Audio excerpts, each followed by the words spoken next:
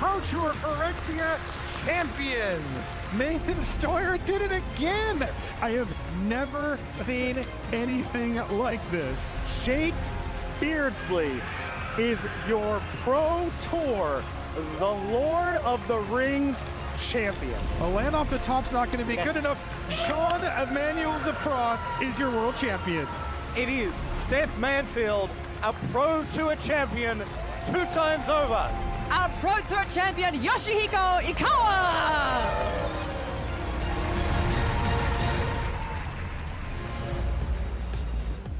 Hello, everybody, wherever you are all around the world, and welcome along to Pro Tour Modern Horizons 3, live from Amsterdam, here in the Netherlands. So excited for the tournament this weekend. We have 243 players doing battle in draft and modern for their share of a $500,000 prize pool, and of course the coveted title of Pro Tour champion. We've also got MagicCon Amsterdam going on next door. 10,000 people here celebrating the greatest game on earth. Here's a look at the Pro Tour area this morning as our play gets underway with players battling for that trophy and indeed the championship. Hey everybody, welcome along to the News Desk. So excited to be with you this weekend. I'm so pumped for this tournament. Maria Bartholdi, Frank Karsten, and Ailey Loney hanging out with you. Ailey, what are you most excited for? I'm excited to see which team breaks it. And there's so many Hall of Famers playing this weekend. It's going to be absolutely phenomenal. Cannot wait. Absolutely, we've got a lot on the line. Frank, what are you looking forward to? I'm looking forward to Modern. I've just been sifting through the deck list all day yesterday, and Modern Horizons 3 has infused the format with so many incredible new build-arounds, leading to the emergence of so many new archetypes. Yes. Whether it's going to be Nadu or Eldrazi or Energy, Necro Dominance, or perhaps even an old favorite, I cannot wait to see which Modern deck ends up on top of the standings at the end of the weekend. This is not your grandma's Modern anymore, everybody. The picture is entirely different. Let's take a look at our tournament schedule and find out how we're going to do things this weekend, starting with today. What's going to go down, Frank? Well, we're kicking it off with Modern Horizons 3 draft, where players then play 3 rounds in their own draft pod. Afterwards, it will be 5 rounds of Modern, making for 8 rounds in total. Each match win grants 3 match points, and the goal will be to win at least 4 matches, as that guarantees a slot into Day 2. And Day 2, once that comes along, Ailey, what happens then? On Saturday, we run it back, so the remaining players draft once again, followed by 3 rounds of Limited and 5 rounds of Modern. 12 is the magic number, so players are going to be looking to lock up 12 wins to get their spot in the top 8. All right, and let's talk about the top 8 now. That's going to be happening on Sunday. You don't want to miss it, everybody. It's going to be single elimination Modern all the way down. Best 3 out of 5 games with sideboarded games beginning after game number 2. Happening on Sunday. Like I said, there's 243 players with us here in the building today, and we've got that broken down for you into several smaller groups of players we're going to be keeping our eyes on throughout the weekend to find out how they're doing, going to track their progress throughout the tournament. And indeed, a lot of these players we've been tracking all season long. Starting out with the players who have already made a top 8 this season. Frank. Yeah, these players have shown that they are on top of their game by making indeed a top 8 at the Pro Tour earlier this year. At Pro Tour Murders at Karlov Manor, Seth Manfield took the trophy, and then at Pro Tour Thunder Junction, Yoshihiko Ikawa took it down. They will have a chance this weekend of winning a 2nd Pro Tour this year, which would be absolutely incredible. But even another top 8 for any of the players on this board would already be outstanding. Absolutely, Frank. There's a look at our top 8ers from this season. We'll be watching them. What about Team Handshake Ultimate Guard, Ailey? Handshake Ultimate Guard have been dominant over the past 2 years. Unfortunately, didn't have the best showing at the previous Pro Tour, so they're going to be looking to rectify that this time around and hopefully get a couple of players in the top 8.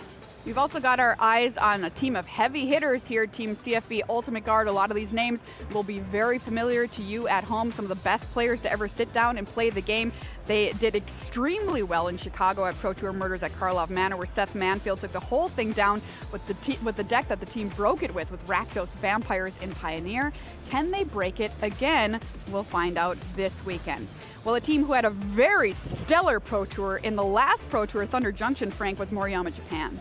Oh yeah, this is the leading group in Japan, and they utterly dominated the last Pro Tour Thunder Junction.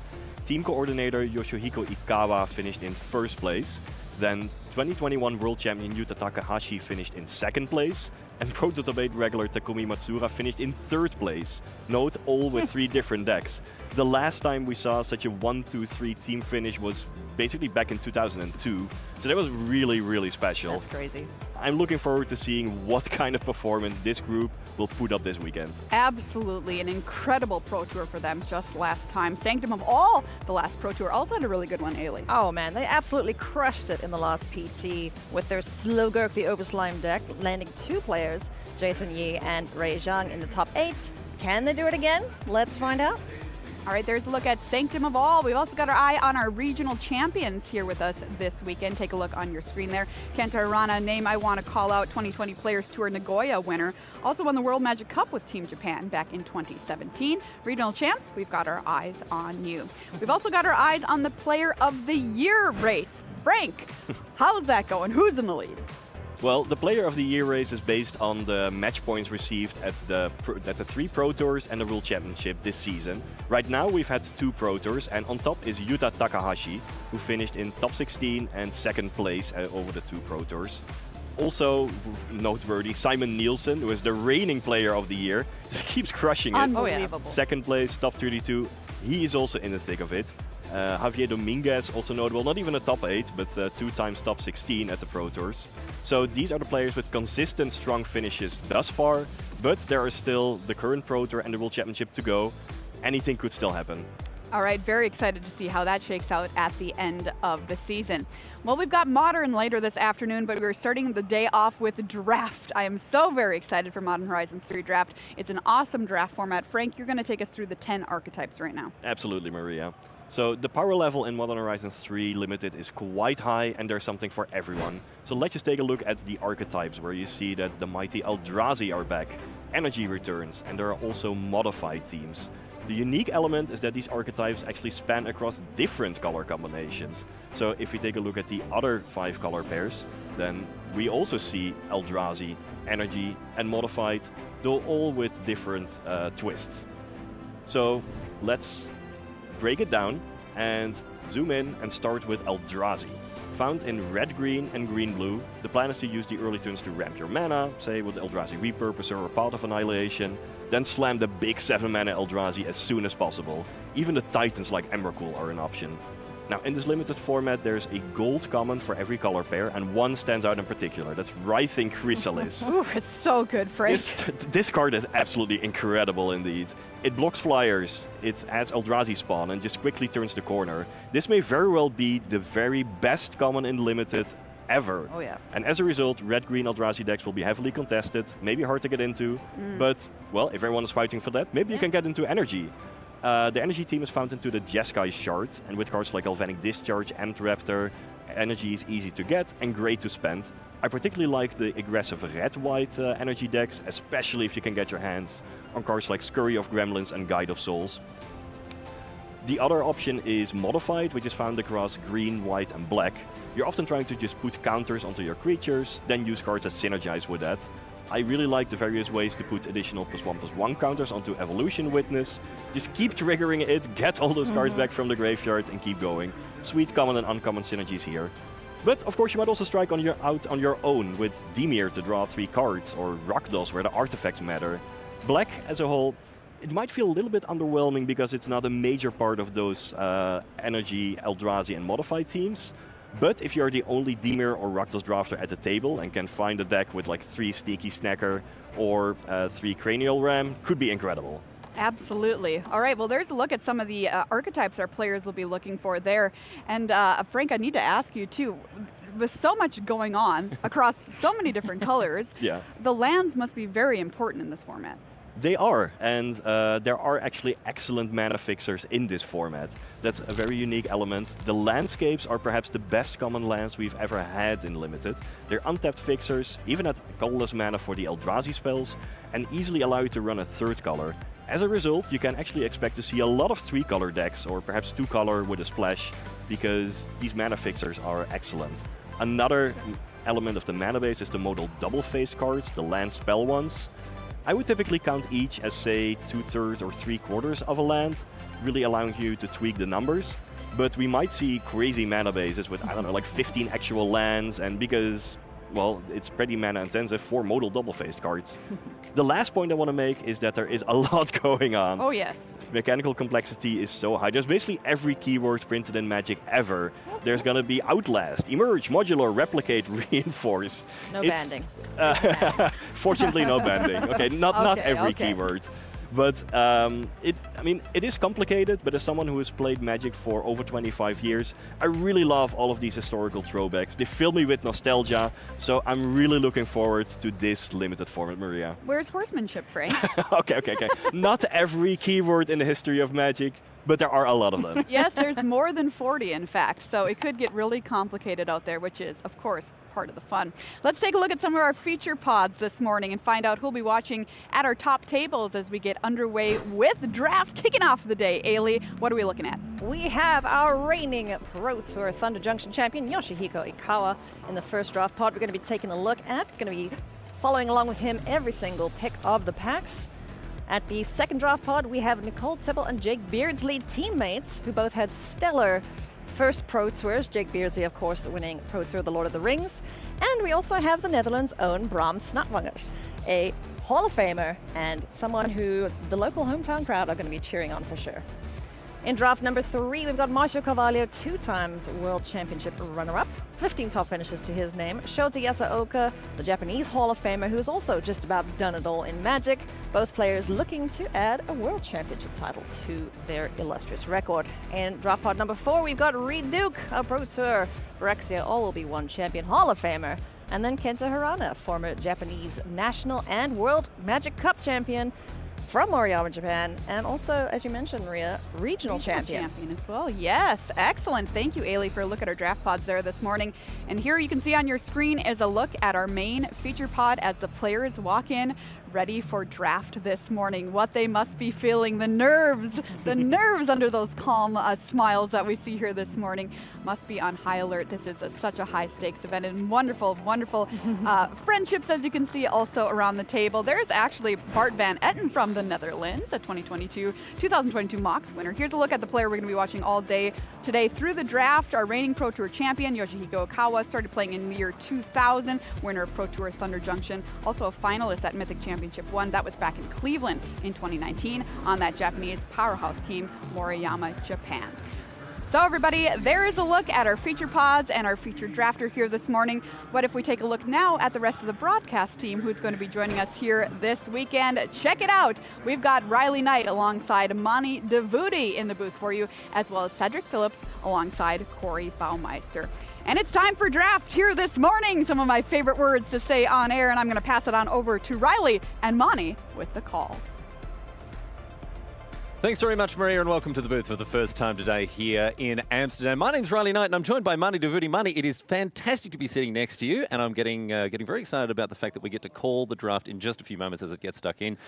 Before that, though, I want to get your sort of high-level take on this format, very complex one, as we've talked about, one that's going to reward people who have familiarity with some of the more complex mechanics. But, what are your thoughts on Modern Horizons 3 draft? It's interesting because it's a really cool format. There is a lot going on, and it does have that element of rewarding high skill play, decision making, resource management over the course of a long game. But of course, with the increased power level, there is the possibility of games being done very quickly and players just being overrun. So one of the things that I'm really interested in is how players are going to try to toe that line of managing their resources, but also drafting in a way where even the greedier or slower decks that are more card advantage oriented are still able to play that early game and survive.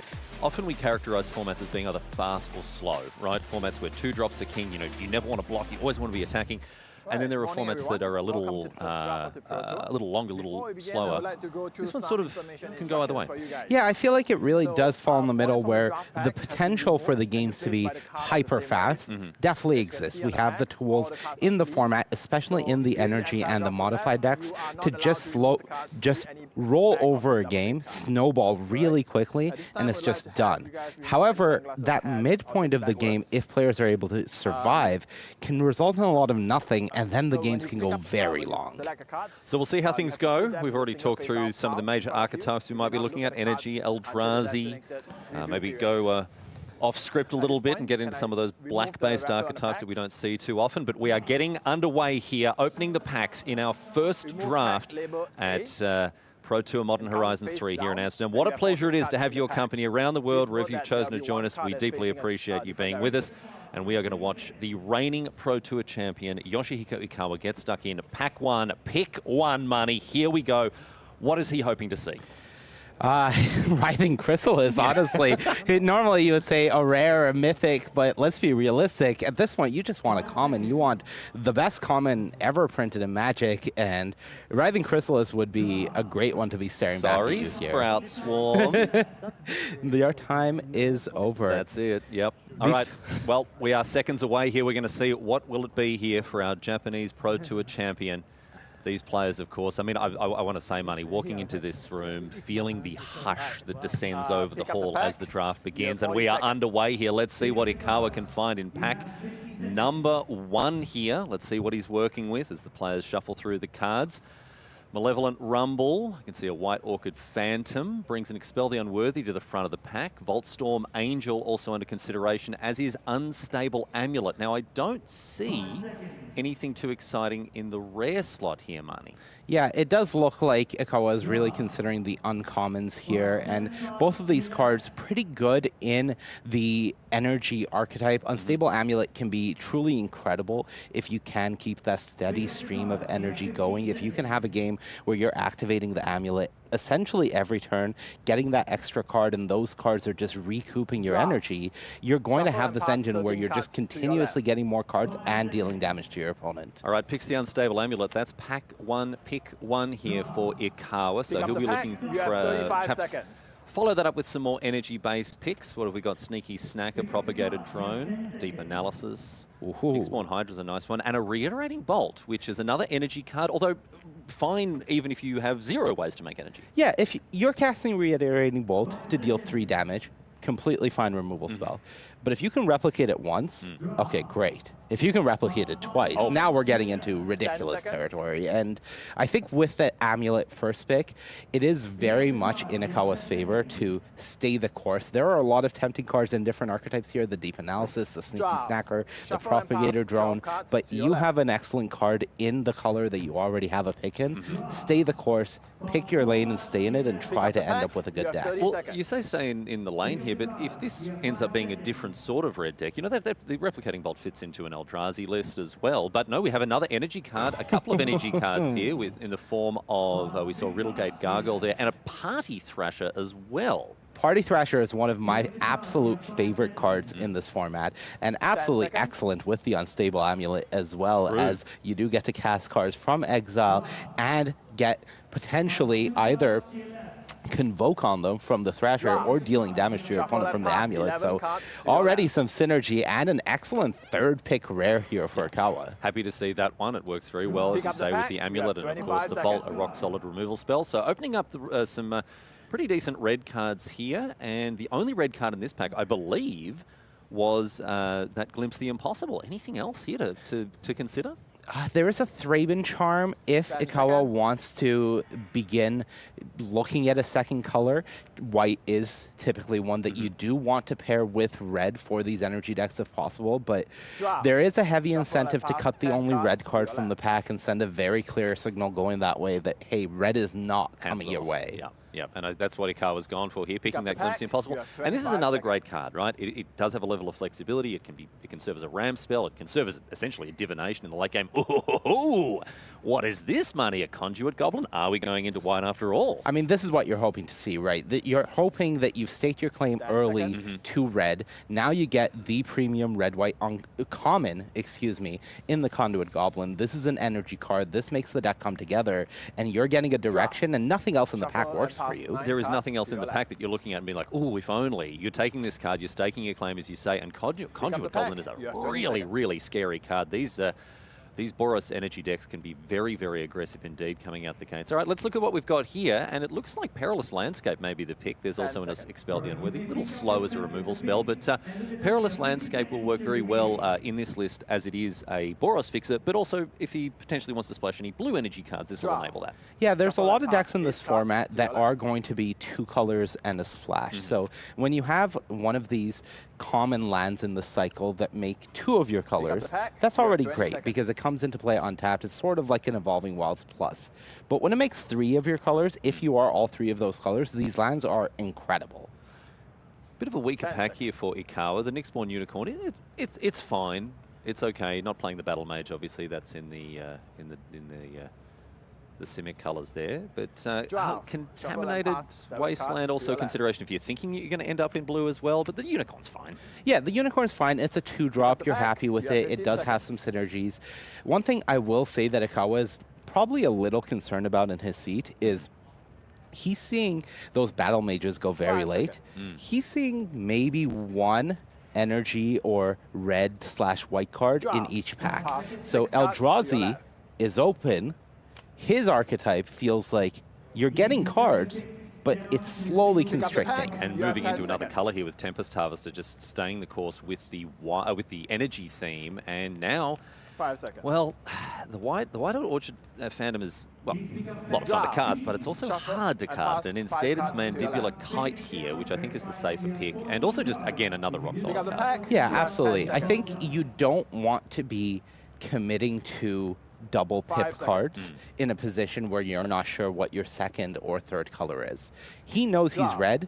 The second color, unknown. Bountiful Landscape here, again supporting the blue splash, which at the moment is only represented in the form of a Tempest Harvester. But who knows, we could see this transition into more of a blue deck, especially with something like a Riddlegate Gargoyle. That's very late for that card. That is very late. It's a little unfortunate considering the Gargoyle is a blue-white card, and he's red, but he's hoping only one of those cards makes it makes it into his deck. Now, Manny, you mentioned that the Eldrazi deck seems to be open. That was a 12th pick monstrous Malevolent Rumble. That's very late. That's a very, very good 2-drop. It is. It's interesting because this format has very high card quality. There's very few unplayable cards. So depending on the right makeup of a pack, you could absolutely see a Rumble go that late and have it be reasonable. You're not going, oh my god, what is this doing here? But at the same time, there is this nagging feeling at the back of your mind. I've seen those Battle Mages. Now I'm seeing this Rumble. I don't think Ikawa could have possibly been in that lane given how his draft started. I think he's very much done what the draft has presented him, but you are hoping that you don't end up with a train wreck after this beginning, because his beginning was incredible. He has the tools, he has a solid base right now. It's just a matter of converting this into a cohesive deck. I'd say the first 6 to 7 picks felt really, really good, but then as you say, the energy kind of dried up. We moved into blue as well with the Gargoyle, with the Tempest Harvester. So here, this is an interesting position for Ikawa because he could go one of 3 ways, really, with the list that he has. I don't necessarily see him going, is it? Probably not, is it? But red-white, white-blue, I think these are the avenues that are available to him. And again, thanks to cards like Perilous Landscape, splashing is a lot easier than usual. Yeah. I think Ikawa's concern really began with the Conduit Goblin pick. I think when that was the only card in the pack, it was like, okay, this is pick 5. There's 1 card in this pack for me. I have some concerns. And then once we reached the Nyxborn Unicorn, things started going downhill. It's like, okay, I am being contested, which is to be expected with energy and Eldrazi and modified spanning across multiple color combinations. You can't really expect your specific lane to be open. Things are going to get taken. Things are going to get splashed using these landscapes. So ultimately, there is demand for these premium cards. Let's have a look at what's in pack 2 here. We can get Emrakul's Messenger, a Cyclops Superconductor, and a Ral Monsoon Mage. I expect we'll be seeing a lot more of that card later on in the day, Marnie. Oh, but a Metastatic Evangel is very nice with all the energy counters. Yeah, Evangel, typically a card that you're more excited for in the modified archetypes, but proliferating does apply to energy as well. So all of your creatures coming into play and providing you an extra energy counter, already great. If you have ways to get other counters as well, so far we see Ikawa has a Nyxborn unicorn that can mentor on some counters onto a creature and then start proliferating those. So Evangel is a card that can definitely give you compounding value. So that's going to be the pick here, the 3-1. The first pick in pack number 2 for Yoshihiko Ikawa. Reading through his player profile, it was interesting how he answered the, tell us how you qualified for this Pro Tour. He just wrote, I won the last one. Yep. It's simple as it gets. Pretty clear cut. That'll get you here. Let's have a look at pick 2 here of pack 2, Emrakul's Messenger. We've got an Ether Spike, another energy card that could be of some value. And Razorgrass Ambush, an option as well in terms of removal. It looks like he's pretty set on the Messenger. I like the way Ikawa drafts. He makes it pretty clear which cards he's really thinking about. Yeah, it's both benefiting us, but also benefiting himself, that he is looking through the pack and just making sure that there's a clear divide between the cards he's considering and the cards that he isn't, to clear up that mental energy. I think this is a very interesting pick because Emrakul's Messenger is great, especially if you do have a way to draw that second card per turn and activate it, but just the 2-mana 2/1 flyer is good. But it is blue, and he took it over pretty decent white cards there. Well, maybe thinking he wants to move more into the white-blue. He does have, he does have the Real Gate Gargoyle to support that, and here a Solar Transformer is also going to enable him to not only support the energy theme that's unrolling, but if he ends up in say Azorius, he can splash the red removal that he's got with something like a Solar Transformer. Yeah, it is fixing. It is very good fixing, and it makes energy. So if you don't use the energy that you're getting from it for colored mana, if you're just using it for colorless mana, that energy can go into your other sources, which is very helpful. And I think one thing that Ikawa is considering at this point, you keep mentioning Azorius. I think you're right, because it's the red that is really drying up. He's not seeing it in either direction right now. You can see, look, yeah, I think here he's sort of recognized, right, he attempted to cut red, he attempted to sort of stamp his mark on that color, but it's just not flowing. And so we're seeing here a Solstice Zealot and utter insignificance. And again, look, Solstice Zealot, not the sort of card you're running around high-fiving everyone for having picked up in pack pack 4, but you take it, energy, tap something down, it's not too bad. If you have a steady stream of energy to feed that card, a tapper that doesn't actually use mana is very strong. The card is able to do quite a bit of work, especially in a format like this where there are few creatures that really matter on the other side of the board. So tapping a Giant Eldrazi, something with Trample or Annihilator, that can be the difference between multiple turns of living. Cyclops Superconductor under consideration here. There's also a Wingit and a couple of other blue cards. Well, we're not playing Waterlog Teachings at this stage, I don't think. I love that card. Yep. I absolutely love that card. The old, a lot of throwbacks in this set to to old cards like that, which is lovely to see. But no, we're going to see the Cyclops Superconductor instead, which is moving us back into red here, Marnie. Yeah, you look at Ikawa in that top left there, hand over his eye, because he knows that this is going into train wreck territory. It looked like he had a direction with that Azorius that was... A couple of red gold cards are really just zagging on him. It's like, I'm doing great. I'm moving into Azorius. I'm getting cards that matter. And then this pack is like, Conduit Goblin, I'm back. I'm back, baby. Conduit Goblin, number 2, I believe, now, for Ikawa. And now a Galvanic Discharge as well. So red is back on the menu here. And a Ral is... Oh, there's 2 Rals in this pack. Yeah. Really, though, this is just an easy discharge. It is one of the best removal spells in the format. Red's best common, in my opinion, and absolutely incredible for the energy deck, because if you're ever casting it and getting some leftover energy from it, that's money in the bank. There's no doubt it's a good... Oh, my goodness, and now Riddle Gate Gargoyle. Oh, my goodness, the identity crisis deepens here. Do we just take the Pinnacle Monk? But then that's a double red card. Where are we going? Ikawa in this situation, he is caught between... He's got a foot in either camp. What's he going to do? The good thing about the Monk, at least, is it is a modal double-face card. It could be a land for your red cards, but I think Ikawa is just saying that I'm going to take the most powerful card to figure it out. And now another Jeskai Gold card in the form of Cyclops Superconductor, although he's maybe considering the strength of the Harvest here. No, we're going 3-4 color, baby. We'll figure it out. We'll figure it out. It'll all come out in the wash. So that was, in the space of 4 picks, 3 different Signpost Gold cards, all in different colors. Fantastic. Yeah, this is drafting at the highest level, as we see Siege Smash, and unimpressive, but still, playable card Yeah. if you need a Pick up the 23rd. pack. Notably, the black-green modified deck just going around the table. That was a Curse Wombat and an Ooze there in that pack, so nobody interested in those. Pass No, 2 cards, thank you. you're Another right. Tempest Harvester. I believe that's the second Tempest Harvester Pick here up the for pack. Ikawa. You Let's have see what the 5 last seconds. couple of packs give him. Barbarian Ring, Creation of Everson, and it looks like Ikawa is very seriously considering taking Island out of this Pass pack. 2 cards, you're right. But no, goes for the Pick up the Barbarian pack. Ring. You have 5 seconds. And finally, a Cephalid Colosseum. And the last couple of Draft. picks not going Pass to the be last super card. relevant for this draft, you would think. No, I don't imagine You have Power 90 Balance will seconds be to making review it into your the picks. final four. I don't here, believe Marnie. so. No. All right, let's review here, Marnie. Your thoughts as we head into Pack 3, the review period for these players, a chance for them to have a look at what they've put together. And Marnie Davidi, your thoughts on where Ikawa is sitting right now. I think that he's still got the best Azorius base, even though on individual power level, his best cards are red. Perfect. I think, Perfect. yeah, exactly where you want to be. Exactly where you want to be. I think the base of his Azorius deck might be the most cohesive. Maybe is it? It's really hard to say because you have those 2 Cyclops and those 2 Goblins and the 2 those 2 Gargoyles. Gargoyles. So you All right. really have every signpost common trying to pull you in different directions. Here's my question. We've got individually high card quality, right? Yeah. We've got some fixing already, picked up a couple of lands, right? Yep. Picked up the Mana Rock.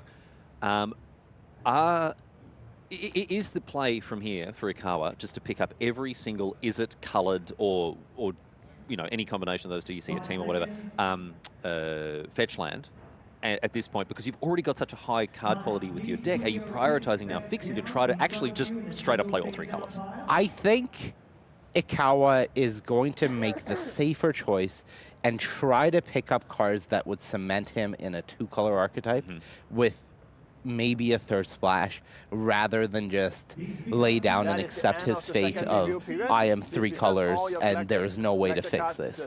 So I think that the first priority, as you do see head and hands for Ikawa there, the first priority is hopefully this pack gives me 1 solid color of this is my main color and I can work with that. And then you can figure out the commons and the colors that go alongside that. So my initial impression, if that's the route we take, is that he will be looking to stay in in white-blue, and then maybe splash those removal spells, the Replicate and Bolt, the Galvanic You have Discharge. 40 seconds. I think that would be ideal if possible. Uh-oh, but here's a very strong red card in the form of Spawn, Gain Command, although it does require Oh my colourless God. mana. And what else have we got in the pack? We've got a Glimpse of the Impulse, we've got a Royal Cartographer, we've got a, oh my And goodness, Ophelia. a Volatile Storm Drake, we've got a Static Prison, it's all coming together. Can he just take 6 cards out of this pack, Marnie? Yeah, this is the can I take the pack and not pick any more of this pack sort of pack. But I think as you do see the prioritization of the cards, the blue-white cards are obviously the most powerful in the 10 pack, seconds. but they are also the colors that he's most leaning. For me, if I'm not certain I'm playing that Ophelia, I'm picking this Royal Cartographer because it is absolutely Draw. incredible in the Shuffle energy and deck. pass. Yeah. 13 If he cards thinks to your that left. no matter where I go, blue is in my deck, I'm picking that Royal Cartographer. Royal Cartographer is the pick. I know if any of you out there have played this format even a little bit and come across this card, it's Pick up the pack. incredible You have how 35 trivial seconds. the cost of 6 mana. You think 6 energy is like, oh, that's a lot. Turns out in these energy decks, they can pretty reliably generate it with cards like Emissary of Soulfire. Here is another big reason to stay in the Azorius colors. This card is fantastic. A great place to dump extra energy. Exalted counters stacking up, all of course triggering individually. So, you know, that's a great thing to pile behind a Riddlegate Gargoyle, for instance. Also Thraben 10 Charm in seconds. the pack, but I think he's pretty set in the Emissary here. Yeah, and he's being tested a bit. There is a Perilous Landscape. That is the Jeskai land. That is the land that fixes all of the mana for his deck. So this comes back to the discussion we were Shuffle having and in pass. between Draw packs cards. is he going to pick up every land or is he going to try to cement a direction? And I think this Emissary is making a Pick up the pack. definitive You have 30 statement that seconds. I am going to try to be Azorius, maybe splashing my red if I can make the mana work, but I'm not going to be prioritizing mana first here. A couple of landscapes there as well. Sheltering Landscape will help the red splash if that does end up being the way he goes. But Ajani Fell's the Godsire. A little slow, but still a very powerful piece of removal. Exiles an opposing monster and then makes a little 2-1. before getting something in with double strike. It's got some good utility. Yeah, absolutely. It's not a high pick that I'm excited about, but it's a card that does a lot. The removal, extremely relevant in the format, both exile and the ability to go after larger creatures. Then the rest of it is just a bit of a body. Vigilance counter on a creature is great. It can do work. Look at this. We've got a Dreamtide Whale here. There is that Metastatic Evangel that will be able to proliferate those vanishing counters, those time counters here. Is he going to be able to double spell all that much, do you think? His deck is very cheap, very low costed. So double spelling turn after turn, definitely in the cards for him. And I think that may lead to the whale being the pick, because if you can double spell and get those proliferates on your energy as well, this is suddenly a source of making things happen. Yeah, it's not just putting the time counters on the whale, but also proliferating those. And another Dreamtide Whale. The whole pod's here. My goodness, it's migration season off the east coast of Australia right now, so you can see they're all coming home to roost. 10 seconds. Another Dreamtide Whale looks to be the pick here for Ikawa. And look, you know, if he is able to string together those double spell turns, he is going to be making bank. Especially if you have two whales in play. Oh, mate. Oh, let's get... you not even an unreasonable situation for him to consider playing a whale, playing another whale, and then, you know, the Galvanic Discharge, or maybe he picks up a Tune the Narrative or something like that, and then he's off to the races. And you can see his body language has absolutely changed at this point. You can see that Ikawa is more confident in the draft again, is feeling good. Instead of having 6 cards pulled up to the front, it's usually 1 or 2. Yeah. And he feels like he knows what he's doing now. So it looks like we're going to take the Tranquil Landscape here above the Riddlegate Gargoyle. Already 2 of them in his deck, but now, no, taking the Azorius Fixer. Yeah, I think at this point, Ikawa knows how many playables he has. And he's like, okay, my deck is good. It's solid. I have a lot of powerful cards that work together. I just need to make sure my mana works, and I can get the job done here. So another energy card in the form of Solstice Zealot. Not too interested in the Electrozoa, as you may imagine. Oh, but that's a Conduit Goblin in the back of the pack here. So you can see he's actually taking more of a position. No, this is where I want my deck to be. I'm not picking any more red cards unless they are truly incredible. Not red 2-drops, certainly. And then we'll see where the deck goes. But I like this pick. I like the discipline. I think Ikawa really understands his position now, and he's going to push it. Oh, here's an interesting pick. Is it going to be between Tune the Narrative, which again is fantastic with those 2 whales, or are we taking the Sheltering Landscape here? This is a tough one. Oh, this is a really tough one. That Tune the Narrative is fantastic. I would, oh man, oh my goodness, I would have slammed that Tune the Narrative and not thought about it, but it's interesting to see. This is a more disciplined pick.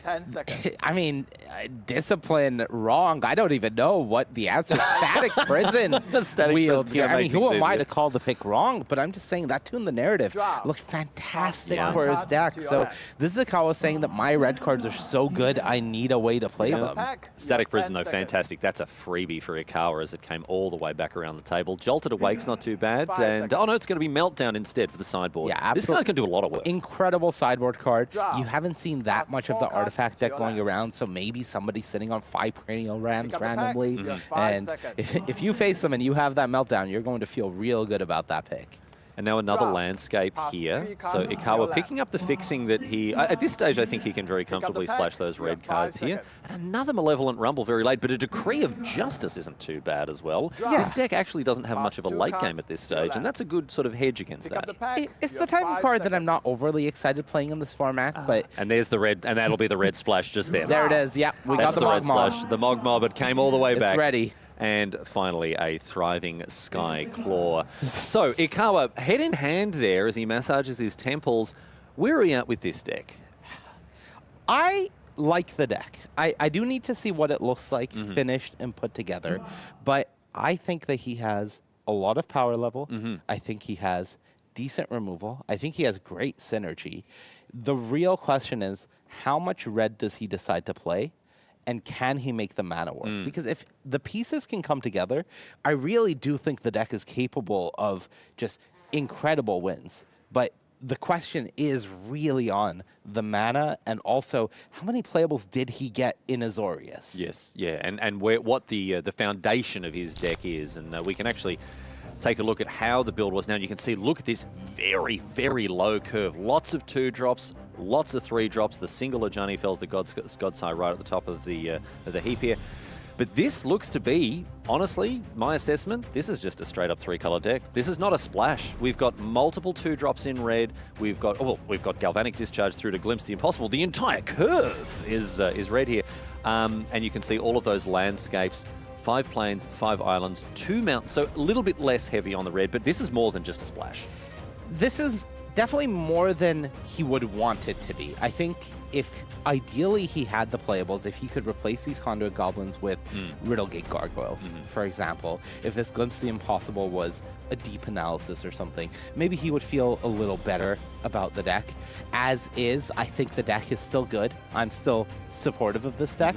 I definitely would not call it a train wreck by any means. I think it came together. I think it's fast if the mana works. I think it has the synergy, and the Dreamtide Whales could do a lot of work here with this extremely cheap curve. So a couple of things to highlight here in terms of challenges this deck may face, and this is where I'm a little bit skeptical, Marnie, is the mana. When you're wanting to cast Conduit Goblin and Riddlegate Gargoyle on turn 2, doesn't leave you a lot of wiggle room. The other issue that I potentially foresee with this list is the late game. We're not seeing the Decree of Justice played. I think that's obviously fine, but you know, if those Dreamtide Whales get dealt with, if you're not able to cobble together something huge with the Emissary of Soulfire, could be some options, could be some issues heading into the later turns. Anyway, we're going to take a quick break, my friends, and on the other side of it, I'm very excited to tell you that we will be coming back with matches with round number 1 of Pro Tour Modern Horizons 3. We can't wait to have your company for it. Stay with us, my friends. On the other side of this, we're kicking off the limited rounds.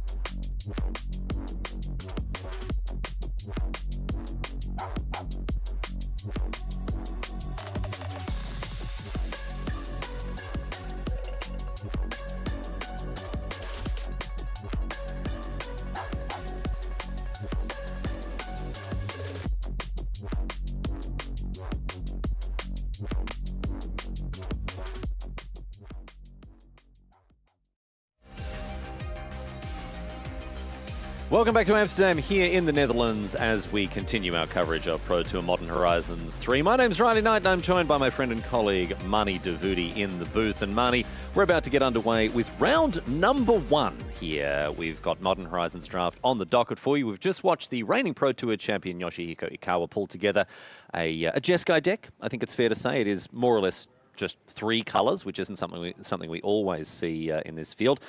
And we're going to see him do battle and try to get off to a good start in defending his title against Kevin Bannicket. I had a quick look over Kevin's list here, and it is my favorite and also the worst color combination in Modern Horizons 3.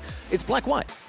Yeah, I think we are going to start by taking a look at Ikawa's list, which is going to be that Jeskai Energy deck that we saw drafted. And you're right, it is Jeskai Energy. The red is less of a priority. It is closer to a splash, but when you're playing that many 2-drops, it is hard to classify it as a splash, and there's going to be a big, heavy emphasis on those 5 landscapes that Ikawa has. If those landscapes can bring this mana together, this deck can definitely do great things. And have a look at this masterpiece here. We've got some really, really, really powerful cards in this list, all the way down at the start of the curve in Ocelot Pride, but things like Eerie Auxiliary, a really, really powerful 4-drop.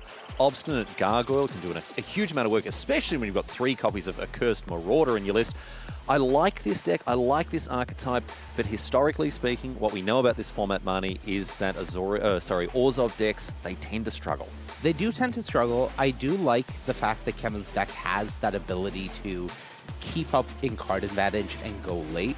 One of the big pieces that is going to help with that is that Essence Reliquary that he has access to. The ability to use Reliquary, reset a Gargoyle, use Reliquary, pick up a Marauder, play it, sack the Gargoyle. That engine can allow him to really keep the opponent's board in check, and the 3 copies of Accursed Marauder will make sure that he doesn't get run over if Ikawa is able to put together that 2-drop, 3-drop curve that he's looking for. I highlighted heading into this, when we were chatting about the format, whatever else, Money. I highlighted Accursed Marauder as actually one of the like a sort of a low-key, very powerful removal spell. It's just an edict, but in this deck where you've got fodder to feed to it, when you can play it, bounce it with the Essence Reliquary with the trigger on the stack, it's sometimes just a straight-up edict that doesn't cost you a card. So there's lots of tricks you can do with it, but we're off to the races here. Kevin Thaneket opening things up with a fetching out a Swamp here, whereas Ikawa has a Plains, and in hand, Mountain Plains, and a bunch of blue cards. All right, okay, so we are off with Ikawa's deck performing exactly as he hopes it wouldn't. Exactly as he hopes it wouldn't. Yes, indeed. Yeah. Tempest Harvester, Riddlegate Gargoyle, Dreamtide Whale, all stranded in hand here with another Plains off the top of the Japanese Pro Tour champion, and kicking things off with an Envoy of the Ancestors here for Kevin Thaneket. Yeah, the big issue here for Ikawa is Kevin's deck is very reactive. So with more time before Ikawa gets on the board, what is going to happen is Kevin is going to rack up those answers in hand while building up his mana, building up his cards. So Kevin can go, I'll put you under pressure. Ikawa can say, I'll play something to try to stabilize. Kevin has an answer, and then another answer, and then another answer. So this is the type of game that Ikawa really does not want to play against this Orzhov deck from Kevin. We see an Obstinate Gargoyle played after this Envoy here, and it's a great observation you make, Marty, there about the removal in Kevin's deck. We've got Breathe Your Last, we've got Thraben Charm, there's a Ajani Fells the Godsire. A lot of stuff going on in this list, plus those 3 copies of Accursed Marauder. A lot of ways for Kevin to keep the board clear while also applying pressure. Yeah, it is definitely the awkward aspect of this matchup here. All right, we're on. We've got the tapped Solar Transformer, which means turn 5, we're casting our 2-drops, baby. Okay, perfect. Perfect, just like we drew it up. No, this is an unfortunate start for Ikawa here, who really, really did need a blue source. His hand would have been unlocked and opened up had he found an island or a way to fetch one up. But as it is now, Kevin Thaneket firmly in the driver's seat here. Let's see what he does. He's got a Strength of the Harvest. That's going to get things started very nicely, because once that Gargoyle is modified, it does take to the skies, and this is just a big beating coming across now. So Strength of the Harvest at this stage, just giving just +1/+1. 5, 8. Yep. And an attack for 8. Each creature and enchantment. Oh, it's not. Okay. +3/+3. Yeah. It's for each creature and or enchantment you control. Correct. Yes. The word creature and enchant in some form appear 10,000 times on that card. So no, it's +3/+3. That's a little better. Attack for 8, I believe that was from Ikawa. And so now, back to Ikawa, who has the option of playing 1 blue card. He also has the Static Prison, but doesn't have a huge amount of energy to keep that going. It does generate 2 energy of its own, but that is only a short-term answer. Yeah, I think you're going to see Whale into Prison here, deal with the Gargoyle, and proliferate onto the Whale. So it is a very powerful stabilizing turn. We know Kevin has the Accursed Marauder for the whale the next turn, but at least this is going to get through the repass in Kevin's hand. It's going to deal with the gargoyle. It's going to get the proliferate. It's going to build up some energy, and that is going to be a great start for Ikawa back into this game. Much better. Yep. Assuming he can continue taking this type of turn. And the difference between this being here an exile effect and a destroy effect is massive. Because Absolutely. if that gargoyle comes back, even just as a 1/1, it's still a 1/1 flyer, it still has lifelink, and it's still going to be able to apply pressure. The whale, surprisingly, doesn't have flying. Surprisingly? Well, it looks like it should, and there's lots of whales in Magic that do have flying, either Tard whale, whatever else. Traditionally, I would say, you know what, I'm going to make this is a big call here. I reckon there are more flying whales and non-whales in Magic the Gathering. I reckon that you are wrong, All as right. this whale goes to the graveyard by Accursed Marauder. Okay, well, yeah, and I'm definitely wrong. There are like 3 Yeah. out of the 12. Just but still, incredibly wrong. But still, there's Longfin Sky Whale, there's the Star Whale, all right? It's not out of the question. There was an entire set about sky whales, so Yeah. I don't think it was ridiculous to say. It's a whale made of clouds, dude. Come on, what do you want from me? manifested Longfin sky whale onto the See, screen. I Well wasn't, done, I Riley. wasn't, I wasn't completely off base. Anyway, we move on now, and here Kevin again, truly in the driver's seat. Although now with an island, Ikawa may be able to play to the board a little more effectively. Pays for the Static Prison, of course. That was a good draw. Ikawa just drew the Metastatic Evangel, so now you can go Evangel, play creatures like that Riddlegate Gargoyle or the Tempest Harvester, start proliferating more energy onto yourself. Suddenly that prison is definitely just permanently on the board, and you have a lot to work with now. I think that we have a game on our hands, Mr. Knight. Yeah, it was a little touch and go there for a while, but it looks like Ikawa has found the tools that he needs. Opens up with the Metastatic Evangel. Follows it up with a Riddlegate Gargoyle. And will we also see any reason not to play the Tempest Harvester here? Not really. You sort of need to play it because you have to make sure in this position where you're behind, you're able to start looting through cards. You can't afford the fact that you might draw another land to go with the planes that you have in your hand. Honestly, I would say the Harvester is the most important of the cards that he played this turn. Just because it's going to be able to bridge him into the later stages of this game by looting away, for instance, the plane that's in his just sort of rotting away in his The hand. Evangel did a great job of, one, enabling Ikawa to have a triple spell turn, which is huge, of course, when you're behind and you play 3 things. That is already helping you. But also, it does make him be at a very high energy count. 10 energy now means that he has the ability to pay for prison. He has the ability to pay for the looter. So he is very much in a position where he can try to keep up and pull ahead. He can buffer his life total a little bit with the Gargoyle as well. He can, if he finds something like the, if he finds a way to draw extra cards, for instance, with the Royal Cartographer, right? He's got a lot of mana to dump into doing that. A lot of energy, I should say. Yes. A lot of energy that is ready to be spent. So he's in an okay position here. But still, Thanakat, after tanking for a little bit, he's going to get in. First strike goes to the Slith.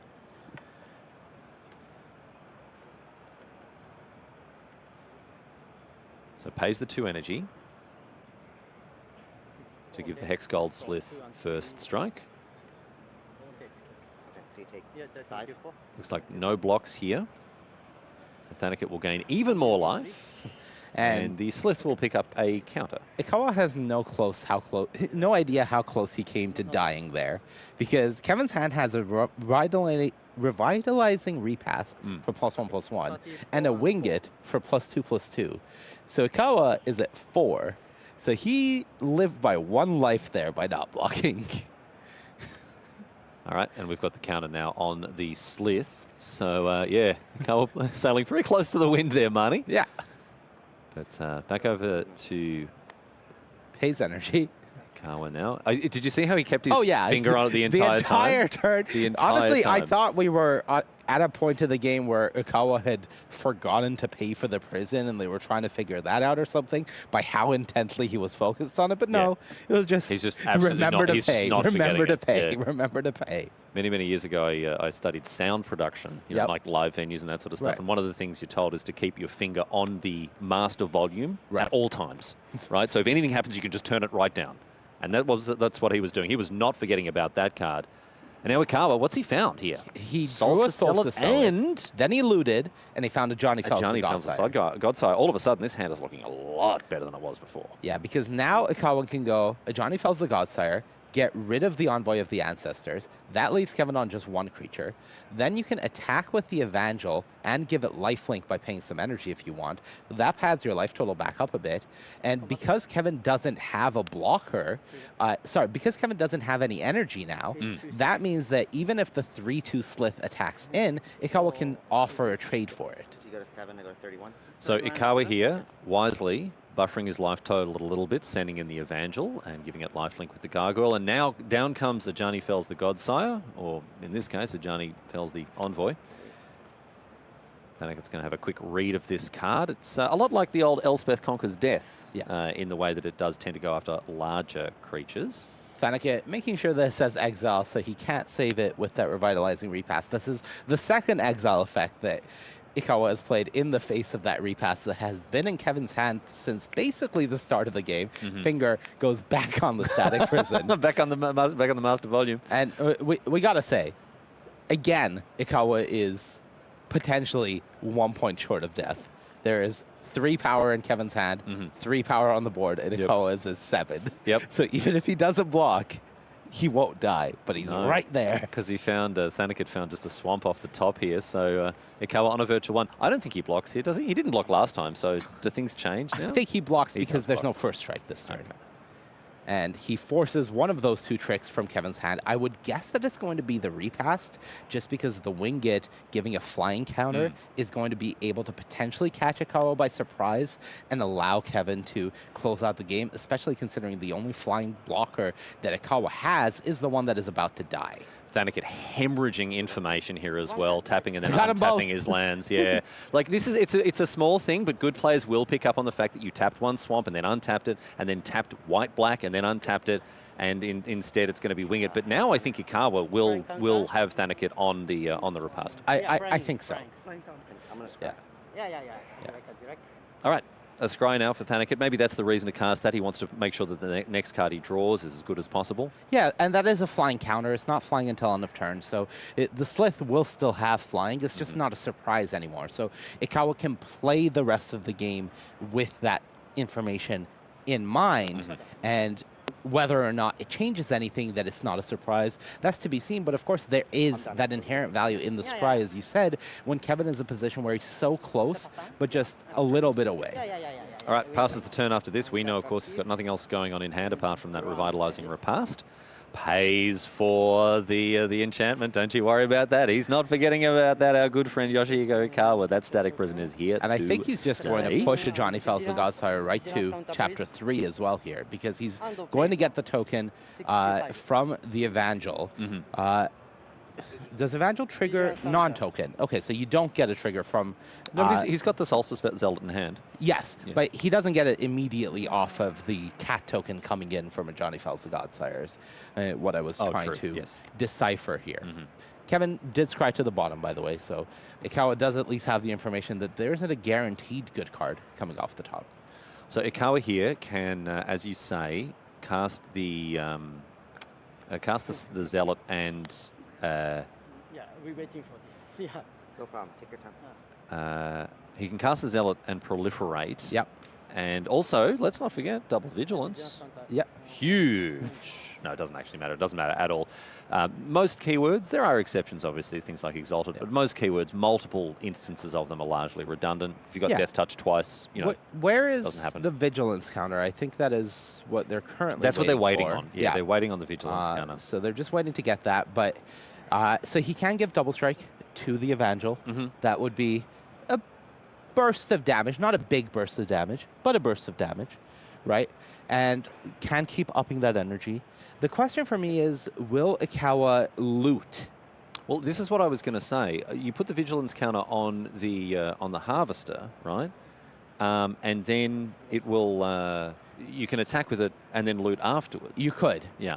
Yeah. The question is, how much is Ikawa attacking with here? Okay. So doesn't give anything double strike until end of turn. So that's the answer to that. And now we're going to see the loot. All right. Okay. And discarding, I would imagine that land that's in hand, a conduit goblin. All right. Haste on the table. Okay. This one's a lot closer than we'd think here. Things finally coming together for Ikawa.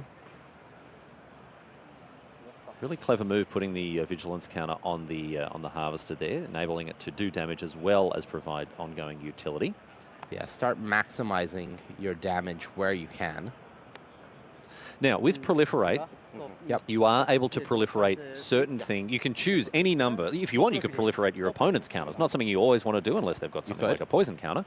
But here, my point is that Ikawa doesn't have to get to the third chapter of the saga. He can choose not to proliferate them. Absolutely. And that is what he's doing, is he's saying that I don't need the double strike this turn. You're at 26. It's not making a big difference, but it could be the difference between me pushing damage through a blocker and not next turn, so I'm going to play it as such. Especially if there's something off the top that is really powerful. You know, even a Riddlegate Gargoyle off the top would be great. A flyer that is able to push through a bunch of lifelink double striking damage. Yep. Here.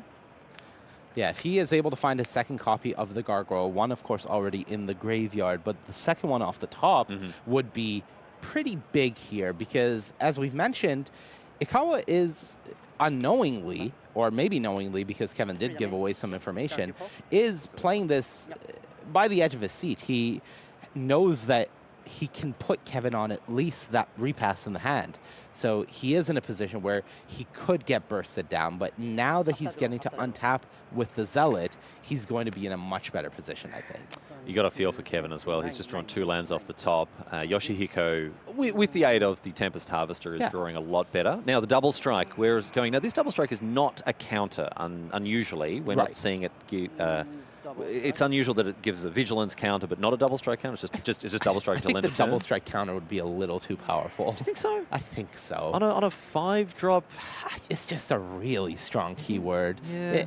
I think they have been very careful to put that keyword on cards more sparingly these days. It's just very strong, and you don't want to cause a situation where double strike is dominating the format. Well, we're going to see here the Conduit Goblin, I think, was paid to beef up the Evangel? That was the one that was given double strike, so now you give it an extra 2 points of power, essentially, using the Goblin. All right.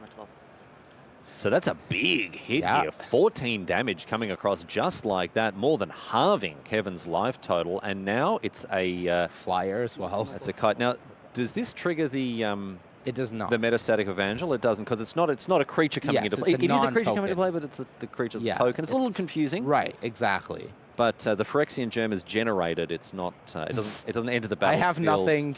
Your move. Kevin has 1 draw, and it's another land. And it's bad news here for Kevin, who was unable to find the last couple of points of damage. He had Ikawa on a virtual 1 life. Right. On multiple turns there, Marnie. Did something just walk over and blow Ikawa's graveyard onto his deck? How did that happen? What just happened? We need the live action replay. What was that? Was that a seagull or something? Please check it. Judge just comes in here. Okay, this looks like you added. That is the last card that went there. And all right. That whale was in the graveyard. That was very confusing. I did not see that, man. We gotta pay closer attention to these things, Marty. Oh my goodness. All right. I think it's just game. Yeah, the Solstice Zealot tapping down the Sleuth here. No blockers, but we are seeing Ikawa be as surgical as ever, making sure he pays for the prison. That Gargoyle has been put away for a long time. 6, 7, 8, 9, 10, 11, 12. 12 just on the board, even without the Goblin buff. So I think Ikawa is... I think Ikawa is going to play the Cartographer here and give it haste and just... Go for draw 3 cards and then... Oh, sorry, no, attack for lethal. Yeah. That's probably the better line. Yeah. It's really close. They could go with either option. He has to think about what he needs to play around, right? Now, this is something that you'll see players when they are close to victory, is they will think about, right, what card can I lose to at this point, right? You take fewer risks, you play slow, you play more conservatively, because at this point you've got a lot more to lose. When you're further behind, you need to take risks. You need to try to get back into the game. You shoot for outcomes that are perhaps a little less likely. But here, Yoshihiko has the space here to take his time and think, well, if I don't win this turn, maybe I can win next turn instead. Maybe that's the safer bet. So let's see what his attacks look like here, Marty. So I count 12 on the board, 14 with the Royal Cartographer. Looking at Kevin's life, he's at 12. And I believe the only out that Kevin would have is Breathe Your Last on the Goblin to gain 2. And that would still be 14. That would still be 12 damage, which is lethal. No, sorry. It's taking 2 off and gaining 2. So he would live through that. And I think if Ikawa plays around exactly that, he can still attack with everything, and then post-combat move the kite onto the Vigilance creature. As a and way then to have block. a flying blocker. Sure, yeah. The other option is you leave, which I think is what we're going to see here, you leave the Zealot back, Yeah. which is the best way to ensure that there's no huge creature that comes across next turn. Yeah, this doesn't play around Thraben Charm to live, but it does also mean that you probably do live through the turn from Kevin coming back. It's very unlikely in this spot, given how Kevin has played the game, that he's going to have Thraben Charm plus something. Yes. All right, so there's the attack. Yoshihiko says, what do you got, my friend? Do the math. Counting it up. 12 is 12. Yeah, yeah. 2, And still with multiple options. 5, 7, 9, 10, 11, 12. Oh, Yeah, yeah, Because you pumped it. Two lands and a revitalizing repast in hand, says Kevin Thanicket. And he goes down. Unfortunate result for him in game number 1, particularly considering how it started. We did highlight the fact that Yoshihiko Ikawa may have mana issues. He did indeed. Took a long time for him to find that blue source. But once he did money, his entire hand was unlocked, and he was able to leverage a pretty convincing victory by the end of things. I think that is part of the strength of Ikawa's deck having really high card quality across the board. Is even if you stumble a little bit, as we see Island Mountain plays the first 3 cards that join Ikawa's hand. Yep, and also it looks like a fetch land there as well. Yeah. So no mana issues for Yoshihiko this time, which is good news for fans of the reigning Pro Tour champion. Kevin Thanicket also a little bit of a slower start for him, but he does have the Envoy. He's got some good removal in hand as well, and that Fetid Gargantua at the top of the curve to refill. Yeah, so he does have the higher end that he was missing the previous game when he started stalling out a bit and just drawing a lot of lands. Having something like the Fetid Gargantua, that would have been huge in that game. Not so much now. Emrakul's Messenger, the opening play here for Yoshihiko, and it's met with an Envoy on the other side, Envoy of the Ancestors. Throwback to the old Cans of Tarkir block with Outlast, a slow but very dependable mechanic. Although all we cared about back then was just not losing to Citadel Siege. Anyone remembers that? One of the bombiest rares in Magic's existence. And now a Zealot here, once again coming down. And did some work last game. Yep. And may do some work this game as well. Yeah, and Ikawa's hand this time is fantastic. He has access to that prison again. He has the Zealot to start tapping things. And I believe he does have that copy of Ajani Fells the Godsire again in hand. So now that Kevin has gone with that counter on the Envoy, Ajani Fells the Godsire is online, quote unquote. Let's see what Kevin wants to do with the rest of his turn. Not a lot of options. Can't cast the Breathe Your Last. Thraben Charm can kill the Messenger, I guess. Yeah, I think now that Ikawa drew the Whale, the temptation to just go Dreamtide Whale, land Dreamtide Whale, Static Prison, get rid of your creature, proliferate is too strong, and it's a lot. Yeah, it is. Yep. And we're seeing here Yoshihiko, excuse me, things really coming together for him in game number 2. Yeah, the power of his deck when he's able to have these sorts of curves is incredibly nice. And I do like if he's going for the Whale play, doing it post-combat, as if Kevin does have access to that Thraben Charm to destroy the Static Prison, then he wouldn't be able to bring back the Envoy as a blocker. So Ikawa does go for this line just post-combat to make sure, all right, cool, what are you going to do about this? Trigger's fine. I'm thinking about. All right, so the proliferate trigger resolves, says Kevin, but I'm going to think about how to deal with this. And it's going to be Thraben Charm on the on the prison. And destroy, and I can get energy. Okay, right? Yeah. Yeah. So Ikawa still gets his 2 energy. Yes. Target on the surface. My Yeah, understanding yeah, of the way that this card is formatted is you will still get the energy, but at no point does the Envoy become exiled. Correct. In the olden days, when it was formatted like an Oblivion Ring, for instance, there would be a brief period where it would leave. Oh, it would just be gone permanently. Oh, that's with right. an If you didn't, Oblivion Ring. yes, you'd have to be very judicious when you target the Oblivion Ring. But here, no, the counter sticks around Yes. on the Envoy here, and it's an Ajani Fells the Godsire on the other side of things now for Kevin, which is going to take the whale out. All that work that Yoshihiko Ikawa has done to have whales on the battlefield, but he's not going to let it happen this time. And now the Ajani Fells the Godsire coming down on the other side of things and removing that Envoy. So Yoshihiko Ikawa in the driver's seat, and it's up now to Kevin to use these black cards that he's got in his hand to try to stem the bleeding a little bit, Marty. Yeah, the Gargantua is going to be nice here, but I think one issue that Kevin is going to have is that copy of Unstable Amulet that Ikawa drew, because Ikawa already has 5 energy built up, another 5 essentially in hand between the Amulet and the Gargoyle, and once he starts activating this Amulet for an extra card a turn, this sort of grindy matchup that we saw play out in Game 1 and is going to play out here because we've passed the early turns of the game where Kevin could burst down Ikawa, is just going to go further and further in his favor because of that Amulet. Do we see the Vigilance kind of get put on the Solstice Zealot here, given that it has a tap ability? You can attack with it and then tap things down. We may see that, or it could be perhaps Just the messenger. Flyer. Yeah, okay.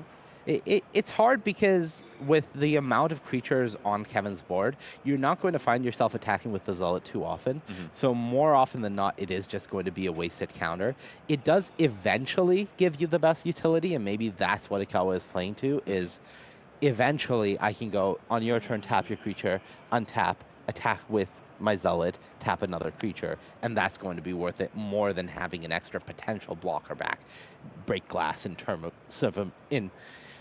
of emergency sort of situation.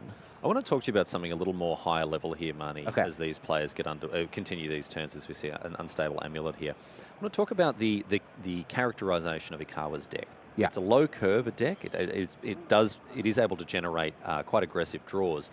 But we are seeing in this game with the Unstable Amulet, last game with the Tempest Harvester, what decks like this are able to do, cheap, efficient, low-to-the-ground decks, what they're able to do when they can access multiple cards per turn. Yes. It really changes the way these decks play out when they've got access to reliable, steady card draw, because it means that they're double spelling way more regularly than usual. If you're just putting out a 2-drop every turn, it's not that impressive. If you're putting out 2 2-drops every turn, it makes a big difference. Especially when those 2-drops aren't just, goblin pikers. They are 2-drops that have flying, that give lifelink, that give haste, that have utility. It all makes it so your game plan is a lot more dynamic than we would see in maybe other limited formats. And I think that is part of the reason that Ikawa was so excited about those 2 copies of Dreamtide Whale that he picked up, because his deck is able to double spell very consistently. It's entirely designed to keep double spelling. It's just something that you look at, right? In the abstract, we threw up the graphics for both of these lists. You think, right, okay, Kevin is wanting to play to the late game. His deck has bigger threats. It's got more expensive cards. It's just better positioned to play a longer game. But what we're sort of seeing here is Yoshihiko is demonstrating to us that, no, his low-to-the-ground aggro deck actually has a lot more staying power, a lot more legs than we would have imagined with the first blush look at the lists themselves. Yeah, absolutely. I think that is part of the reason that I was really excited about Ikawa's deck, is if he can get over the very minor hurdle that is mana problems. So far, yes, all right. His deck is really exciting because the card quality is just so high. You're playing a bunch of 2-drops, but all of your 2-drops are great in different situations, and they don't fall off as you normally expect 2-drops to do. They continue being relevant. They are looters, they are flyers, they give lifelink, they give haste, and that makes your top decks better. So it really just is a situation where you're just outlasting your opponent so often if you can make the mana work. We'll move back into talking about what's going on in this game here, but I just think it's important to note that for players maybe getting into a draft format like this and realizing that there are dimensions available to a deck that you would think, oh, this is just a low-to-the-ground aggro deck. There are other ways that you can leverage late-game advantage through the use of cards like Royal Cartographer, through the use of this amulet, through the Harvester, whatever else. It's just something to keep in mind, and we're seeing Yoshihiko put together a deck that I think is better than a lot of people would have imagined at first blush. Anyway, we can zoom back in on what's going on here as Kevin Thanakit is holding on to, again, still an uncastable Breathe Your Last. Hasn't found that second Black Source. An Accursed Marauder as an edict effect. That's what we call it when you force your opponent to sacrifice a creature. It's going to be Emrakul's Messenger along with the Marauder itself. Yeah, I think we may see Kevin feel forced to play this repass as land.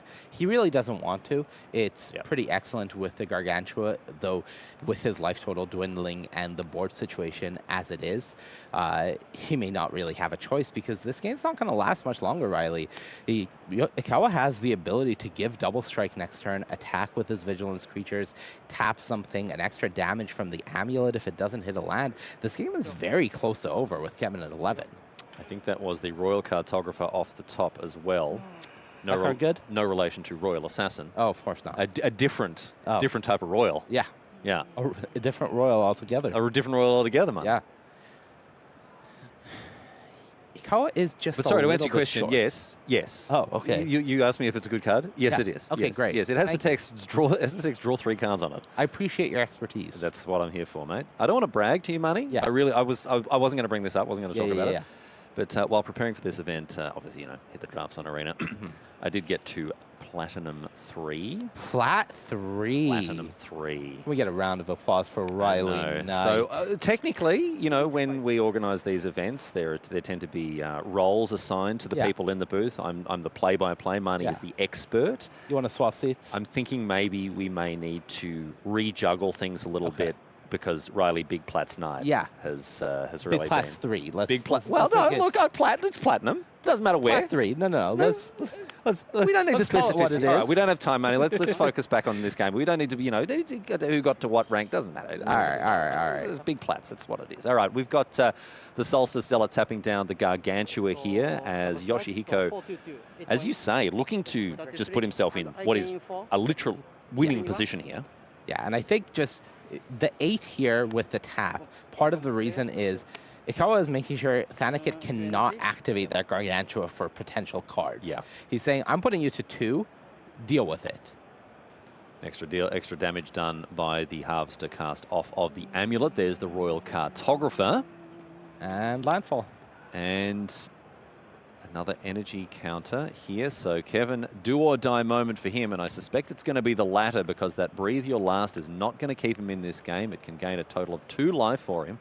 Remove a flyer off the board, but there's a lot of issues still. Now, the Inspired Inventor is a decent draw. It's 2 blockers. It is. I don't think Kevin is straight up dead.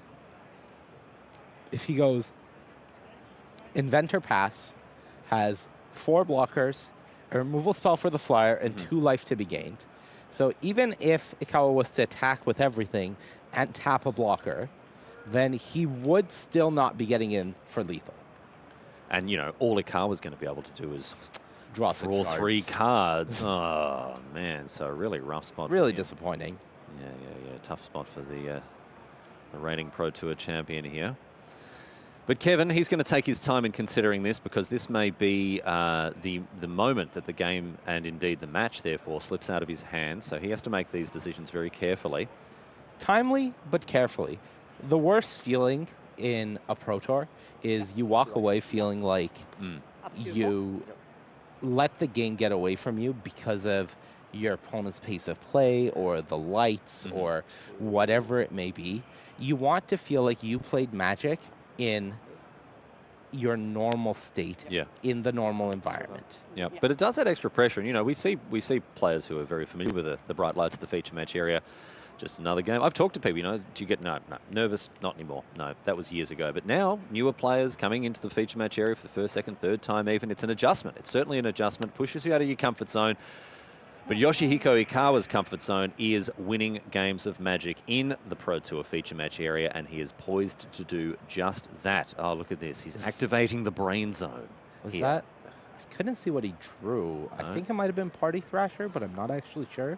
It's a 3-drop, so it's Glimpse. Okay. Oh, here we go. All right. 3 more cards. Yeah. Well, we said he was going to draw 3, and this is coming close Riley, to it. this is 3 cards in exile, so the combo of Glimpse plus Amulet has now come into play, and So- I think that may do it. Kevin on 4 life. Yep. Here. Now, the land being played from exile won't trigger the amulet. Correct. It says whenever you cast a spell. Yep. But I think that's lethal if Yeah. I've done my mathematics correctly, which is never a given. I am from North America, after all. yes, very. Look, I'm not going to say anything on that. I don't think people in glass houses shouldn't throw stones, so I'm not going to weigh in on that one. But no. Here, look, we've got 2 cards coming in from exile. That's 2 damage upstairs to Kevin Thanaket, and now Yoshihiko Ikawa with a bunch of extra This is the pace energy. of play of a man who thinks he has it. Yep. Yes, indeed, and it looks like he does. He can tap down a blocker and still attack with the Zealot. That vigilance counter coming in enormously handy there. I guess it's 1 short of lethal because the Cartographer only has 1 power. So Oh, maybe boo, you terrible just card. Put in the bin. maybe you just draw 3 cards with it. Instead, just settle for drawing 3 cards. Oh, pass. Yep, I like Just it. pass. All right. Well, and the upside for Yoshihiko here is he gets to continue winning for longer. Yeah. Yeah.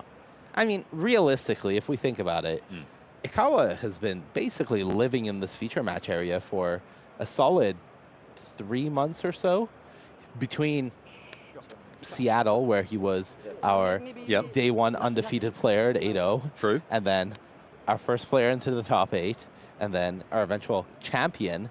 And now he's just been here since, end of April. It's now it's what he's putting down as his residential address on government forms. Yeah, the Pro Tour feature match Pro Tour area. feature match area. Feature match A. Thank you very Is much. where you'll find me, yes. Apartment number, feature match A. Thank Feature you. match A, wherever the Pro Tour is being played. Yeah. Oh, dear. A gentleman of no fixed abode. There it is. And the Party That'll do Thrasher it. as well. This should be enough Yeah. here. This amulet has done so much It is. work here. You can see why he first picked this card. Yeah. In the energy deck, when you have the ability to go pay 6 energy, draw 3 cards, and still exile 2 more cards to the amulet, it is just absolutely gross what this card can do. And it comes back to what we were saying about the way that he's built his deck. He's not drawing 5 drops, right? He's not like, oh, great, I've drawn 3 cards. I can cast 1 of them. He draws 3 cards. He casts 3 cards. Right. Kevin, down to 1. Party Thrasher online. 10 billion cards in hand Is here it for over? Yoshihiko Ikawa. Find That's a something off the spell. top, and GG. that is going to be enough for game number 2 and the entire match to go the way of Yoshihiko Ikawa, our Pro Tour champion from last time around, wins in very convincing fashion in game and match number 1. Doesn't have to move quite yet. Can continue residing in feature match A. Yeah, exactly right. Keeps yeah. it going. Keep the moving vans away. We don't need them just yet. I do love to see Ikawa just continue crushing. He is one of my favorite pro players over the past few years to watch, and you can definitely see why. The way he navigated that draft into that match, into tough positions, mana screw earlier on in game 1, and through it all, it was, this is my game plan. This is how I'm going to navigate it. This is the resources that I use, with his life total being very, very precarious, little bit. but still managing it and ultimately getting a win. And his deck looked pretty good doing it. Yep, we're going to hopefully be able to see more of Yoshihiko Ikawa in the feature match area. We'll see how we go as more of these matches unfold. Thanks for your company so far. Plenty more Magic to play across the rest of the weekend. We'll be back after a short break at the news desk with Maria and the team. We're looking forward to your company there as we continue our coverage of Pro Tour Modern Horizons 3.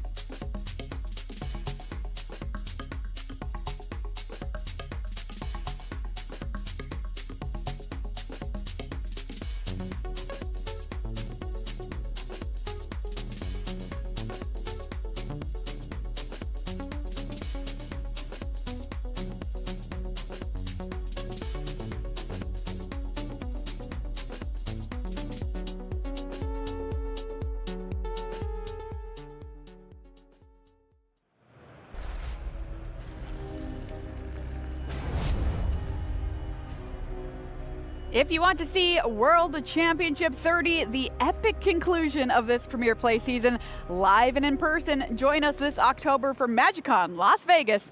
Badges are on sale right now.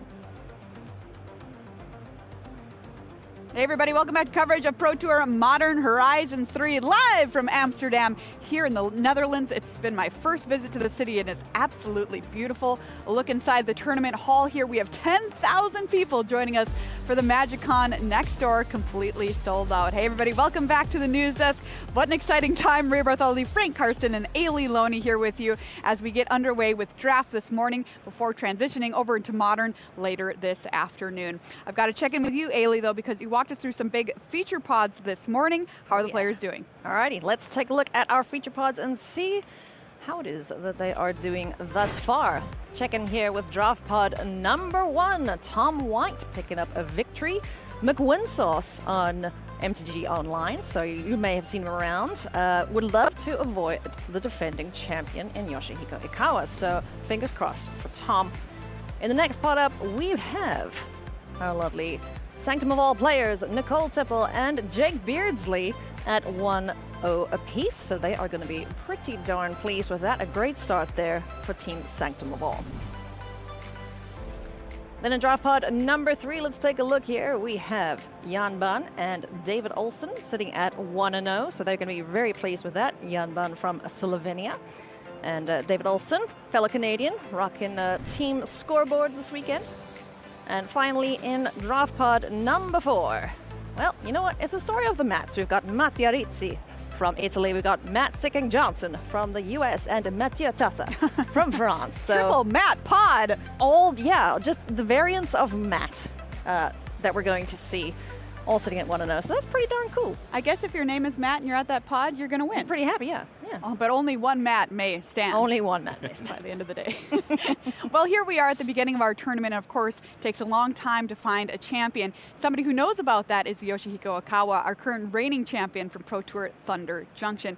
We talked to him before this tournament to find out what it's like to go through the tournament from day 1, the first draft, all the way to the championship. Let's hear from him about that experience right now.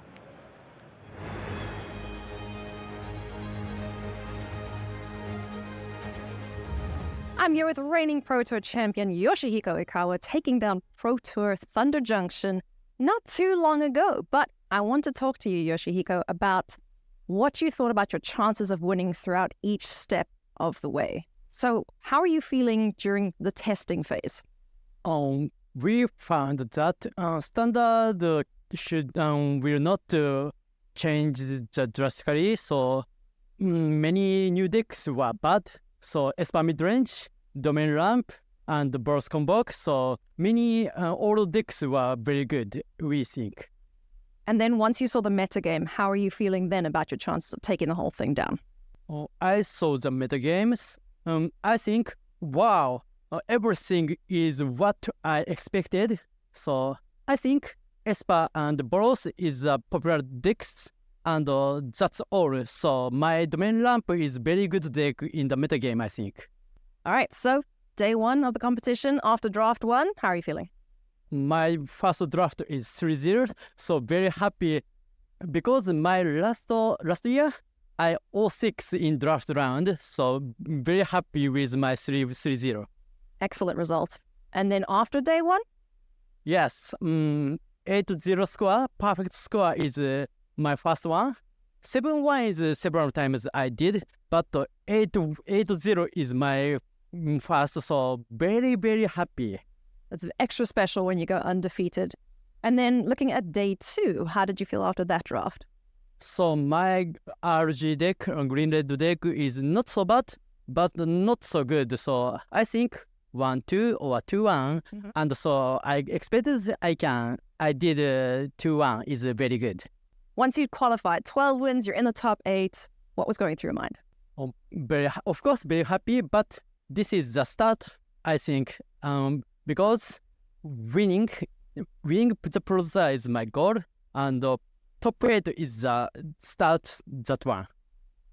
And then seeing the rest of the top 8, how did you feel seeing what they were bringing to the table? So, yeah, my top 8, I faced worst matchup to me. So maybe I lost top 8 and I lost all. But after sideboarding, maybe I can several games. So only I can do is did my best, I think. You sure did. That was possibly your most difficult matchup, but then as you made it through the top 8, you had to fight your teammates too. How did you feel after the quarterfinals and then the semifinals, I should say? Yeah, after semifinal, my finals opponent is Utah. So very happy and very dramatical and yeah. So this is yeah. So if I lost, but happy. Yeah, I won. Very happy, I think. Yeah. It's kind of bittersweet, but it's a win either way because either you're winning or your friend's winning. But I bet you're real happy about you winning. Yeah. How does winning a Pro Tour feel? That my dream come true. So maybe my 38 lives very happiest times. So and many friends, of course, teammate, friend.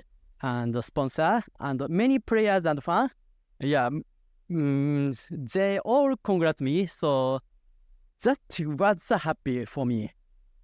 Well, that's awesome. And then looking ahead to this Pro Tour, what feels different about it? So of course I am a champion and many players against me. So very pressure. I felt very pressure high. But nothing can change. So I can do is play Magic. So I just concentrate my opponent. Yeah, not other things, and play Magic only to do. One round at a time, one game at a time. Yoshihiko, best of luck. We'll be rooting for you. Thank you very much. That's our reigning Pro Tour champion, Yoshihiko Ikawa. Sometimes you just got to sit down, look at your opponent, and that's it. Let it all, everything else just kind of fade away here as we're playing these big matches for a lot of money. Round 2 is on the way here. We are in draft this morning at Pro Tour Modern Horizons 3. Let's take a look and find out who we're going to watch in our feature match area. Why, it's none other than the man himself, Yoshihiko Ikawa, up against Tom White from our main feature pod. Both players sitting at a 1-0 record. Let's get to meet them a little bit better. Yoshihiko Ikawa, you just heard him there. He says, there's a lot of pressure coming into this tournament now as a champion, but all I can do is just play Magic. And boy, does he play Magic well. Up against Tom White, aka Mick Winsauce on Magic Online. 2 online finalist finishes in 2020 and 2022.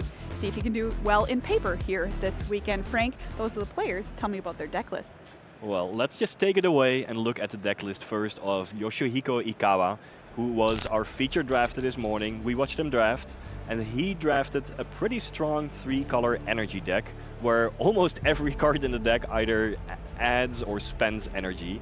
Some of the standouts are the gold cards, the 2-drops in particular, and in fact this deck is almost all 2-drops. Yeah. Yoshihiko Ikawa can get off to a very fast start, and with all of those 2-drops it will also be easy to double spell and trigger those Dreamtide whales. Now, he does need to draw the right colors, but he does have a bunch of fixing lands for that. And, well, try to win quickly, because his curve is low, so his power might fall off a bit in the late game. Tom White drafted blue-black, which is often about drawing 3 cards.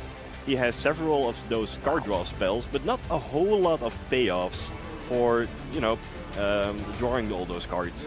What he does have is powerful rares and mythics. Yes. I want to draw your attention to Shilamgar, an enormous 6/6 flyer.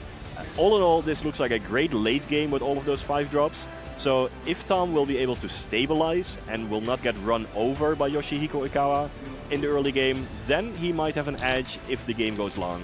But he will need to stabilize, because Yoshihiko Ikawa will get out of the gates quickly. That's so cool. I love his deck too with those rares. On Team Sanctum of All, by the way, which did let me know that black was one of their favorite colors coming into draft, which is a bit of an unusual opinion here that we thought coming into this weekend. Let's find out what happens, everyone. It's time for round number 2. We've got new faces in the booth. We have Cedric and Corey here to take it away. Welcome to the Pro Tour, gentlemen.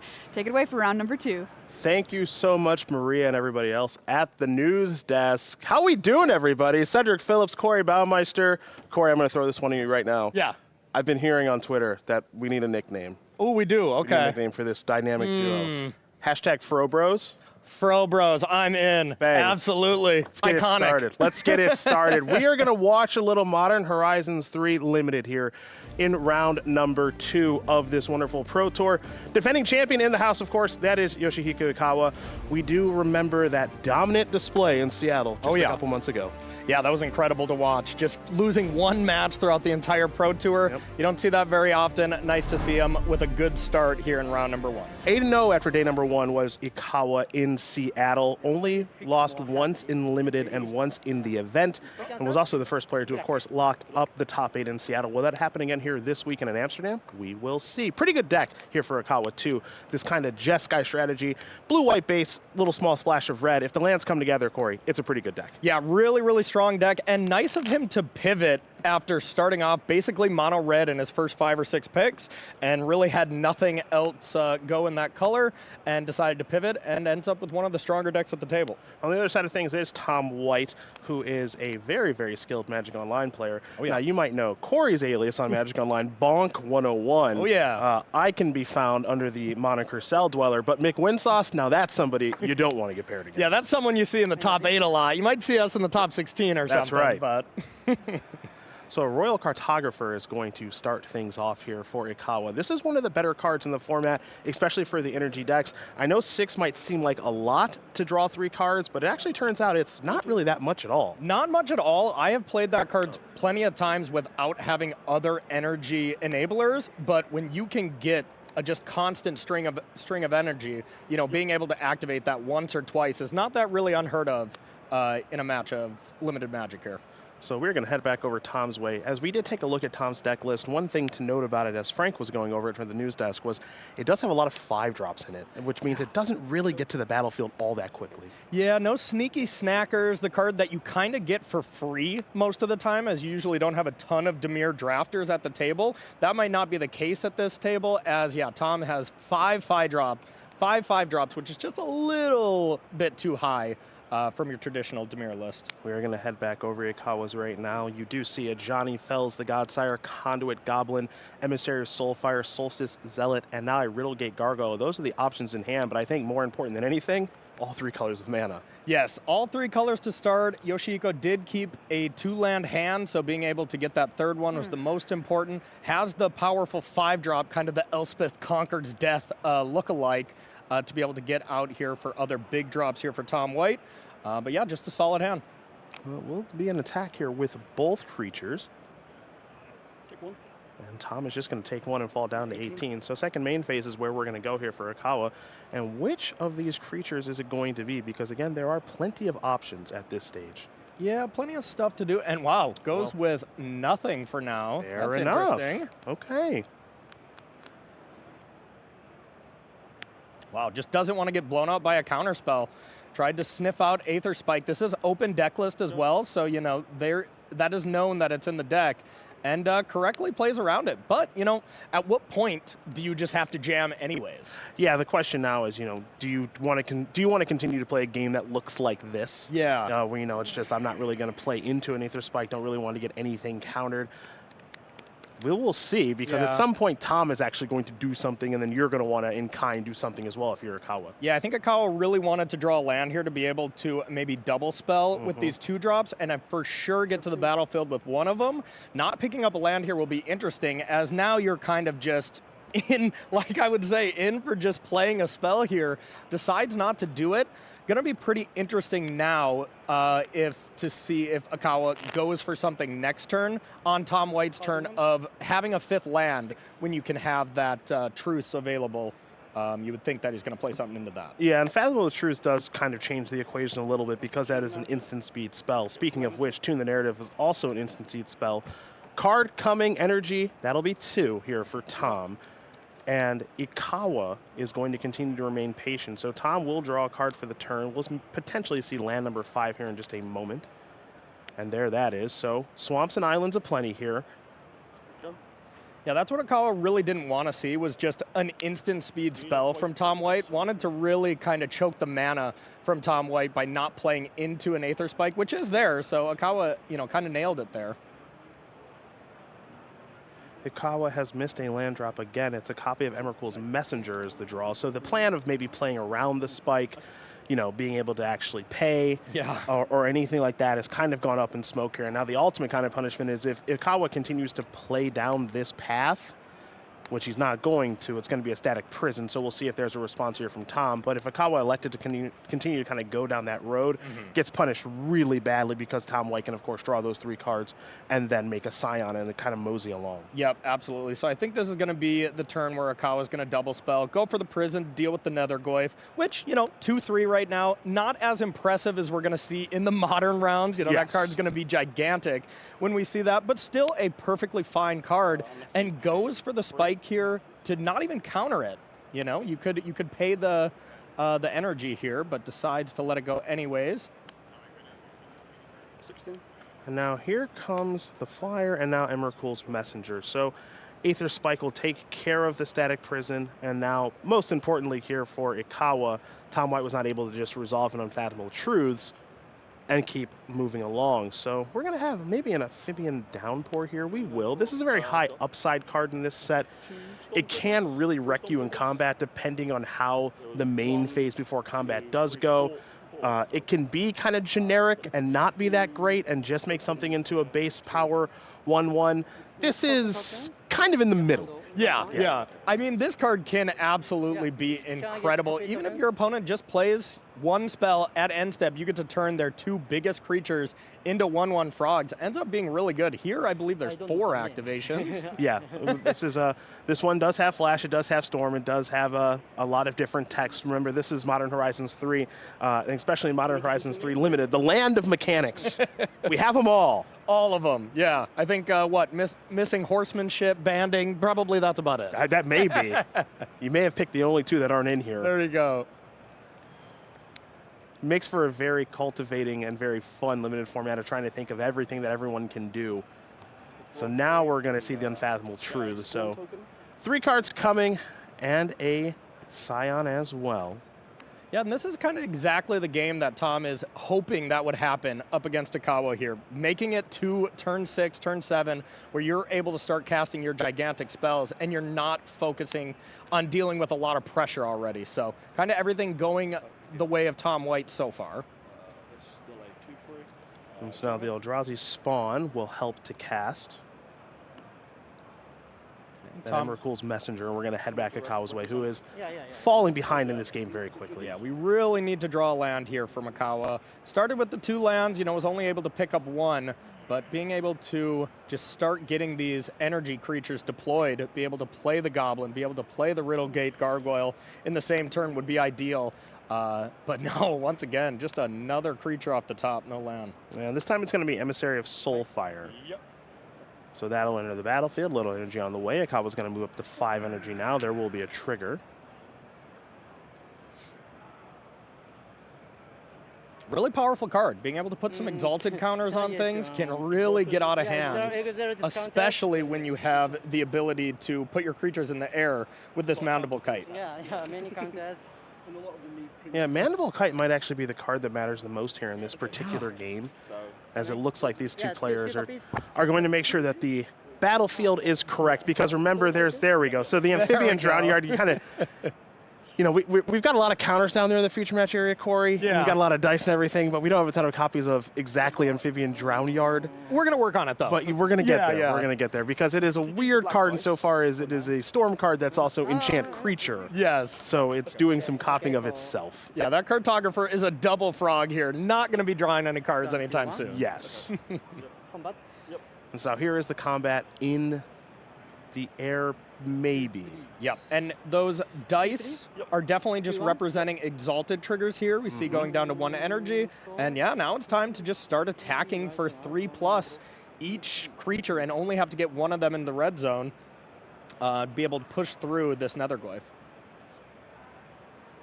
So Emissary Soulfire is doing some nice work into actually making these frogs better than they are supposed to be, I suppose is what I'll say. And now there's a passing of the turn, so we're going to head back Tom White's way. Now, one of the problems with Tom's deck is it is 5-drop flooded, but we're at the stage of the game where playing 5-mana spells not that hard to do. No, not that bad at all. And here is 5-drop number 2, one of the better 5-drops in the format, too. Petrifying Meddler is extremely good. Not as good when your opponent's going wide with frogs here and you're trying to exalted your way through, but still just the 4/5 body, being able to have that sneaky reach at the bottom to be able to block anything that the kite equips is going to be very big here. Now back to Ikawa, who, given the shrug, we don't have a look at the hand yet, but I've got a feeling somebody didn't draw a land. You know, I think you might be right, Cedric. I think you might be right. That wasn't the happy play my land off the top of the deck right away, so gonna have to find some unique ways to navigate through this game. Yeah, and just a handful of gas for Tom White as well. That might be the second Meddler, or just not updated from casting the first one, but 2 pieces of removal spell to be able, the ability to turn something else into a frog with another utter insignificance. Things are looking great for Tom White. So now the question is, how does Ikawa navigate through this? Picked up a copy of Metastic Evangel, which is a pretty good card, not a great card in this particular situation. This could be a game that is really based around energy and around the Emissary of Soulfire, making more and more exalted counters to be able to push through damage that way. That's what this game might revolve around in the short term. Yeah, absolutely. But still the biggest problem here, only being able to single spell when Ikawa's deck is, you know, topped off at 3 mana. We do have the 1 5-drop here with the Ajani. But otherwise, yeah, this is a very low-cost deck. And maybe a little bit backfiring from Ikawa's really slow approach to this game. You know, taking turns 2, 3, and 4 off, and a counterspell still got a card into your graveyard. So maybe a slight misstep there for Ikawa. Well, it is Riddlegate Gargoyle now that's going to enter the battlefield. And of course, we'll add a little bit of energy. That'll bring 3 along with it. And you see Ikawa counting the swamps there. He just feels like he has face-up information here. Just has the soul read that Tom White has the removal spell, which he does. Yeah, you can see Tom does have a copy of Consuming Corruption right now, which deals damage equal to the number of swamps that the player casting it does control. Just a great removal spell in general in the black color pair, but also just really, really strong with Sorin. If you can ever have Sorin on the battlefield, kill a creature, gain some life, and flip it immediately, ends up being really, really good. Kind of Tom's best card. Yeah. So some exalted counters are being dished out once again. And now Ikawa would like to move to combat. There is going to be a Consuming Corruption before combat does take place here from Tom White. The target, well, we'll await that. So the Riddlegate Gargoyle is going to bite the dust. And Tom's going to gain 4 life. So up to 17, he's going to go. Heads up play, it does shut down an attack this turn, as the creature would only be a 4/4 attacker. And Ikawa would have been plenty fine trading any one of these frogs for a Meddler being double blocked by Netherglyph and Meddler. Absolutely. Tom's draw for the turn is a copy of Warren's Soul Trader to go along with a Lethal Throwdown and an Utter Insignificance. So the only real difficult thing here for Tom at this stage of things, because he does kind of have the creatures on lockdown with removal spells, it's just when is it going to be time to start attacking? Yeah, that's the thing, and he has to attack because these exalted creatures are going to just eventually get Tom dead here. So I like Tom being aggressive here. Otherwise, every single turn you get kind of put in the abyss, you know, with all these exalted triggers. You're going to have to start blocking at some point. A Warren Soul Trader post-combat. That's a Zombie Goblin Wizard 3 creature types. That's plenty of fun. That 3/3 will be it for Tom right now as we head back Ikawa's way. A Galvanic Discharge is the draw. It is not a land, but it is a spell that alongside the Evangel, this could be another double spell turn here. Yep. Yeah, and this really signifies to me, from Tom White's perspective, that, well, this isn't going to be a turn that he's going to block. This is probably going to be where he uses his life as a resource a little bit, maybe takes one hit for 5, something like that, and tries to just push through damage. So that Galvanic Discharge is going to be huge for Ikawa at being able to neutralize the attack coming back a little bit. But the one thing with Ikawa is Ikawa's able to just throw chump blocker after chump blocker in front of the Meddler if he does get a little low on life. So here is the Evangel. And it's a frog. And it is textless now, given the utter insignificance that has resolved. Tom with a fun comment there. Plenty of 1/1s over there, and that is definitely true, as a corrupted shapeshifter is the draw here.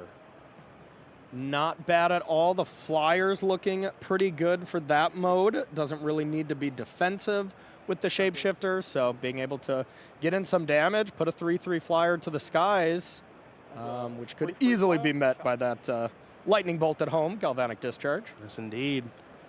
Petrifying Meddler does come across there for more damage, so Ikawa's falling down to 8. The Corrupted Shapeshifter is in, not for long, as the Discharge will handle that.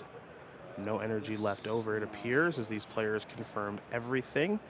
The Nethergoyf gets a little bit larger, and we're going to head back Ikawa's way. Just like, can I get a land? No, please? the answer is absolutely not. Absolutely not. Unstable Amulet to draw. Great card, one of the best cards in Ikawa's deck, but do you really want to spend your turn just playing Amulet, activating immediately, hoping there's a land? I mean, the one thing that you can do if you're Ikawa is tap that island and the mountain to be able to try to hit another mountain off the top so you can double spell and play Conduit Goblin. Sure. Or you just play safer, play the Zealot, and be on your way. Yeah, and I think I like the safe play here, Yeah. just playing Solstice Zealot. It'll enter the battlefield, a little bit of energy here, of course. And it's just going to be a passing of the turn. Because Solstice Zealot is the kind of card that can buy a little bit of time, assuming an untap. Yep. With it is an island is the draw there for Tom White. And now we're getting close to the spot where Yoshihiko Ikawa has to start thinking about blocking. Yep. And, Ikawa's deck doesn't really block very well, especially when all your creatures are frogs. Yeah, I think we might be working ourselves into chump block territory. Yep. But if you're looking for an upside here for Ikawa, Ikawa's the one that actually has spells in hand, right? Because we're working ourselves into a game that we oftentimes see at this level, Corey, which is, okay, one player is flooding out-ish in Tom White, while Ikawa has spells in hand and is waiting to draw lands. And if Ikawa is able to draw maybe back-to-back lands, resolve a Johnny Fells the Godsire, stuff like that, the game can swing in a very big way. So it's actually on Tom White to try to get this game over with as quickly as possible, which isn't that easy in the face of all of these, as you've mentioned, frogs that are just kind of hanging out. Yep, exactly. And the only piece of interaction that Tom White has is the lethal throwdown, which, you do have to get rid of one of your creatures. You can, of course, use a little bit of tricks here with Nethergoyf to be able to get rid of that and exile if you do have 4 types in your graveyard, but not necessarily what Tom wants to be doing. So Tom has, 2 more Petrified Meddlers would be the ideal draw for him. Well, maybe except the old 6/6 Flyer. Yeah, well, if that does show up, we'll certainly talk about it. For now, it's going to be an Unstable Amulet. That'll enter the battlefield. A little bit of energy. Reveal the top card. There's a Plains. Okay, so Plains off the top is going to enter the battlefield. There was a land that was drawn for the turn, so this shortage of mana is starting to solve itself.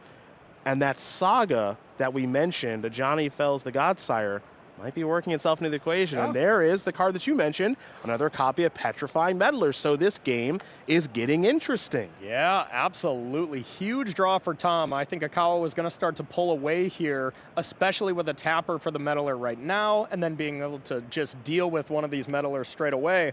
But being able to pick up a second one here puts him right back in it. Putting a stun counter on the Zealot would be excellent as well. Yeah, there's going to be a trigger here from when you cast the Petrifying Meddler to tap something and put a stun counter on it. So that's going to shut down the little Germo, and now the Solstice is going to tap the active Meddler that could be attacking. And now Emrakul's Messenger is going to come in. Get 2 damage in the air. Tap down the Flyer here to make sure you can get in some damage. Just Tom White saying, you know what, if you want to put one of your creatures to the sky, you're going to have to waste your entire turn by re-equipping, and that's something Tom is just completely fine with. an island in the draw alongside of Plains, a Conduit Goblin, that Ajani Fells the Godsire, and another copy of Conduit Goblin. So Ikawa is breaking out of the land stall a little bit, but is it too little too late? Yeah, Conduit Goblin being deployed on turn 9 and turn 10 here. Not really ideal for the powerful common 2-drop. Yeah, I'm not surprised that we're going to see this one instead. It is Ajani Fells the Godsire. ETB, exile target creature and opponent controls with power 3 or greater. That's chapter 1 of that saga. Chapter 2, you get to do a little something with a 2/1 white cat warrior creature token. In chapter 3, something gets double strike, but it's chapter 1 that matters the most right now. Chapter 3, though, I will say, when you have a bunch of exalted triggers, can get really out of hand real quick, especially with the kite being moved around to creatures, where if Tom doesn't leave a flyer up for that chapter 3 turn, you know, we could really see one of those game-breaking attacks straight away, especially with Conduit Goblins, to be able to boost your attacker a little bit. Well, Tom is reaching for mana right away after the draw step, so let's see what the card is. It is going to be a deep analysis. 2 cards coming here for McWin Sauce. And being able to get a Scion for your troubles that you can then sacrifice to the lethal throwdown, great draw. Very, very true. The Zella is going to tap the 4/5. Emrakul's Messenger is going to join the other 4/5, and there is some very quick chump blocking. Yep, and it looks like this one's starting to slip away here from Ikawa, especially with that powerful draw to be able to drain every single turn.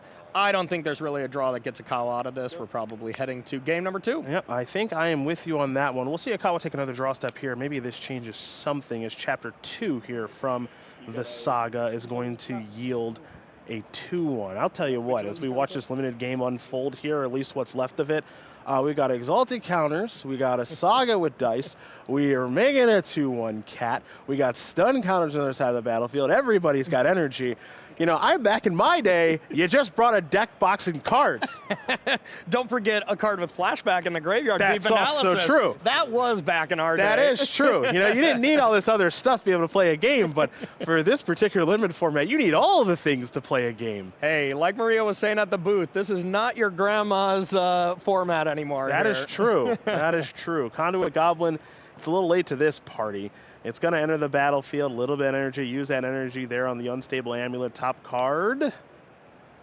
Not good enough. Tom White is going to win game number 1 here over Yoshihiko Ikawa. It is a unorthodox Demir deck that will take the lead here in round number 2, Corey. Yeah, not your classic draw 3 card strategy like we see, discard a bunch of sneaky snackers, but, you know, powerful 5 drops and a bunch of removal is still a good plan for limited Magic.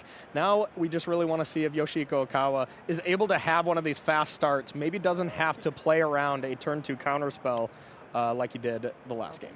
Ikawa, of course, our reigning Pro Tour champion, winning at Pro Tour Outlaws of Thunder Junction. 8-0 after day number 1 was Ikawa in that tournament. 5-1 in limited, only lost 1 match in the tournament. Dominant from start to finish, looking to replicate that success here this weekend. Tom White, the lesser known of the 2 players, but no slouch himself. As we've mentioned earlier in this match, McWin Sauce on Magic Online, if you do play on that platform, has a couple of finalist finishes and is really looking to finally have his breakout finish in Paper Magic. Yep, absolutely. A player that gets here from the Magic Online Championship Series plenty of times. It would be nice to see him truly convert that into a great paper finish, as I've lost him so many times online. That so makes many times. 2 of us. Woo. Well, both players have a 2-drop. One of them might be better than the other, but they both are great. Fantastic Evangel is a very, very good card, especially in Ikawa's deck. Whenever another non-token creature enters the battlefield under your control, proliferate is very powerful in energy strategy. But I think it is trumped a little bit here by Sorin, Corey. Just because of the toughness, right? The 1/4, you know, blocking a 1/3, that's just, or blocking a 3/1, that's perfect. How'd you know? How did you know? Well, if we're going to go over the top of Sorin, it can be with a whale, if you don't mind. A big 7/5 whale, in fact. Yep. And being able to proliferate immediately with that really powerful combo of Evangel into the whale here is a great start. Now we'll see if Tom is just able to, you know, be able to do the thing, gain some life, flip Sorin, and really kind of get carried away with this game. Well, the whale's going to try to put on a little bit of pressure here. A little? Okay, maybe a lot of bit of pressure as it's going to tick down to 2. Vanishing, of course. Let's see if it's a multi-spell turn. It's just going to be a single spell turn, but it's not a bad one here at all. So the Zealot is going to enter the battlefield. You'll see it proliferate, put another vanishing counter on the whale, put another energy on given the solstice. Zealot, it's going to ETB and give you 2. 2 plus 1 will make it 3, and we're going to head back Tom White's way. Yeah, a great play there for Tom White. Looks like 1 Death Toucher in the entire limited deck list here. Being able to play that in the face of the whale here, even if for just 1 turn, being able to soak up that damage is huge. Now this Tapper comes down for Ikawa, and that is probably just going to be aimed at the Death Toucher every single turn to try to push through a ton of damage. Yeah, the Kami of Jealous Thirst has done a nice job of holding off the whale thus far, but we'll see if that continues to happen over the course of the game. Kami of Jealous Thirst is actually a pretty nice card in this format, too. Yeah. We've talked about a little bit so far in this event that the team Sanctum of All, which Tom is a part of, big fan of black in this format, and they all seem to like that card in their decks if they can get it in there. Yeah, it's amazing to think of that, because going into testing, it was pretty looked at as one of the weakest colors, if not the weakest color. So it's really impressive to see these testing teams just come to a completely different, conclusion and say, you know what, I actually like drafting this really underloved color pair. And, it gets me to think, like, is it that good in their eyes because it's so underdrafted? Or, if it's actually just that good and people haven't figured out how to draft it yet online? Do they know something that other players do not? That's going to be a fun question to answer over the course of these opening rounds of this tournament. In the meantime, a Tempest Harvester was countered. The Zealot allows the whale to wail away on Tom White as we are going to head back McWindsauce's way. Ikawa's just like, can I ever draw a 4th land? Ever. Just stuck on 3 once again. Has some red cards in hand too, which is extra tilting. Take a look at Tom's hand a little bit here. 5 mana is kind of the flashpoint with Tom's deck. Remember, there are a bevy of 5 drops in there. For now, it's going to be a Corrupted Shapeshifter. And it looks like it's going to be an 012 perhaps. We'll get confirmation on that, but in the meantime, don't forget that Soren does have a little extra fun line of text because we are in the land of all the keywords. It's been a minute since we've seen extort, but it's here. Yeah, no kidding. I do not envy the players that have only been playing, Magic for like 4 years or something. I'm like, okay, what does this ability do? What does this ability do? Players that have been playing for 20 plus years, like you and myself, are used to these, but this is a tough one. This is a tough one to prepare for these players. That is for sure. Yeah, this is one of those formats because of all the keywords and all the different things that are going on. A lot of players like to say that this format actually has 6 colors, not just 5, because of the Eldrazi and the colorless lands and enabling those colorless cards. Of course, so we're looking at a format that effectively has 6 colors and a whole slew of keywords and really weird interactions that you just may not be used to, but you will learn very quickly how they all do work. Yep, absolutely. And this is just such a roadblock here. Ikawa's whole plan was tap down creatures, attack with the whale. Now there's 2 creatures you have to tap down, and Ikawa just played his only play that he can actually play from his hand right now. Just looking really, really unfortunate here for our reigning PT champ. Yeah, the Royal Cartographer is the play, which does allow a little bit of proliferating, of course, because of the Evangel. Now, the Cartographer is a separate mini-game that we're going to get to here in just a moment. For now, we focus on the attacks. The whale does come in, going to do a little bit of trading with the Death Touch creature because it's time to get away from the whale stuff. That thing's just not going to be able to last much longer. Yep, when you're tapping down something with the tapper here, losing an energy there, yeah, the whale is just not really going to be that exciting. And the Cartographer, it's going to be a little tricky to actually draw 3 cards if that was your plan anyways. So I think Ikawa is plenty fine just putting that one in the yard. Time to pivot to something else, and it could be that Cartographer, which of course you pay 6 energy to draw 3 cards, or you can pay a single blue to draw 1 card and get a little energy as well there with Tune the Narrative. So that's a card that unexpectedly, Corey, we're going to see later on, it looks like, in this tournament in the modern portion. Yeah, exciting stuff to come in that for sure. But we're about to have an exciting turn here as I think it's time to flip that Soren. That was 1 extort off Tune the Narrative here. We have another 2-drop, which we can extort again, attack for the 3rd life gain. And I don't know how Ikawa is going to deal with the flip side here of Soren.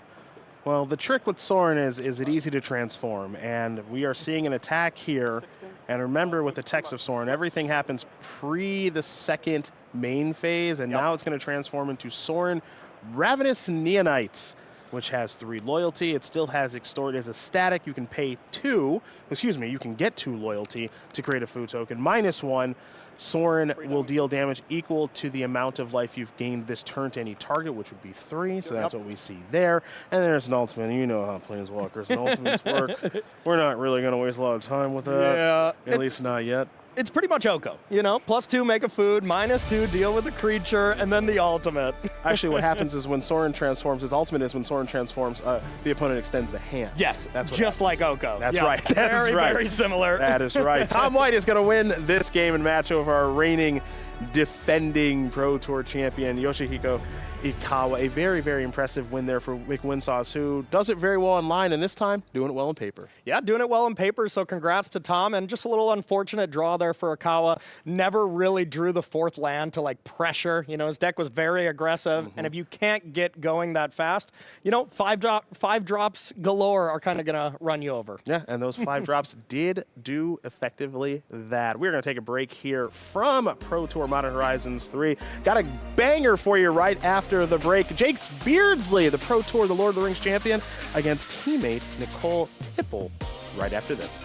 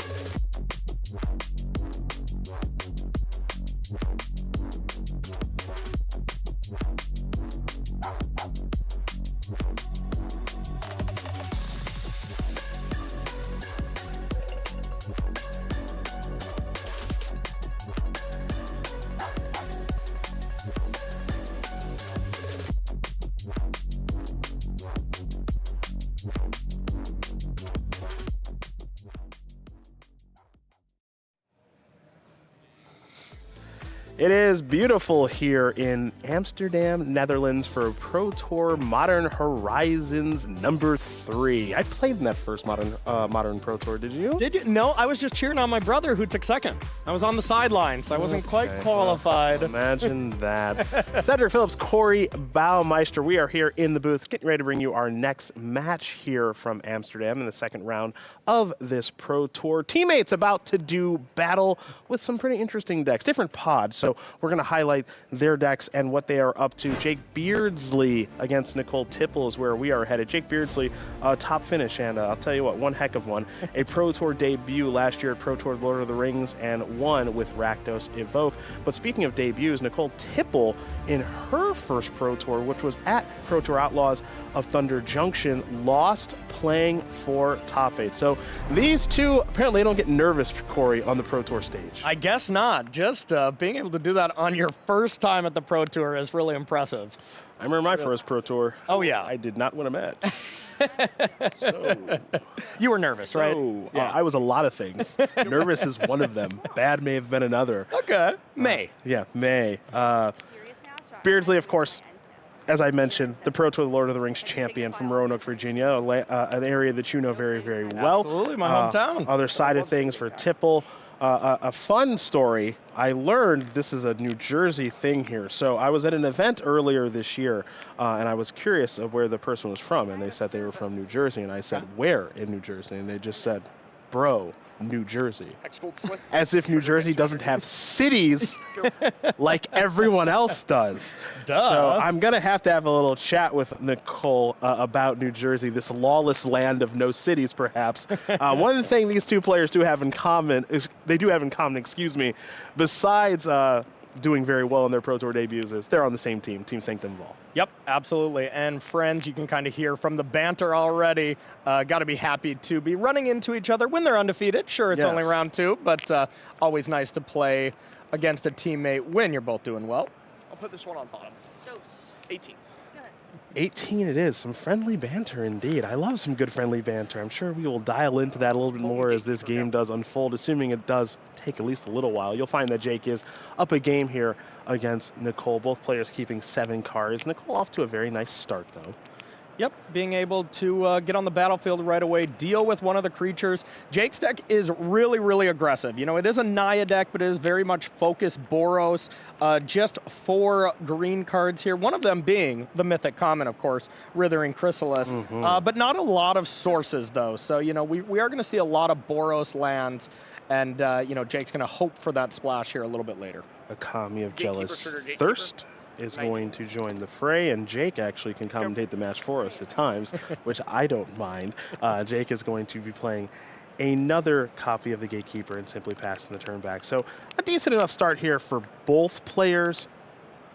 But as you mentioned with Jake's deck, there is that green mana that we haven't seen just yet. Yep, not yet. So could see a couple of green cards being held back in hand. But yeah, Jake is awesome. Always very clear with his triggers, very clear about how he plays Magic. And, you know, it's just a very good habit to get into. You know, when you always say everything, you never really make any of those loose mistakes where you forget something.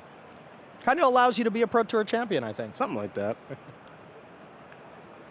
Amongst the cards in Nicole's hand is a copy of Brain Surge. Looks like it's just going to be attacked with a Death Toucher for right now. We'll see what comes in the second main phase, if anything at all.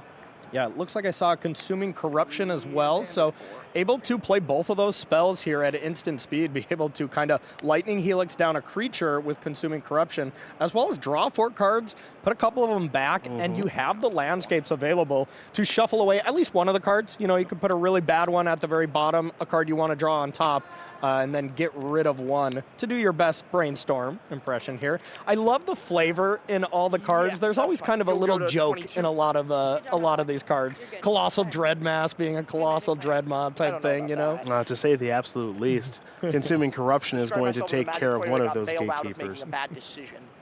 Hey, you're Pro Tour Lord of the Rings winner, Jake Beardsley. He is doing your job, He is. They're actually both doing my job. I'm going to take the headset off and just let them take care of it. I mean, I'm getting paid either way. There you go. So what are we talking about here? And too funny. seems correct. And Jake's going to play a mountain. What does seem correct, Jake? Jolted Awake. Jolted Awake. Cool. Go up to 4 energy, then down to 1. A nice little reanimate this card trigger here. Gatekeeper. Anytime you're able to, you know, kind of trade up with that, be able to pay 1 mana for a 3-drop, you feel pretty good. And wow, here is a gigantic attack, being able to give haste to that Gatekeeper. Combat Goblin trigger, I'll go down to 2 to haste the new Gatekeeper. Sounds good. 5. And here they come. He stole my line. He sure did. Good. He sure did. And we are going to head back over to Nicole in just a moment. But first, 1 and a 2 and a 3 and a 4. 2 going back, as Corey did mention, off of the Brain Surge. Definitely picked up a Horrid Shadow Spinner. A really, really powerful creature if you can get that one turned sideways to get into combat, as well as a 15, Hope 16. Ender Quaddle. Whenever you get someone with that card, Cedric, it just feels hopeless. You know, I think it's pretty aptly named there. I can only imagine. Now, one thing I do want to note here is the life total should shift a little bit there. The Kami of Jealous Thirst, don't forget that it does have that second ability where each opponent loses 2 life and you gain 2 life. That ability can actually become free if you have drawn 3 or more cards this turn. And it's Sometimes an ability like this, you would expect maybe it says only activate on your turn, something like that, but that is not the case with the Kami of Jealous Thirst. So if a game does kind of bog itself down, it's a nice thing to have around, or, of course, if you're able to draw 3 cards, it's a freebie. Yeah, whenever you think a card is supposed to have a certain kind of text here for MH3 Limited, maybe just give it another read. You know, there's always a lot going on here. We're going to head back Beardsley's way now as he's going to begin his turn. Kite. Yeah. A kite? You'll get a 14. It will then move the kite to Conduit Goblin. You have a Conduit Goblin with a kite. Combat. Okay. Yep. 3 in the air. It'll be 3 in the air here from the Conduit Goblin, as Jake so pristinely communicated. Yep. I was going to say maybe getting that Quaddle flashed in on the kite there. If there was only 5 mana available, you could have kind of prevented this play. But with Jake having another land here, wouldn't have really done anything anyways. So there's the Hope Ender Quaddle, which can be devastating if it does actually get to counter something, as Corey did mention. And now Nicole is through the Brain Surge. You see a land and a spell in hand. For those of you wondering at home, we are making sure our life totals are correct here. I think we are up to speed now, but if there was anything incorrect previously, I think we've worked that one out. Yep, Nicole is no longer Brain Surge locked, as we say. That's a new one. That's a new one. I'm going to play a Copy Crook targeting my Shadow Spinner. Okay. Oh, sorry, whenever it It's on attacks, attack. I'm thinking about the wrong card. That's okay. I'm going to make it a copy of this. And then I'm going to go to combat. And I'm going to attack trigger. Yeah. So the Copy Crook comes down, and now you're going to see an attack there from the Shadow Spinner and a little bit of conniving to be done. 2 whole island cards. Copy Crook does say when this Gain creature 2, go attacks, to it connives 13. as opposed to maybe enter the battlefield or something else. But Copy Crook is a nice card because it's one of those clones that can copy anything that's going on. It's I'll going to go be to their 12, creature you'll go to or 15. yours. Yeah, absolutely. Really, really important if you're playing against maybe one of the big Eldrazi style decks. Being able to get one of their gigantic creatures is very important. Yep. And this attack from Nicole was just kind of a chump attack, putting this creature into the yard, but only having a land in hand, being able to turn that into a spell here, she valued a little bit more. Because you want to block Conduit Goblin. Yeah, clearly. I'm going to kill your Conduit Goblin. Well, What? I'm going to lethal. this is tough to see. That Conduit Goblin, Yeah. I'll go to 11. it's gone. It's just gone. what I mean. Jake is torn up. Nicole doesn't seem to care. No love lost here in Not at all. this feature match. Not at all. We're going to head Jake's way. Let's see what Jake's able to pick up. And reaching for the mana right away. That's a good sign. It's good in context. Yeah, and now, you know, if the battlefield remains this kind of gonna pseudo the stable Gatekeeper and pass. level, which it is right now, this is very much favoring Nicole, as you can just activate that really powerful 3-drop over and over and over again, and really eventually take it down with the Kami of Jealous Thirst. Yeah, look, I know we're very early on to this format, and there's a lot going on in this format, so this is not a definitive statement at all. But Kami of Jealous Thirst, you know, maybe over time it ends up aging as one of Black's better commons, because if a game ends up looking like this, as you mentioned, it can just be, I don't know, drain you, drain you, and then that's it. That's a card I personally very much undervalued. You know, I thought, okay, well, Black is already not great, you know, as I was preparing for this event, but this is also a card where I was like, this cannot be a high pick, kind of a filler, but wow, it has just impressed me as it beat me over and over and over again in testing. And at the very least, it's going to trade with something in combat because of the Death Touch, so seems like it's a pretty good, seems like a pretty good one here. So we're going to have an attack here with the Copy Crook, and this is going to be the conniving aspect of that card. So there's your discard. Utter insignificance is the discard. So the connive counter will go on, and now here's a 1 and a 2 and a 3 because of what the Copy Crook is copying. Yep. And you gotta be feeling not great here if you're Jake, as Nicole discarded a good removal spell. A fine card in this spot, because the last card that was left over was Glasswing Grace, an incredible card in this situation. If Nicole ever gets put on her back foot, you know, being able to play that attack, kind of make any creature a little Baneslayer at home type thing, is just going to be backbreaking. Now this decision is a little bit more difficult because remember, the Copy Crook did copy a horrid Shadow Spinner, and so what you're seeing here is the draw and the discard from the Shadow Spinner. Yeah, I'll Kill the little one. Yep.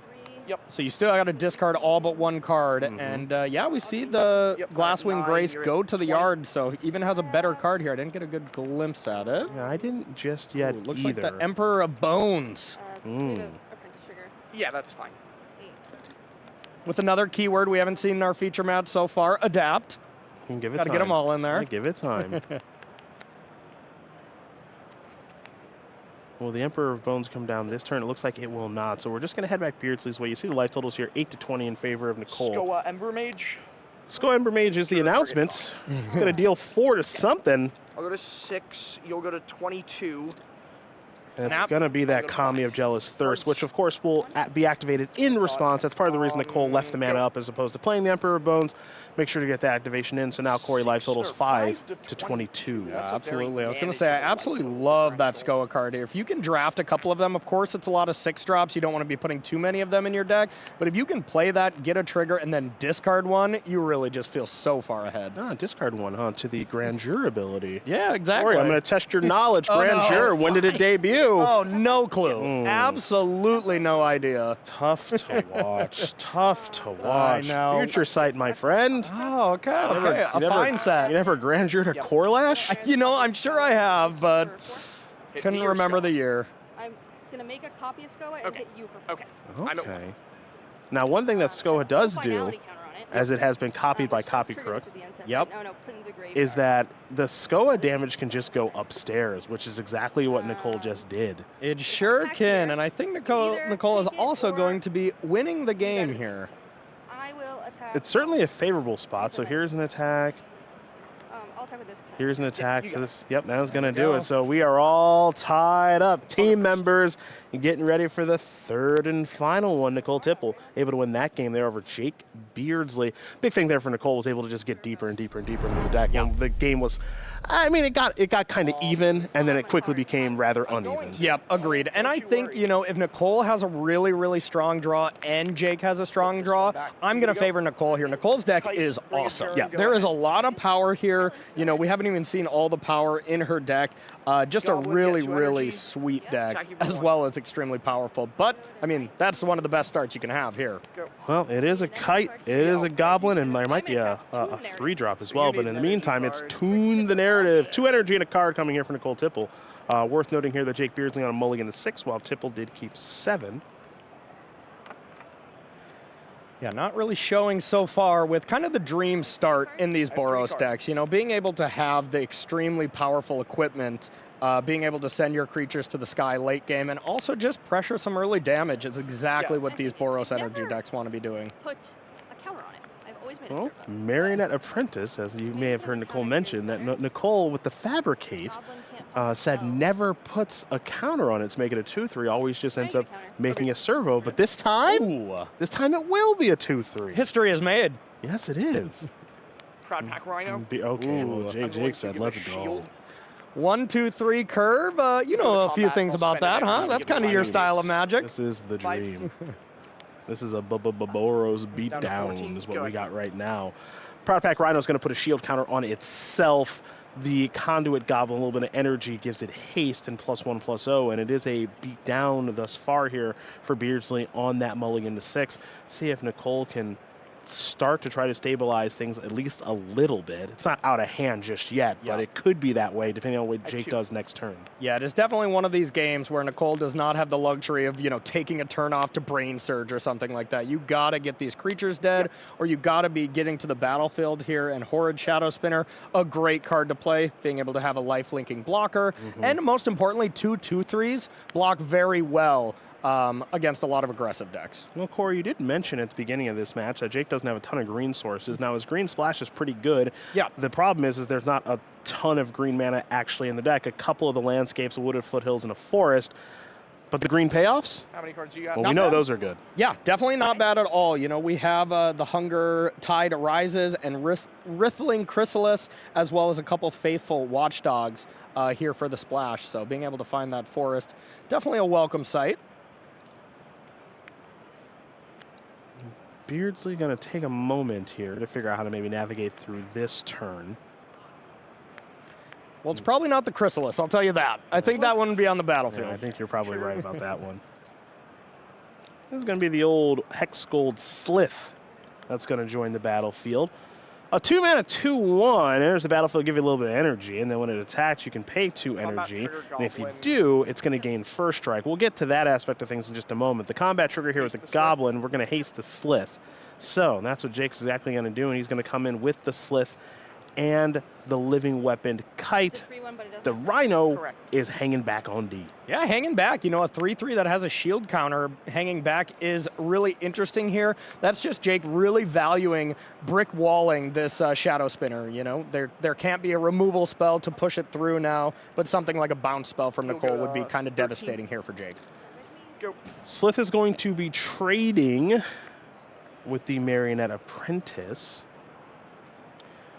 I did see a removal spell here from Nicole, but yeah, you know, the shield counter is going to kind of stop that, but Breathe Your Last, being able to take down something here. Yeah, Breathe Your Last, you know, we've been seeing over the past, I'd say, calendar year or so, some formats where Murder is quite good, others where it's not ideal. I think this is one where it is quite good. Yeah. Now, Breathe Your Last isn't being cast right now, but you have to imagine if Nicole does win this game, it'll be cast at some point. In the meantime, it's time for a little bit more conniving, everybody, with a Scurlius Sentry. Yeah, a nice little solid card as well, and I did see Nicole pick up Arna, the really powerful Esper Sky Captain here. So if we're able to be able to cast that one, could be game-breaking.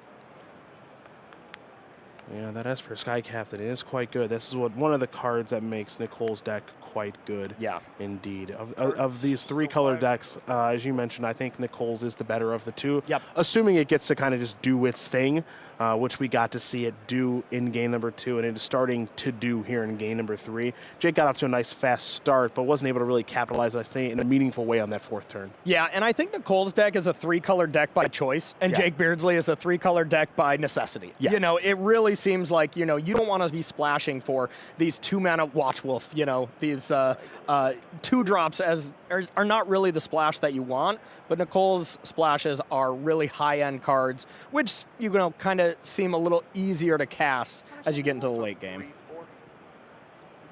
Sorry, how much time do we have left? We're going to let Jake and Nicole take it away here for a moment, perhaps. I thought he said we had 4 minutes, so I started panicking. No, I think we've both played pretty quickly. Yeah, that's what it felt like. Discharge the Shadow Spinner. Yep. Go up 3, down 3. Yep. Move Kite to the Goblin. Okay.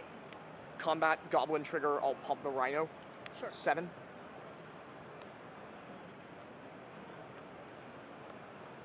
Not a bad turn for Jake. Yeah, not bad at all.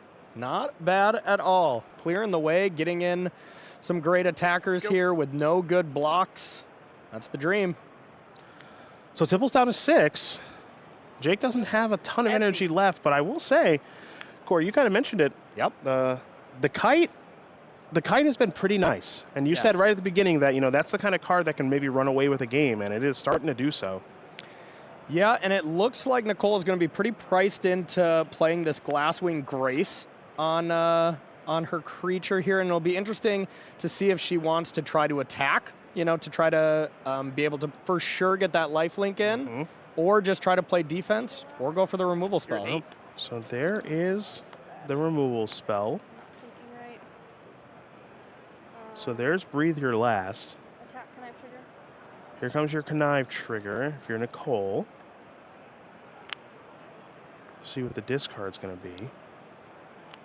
Yeah, gotta love a super powered Murder here. Murder, pretty good already. Let's make it better. I'll take 4, go to 16.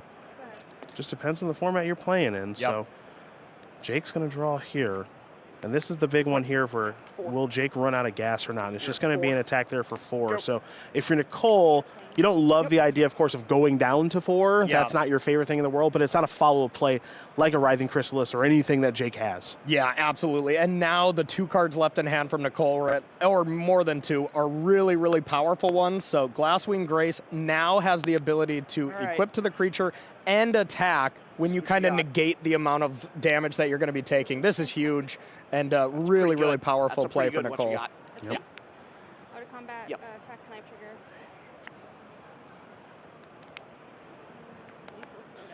So that's 3, 4, 5, 6, 7. Yep, I'll go to 9, you'll go to 11. And that's a huge shift in this game now, Corey. Oh, yeah, absolutely. And with 1 card in hand, 2 cards in hand there for Jake. Well, Got to see something big. And blow up the Glasswing Grace. Oh, that's That big is too. big. Okay. Play a Witch kite. Enchanter, Disenchanter, that's for sure. Glasswing Grace heads to the graveyard. A good attack there from Beardsley. A follow-up kite as well, so another flyer on the battlefield. That was a heck of a turn. That's 2 cards in 1 turn. Deal with the major problem and still being able to attack for a decent amount of damage. So I thought Nicole was turning this game around, and perhaps she did too. Yep. And now things may be back in favor of Beardsley. Yeah, that was definitely absolutely needed to not just lose straight away from Arna's in. Nicole, but It's really good that you killed this. It would have made a non-token yeah, copy. sure, It would sure. have been so good. Yeah. that is so true. Yeah. You ain't kidding. Oh, Yeah, man. It doubles the counters on it. It sure does. Jesus. Yeah. All right. That's what we were all thinking. That's for sure. You have to block. No options. So I will do that. There's your discard. 8 counters. Do you want me to switch to this die? That's a lot of counters. Boy, oh boy, oh boy. And she was saying you have no option, which is definitely implying you have to You have to double block because of the menace. Yep, double chump, no good. Big draw step for Jake. Let's see if you can fly over for the win. Flies, yeah. And his lifelink. Okay. Well, Arna flies and lies lifelink, yeah. so yeah. Why not? That's not happening. Got a lot of text on this card. Yeah, sure does. thinking the same yeah, thing. sure does. It sure does. Oh, I like this. I will block. Good block. Good block. Shield counter down. Damages prevent. A shield counter is removed. I learned something new today. It doesn't matter. Good games. That is going to do it. Nicole Tipple with that beautiful Esper deck is going to take down friend, teammate, and Pro Tour, the Lord of the Rings champion, Jake Beardsley, to move on to 2-0. Yeah, gotta love it. Really impressive draft decks from both of them, but gonna be really exciting to see Nicole to try to lock up a 3-0 here at her 2nd Pro Tour. How exciting. Very, very fun to watch. Corey and I are stepping out. Riley and Monty will be stepping in. But first, the news deck with Marie and friends right after this.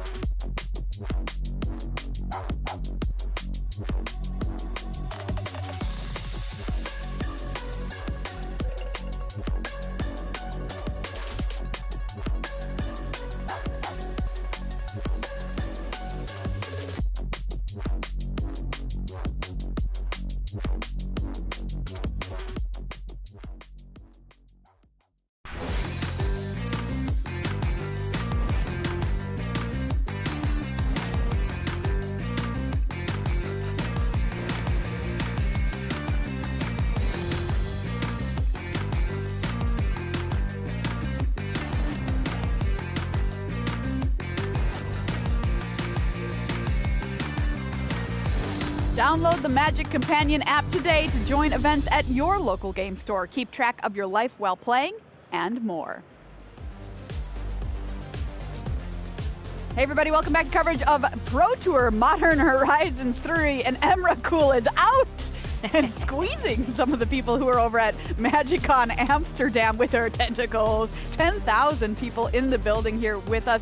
234 players playing in the Pro Tour this weekend. Welcome back to the news. That's Marie Bartholdi, Frank Karsten, and Ailey Loney hanging out with you here in draft this morning. This is when things start to get really exciting for you limited players, because soon we'll be playing for the pod. And Ailey has been along our top tables this morning talking to the players who are currently sitting 2-0. Alrighty, let's catch up with the players who are sitting at that coveted 2-0. That is the ideal start that you want for your day. Let's take a look at draw pod number 1. Tom White, McWinsauce, is rocking it at 2-0 alongside Carlos Oliveros Guntin of Spain, both at 2-0, and yeah, they're going to be duking it out next round. Spoiler alert, not really, because it's just, you know, how Magic works. Draw pod number 2, we're going to have a look here and see that Nicole Tipple, not satisfied with top 16 last time, I think, going for top 8 this time around.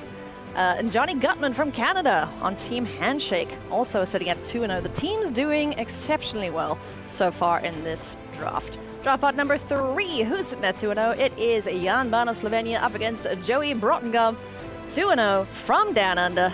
That's going to be a great matchup indeed for these players. And last but not least, the 4th pod we are keeping our eyes on in the Battle of the Mats. One mat can stand. It is Mathieu Tassa from France up against Matt Sickink Johnson. Excellent stuff. Thank you so much, Ailey. It is incredibly hard to go 3-0 in a draft pod here at the Pro Tour. Even harder to go 6-0 across a Pro Tour. But some pros make it look easy. We talked to some of the players who have done exactly that this season. Let's hear from them on how they did it.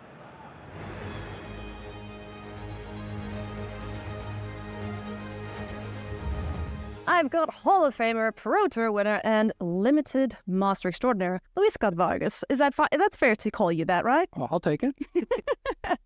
I want to talk about your 6-0 at Pro Tour Murders of Carl Manor. You did get to join us in the last Pro Tour, but let's talk through that one. How do you go 6-0 to Pro Tour? A lot of luck. Yeah. Good amount of skill and a lot of preparation. So for MKM, the kind of default best deck was red white aggro, and that's what I kind of drafted both times. Not that that was the only deck I was looking to draft. I wasn't forcing it, but the signals were there and I kind of rode with it. And one of the decks was quite a bit better than the other. That's where the luck part comes in. But you know, I managed to be in the right place at the right time. So Team CFP Ultimate Guard are known for doing an in-depth limited meeting. Talk us through that. How does that go? So the limited meeting is actually quite an endeavor. These days, Sam Party and myself tend to run it. And we get the whole team, we get all the commons and uncommons like in paper form. We lay them all out. We talk through the draft archetypes. We talk through individual cards. Then we go through every single rare and mythic in the set and kind of slot them into better than all the other commons and uncommons, worse than these uncommons, worse than these commons, and kind of go through probably a 4 or 5 hour kind of process to do that. And at the end of it, the idea is to get everyone up to speed on limited and prepared as best they can. I'm here with 6-0 drafter from the last Pro Tour, Greg Michael. How on earth do you go 6-0 to Pro Tour? Yeah, it's hard. It takes a lot of luck. My goal for that Pro Tour was to really stay as open as I could. A lot of my teammates, so I worked with Team Sanctum of All for that Pro Tour, huge shout out to them. We're really advocating for like 5-color strategies, but I really wanted to find the 2-color archetype that I thought was open. And so both drafts, I kind of did my best to stay open, find my right lane. Notably, both people passing to me were taking 5-color cards, so I didn't end up there in either draft, but I was lucky to find an open lane and get a pretty strong deck both times. And let's talk about your decks. What did you end up in on both days? Yeah, red-white. We called it Big Boros in the format because, look, normally Boros is very little. It's all about 2-drops, combat tricks, things like that. But no. In that set, having expensive cards, good removal, Big Boros was where it was at. And then I also had a red-green, kind of very similar deck with kind of a little aggressive, but mostly a mid-range. Base, simple, 2-color, easy, open colors. It worked out great for me. I'm here with Keldheim champion Arne Huschenbett, looking to repeat his performance of a 6-0 at Outlaws of Thunder Junction. Arne, how do you go 6-0 to Pro Tour? I don't even know, honestly. I mean, yeah, you practice a lot. It helps to be on Team Channel-fiable. I think they really upped up my limited game. I really was not a good limited player. I 0-3'd my first Pro Tour drafts, went 1-5, and so on and so on. It was a continuous story. So going 6-0 from that start it was an amazing feeling, and yeah, just super, super proud of myself. What do you think the biggest thing is that changed being on Team CFB Ultimate Guard? I think they just give you a very fast, sort of good grasp on the format, a really nice foundation, evaluating all the cards in the right way, and combine it with technical play skill and just all the work I put into it. I guess, I was ripe for some rewards, I suppose. Well, Arne, best of luck. We hope to see another 6-0 from you this time around. Thank you. You heard it here first. Luck, skill, preparation, and then victory. And then comes victory. Well, we are setting things up for round number 3 here, ready to say goodbye to draft this morning, but not quite yet because round number 3 is on the way. Here we're going to see who will be playing for the pod, checking out our feature pod and our feature match this round. We've got Tom White up against Carlos Oliveros Guntin. Let's take a look at our players a little bit better. Both currently sitting at 2-0, of course, playing for the pod. Here's Tom White. Mick Winsauce is doing plenty of Mick winning here this morning. Hopes to keep the sauce flowing here as we head into round number 3. Runner-up in 2 online events in 2020 and 2022. Look there at the opponent. Carlos started playing in 2006 on Team Worldly Council from Spain, qualified at the Legacy European Championship. But I've got to see these decks, Frank, and find out how both these players got to 2-0. Yes, absolutely. Tom White, we already just saw him. He drafted a blue-black deck with a lot of card draw. He's going to draw 3 cards quite a lot, but let's take a look at his deck list. There's not a whole lot of payoffs for doing so, other than a single Kami of Jealous Thirst.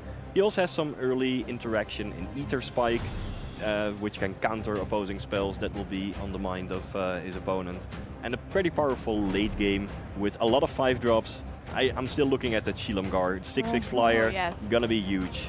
But on the other side of the table, Carlos Guntin, he's also blue-black. Oh! And there's actually the sneaky snacker. Now, his list is also with a pretty powerful late game. I want to draw your attention to the 3 copies of Death Defiler, one of the best uncommons in the set. Yeah. Great tempo card, also draws cards, and he might leave those colorless lands uncracked on the battlefield because he probably really wants to pay that kicker. Now, I gotta say, I was not expecting to see a blue-black mirror as our 2-0 match in the featured pod. I was expecting, if you're the only drafter in this color pair, then you can really pick up all of the good cards and vacuum them in. But seeing that this archetype can apparently support 2 blue-black drafters, that's genuinely surprising, and maybe it really teaches us something about this limited format, where maybe it's not about those red-green powerful Eldrazi decks, and black-blue is actually awesome. Yeah, playing Shadow the Second Sun. I'm just going to pass you the Writhing Chrysalis, I think, from here on. You can have that, Frank. But this is going to be trench warfare. Like, this matchup is going to go long with these 2 decks, but only one can go 3-0. All right, well, let's find out who is going to take down the pod. It's time for round number 3. I'm going to send it on over to Riley and Monty with the call. Thank you very much, Maria. And first thing, Monty, of course, point of order. We had the so-called Fro Bros entering the booth for the first time in round number 2. So I feel like you and I also need a casting pair name. Okay. And I want to pitch to you Riley. Perfect. So it's the first syllable of my name, the last syllable of yours? Yeah. Riley. Riley. Works perfectly really well. All right, excellent. We're in. My friends, we're going to get stuck into round number 3 here. A little bit of a surprise, as we've already talked about, Marty, the fact that we have 2 Dimir decks. Black sort of touted as, I'm not going to say the worst color, the furthest from first in terms of overall desirability. Yeah.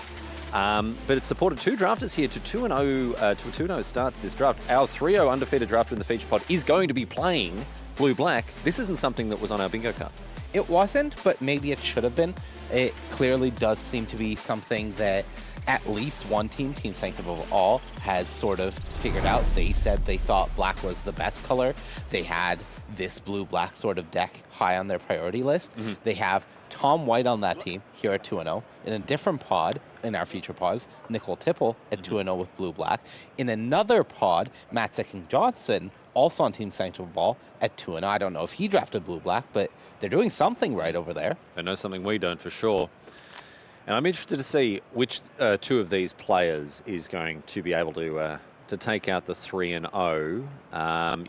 You pointed out, so both players very, very heavy on the 5 drops. Yes.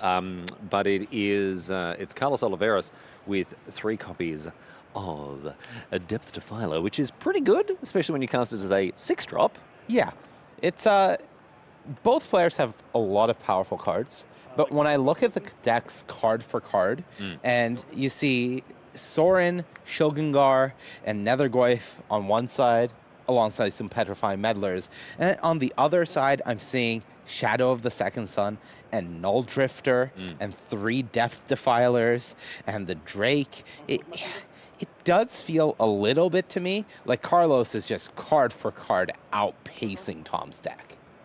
Well, here is the Nethergoyf you just mentioned. It is a 2/3 at this stage. So people will, of course, recognize this sort of templating from the card Tarmogoyf, which... Never heard of it. Never heard of it. Well, Oh. yeah, you obviously haven't played Modern for the last, what? When was Tarmogoyf good last time? Like 5 years ago? Before my time. Before your time.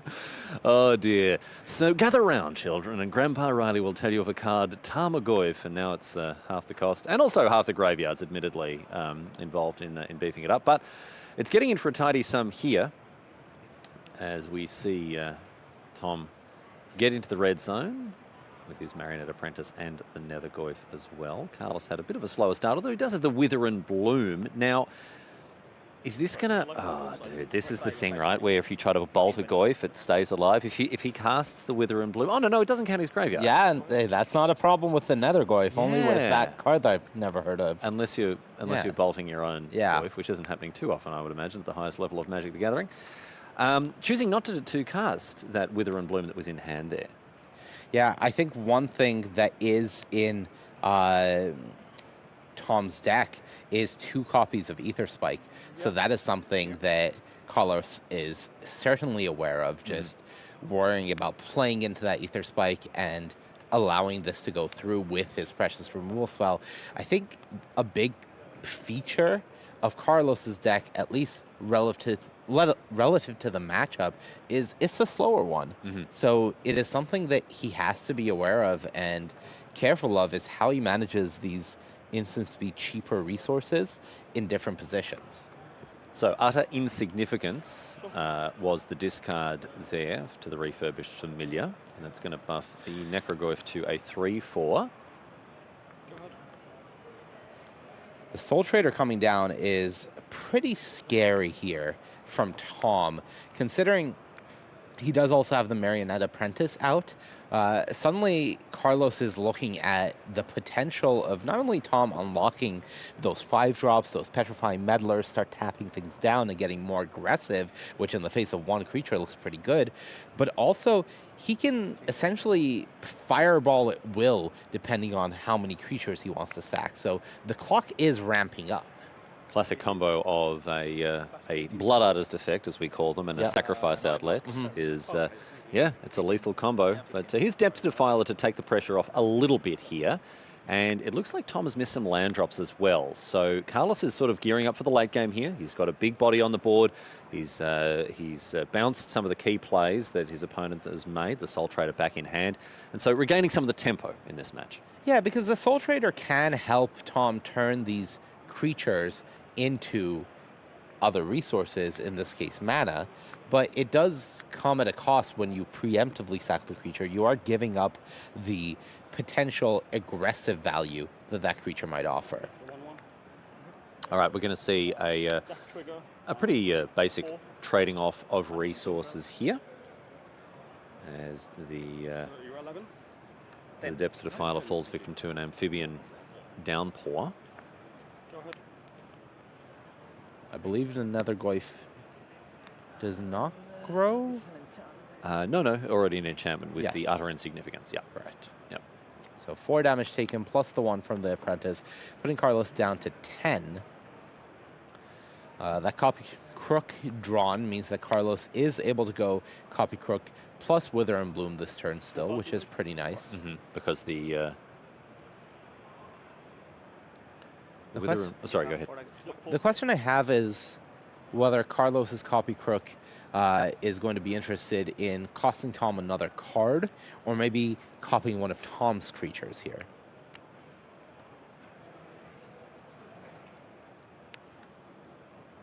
All right, there's the 4th land. Or the 6th land, I should say. Yes. 4th land for the Copy Crook, assuming you want to keep 2 up for the Wither and Bloom. Exactly. I see 3 card types in Carlos's graveyard, so he could make a 3/4 Nethergoyf of his own. Choose the Marionette Apprentice instead, and will be given the opportunity to make a 1/1, which he will take. Okay, that is cool because the Marionette Apprentice for Carlos means that the 1/1 is able to chump the Nethergoyf as it is represented, and then potentially Wither and Bloom it. So that would be a kill on the Nethergoyf. But also the 1/2 Apprentice of his own now blocks Tom's Apprentice, so that's balanced out. So this does do a great job of really balancing the board out in a decently meaningful way while Tom is still trying to build upon his board state and his mana. Yeah, and we just see the Soul Trader come back down. This is sort of this was a very strong play last time it came down, but now it's almost there's a whiff of, I'm not going to say desperation, but it's like I really need this card to stick around just to keep myself relevant in this game. Here's the play that you lined up for us before, Marnie. Nethergoyf facing off against the Servo and -3/-3. Well, that's the thing is actually Carlos went for the Eviscerator's Insight to sack the token because I think... Oh, excuse me, he did too. He's going to go for -3/-3 on the Soul Trader now. That card is representing mana for Tom in a position where he is mana screwed. So I feel like Carlos is going to put a real emphasis on getting rid of this Soul Trader off the board. That makes a lot of sense now that, yeah, we see the Eviscerator's Insight drawing a couple of extra cards, turning that Servo into some material in hand, and perhaps identifying the bottleneck on mana as being the key way for him to disrupt Tom's game plan moving forward. As a quick read of this card, we can remind ourselves of what it does. Pay 1 life, sacrifice another creature, create a treasure token. Very simple, basic set of abilities, but very, very, very powerful. I can imagine this card is going to be enormous in Commander moving forward, of course. And seeing play in at least one constructed deck this weekend. Is it I really? can spoil for you. Is it really? Yeah, we're gonna... We didn't talk about that. You're keeping secrets, Money. Well, literally one copy. Oh. Not Oh, not even one four, archetype. one deck, one person. Right. No, 4 copies, but 4 copies. one deck. One deck, all right. Okay, but the thing is here, right now, the most important thing is it says another creature. So when Carlos goes aggressively for this Wither and Bloom, Tom has to decide how badly he wants to get out of this mana stop. Does he sack an Apprentice? No. Turns out very, very, not very, as the Wither and Bloom takes out the Warren Soul Trader. A clean 1-for-1 there. And of course, it can't sacrifice itself to create a treasure, which I'm sure Tom would have wanted to do, just so he can cast his cards. 4 cards in hand. Carlos with 3 has cast an Eviscerator's Insight off of a Servo, though, so he's doing pretty well for himself in terms of card economy. Yeah, and he has a Volatile Stormdrake, and I think that's the real question spot right now is, do you want to use the Stormdrake to potentially take one of your opponent's creatures? Conniving off of the Copy Crook, which will remind you is copying a Marionette Apprentice. And has found a sneaky snacker. That's not a bad one to discard to connive. It's not a bad one, especially with that copy of Eviscerator's Insight in your graveyard. It is nearly trivial to get it back. The only issue I have with discarding it here is I think there was a chance Carlos may have been looking at the Stormdrake as a play this turn. Yeah. And then he would want to play the snacker as a way to trade with it. Right. But instead opting to say, I don't need to play the Stormdrake and give you another card that is ultimately pretty much an equal, maybe even greater threat with the flying to the creatures that I'm taking from you. So now I can just go Snacker plus Marauder and continue adding to the board rather than playing a card that is ultimately neutral by swapping positions. Yeah, swapping two different threats, one for the other. Yeah. All right. Well, okay. This is a better line, I think, here for Carlos. I really like how Carlos is playing this game right now. He's zagging on us again. It's the Marauder first now. I think he wants to keep that snacker in play. Yeah, okay. Well, look, this is why he's 2-0 at the draft table. Carlos is making some really nice moves, understanding of his position that, yes, I may be at 9, but you're at 10 now, and I have 2 flyers, plus an apprentice that will drain you when these die.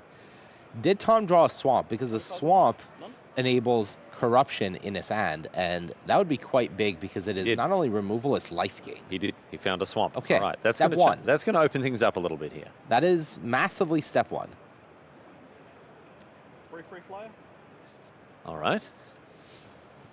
We're seeing board shutdown, essentially. Yeah, with the corrupted shapeshifter. This is not a card that has seen a lot of play. This is not a card that that has excited many people. But look, here and now, it's doing the job. It is finely statted for every mode, right? You know, 20 years ago, this card would be understated for every mode. Yeah. But now you're getting a 3/3 flyer for 4. That is fine stats, right? That is on rate, more or less, for commons. So it is finely statted for every mode. It's just also this is a very high-powered format, so fine isn't always good enough, which is why the card sort of gets fallen by the wayside quite often. Yeah, it's going up against cards that are just of a much higher quality, generally speaking, in a pack. In your average pack here, yeah.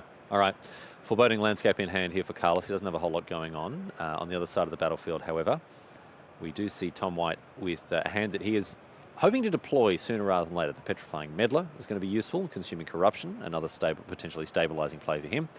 But having fallen short on lands in the last couple of turns, it's been a bit of a struggle. All right, what's on the agenda here for Carlos? Oh, I love this. Exile the Wither and Bloom from the graveyard, put a +1/+1 counter on the refurbished Familiar, and the Sneaky Snacker's also getting in here as well. Yeah, I think he's planning on firing off that Insight.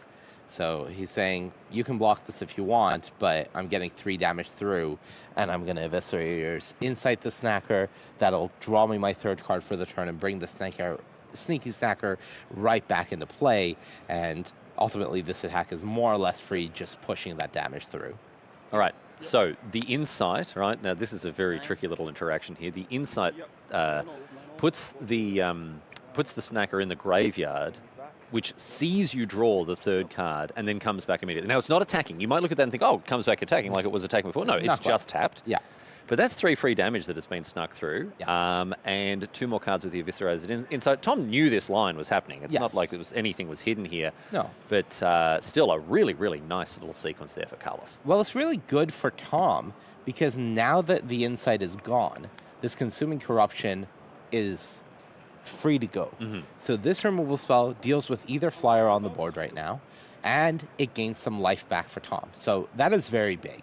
It's even at X = 2, because that is only the number of swamps that Tom has access to, it is still a massive swing when a game is this close. But now with Tom drawing the 5th land, he could just drop Petrifying Meddler because it's a reach creature. It taps down the only blocker. He gets in for 6.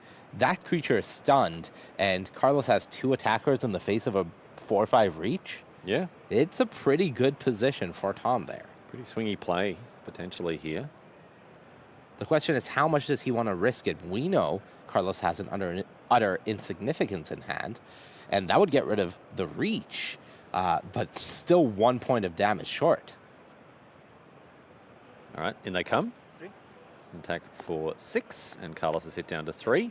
And the Petrifying Meddler is going to keep the refurbished Familiar tapped down rather than the Marionette Apprentice. Was able to get that damage through without having to tap down the blocker there. There you go. Game as close as it gets, essentially. Deep analysis of the draw for Carlos.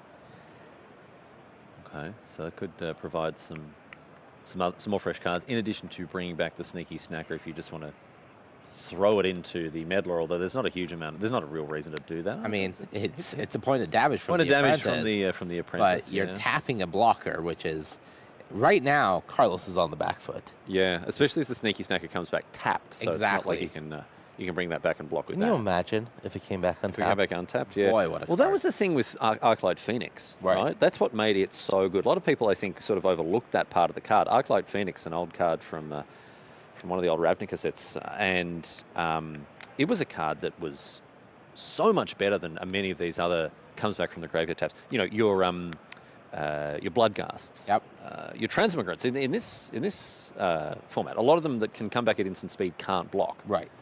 But not that you were doing a lot of blocking with Arclight Phoenix, but it was still an interesting dimension to that the card option was that you don't often see. Right. Really tight spot here for Carlos. All 3 of the attackers from Tom are lethal, which is a big problem as you see it.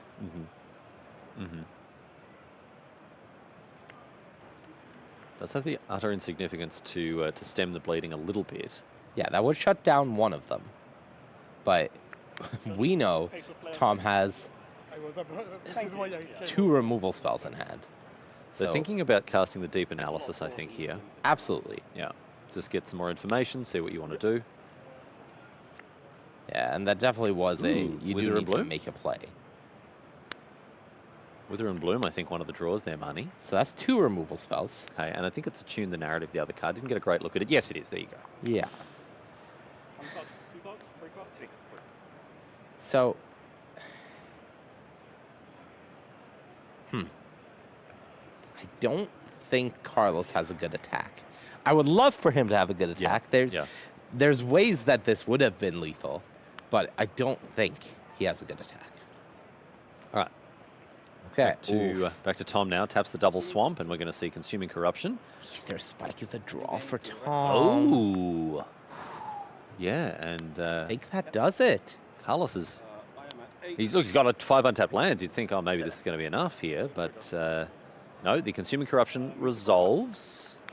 Yeah, the thing is, Carlos was counting on both of the cards he had available to him to have him live through this turn. Yes. Because he could block the Nethergoyf, for example, Wither and Bloom, the 3/3, and then go for the utter insignificance on the Meddler, or vice versa, however you want to do it between the two, which one you value more here.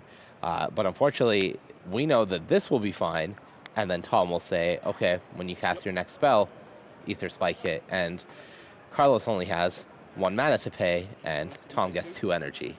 So this is a counter unless you pay 2, which Carlos is unable to do, meaning that the Nethergoyf will come through for lethal. Neatly done by Tom White, that Ether Spike off the top, saving him there and enabling him to push lethal through. But look, full credit to Carlos, who managed to keep himself in that game for quite a while against some early aggression, but leveraged his the fact that he was drawing lands in a more timely fashion than Tom. But at the end of the day, as we expected it to be, a grindy, sort of attrition-based match between these players trading off resources. Yeah, exactly. It's what we expected from the blue-black deck, but how the game started was one blue-black deck having the slower side of his draws, and one blue-black deck having an incredibly aggressive draw, and somehow we still found ourselves reaching that median point where everything balanced out, and we had this long, grindy game that ultimately became incredibly close just by the tightest of margins.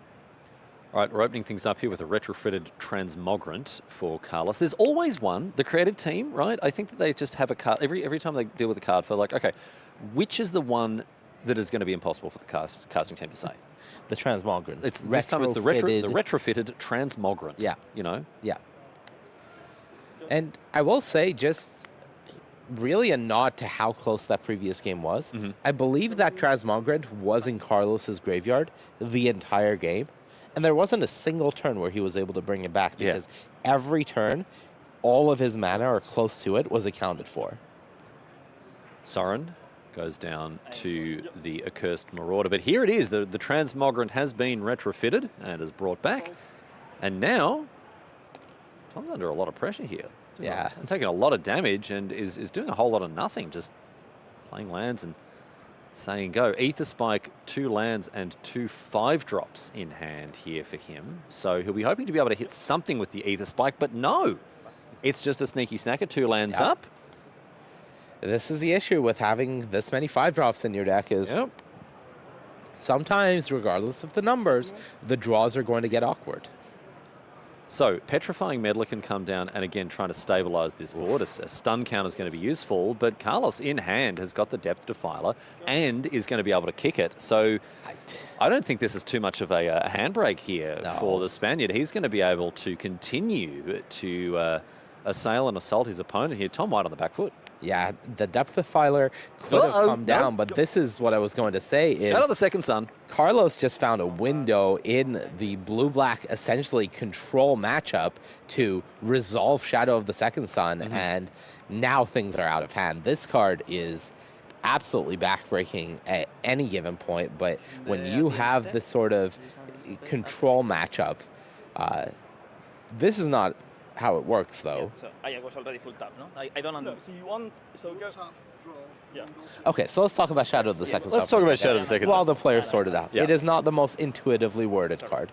So what happens is you cast Shadow of the Second Son pre-combat, as you have to do.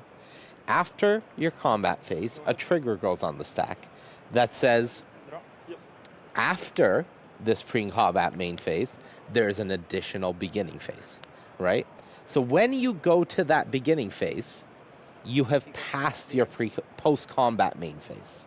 So if you have mana, you can use it, you can cast things, but when the beginning phase begins, your untap, your upkeep, your draw, you no longer have any sorcery speed priority.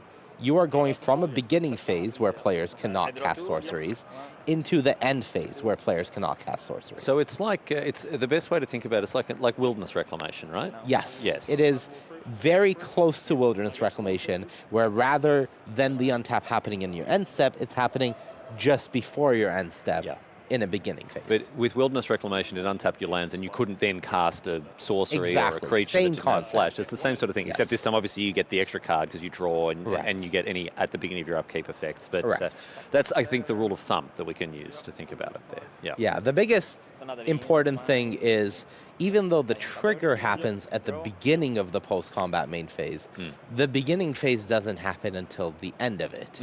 Which Perfectly intuitive. Very intuitive. Very, very intuitive. Absolutely not confusing. No.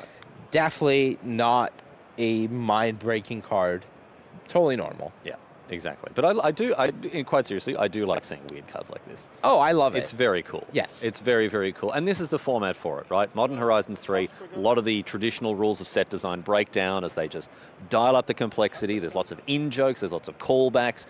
This is the Magic fan set. Yeah. Yeah. It feels like the type of card that would almost be an uncard in a past era. Yeah. But the way the design is, this is a serious Magic card, and it feels like a very serious Magic card. Very, very serious. Yeah, we are serious We're people. very serious people. The game is a serious game, game, and that is a serious Magic card. Serious Magic card, yes, indeed.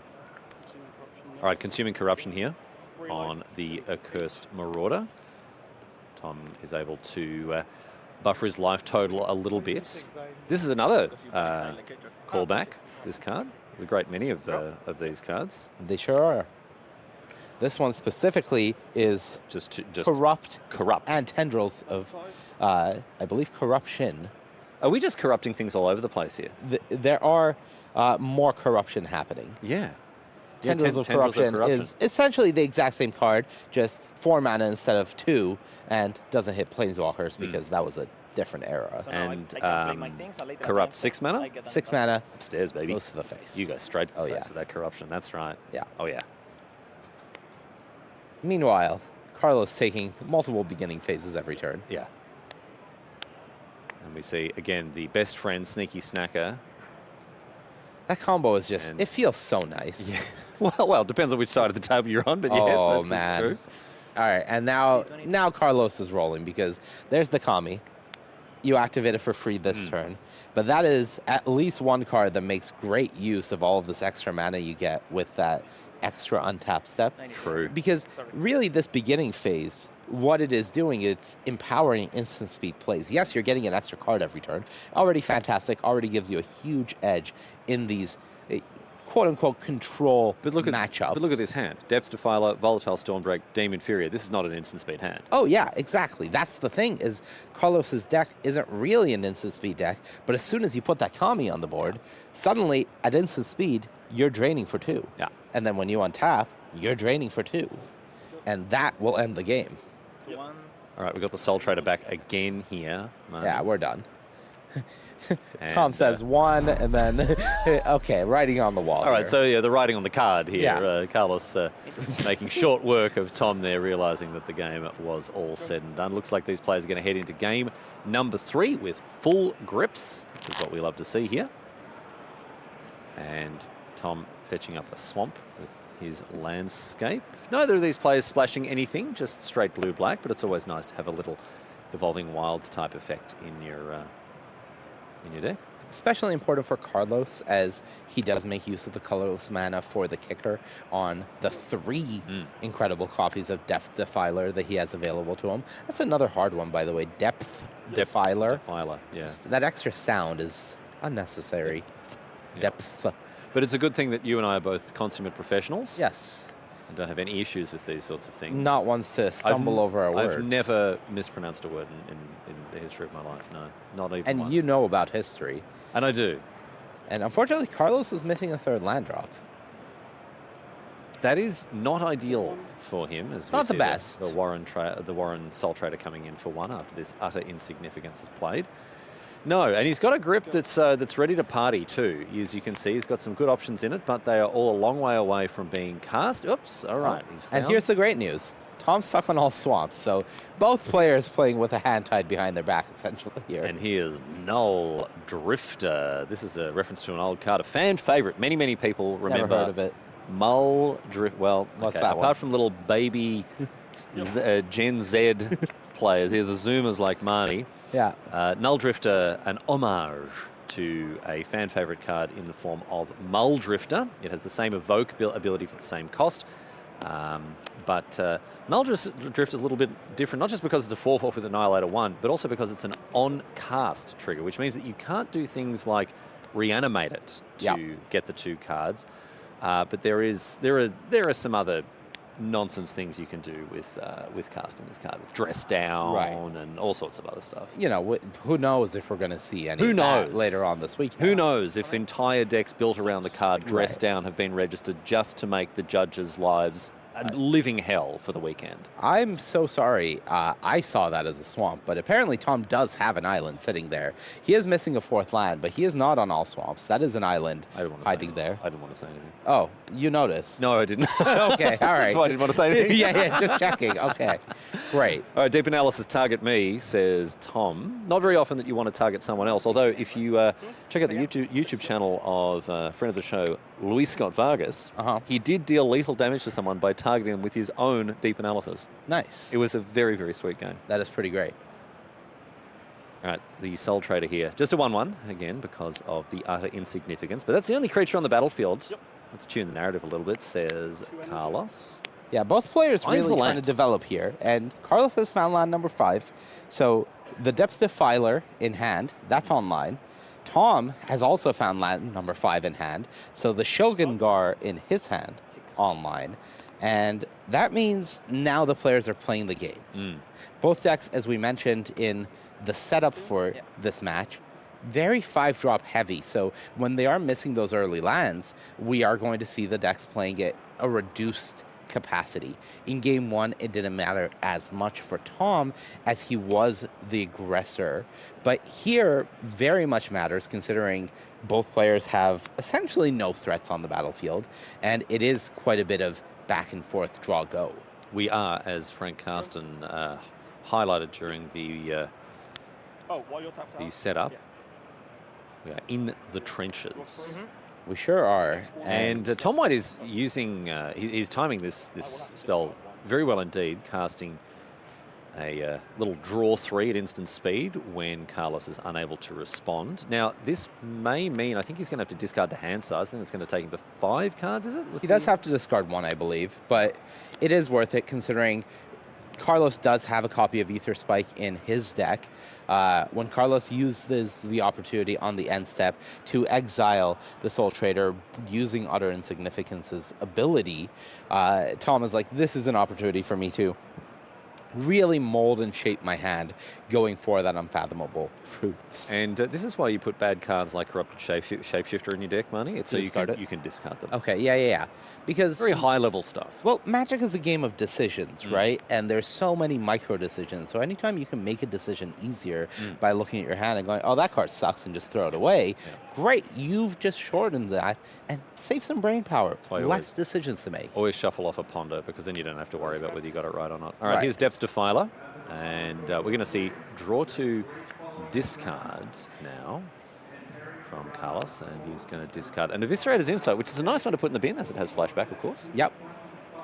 And I believe he does have 2 copies of Depth Defiler, or had 2 copies of Depth Defiler in hand. So happy to fire one off there to try to further mold his hand, hit that 6th land drop, knowing that he still has the next one should Tom go for something like a 5-drop. And this is going to work out really well for Carlos, who sees a huge sorcery speed 5-drop with no ETB value to be had. This is the perfect target for a Mana War bounce effect. Now, he does have to be aware of one thing, Go on. which is the existence of that island plus the Eldrazi spawn.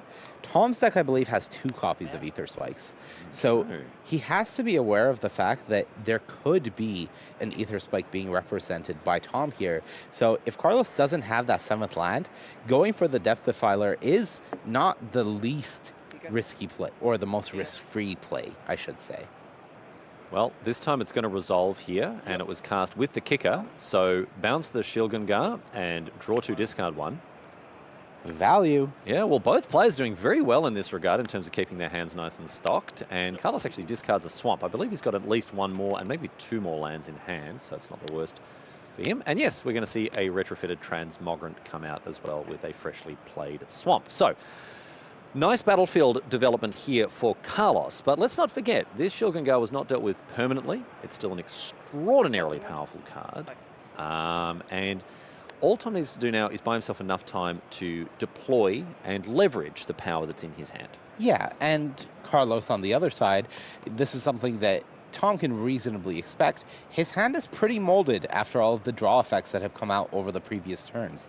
So the ability to have Utter Insignificance or Deem Inferior for this Shilgangar means that Tom is more incentivized to play a more expendable creature first in the Meddler, not only because you don't mind if it dies, but also because that stun effect will make sure that if Carlos has one of these tempo removal spells, you're not taking 7 damage.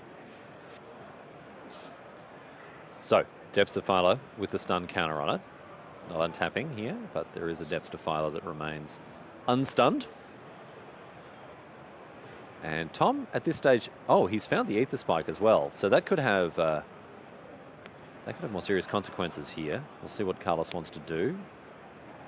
Yeah, you wouldn't normally think that a card like Aether Spike is relevant this late into the game.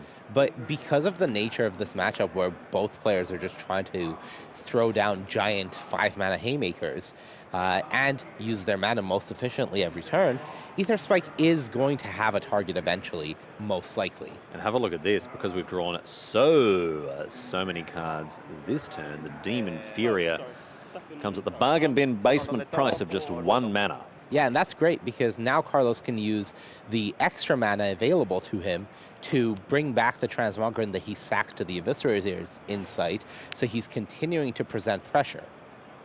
Utter Insignificance here on the 3/5. 16 both of us? Yep.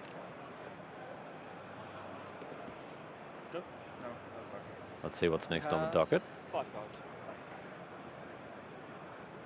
Carlos again, the 4 mana, ready to bring the Transmogrant back.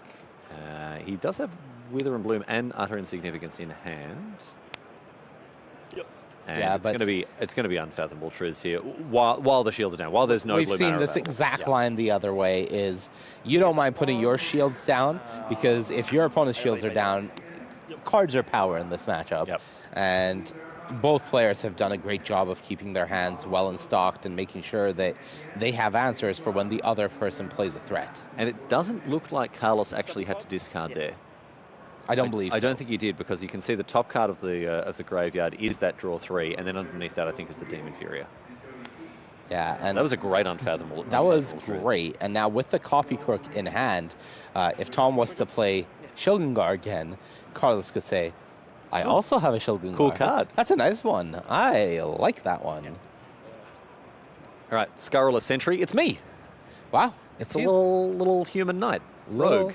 Riley, just the roguish knight. Rifling through papers that he shouldn't be looking at. That's me. Passing hand, 3. 3, yep. All right, Shogungar out. And that's you. That's me. The big demon. You know what? I'll take it. Yeah. All right. Elder Demon. Elder Demon, That's you, because man. of my age. Yes, indeed. Because I am truly ancient. 10,000 years old. Yes. older than time itself. After 10,000 years, I finally hit the battlefield again. Yeah. Oh, it's good to have you back. Sire of Famine. I'm not a very nice guy, am No, I? no, you're really not. Cool wings, though. Yeah, all right. I'll take those.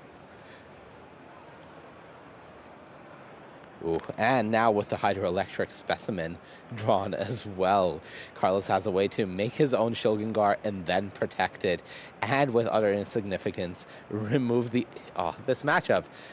I do truly just love how incredible the games in this format can get. Yeah, they can get real silly, and that's what we're seeing here. Copy Crook coming down and copying the Shogungar, and then this Shogungar is going to be 1-1'd and then exiled with the utter insignificance. So Carlos definitely coming out ahead in that Shogungar showdown there, I suppose. Now, he is putting the shields down, not keeping up the hydroelectric specimen. So his Shogungar is vulnerable for the turn. The question is Tom going to go for a sorcery speed way to kill it? We do see that Consuming Corruption, which is an instant, but I believe only 4 swamps currently for Tom. So he may just tap it and go for a slower approach instead. Yep, Petrifying Meddler. In comes the Sentry. And a Connive trigger, of course. Draw discard. See what Tom wants to throw away here. It's just an island. Has menace, right? Has menace right. So Carlos could go for a double block here with the Defiler, with both Defilers essentially, as a 3-5 and a 1-1 on the currently 3-4. But that Consuming Corruption could deal with the 1-1 and keep his creature alive. Instead, he goes for the double block with the 2 almost insignificant creatures and sacrifices them both for blood tokens. And I'll tell you what, if we ever get to 6 blood tokens, it's not an easy thing to do, but if we ever get to 6 blood tokens, Shogungar says you can pay 3 black and sacrifice 6 blood tokens to return each creature card from your graveyard to the battlefield with a finality counter, and also turns them into vampires. That's a big game. It's a strong ability. It very much is. Now, are you ever going to get to 6 blood tokens? Well, you know, let's not get caught up on details like that, man. Unlike the truths, it's not unfathomable. That's negative. It's not unfathomable. It's difficult to fathom. Yeah. Certainly somewhat, you know, your fathoming of that is going to be a little bit... You mull that over for a bit. But we'll see. We'll see if we can get there. All right. What's next for Carlos? 3 mana. And we're going to see the Kami come back. The MVP of Game 2, the Kami. And I like this card. I am a big fan. This card does a lot more work than you would expect it to. 5 mana for an activation ability seems like a lot at first. And then you realize just how much card drawing these decks do. And the other thing about this as well, even if it's just in some random other Black X deck, is that when you play a 1/3 Death Touch, almost necessarily the game slows down. Yes. And when you are wanting to slow down the game, when the game is slowing down, you want to have something to do with your mana when you're just saying, okay, go. You're not attacking, I'm not attacking, I'm just going to sit here and block behind my 1/3. Being able to just dump spare mana into an ability like this actually does make a material difference if the game goes on to, you know, turn 11, turn 12. To where we are currently. Exactly right, you know. All right, it's your time, Hydroelectric. Come on out. Get down, Mr. President. And this is really cool because look at this. The Hydroelectric specimen can change the target, and then you sack it to the Shogungar. Yeah. So they don't even gain the life from the corruption. Well, wait, do they? Well, if he had seen the line. Right, okay. Which Because that is, that would have been... I believe that would have been a legal line. That would have been the better thing to do. Yes. I don't think it's not sacrifice a creature at sorcery speed. No. I don't believe so. No.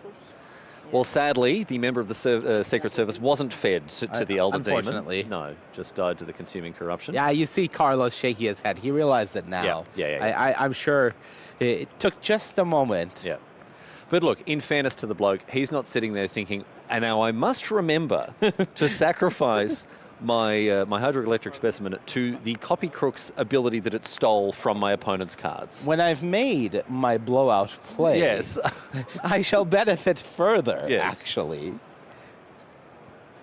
And look, you're 2-0 at the Pro Tour. Yeah. You're a game away from 3-0 at the Pro Tour. I don't know how much experience Carlos has at the pro level. So certainly there are some nerves at play as well. You'd think so. But ultimately, the fact that he recognized the play even after, still a great sign. All right, we're going to see a Wither and Bloom in addition to the Kami here take out the 3/5. And the Sentry gets in. The Shilgengar was dealt with just before by the lethal throwdown. It was thrown down. Yeah, thrown right down, which is unusual for a creature with flying. Doesn't really matter too much. Well, it itself wasn't thrown down so much as a throwdown happened. But are you familiar with the concept of a throwdown in Australia? What's a throwdown? It's, you know, like a little roll in the hay, just a little, like... That kind of throwdown. Just a little battle, fisticuffs. I don't think that's what a roll on the hay is. Oh, We don't need to get into that too deeply, I don't think. Okay. All right. How many cards were there? No, I just imagine, based off the art, it looks like someone's being thrown off a building. Is that what it is? I think so. It looks like someone's being thrown off a skyscraper, in which case, you know, you'd think as a demon with wings, you'd do okay, but... Yeah, you know what? You might be right. Look, I don't want to... I'm not out here to have a go at Shilgengar. I'm not an artist. I'm not trying to get at Shilgengar. He's got a lot on his plate. He's the Sire of Famine, you know, he's got a lot of business to attend to. If he's thrown off a building and he dies, it's his business. He does have a lot on his plate. Unlike other people. No, wait, hang on. If he's the Sire of Famine, does he have nothing on his plate? No, I believe he's causing the famine. He's causing the famine. Yeah. He's a greedy boy. He has a lot on his plate. A lot on his plate in a figurative and a literal sense. All right, well, in any case, both Shilgengars have been roundly and squarely dealt with here. And we move on now to Tom White drawing. And his card, his hand's looking pretty good. Amphibian Downpour joins Kami of Jealous Thirst, a Petrifying Meddler, and an Emerald's Messenger, which is being deployed here. And at this stage, having a little 2/1 flyer to chip in with some damage is not going to be too bad, in addition to the menace, of course, on the Sentry. So Tom's setting himself up here to push through some damage pretty effectively, Money. Now, there is one stat that I'm interested in. Okay. And we don't have it on the screen. We don't have it anywhere to glean. But what are the library counts in this game of card draws? Yeah. Is what? Oh, and Tom had exactly the same thought at the same time. Let's see if we can... 8, I believe, was what 8. Tom answered. Now, how is Carlos doing on the other side? Yeah, both of them have been drawing a lot of cards, but can I tell you something? Yeah? Deep analysis. Oh, yeah? Where does that go? It can force your opponent to draw 4 cards, now, my friends. How many of the players in this match have a deep analysis? Both of them do. I see. Interesting. It's not often that you deal lethal via deck damage, but it can happen. It is one of the avenues for lethal. It is indeed. And both players, I imagine now, should they draw their copies of Deep Analysis? I don't think we've seen either player cast one this game. Last game we did. We have. Oh, we have? No. I don't think we have. I don't think we have this game. I'm not sure. In any case, this is a really important thing to keep in mind, given that the players are relatively steady life totals here. Right. If we haven't seen the players cast Deep Analysis, then that is essentially a draw 4 to the opponent available for either player. Yep. Of course, we don't know what Carlos's library is at, and I only believe I heard Tom say 8, so that may have been wrong as well. But I'd say they've drawn roughly the same number of cards. Carlos did cast 2 of the Depth Defilers, so that he's up a couple more cards. Oh, and the Eviscerator's inside? Yes. Yeah. Carlos does have Ether Spike available. Also activated some blood tokens. Yep. So at the moment, I'm betting that Tom has more cards in library. That is what I'm afraid of here. All right, those are some hefty frogs now. Or not so hefty frogs. It's an aura, sorry. I thought it was an instant, sorry. So it looks like the Frog Storm put 2 auras on those creatures there. Yeah, likely trying to make sure that even if Carlos has that copy of Ether Spike in hand, he's not able to protect the more important creature, which is the Kami in this board stalled state, from whatever. 5, right? 5 cards. Oh, 5 cards. boy. All We are right. live. We are live for the deep analysis kill here. All right, things just got very real. I did, yeah, because I said, right? I said No, Carlos probably has fewer that cards is what in I was library. worried about. And that adds up, 4. yeah. All right. Well, all right. Carlos may die to his opponent targeting him with deep analysis. He's just drawn another card. 4 cards left in library, either 7 or 8 for Tom White. And we believe one of the cards left in Carlos's library is a deep analysis. It could be in his hand, and he just doesn't want to cast it, but at the moment it doesn't look like it is. Yeah. So I think, from what I can memory rough out about Carlos's deck, I believe his deck currently contains Shadow of the Second Sun, Deep Analysis, Volatile Stormdrake, and Sneaky Stacker. I don't know how you do it. think- That's honestly incredible. I think that is I'm not his 4 like cards. I know that I'm a bit of a silly goose sometimes, Money, but that is honestly incredible that you can do that quickly. I believe. I could be wrong. Which are 4 good cards. Yeah. But there are only 4. Yeah, the good there cards is isn't still a part 4 of of that them. sentence. The important part of that sentence is there are only 4 of them. All right, in they come. We may see a much more boring end to this game if these creatures are able to get through uncontested. I, for one, am personally hoping for the deep analysis burnout, but yeah, you know, can't have everything. Can't always get what you want. And Tom just connived, so he drew another card there. So I think Tom's library is down 6. to 6 now. Yeah. All right, here we go. Escaping Nethergoyf. God, this format, Riley. And it looks like extra turns have been called. Oh, great. Oh, and an Ether Spike! An Ether Spike on turn 10 million! An Ether Spike on turn 100 billion thousand Take million! 4 energy to get through your 2 spawns and 1 land. And so the Nethergoyf is like, all right. Back into the Nether with you. Yes, back to the Shadow Realm. I guess I'll come back next turn. All right. Transmogren comes back. You the MVP. Okay. Both of these players all right, picking at the bones here to get every last scrap of value. Petrifying Metal is still in hand That's for Tom the White. Shadow. Put me in, coach. 3 cards. 3 cards remaining. Actual factual dead.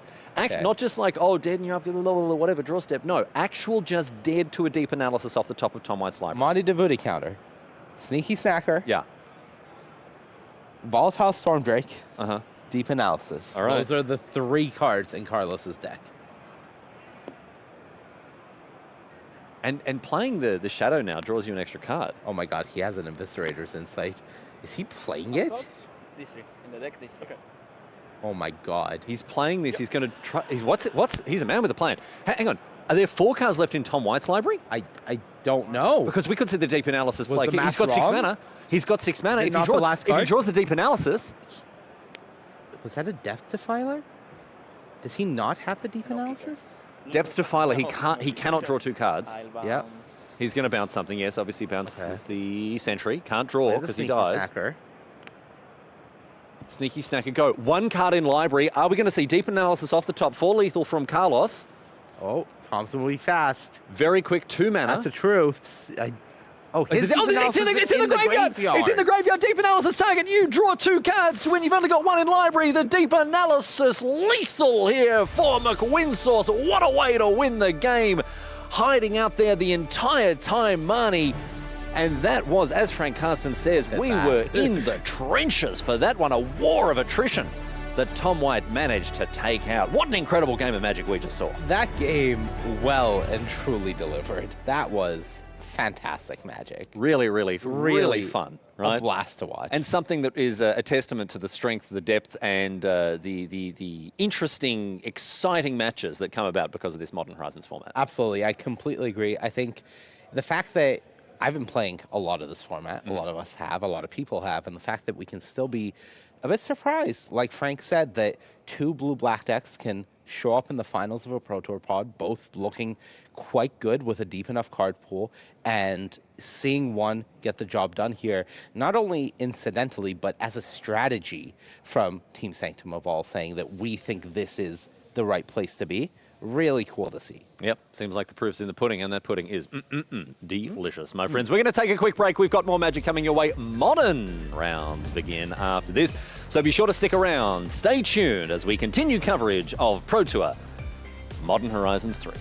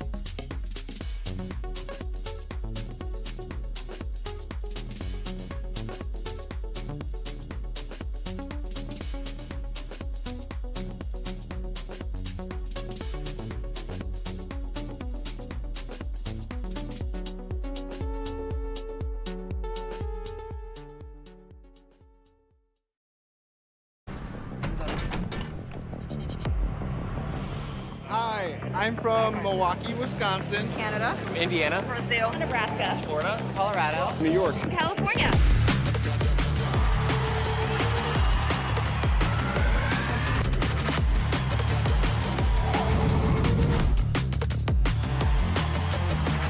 My favorite part about the MagicCon is just the friendship and fellowship. The community is absolutely fantastic. Everybody is super friendly. The diversity. The art. It's the competition. Chaos.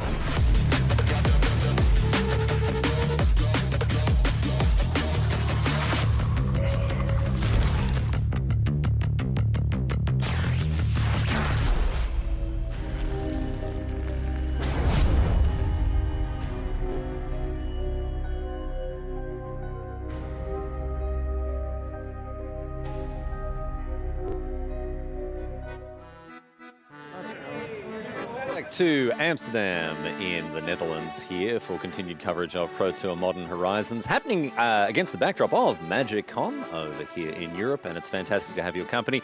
I thought that that little ad we showed there for MagicCon, Marnie, was something that, you know, we could get behind, encourage people to come along and look fantastic, and then at the end they were like, no one escapes the gathering. Yeah. So maybe a little bit more ominous. Yeah, a little more ominous. Maybe you have less choice than you thought about attending MagicCon in Vegas. But no, look, if you've never come to one of these events, they are fantastic fun. Of course, between massive, huge tournaments like the Pro Tour, which you can come and see all of your heroes playing in the feature match area, and so much to do at these tournaments. They are a blast. So if you're able to make it to Vegas, it's going to be a time and a half. I'll tell you that. Anyway.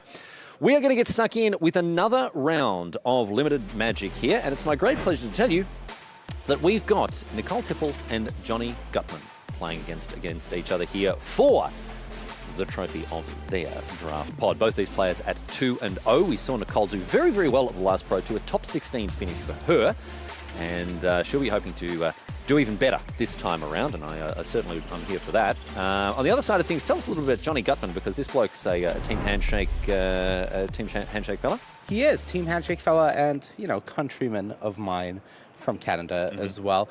Johnny is definitely what I would define as one of the up-and-coming School of Magic players. He has a little bit of success. He mostly found success in the online era. That was actually when he started playing Magic in the online era. So when we came back to paper, he was having a little bit of trouble just getting adjusted. Shuffling cards. Yeah, absolutely. Just getting adjusted to. What do you mean the cards don't glow when I can cast them? Yeah. And I think that was something that he definitely suffered from the first few Pro Tours back, but he's now had some time. He has qualified again through the Canadian Regional Championship, and testing again with Team Handshake, he is definitely one of their rising stars, a very strong player in and of himself, and the fact that he's starting out 2-0 gives me a lot of hope for his chances in this event, because skill-wise in Magic, he is fantastic. It's just about getting those paper mechanics down, and then I would say that Johnny's going to be a force to be reckoned with. Sounds like you're quite excited for your fellow Canadian to be doing quite well. I am. Even though he's from Toronto?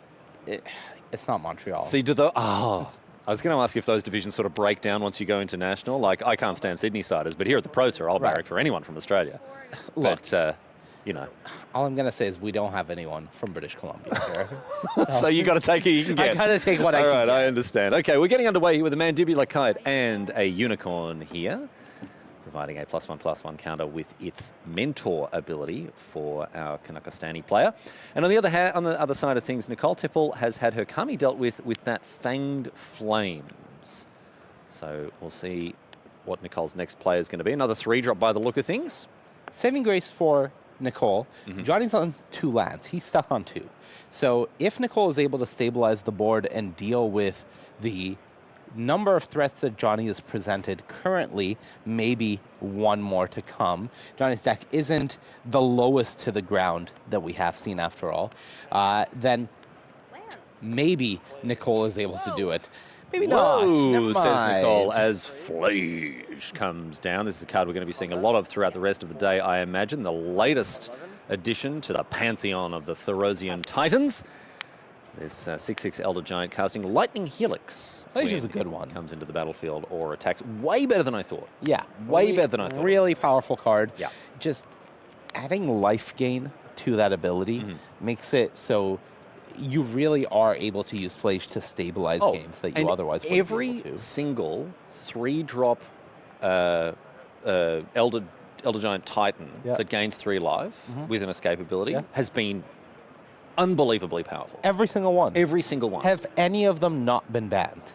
No, every single one has been banned in multiple 100% ban rate. Yes. For 3 mana Elder Titans that gain 3 life. Gain 3 life. Yes. Okay, thank you. Yeah. That's a really It's cool sort of hard-hitting. statistic, It's Riley. sort of hard-hitting analysis you get from me. This is awesome. For those, of course, who aren't aware, a card called Uro, Titan of Nature's Never heard of Fury, it. was printed many years ago and was banned in basically every format ever because of how good it was. But here's another powerful 3-drop, not quite on the Uro level, you would have thought, but we've got our Vanishing Whale. Doesn't fly, importantly. As Importantly, we've doesn't fly. established. Made of cloud, doesn't fly. Unlike all other whales in Magic the Gathering. who do Unlike fly. approximately 25% of other whales printed in Magic. Oh, no. The Dreamtide whale doesn't fly, but oh boy. Johnny says, your whale, my whale, and my lethal, I believe, is 11. Our whale, Oh my says Johnny Gutman. And across they come. The Boros Aggression coming through here for the Canadian. A very well-deserved victory for him. Nicole Tipple, unfortunately, her black-white deck, black-blue deck, I should say, showing us some of the pitfalls of this archetype. We saw it do very well in our first draft pod money, but sometimes you just get overrun. The Boros deck has an enormous amount of aggression. Yeah, sometimes you do just get overrun, but still 2-1, a great start to your Pro Tour. I was talking to Nicole last night at the Players Party, and she was a bit nervous. First Pro Tour, last time, no expectations. She just relaxed and played her games, but now she came that close to top 8 last time, and suddenly adjusted match points are real, and you're thinking about, okay, can I qualify for the World Championship? Can I qualify for the next Pro Tour? A top 8, etc. And the nerves are sitting in. But I think given how she played that draft, how she started off with a 2-1, nothing to worry from her.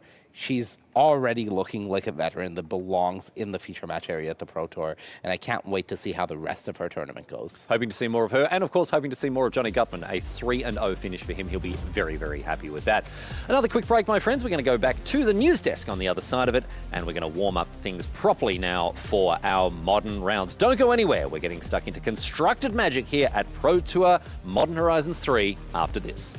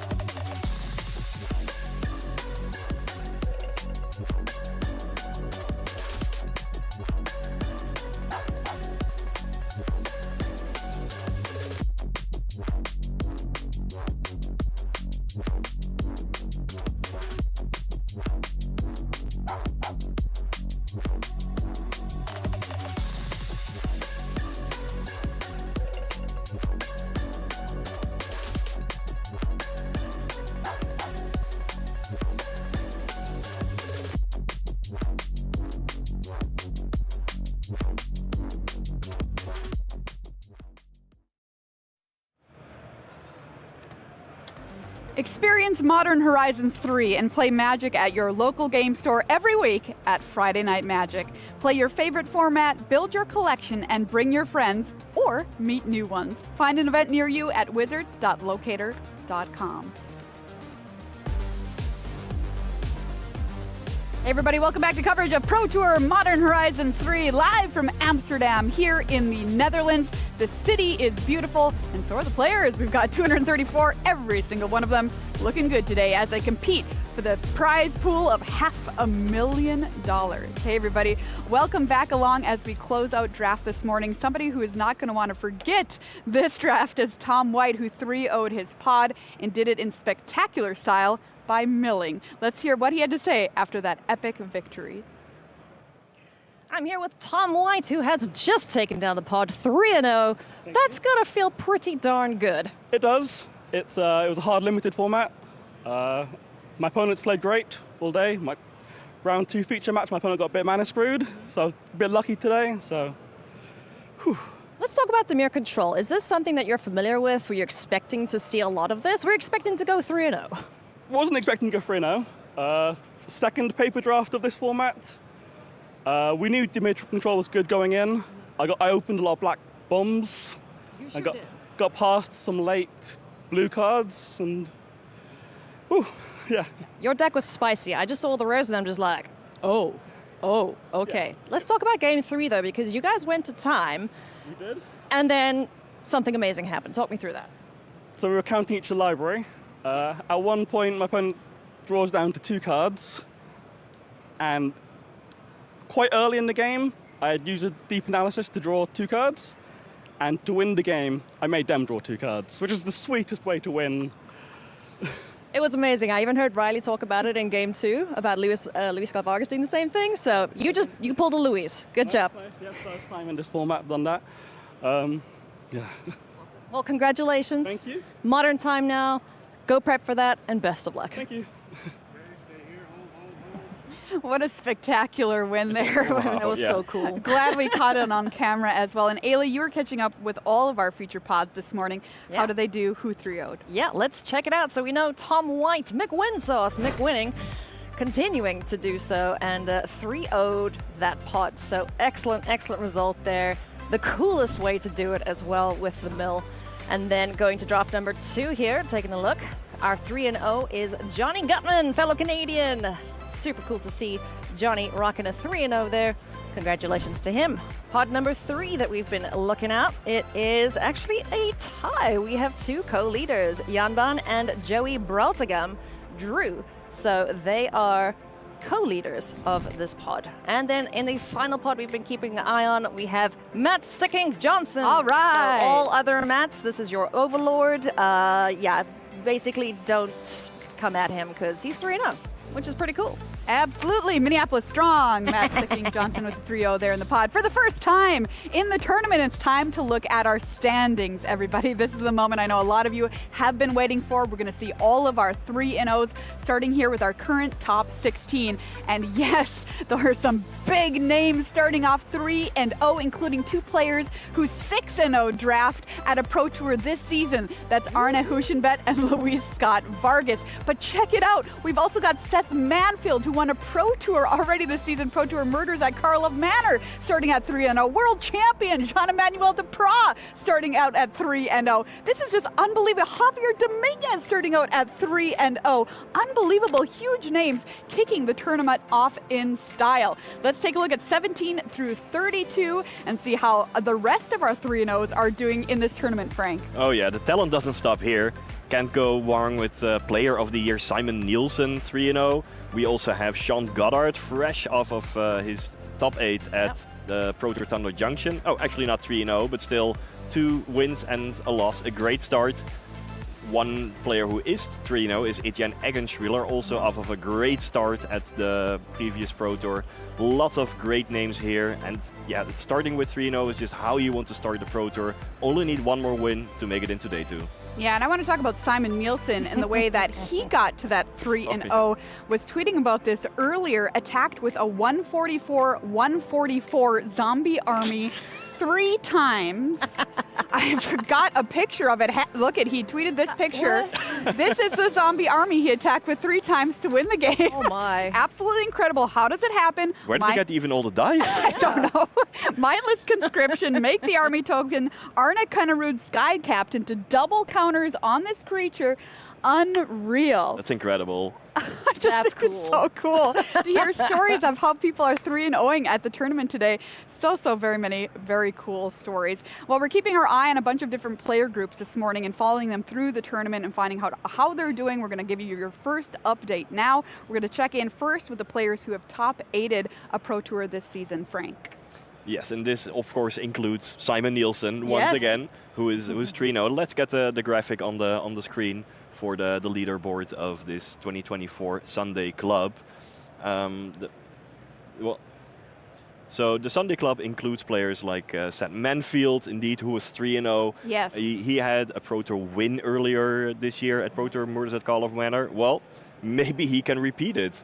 That would just be incredible if he would manage to win a second Pro Tour this year. Absolutely. And getting these top 8s at these Pro Tours, of course, no small feat. Like you said, doing it again would be incredible. We're going to follow through on some of these players. We're going to check on our graphics. We're having a bit of an issue there. But that's a 2024 Sunday Club that we're going to keep checking on for you throughout the tournament. I've got to ask you, Frank, though, being somebody who is a Sunday Club member yourself, what's it like when you come to one of these tournaments? Do you feel more pressure on yourself to do well a second time if you've already done it once in a season?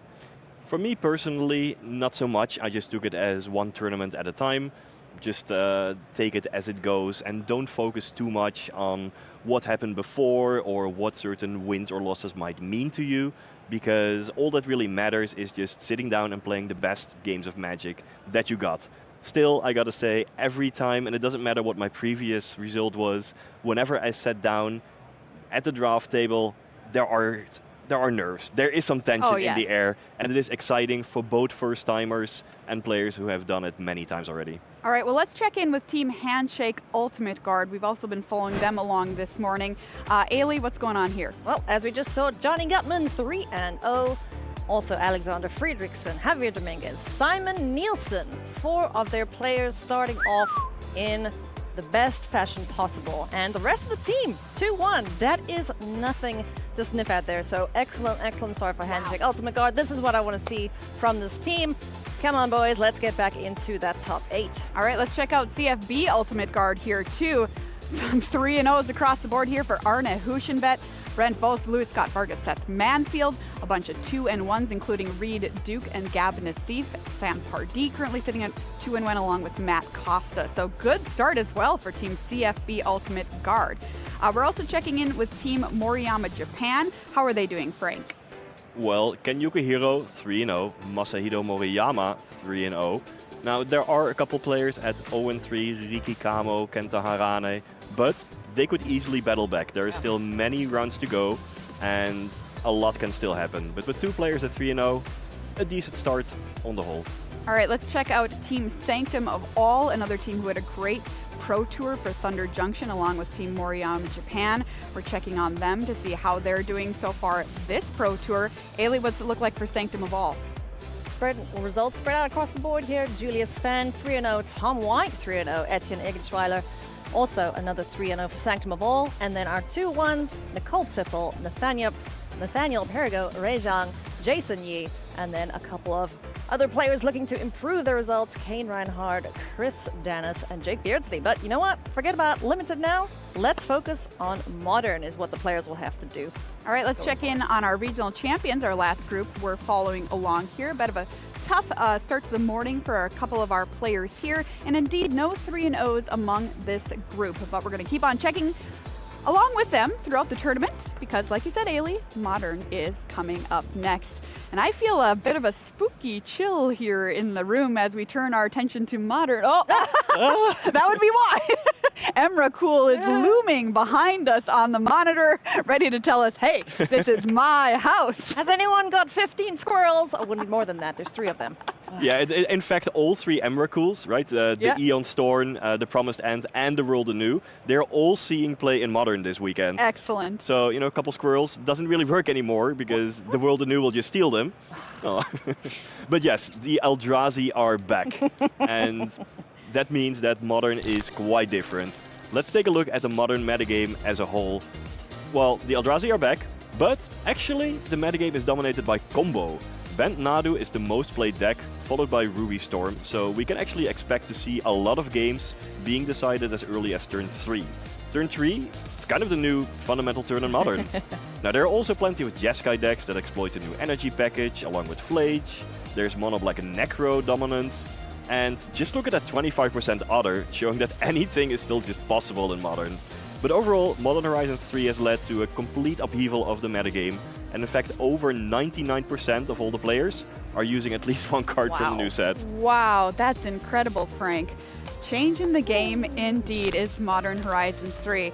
Everybody, this is a special Pro Tour as far as Modern is considered as well. It is the 10th Modern Pro Tour of all time. And Frank, you've been along for the journey. Yes, golf claps. For Modern, as long as it's been around. Talk to us. He's going to take us through a little bit of Modern Pro Tour history.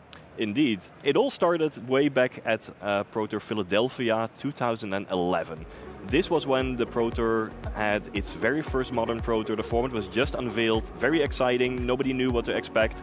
And it was ultimately won in a metagame dominated by 12 post by Samuele Astrati, who's playing Splinter Twin. This was the very first Pro Tour in Modern in 2011.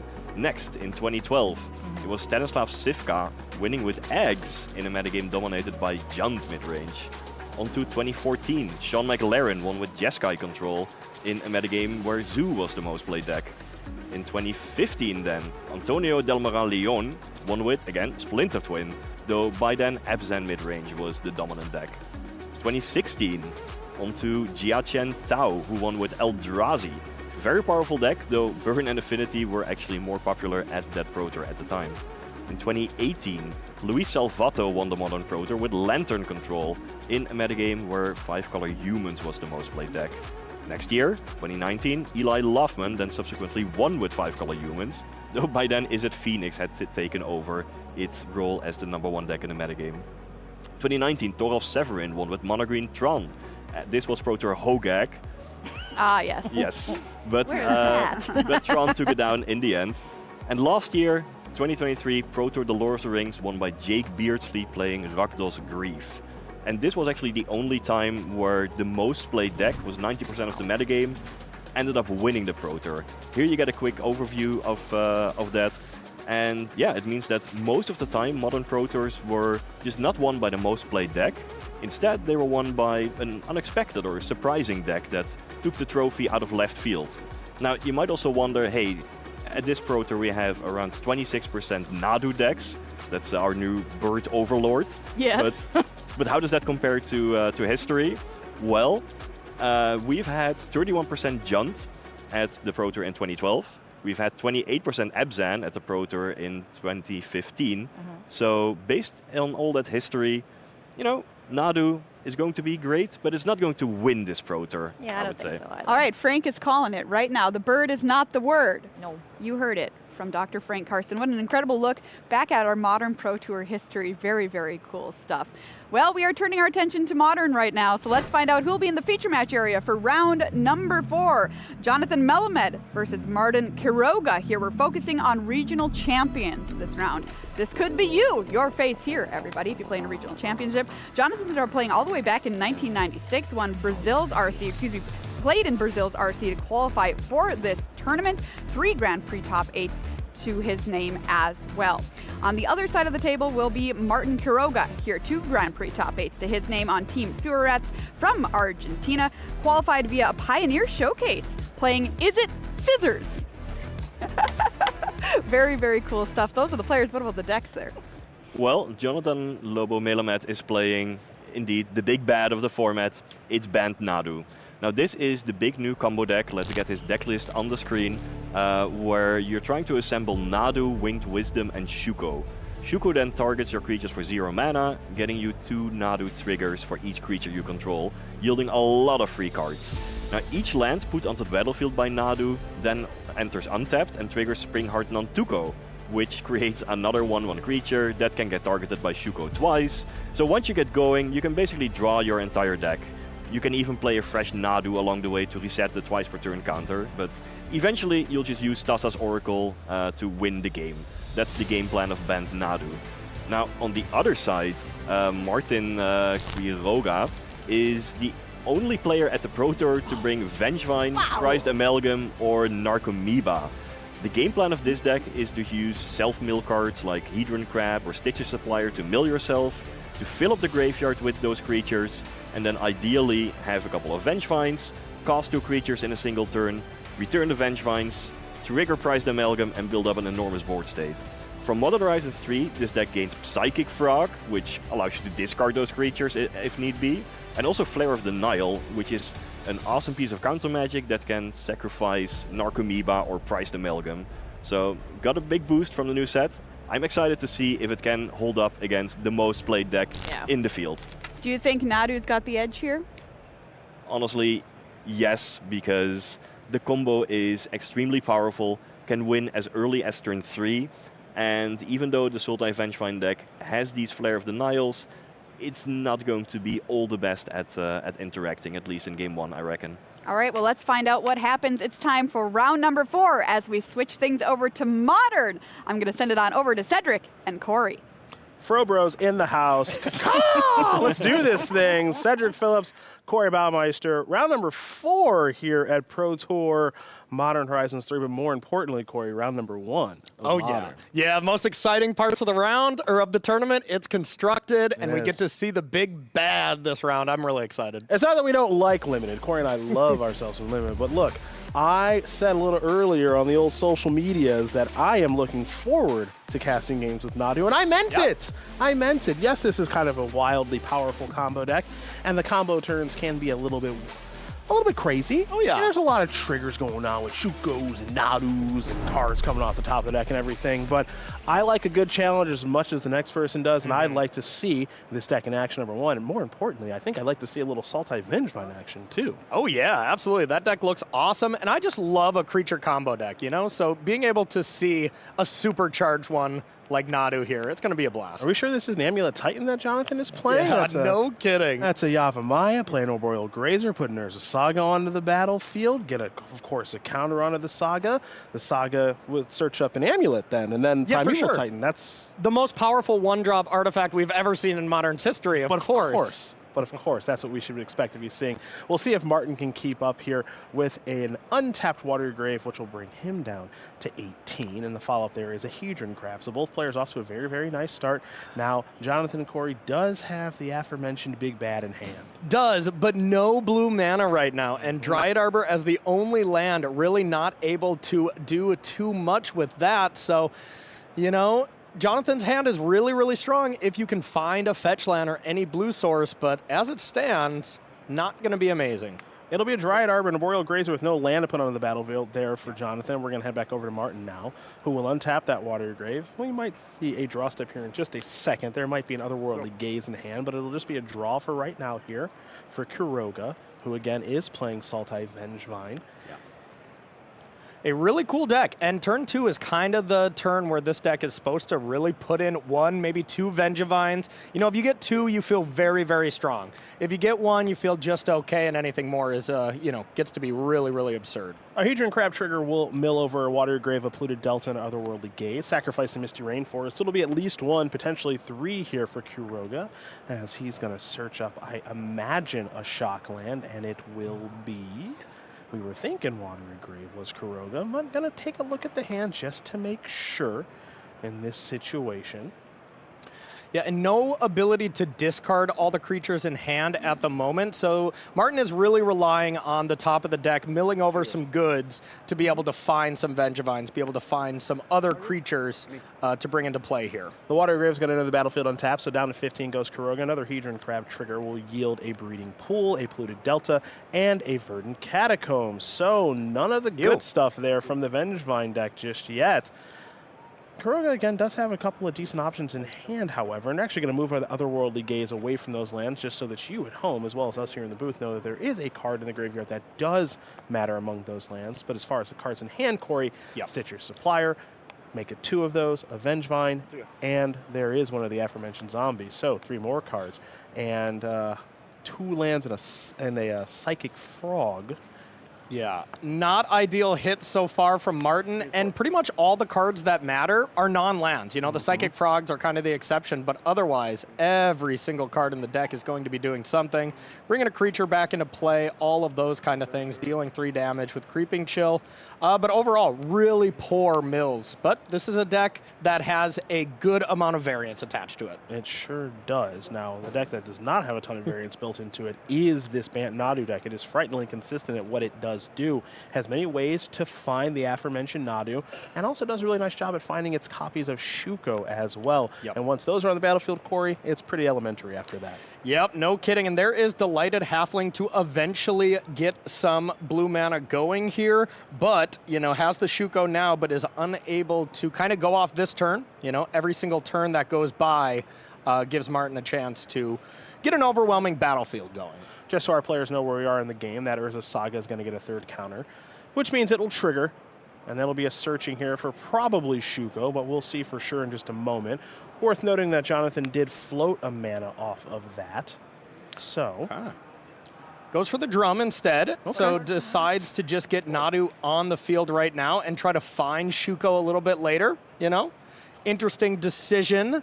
Especially since you had blue mana the following turn. We'll see if it pays off for Jonathan. Yeah, that is a Springleaf Drum. Jonathan is playing 1 copy of that card. One of the interesting things about the Nadu deck, as we're going to see over the course of this tournament, as Nadu is going to join the battlefield right now, is the builds of the deck. There's a lot of different ways that one can build this strategy this weekend. We're not going to get into the deep intricacies of that right now, but we've got a feeling that we're going to see more of this deck over the course of the weekend, and we'll get to see all the builds of it. Yep, absolutely. There's going to be some exciting stuff to see later. We'll just say the least on that. But yeah, for now, just a relaxed Nadu here without a Shuko. The Winged Wisdom is on the battlefield alongside that Delighted Halfling and a whole bunch more. But there is no combo kill just yet, so Kuroga's way is where we head now. And we'll see what Martin can put together, starting with the draw step on his third turn of the game. You see the hand there of Undercity Sewers, Otherworldly Gaze, Stitcher Supplier, Vengevine, and a freshly drawn and somewhat untimely Flare of Denial. Yeah, you saw the nod there, and it wasn't the nod of, oh, that's a great draw. It was a nod of course. You know, it comes out right after Nadu comes on the battlefield, and especially with Martin having 3 of those, Cedric, it was a pretty risky play for Jonathan to play Nadu before you have the uncounterable ability from Delighted Halfling. It's true. Now, it did work out there for Jonathan, fortunately for him. And things are starting to work out a little bit better here for Martin. You saw the mill off the Hedron Crab. There was a Wonder and a Vengevine among those cards. The Undercity Sewers, of course, enters the battlefield untapped. Excuse me, it enters the battlefield tapped, and then you have a Surveil trigger. So that's all done for. And now we move on to the next way to put cards in the graveyard, which is a Stitcher Supplier, Creeping Chill among those cards. So there will be a trigger there. Life totals will swap around a little bit to 21 to 14 in favor of Martin. And is there a good way to get the Vengevines back just yet is the question. Yep, Merfolk's Secret Keeper on the adventure there, being able to play that now, brings back at least one. Yeah, it looks like only one. It'll fly, not the most important thing when your opponent has a bunch of Arboreal Grazers and Nadus for block, but of course you don't really want to trade away your Nadu with this Vengevine, so probably going to see a little bit of damage get in there, but still the clock is not very, you know, impressive here from Martin. You know, turn 2 is when you want to be bringing back Vengevines and kind of doing your thing, so it seems like a lackluster draw. Of course, this is not one of the most popular decks here in Modern, the Sultai Vengevine deck, but still doing its thing. So we'll see exactly what Jonathan wants to do in this moment. Again, there's a Vengevine trigger on the stack coming back from the graveyard. That is not resolved yet. So it's going to be a Summoner's Pact right now. Well, okay. Okay. I suppose we want to just get Endurance right now and get rid of the graveyard proactively and then just have 4 mana to pay for Pact next turn. Yeah, you mentioned the 4 mana. There's a Yavimaya, there's a Dryad Arbor, there's a Delighted Halfling, and there's a Springleaf Drung alongside a creature. Yeah. Okay. But this is going to be one heck of a Flare of Denial. That could work out so poorly for Jonathan here because Martin's actually going to get some more cards into the graveyard. Imagine if you just get another Vengevine. Then not only do you have to skip your next turn, but more Vengevines are coming into play. That could be the case here. So there is the Grazer. And now that is a Flare of Denial, a new one here from Modern Horizons 3. Going to sacrifice the Hedron Crab to make this a reality. Vengevine coming on back. Remember that these creatures do have a fly-in. Now, one of the Stitcher Suppliers can't attack, but one of them certainly can, and it will alongside the 4/3. Take 4. 10. And now having to skip your turn, even if you find your best card here, the Shuko, not going to be able to do anything exciting with it this turn. So at least Jonathan has a couple of draw steps to find it. A couple of draw steps to find it, and some blockers as well to at least survive this combat. Almost certainly. It's not a guarantee, of course, and I'll get to the reason why that is the case in just a moment. But for now, Jonathan's going to draw a card, and it well, you better, not like this. You better get busy over there, Martin. You better get busy over there because Shuko is the draw, and Jonathan is ready to rock and roll next turn. So Martin's going to draw a card. Now, there's one thing I do want to point out here, Corey, which is Vengevine in hand here for Martin. Yeah. Looks uncastable. It isn't. Because of the Yavimaya, right? Now, that could be a way to add to the battlefield, but instead what we're going to see is actually, looks like an upkeep copy of Otherworldly Gaze. So, gonna mill a couple of cards, Vengevine, Overgrown Tomb, and Narcomoeba. Narcomoeba's gonna hit the battlefield because of the trigger. Vengevine into the graveyard. Here's another copy of Otherworldly Gaze. So, gonna play this one. Take a look at the top couple of cards. Hedron Crab among those cards. Those are gonna go into the graveyard. Prized Amalgam will go into a more important spot in the graveyard. Yep. So here's the draw. No Creeping Chills was kind of the big thing here. With maybe 2 of those, maybe even 1, you were able to close this out this turn and not give Jonathan that really powerful Shuko turn. It looks like Jonathan is going to have a chance here, and with Martin not finding a flare or anything to really close the door here, we might be able to see the bird get loose. Yeah, the bird may in fact be the word here in just a moment. So here's a little bit of blocking. Boreal Grazer's going to block a Stitcher Supplier. Nadu's going to block a Prized Amalgam. Amalgam will go to the graveyard. 5 damage will come across. across. That's what Jonathan's life total is going to turn into. And now, Martin, any end of turn triggers or anything like that? Maybe some prized amalgams potentially on the way back? Looks like it. We'll see if we want to bring those back right away. I don't see why you would not. But then with all of these creatures, you know, your grazers, you got 2 of those, you have the Delighted Halfling, you have the Dryad Arbor. There's going to be a lot of triggers here from Nadu, and we're really going to see the power of this very new card enabled by Modern Horizons 3 this turn. We will indeed. So it's time to untap here for Jonathan and a draw. Remember that Jonathan Melamid with 3 Grand Prix top 8s, the regional champion in Brazil. That's how he got here and how he's going to get the opportunity to play with Nadu in this tournament. So Shuko is in. Let the fun begin. We got a fun little counter here for those of you watching at home. It's 0 and a 2, so you know exactly how many times a creature's been targeted, because, you know, Nadu says only twice. Only twice. Only I mean, twice. We should have gave it a third one. You know, Yeah. make that card playable. Teferi is the first one with the Arboreal Grazer. 2 each card. There we go. The players will explain 2 times each card. So now it's a breeding pool. Breeding pool is going to enter the battlefield. Will it enter the battlefield on tap? That's what Jonathan is deciding on. And down to 3. So Arboreal Grazer, the work is done there. Next. Next Grazer coming on in. There's a land. And a colony garden. Hey, that's fun. There you go. Makes another creature. Hey. This really is looking like Amulet. We got a lot of the same tools here. That's right. Would you look at that? Now, the one thing that we really don't have yet is the final piece, the Spring Heart Nantuko. Once that gets going, it gets a lot closer to this game is completely over. Right now, there's definitely a fail rate. Sure, we're looking at 9, 10 cards. You know, Teferi can do a nice little trick of playing, bouncing Nadu, recasting it if you're able to find enough mana. But if you get the Spring Heart Nantuko, every land's giving you another token, so you're getting 2 more activations, and then it's starting to look like there's really no way that you can brick besides the, you know, 0.5%, something like that. Correct. So Grazer down. Let's go through the plant token now. Trigger 1, Shuko into the hand. Trigger 2. This is a Summoner's Pact. Okay. Off the conveyor belt. That's what I'm going to call it. I'm going to call it a conveyor belt of creatures. That's the easiest way to look at it. I like it. It's like Smithy and Super Mario RPG. Just keep them moving. Keep them coming. Moving. Keep making some baddies. And this list that Jonathan's playing only has the 2 Spring Heart Nantukos. Normally you think this is one of your combo pieces. You want to have to play all 4 like you're playing 4 Nadu. But you just don't have to when you're playing so many Summoners Pact, Quarter Callings, stuff like this to bring everything together. Everything kind of connects, and you're able to find the combo pretty easily here. So Dryad Arbor is going to go onto the conveyor belt with 2 Shuko activations. It yielded a Windswept Heath, which would make a token, and we don't have to talk about this game anymore because this is just going to continue on and on and on until eventually Jonathan is going to find a copy of Thassa's Oracle, cast that trigger, no cards in deck, means I win. So we move on to game 2.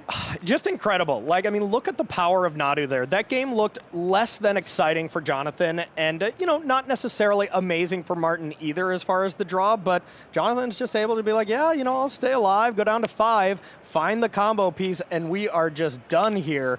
Didn't even find it off the Urza Saga too. Said, you know what, I'll draw one of those 4 a little bit later, and got it done. Did indeed. It'll be a Boseiju into a Delighted Halfling for Jonathan Melamine.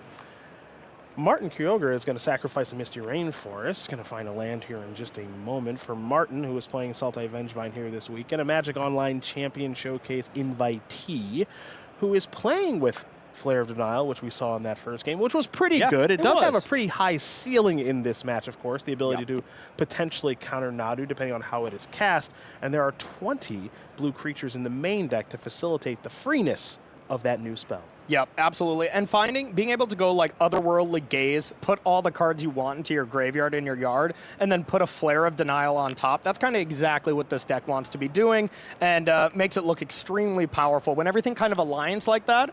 But when everything's not as streamlined like that, your deck can look a lot more, you know, normal. Another Misty Rainforest is going to bring Kuroga down to 18. The land is going to be an overgrown tomb, so it'll be 16 here from Martin. Shuffle and presentation here in just a moment. You see the hand of a Narcomoeba, a Gravecrawler, a Vengevine, a Stitcher Supplier, a Toxic Deluge, and a Flare of Malice, which of course is different from the Flare of Denial.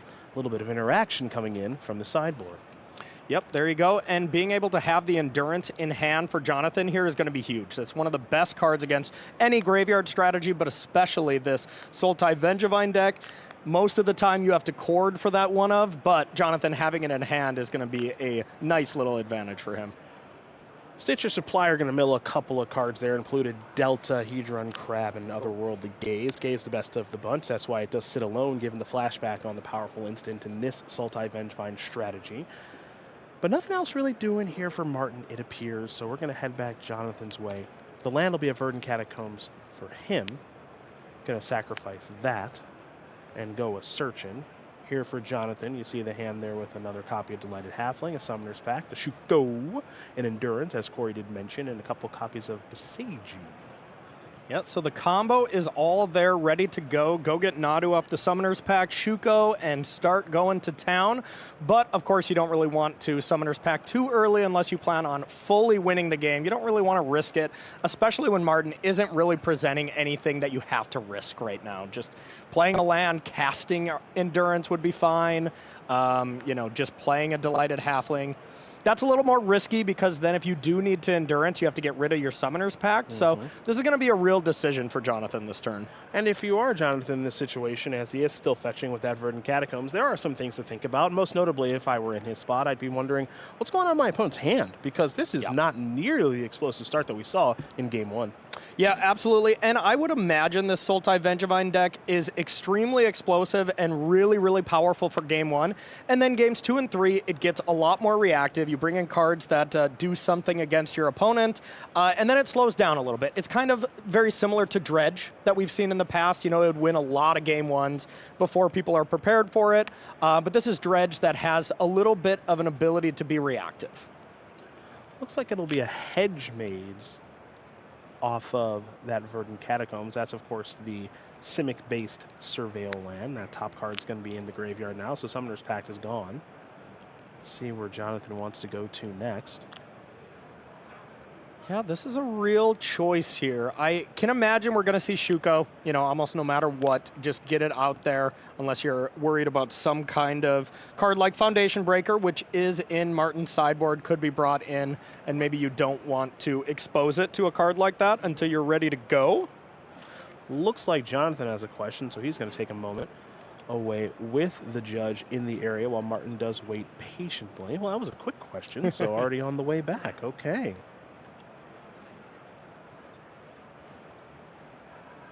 I thought you and I would have the opportunity to banter a little bit, but Jonathan is all business. All business. There's the Shuko. Here is another copy of Delighted Halfling. Okay. Oh, yeah. 2/2. That's right. You know it. Upgrade. You know it. So that was a real cost. You know, playing the other green card means that if Endurance has to be activated, which at the moment doesn't really look necessary, there's not a ton going on, but it will mean getting rid of your Nadu, your Pact, which can go get Nadu here.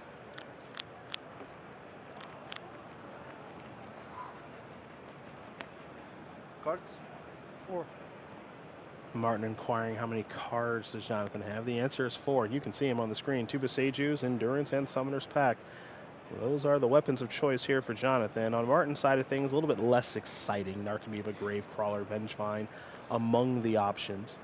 Could be a decent enough time, honestly, to cast maybe a Toxic Deluge. Yeah, that's what I was thinking. This looks pretty good. Toxic Deluge with Stitcher Supplier going to the yard, getting that trigger, being able to find some more stuff for your graveyard. Looks perfectly reasonable here. And then that makes the Flare of Malice look a lot better when your opponent's not just sacrificing a Delighted Halfling or an Arboreal Grazer, when you can actually get something like a Nadu or an Endurance, something with text, that matters a lot more. Stitcher Supplier came into the red zone, and it came across very, very well. So Got that him. one damage got through. It'll be a basic island, off of this polluted delta. A pretty one, in fact. And now we may see that Toxic Deluge be cast. I think X will be 2 life.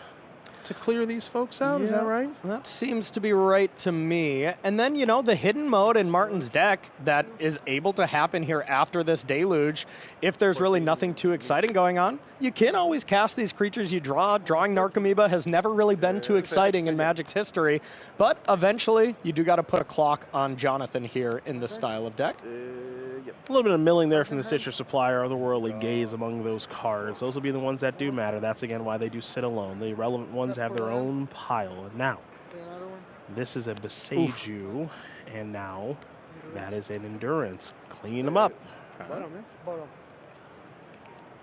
Yeah, really rough mana base here. This Toxic Deluge is looking extremely good, as Jonathan had 2 extra lands in hand. They're both Beseiju. Brutal. That can be a tough one. So Endurance is now going to hold the Shuko, and we're going to head back Martin's way.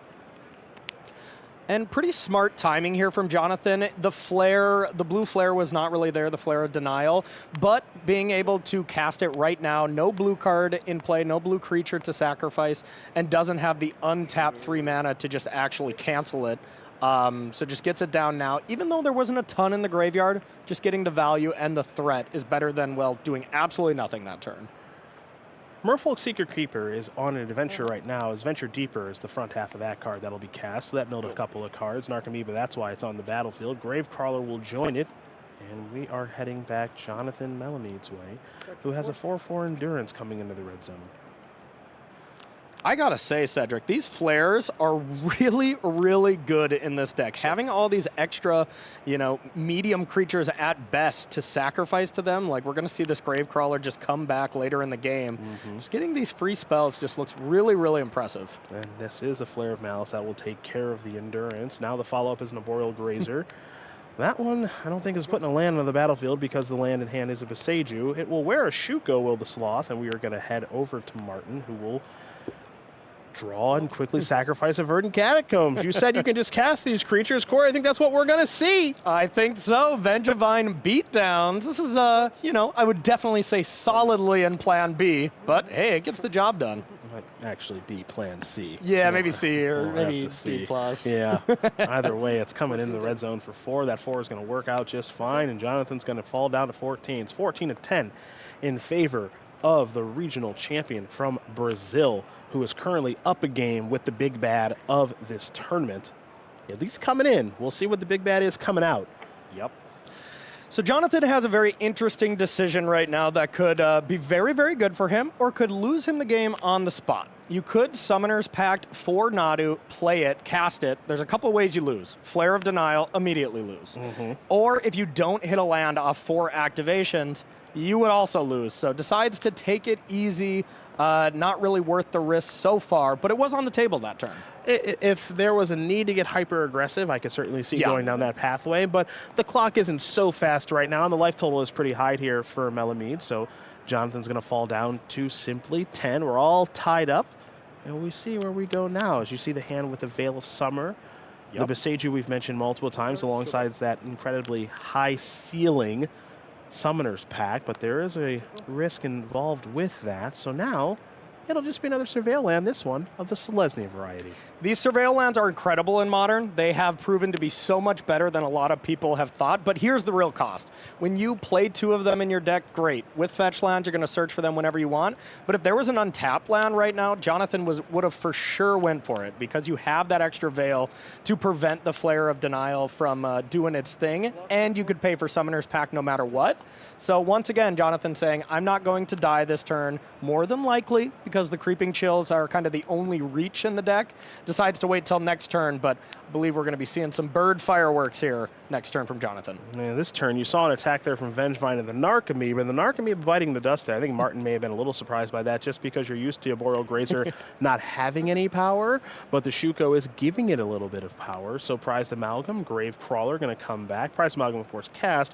Gravecrawler cast from the graveyard because the Amalgam is a zombie, which means the Crawler is available to be played from the graveyard. I'm saying a lot of words that may not matter. I don't think they're going to matter. Yeah. You know, I mean, I love Martin's deck. It's really cool. It's something really spicy. The only player playing it.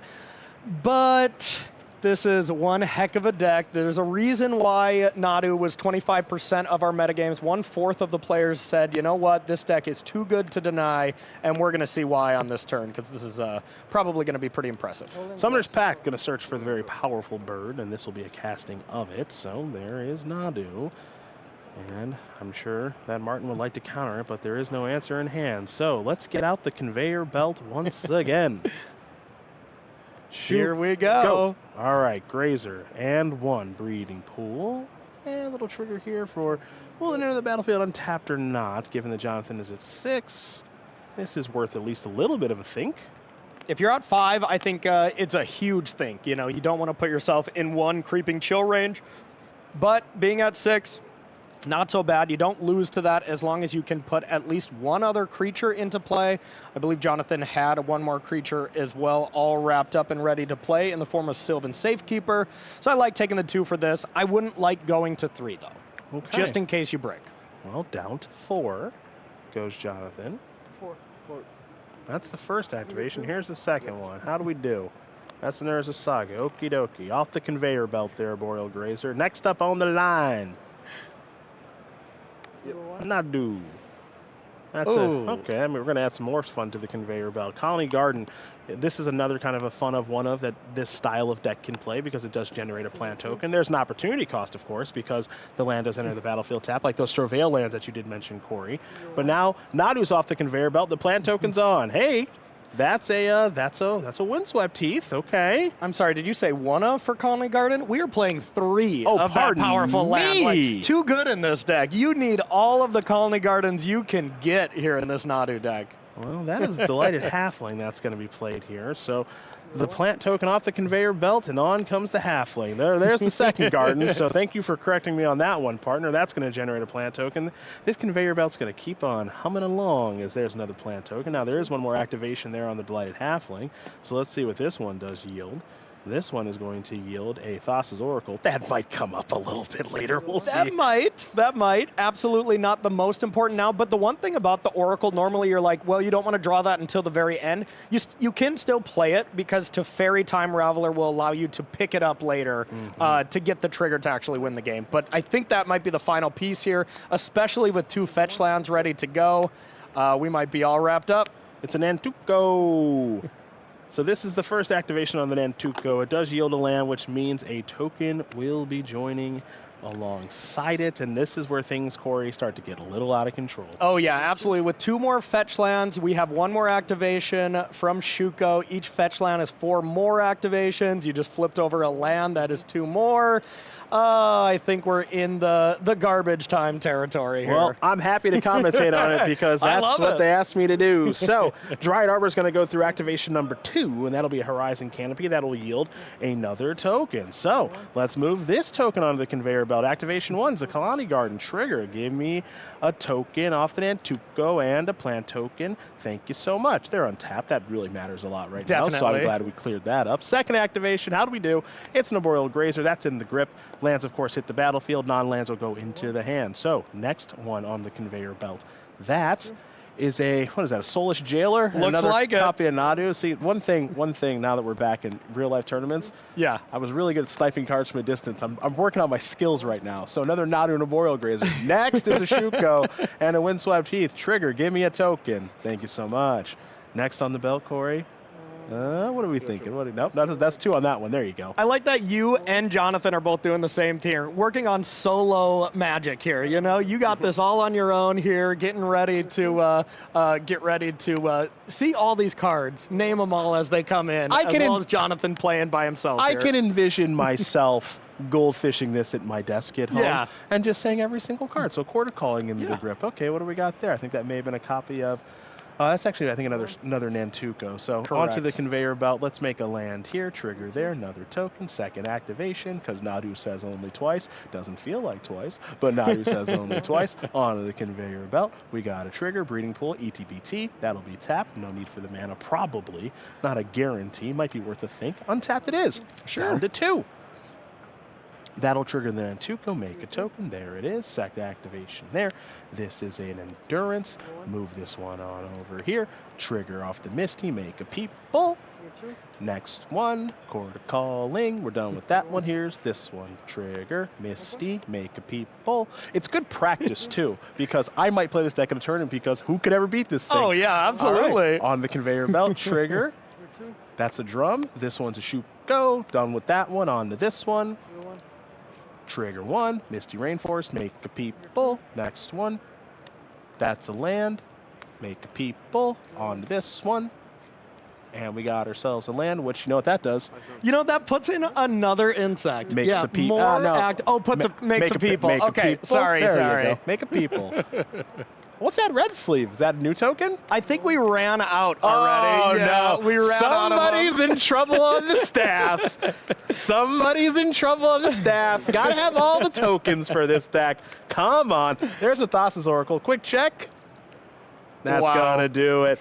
Jonathan Melamine is going to win this game and match over Martin Quiroga 2-0. Hope you like birds, because we're going to see quite a few of them here in Amsterdam. Yeah, I think so. That is really the power of this deck, and it really showed why this is a fourth of the metagame. That looked really impressive. For sure, the deck I would have been playing at this tournament. It looked just so good and so fun. It's a very, very powerful deck. Doesn't mean it can't be beat. That's the nice thing about this tournament. There are some very powerful decks in general in this tournament because of the addition of Modern Horizons 3. Speaking of which, we got more Magic coming to you involving Modern Horizons 3, but we got to take a short break before we get there. So, lots more Magic here from Amsterdam with me, Corey, and 10,000 of our closest friends right after this.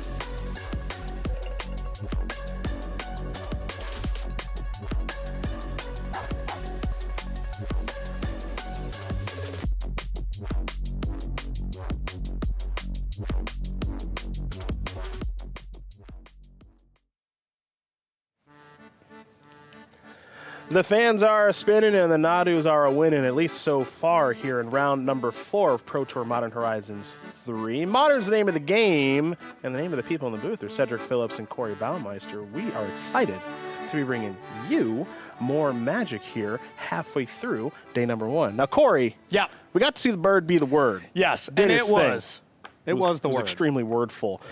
This time around, we're going to see a little something more unexpected given the metagame breakdown. A Boros Energy Mirror in the hands of Liam Hoban and Lucas Leklowski. Good old attacking and blocking. Not just Arboreal Grazer getting in the defensive zone here. We're actually going to see some good old-fashioned combat here between these two really awesome decks. Another deck enabled by MH3 here. And, you know, a really, really powerful one. Fable the Mirror Breaker as a curve topper is not necessarily something we've seen too often, but a really fast deck from both players. Game number 2 is what we're going to bring to you, and we do see that Lucas did win game number 1 over Liam, so Liam, our bottom player, will be on the play here. Now, you mentioned the speed of this matchup. Boros Energy, I think either player not really expecting the mirror, maybe trying to take the tournament by surprise a little bit by their deck selection. But the mirror is what we have here, and I'll tell you this much, I didn't test this coming into the tournament, so I'm excited to see how this is going to play out.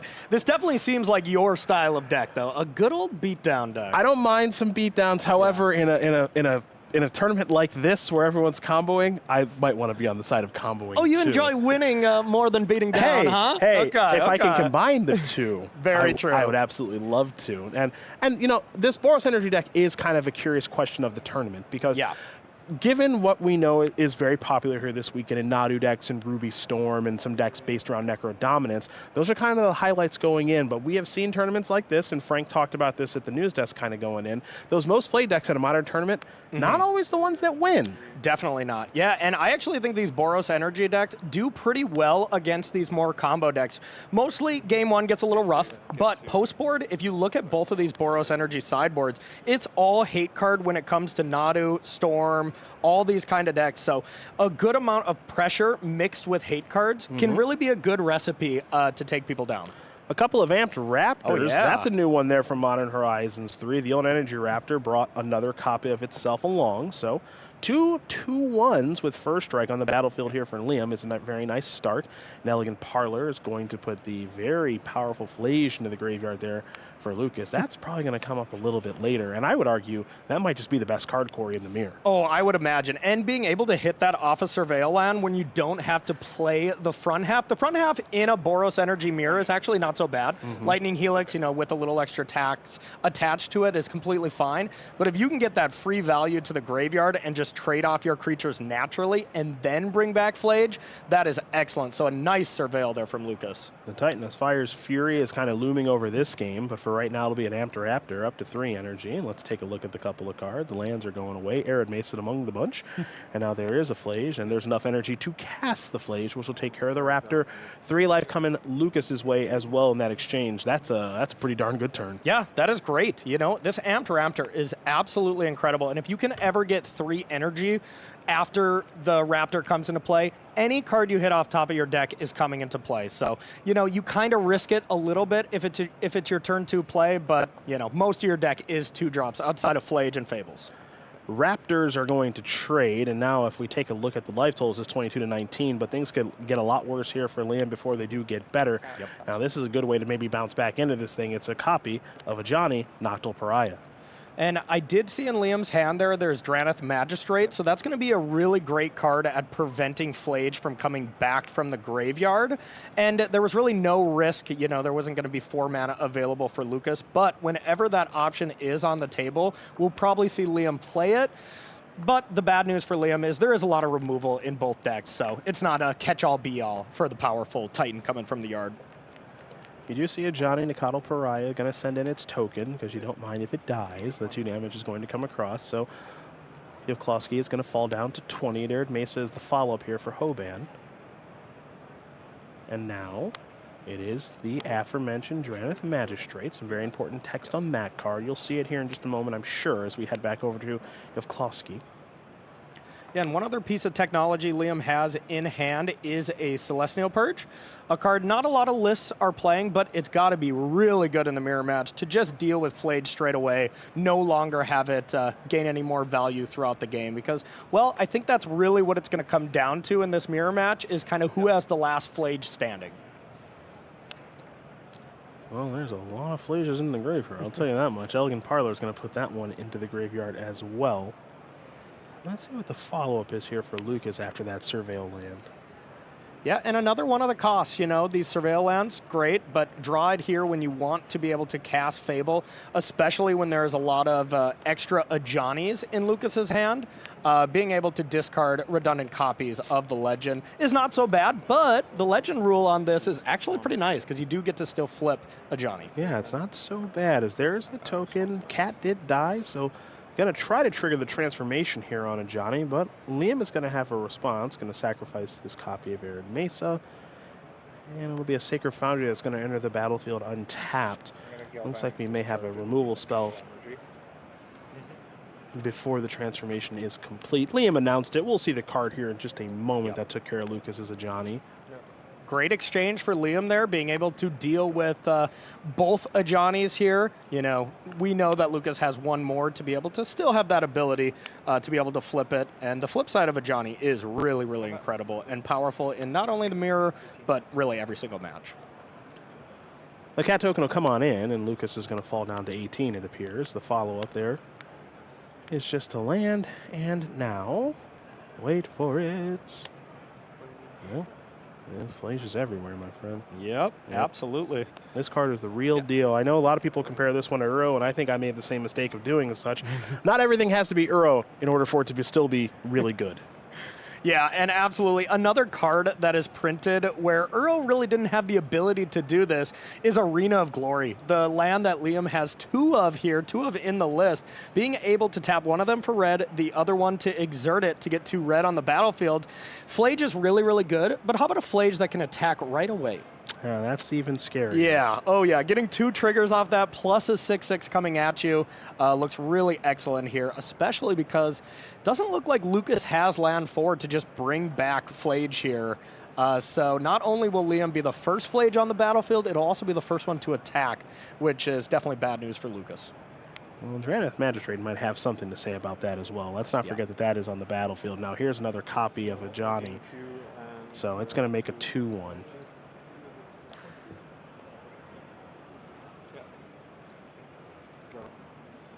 All right. I think it's Flage time. Okay.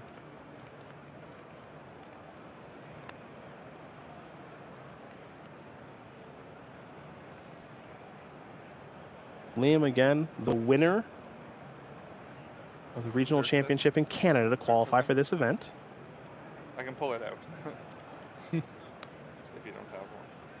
Exerting a land is such cool design, I must say. It's an interesting really space. Cool. It's an interesting space. I like that they did this, and I'm curious to see what it looks like in the future. Now here is the here's a Titan of Fire's Fury. It's going to start shooting down everything. Yeah, it's an absolute scary land, you know, giving some creatures haste in Modern. There's got to be something really powerful you can do with it. Obviously, we're seeing this attack with a big creature. That's kind of the surface level power, but definitely got to be some other combos that can be enabled with that card. Yep. And now the question is, what's the solution to this? Does Lucas have an answer? As there's a hub and a little more energy here from Liam. But is there an answer to this Flage? Yeah, without being able to bring it back with the Drannith Magistrate, step 1 is going to have to be have an answer for Flage, and then have an answer for Drannith Magistrate. But I see double bolts and a Galvanic Discharge in hand for Lucas, so okay. There's definitely ways to deal some damage. Probably not going upstairs here for a while with Liam being at 25, though. Yeah, that seems to be rather unlikely. So we're going to head back Liam's way. So one of those Arena of Glories is exerted. That'll get an opportunity to untap next turn. For now, Liam might have some interest in coming into the red zone this turn. Okay, definitely able to attack with, I'm sure beginning of combat, we're going to see Flage hit the graveyard with the old double bolt here. But then you do have that free attack with the cat at least. You don't really want a Johnny to be flipping. But other than that, Liam does not have much going on. I saw land, Celestia Purge, no follow-up big threat here has got to be a little deflating here for Liam, because really anything you can do just fuels Flage to bring it back again with an exerted Arena of Glory. But never forget a good old Gigantha. Yeah, you know, Gigantha, it gets a bad rap, and people say it doesn't do anything. Well, this might be one of the games where it actually does do something.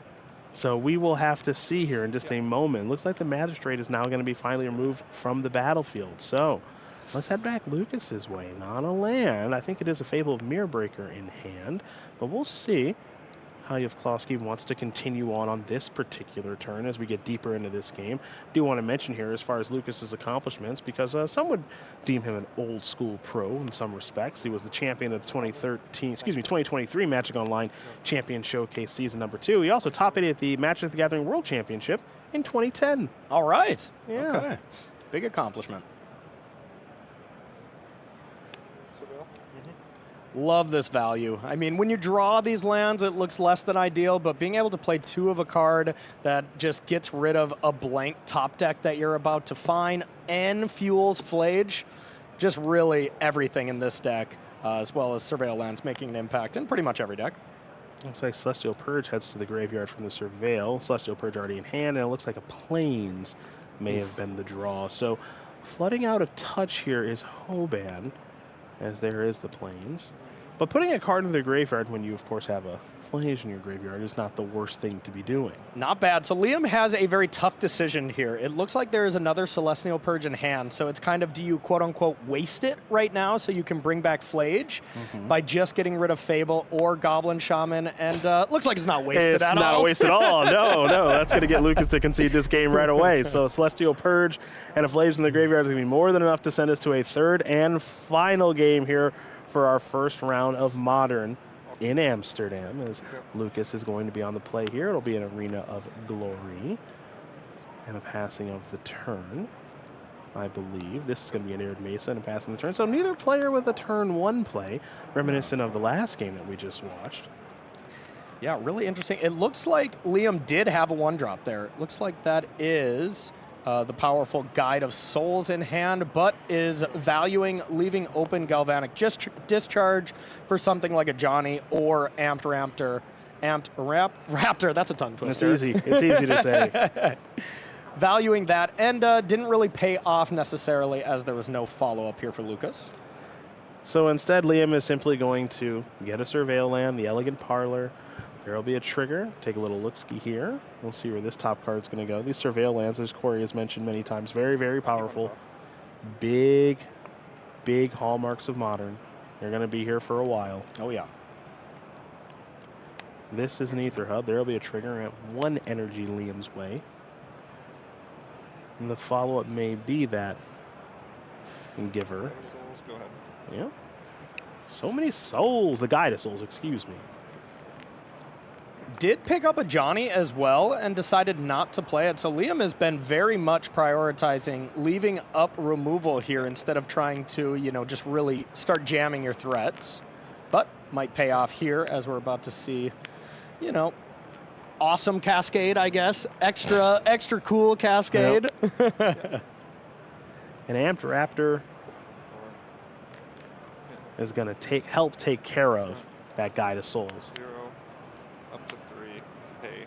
And now there's a Galvanic Discharge. So just some exchanging of resources here. Static Prison. That was the removal spell that you saw. Looks like I see Fable the Mirror Breaker, a couple bolts, a Johnny, and a land from Liam here. So pretty strong hand. Too bad Arena of Glory doesn't really combo off with Fable the Mirror Breaker, as it's not a creature there, even though it does produce one. But Fable here is still an excellent play. Another card that you're just really happy to have on 3 and then discard your Flage to on Chapter 2, and then ideally bring it back.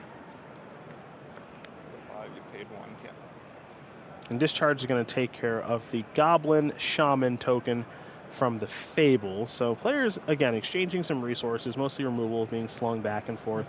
We saw in the last game, it was really who could get Flage going was the winner. I imagine that's how this game will probably play out as well. It just might take a little while to get there. In the meantime, it'll be an Unstable Amulet. That'll yield a Sacred Mesa here for Lucas. And really shows how powerful the Boros Energy strategy is in MH3 Draft because, well, this is just the best Boros Energy deck you've ever seen here converted into Modern with some upgrades. But Unstable Amulet, so incredible in the limited rounds and really, really does its stuff here in this deck in Constructed. Galvanic Discharge headed to the graveyard from the Parlor. And speaking of cards headed to the graveyard, it's an oldie but a goodie here in Chapter 2 of Fable the Mirror Breaker. So going to discard 2 cards, will Liam. 2 lands there in Sacred Foundry and a Plains. 2 more cards coming. And now there's a Windswept Heath as land number 4. Liam will play in a Johnny, trigger, make the cat token, and then the Coddle Pariah and friend have shown up. Liam did find the Flage there a little late, found it off the draws from Fable, so wasn't able to discard it and get it going relatively soon. Decides to not play it to get into the graveyard, even though it could be active next turn, so valuing the Ajani a little bit higher than just a Lightning Helix style of effect to Lucas. Yeah, Liam has taken a pretty conservative approach to this game. Yeah. So it's kind of in line with how he's approached the game from the first turn. Definitely. Trying to maximize your resources, a classic mid-range thing to do, definitely makes sense here. Lucas with just 2 Flage and 2 land, but of course you do have the Unstable Amulet with a little bit of energy to do some work here, but that Prison is leeching away at 1 energy per turn. Static Prison, a card we're going to see a decent amount here this weekend in sideboards of various strategies, both Boros, Energy, Ruby Storm, and probably some that we don't expect. Very, very powerful card. Great answer, at least temporarily, to problems that people will be presenting here this weekend in Amsterdam. There's a couple decks where temporary is really all you need, though, Cedric. That's right. That's right. When combo is the name of the game, it doesn't need to be long that you solve that problem. So another Unstable Amulet activation, and there is another copy of Ajani. So maybe one on each side here in just a moment. A nice draw here, being able to just use up all your mana, use up all your resources for the turn, get a Flage down, plus a Johnny if Lucas so chooses. Really, really solid pickup there.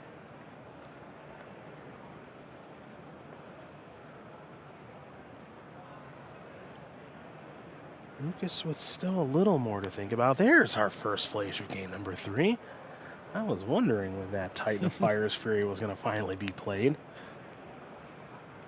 Yeah, this is a card I kind of slept on right away, too. I'm like, yeah, you know, it is definitely not Earl. You're not drawing a card. You're not advancing your battlefield. But when you play against another aggressive deck, this card can just be better than Earl, which is saying a lot, you know. Yes. Sorry, come again, your question? Flage is targeting a Johnny. Yep. If a Johnny were to flip this turn, this ability would fizzle because it's targeting. Yeah, that is correct. So Liam looking for a little bit of clarification, saying if the Flage targets my Ajani and the Ajani actually leaves the battlefield and is able to transform, the Flage won't kill it. Basically, just making sure he knows exactly how the interaction does work, which is kill the cat, which will transform the Ajani. When you're transforming this thing, it'll leave play and then come back to the battlefield as its new self, which is now a Planeswalker. And so there you go. Now with the Ajani trigger on this deck, you're going to see Liam sacrifice this Windswept Heath. This could be another removal spell because remember, the Ajani Nakatl, the Ajani that's being cast here, excuse me, it triggers to make a 2/1, but if you kill the Ajani with the 2/1 trigger on the stack, yes, you're still going to get the 2/1, but there's no fear of the Ajani transforming like you just saw from Liam, so Lightning Bolt will take care of it.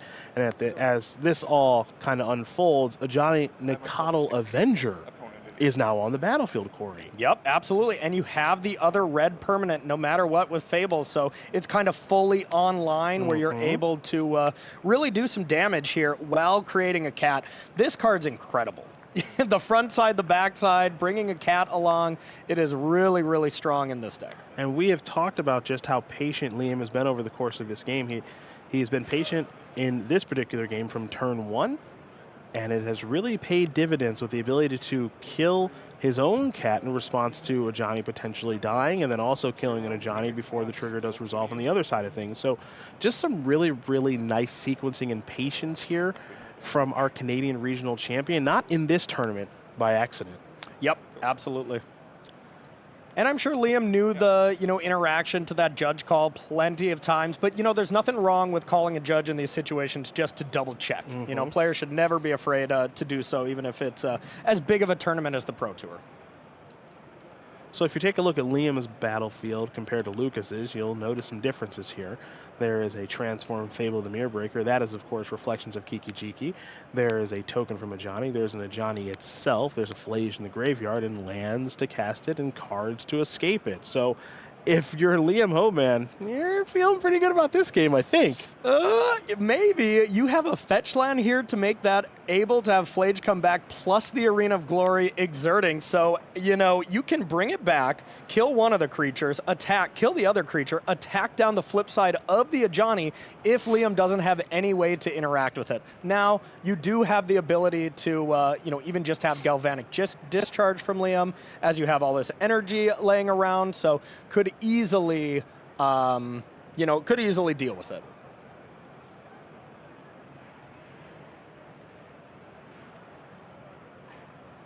Let's see if Lucas can find a way to have a productive turn here, because Lucas is a bit behind, to say the least. Definitely. So in a situation like this, the goal is to try to maybe string together multiple good turns in a row. I'm not saying that's easy or his hand will cooperate, but that's got to at least be the goal, is be productive on this turn and subsequent turns to try to catch back up. Definitely. Might be wanting to go for a little bit safer line. Just goes for the hard cast Flage. That's what it looks like. So, gonna do the 3 over to the Ajani. That'll bite the dust. It's 19 all.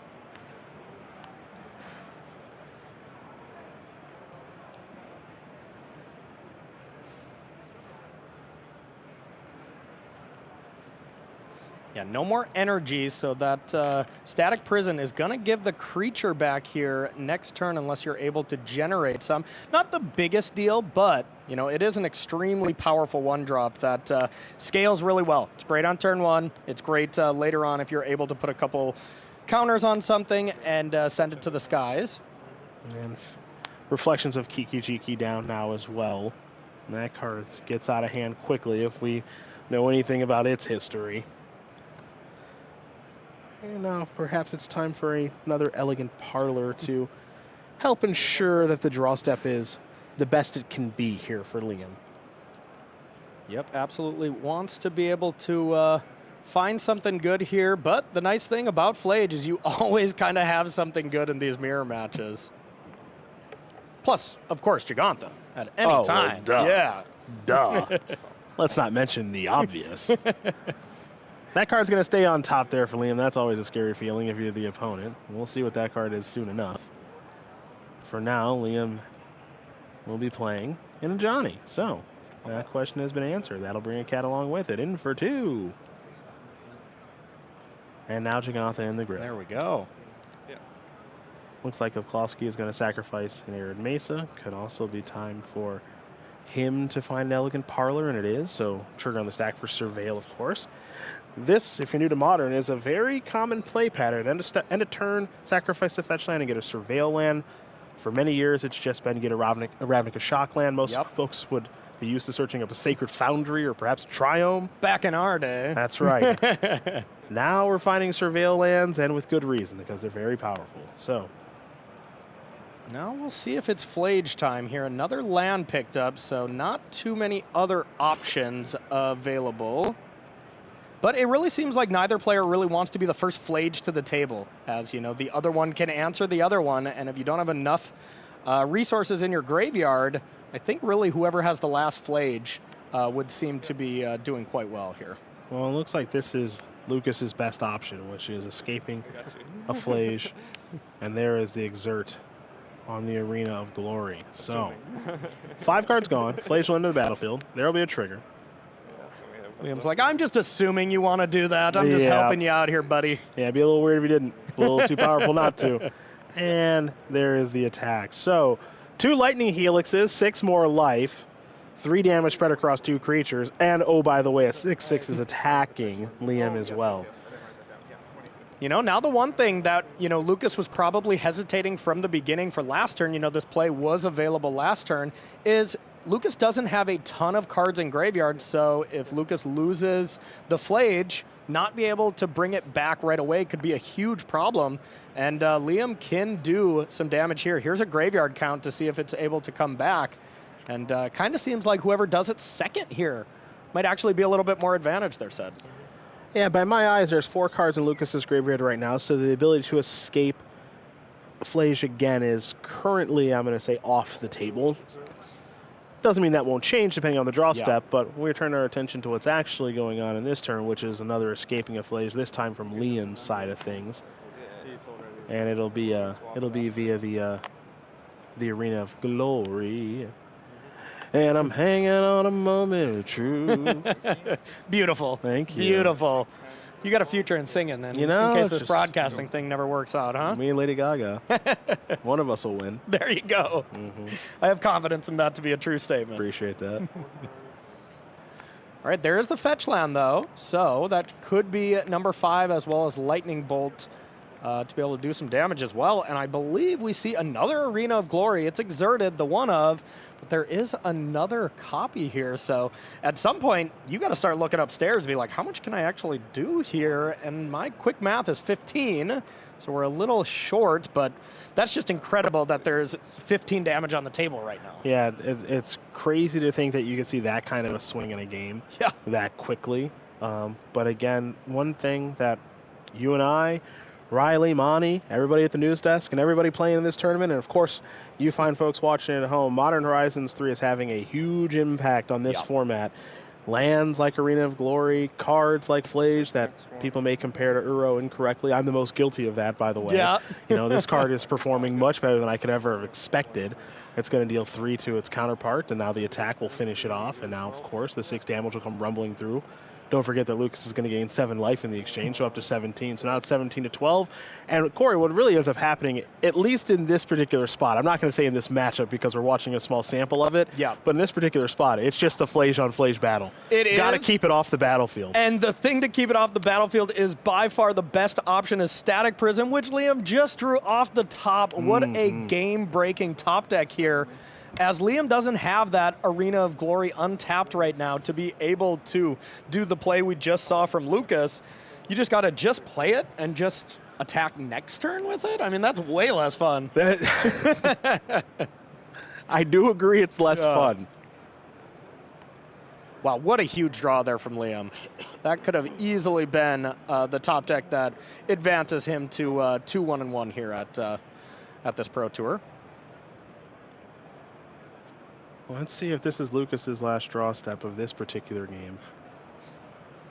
Another Lightning Bolt off the top for Lucas. He was so close to finishing the game last turn. If he was able to find that instead of the fetch land, we would have just been done in favor of Lucas here. But a little late. Does have the ability to double Lightning Bolt Flage, though, to keep it off the table, and the resources are not quite there for Liam. Yeah, but have you considered this? I mean, unbeatable Giganta. Giganta! Giganta! As the energy will be paid. Oh, man. Hear me out here, Cedric. I'm listening. Giganta exerted with Arena of Glory. Oof. Get in there. We might just see it. You don't have to ask me twice. Yes, please.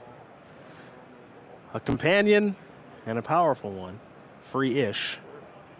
So it's exerted for Giganta here, and we're probably going to see Flage go away with this double Lightning Bolt. Then there is 9 damage. Before combat, yeah. Yeah, before combat, there's those bolts that you did mention. Get that thing out of here. We'll change that attack a little bit here, I imagine. Oh, what you got there still? Maybe. Still feeling it. Interesting. This would put Lucas in a spot where he dies to Lightning Bolt here if he does block the cat, so that's a real choice. But at this point, Lucas is just like, yeah, if you have gas in the tank, I'm not going to win anyways, so you need to trade as favorably as possible and try to make it happen. And didn't have the Bolt, but a Heath to get even closer to bringing back Flage yet again. Let's head back Lucas's way. And just a passing of the turn. So Sacred Foundry will be the find off of the Windswept Heath, something perhaps a little bit more traditional than players are used to. Elegant Parlors have been found here for Liam. There are 3 cards in the graveyard alongside Flage. Yeah, and probably gonna be a 4th pretty soon with Giganta trading. At some point, Lucas is gonna have to do it. Oh, okay. That'll take care of it just as well. It's a Lightning Bolt off the top, and it's a win for Liam Hoban, our regional champion from Canada, getting the job done in the Boros Energy Mirror. But I would argue it's actually the Flage Mirror. Yeah, Flage Mirror is definitely true. That card is incredible. Yeah. 3 drops from Modern Horizons 3. They got it going on. You know, Nadu might be the king bird, but Flage looking pretty good as well. And who knows? We may see some other 3 drops in this tournament, like, I don't know, Necro Dominance. That might show up at some point. At least I'm hoping it does. But for now, we're going to show out because we're heading over to the news desk with Maria and friends right after this.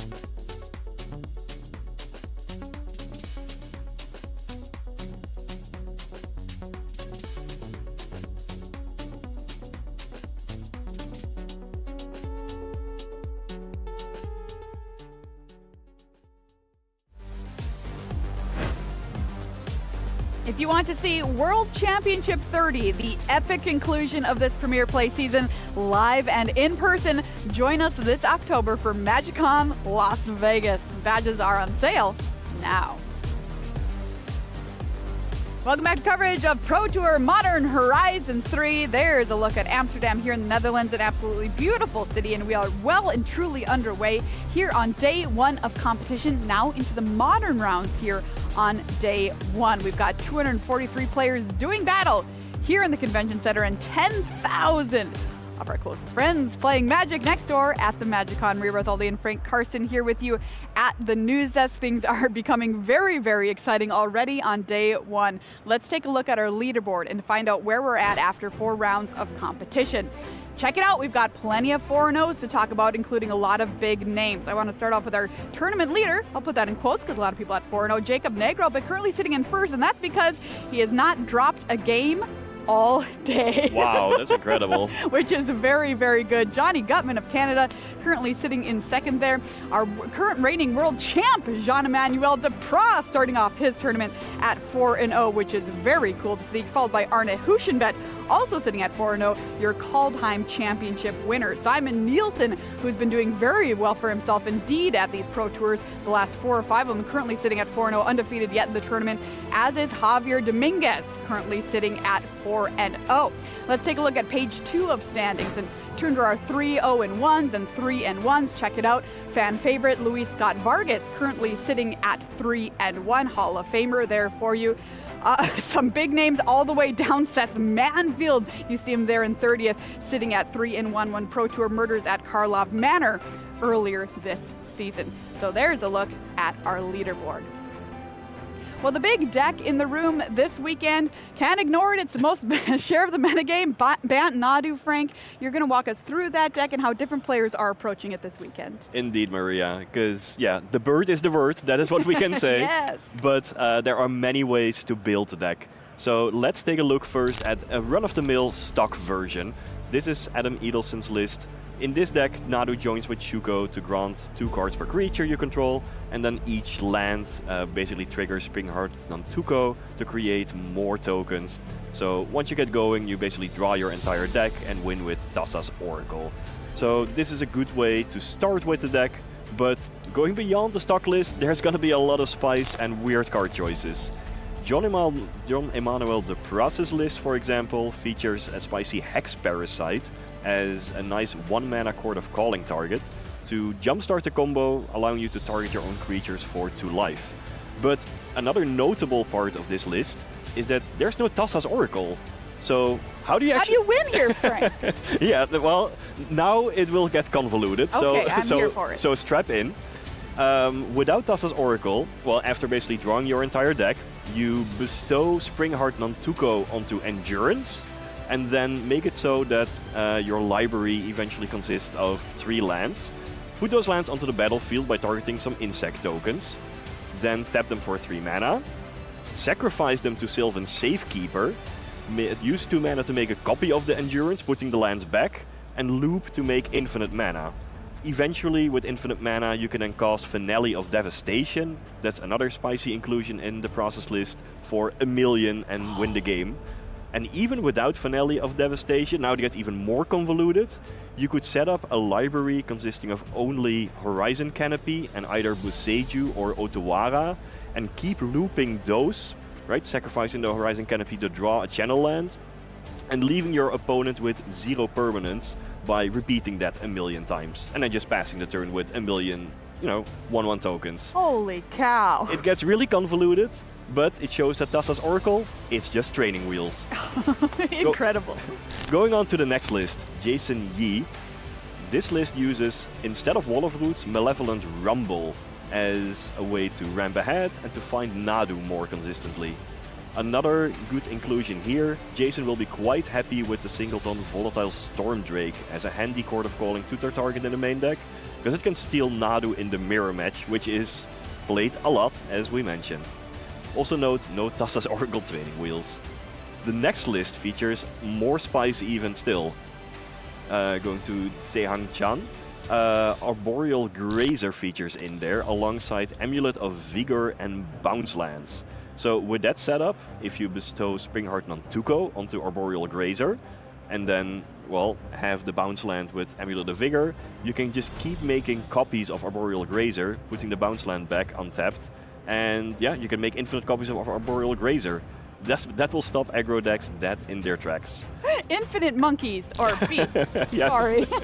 Oh, there's a lot of infinites with this deck possible if you really put your mind to it. The final list I wanted to highlight was this one by Noah Rabin, using Flare of the Nile as a free counterspell, supported by Coiling Oracle and Icefang Coatl as sacrifice fodder in your 2-drop slot. So, in conclusion, well, Bant Nadu is the most played deck, but there are many different ways to build it. And I haven't even gotten to the 4-color Nadu decks with Orcish Bowmasters, or the Devoted Nadu decks that also incorporate a Devoted Druid combo. So a lot of variety, and even though Bant Nadu will be played a lot, it's also a lot near the top of the standings. There are many different builds, many different card choices, and a lot of variety across the deck lists. It'll be so interesting, Frank, to see which one comes out, near the top this weekend. It's kind of a consensus here as we enjoy our new Modern format. It feels so new here at this Pro Tour after the release of Modern Horizons 3. Speaking of that, we've also got new to Modern reprints, which we are playing with this weekend. And Frank, you're here to tell us about the top 3 played. Indeed, Modern Horizons 3 brought a lot of sweet reprints from Eternal formats and introduced them into the Modern format for the very first time. And I ran the numbers to just find the 3 most played ones, the most played new to Modern reprints across the Pro Tour deck list. At number 3, it's Phyrexian Tower. This card is used in mono-black decks to, for example, sacrifice an Evoked Grief with the sacrifice trigger on the stack, to play Orcish Bowmasters on turn 1, or even ramp into an early Necro Dominance or Shield Dread. In number 2, it's a card we just saw, Sylvan Safekeeper. It protects your key creatures in Band Nadu, while triggering Nadu in the process if need be, and also sets up these convoluted endurance loops. It's actually Ole Rade's invitational card. Even though the Hall of Famer is not playing the card himself this weekend, a bit disappointing, it's still quite popular. And what's in number 1? It's Ruby Medallion. This card led to the emergence of Ruby Storm in Modern. It basically reduces the cost of rituals and red card draw spells to combo off on turn 3. Importantly, it also does not die to any creature removal, so it's hard to answer. There are 92 copies of this card across the Pro Tour deck lists, making Ruby Medallion the #1 new to Modern reprint this weekend. Wow, Storm is back, baby. Yeah, and it can actually win faster than Band Nadu if need be. Storm decks can win turn 2 or turn 3. Band Nadu more typically, turn 3 or turn 4 deck. So, well, we'll see. Yeah, we will. Very, very exciting stuff. Thank you so much, Frank, for that in-depth analysis. That's why we call him Frankie Numbers. All right, everybody, round number 5 is on the way here in the building. Let's check out our feature match for this round. Oh yeah, we set up a good one for you. Oh yes. Javier Dominguez versus Jean-Emmanuel Depras. It's a world champion battle. Jeskai Control versus Bant Nadu. Both of these players currently sitting undefeated at 4-0. Javier Dominguez, 2018 world champion, won a Mythic Championship in 2019. This weekend, coming with a spicy deck here in Jeskai Control, his teammate said, and I quote, Javier was cooking. So we're going to find out if he made something tasty. Meanwhile, Jean-Emmanuel Depras, your reigning world champion here, champion of the World Magic Cup for Team France in 2018, is playing some Nadu action that we've already seen on camera here this weekend. Those are the players. I cannot wait to see this matchup, Frank. How do you think these decks are going to shake out? You can see them there walking to the feature match area, getting ready to shuffle up and play. For them, this is just another day in the office. Yes. 4-0 at the Pro Tour. Yeah, just another one. Deal. But yeah, we just saw Jean-Emmanuel Depras' list. I highlighted the Hex Parasite and the lack of Tessa's Oracle. He will be trying to combo off with Nadu in all the ways I just described. Now, Javier Dominguez, what is he on? It's Jeskai Control. So he will try to answer Band Nadu with spot removal, with counterspells, and even potentially dress down to remove the abilities of Nadu for a turn. Eventually he will try to win the game with Flage, the powerful new Titan. The deck also employs an energy package from Modern Horizons 3 using Tune the Narrative, Galvanic Discharge, and very importantly, Wrath of the Skies. Wrath of the Skies provides a cheap sweeper effect that can even take out Shuko or Urza Saga, making it quite devastating against a strategy like Band Nadu. Curving Tune the Narrative into Wrath of the Skies allows you to get enough energy to just sweep the entire board as early as turn 2 or turn 3, and that could play a big role in the match we are about to see. Oh, very interesting to see this build from Javier. What do you think, Frank? Do you think he might have gotten it right this weekend? Perhaps, but I did speak to Jean-Emmanuel Depras yesterday, and he felt that it was still going to be a good matchup for him. He felt that Band Nadu was just a very inherently strong deck with almost no bad matchups, and he still felt confident going against these Jeskai decks with Wrath of the Skies.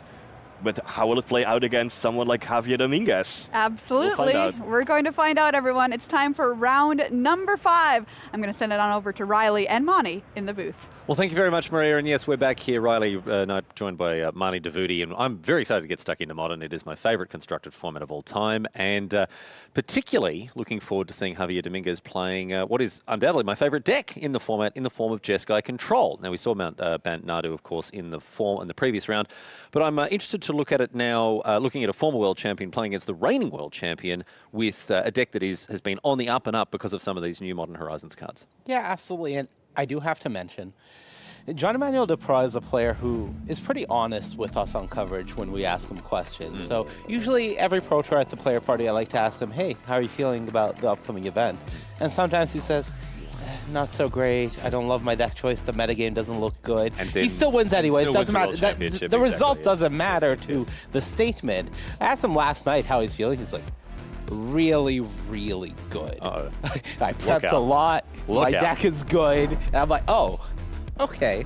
All right, then. We're going to get underway here, and you can see the Spaniard to the south of the screen there on this this list, and a decent opening hand for him as well. A couple of galvanic discharges and tune the narrative. Good to see 1 mana instance back in play, although I will say that Javier Dominguez did make a slight deck-building error. Oh, go on. Cast my eyes over his list, and look, I don't want to tell a player like Javier Dominguez. But you're going to. But I'm going to all the Yeah, same yeah, because yeah. he did actually register 0 copies of Snapcaster Mage. Oh, okay. So let's hope that that doesn't come back to bite him too hard here. No, in all seriousness, some people are playing Snip Snap, and I'm so pleased to see one of my all-time favorite And some people cards. are winning. And there is a direct... If that Venn diagram is a circle. No. Thank you very much. 2 separate Thank you very much. No, there it is, Snapcaster Mage, another old invitational card, Tiago Chan's card, of course, printed in Innistrad.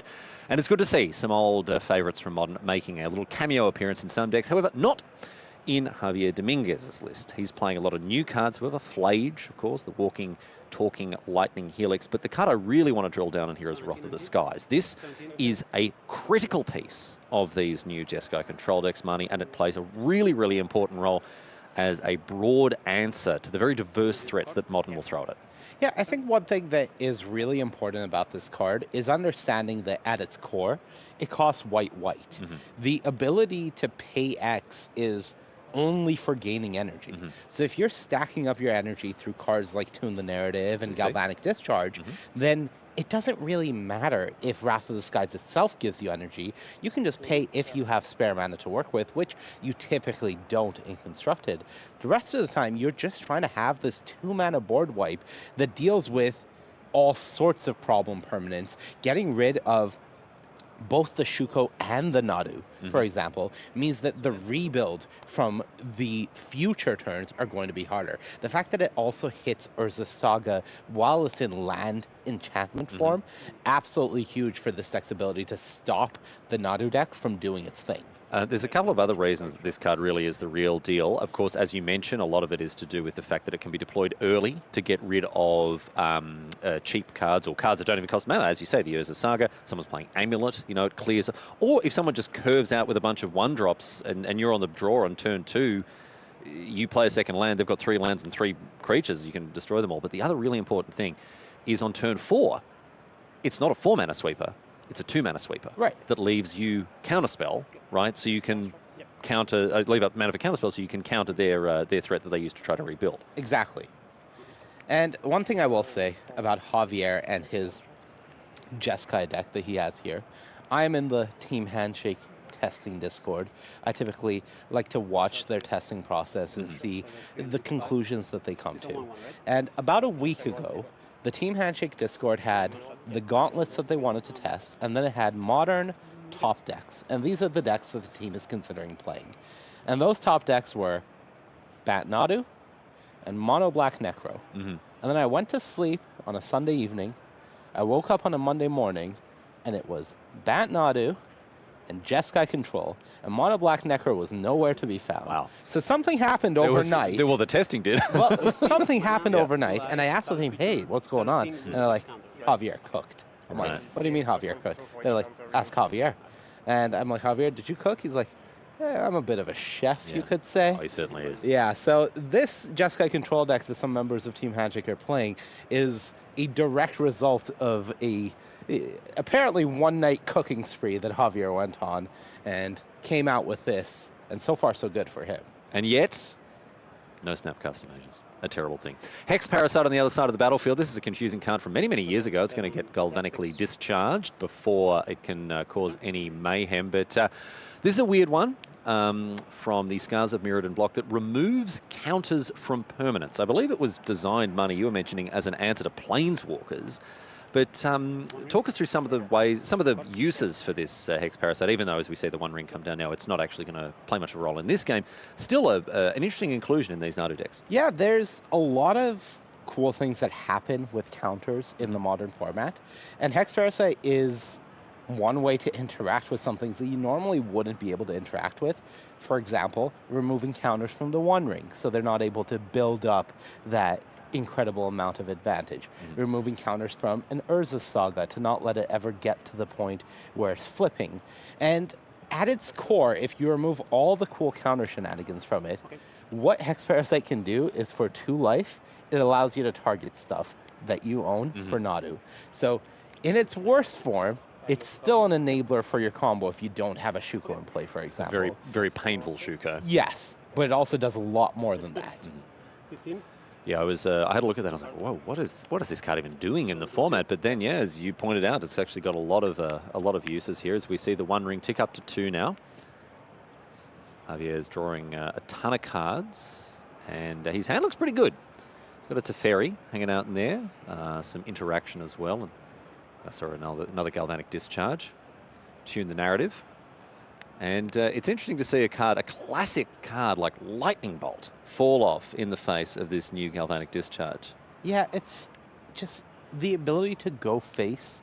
It's so irrelevant for Lightning Bolt in the modern state of Jeskai control that having a card that enables your Wrath so well and is also more flexible in terms of options. If you have banked up energy, being able to do more than 3 damage just results in a package that is really just better than Lightning Bolt. Terrible thing to say. Yeah, as Terrible awful thing, as that it is feels to say. Yeah, I know. It's just, But I mean, Riley, I like to say that we are now in Modern 4.0. Right. We had the start of Modern. Yeah. And then with each Modern Horizons set that comes out, we are in a new era Modern, of Modern, right? yeah, and I see. we do see that play out in entirely drastically new decks taking shape each time a Modern Horizons set comes out. And really, this does feel like Modern 4.0, where we see some decks cut to Fairy, and we see Lightning Bolt being a thing of the past for control decks because an energy removal spell is suddenly the top of the game. And it's fascinating to see cards like Ragavan, right, which was a killer. Broken. Like, Should have been so banned. good. Banned in Legacy. Ban it's it. so good. Ban it last year. And now 3 years ago, they said. And now who's playing Ragavans? Find me the monkey. Yeah. All right, we're going to see Teferi bounce one of those constructs there. Takes care of that and draws a card. I think he drew a Lorien Revealed. Yeah, I believe his hand is a Lorien Revealed, a duplicate One Ring, as well as another Tune the Narrative and Galvanic Discharge. So quite a lot of action for Javier. And we're going to see Jean-Emmanuel Deprat make a copy of the construct with the Nantuko here.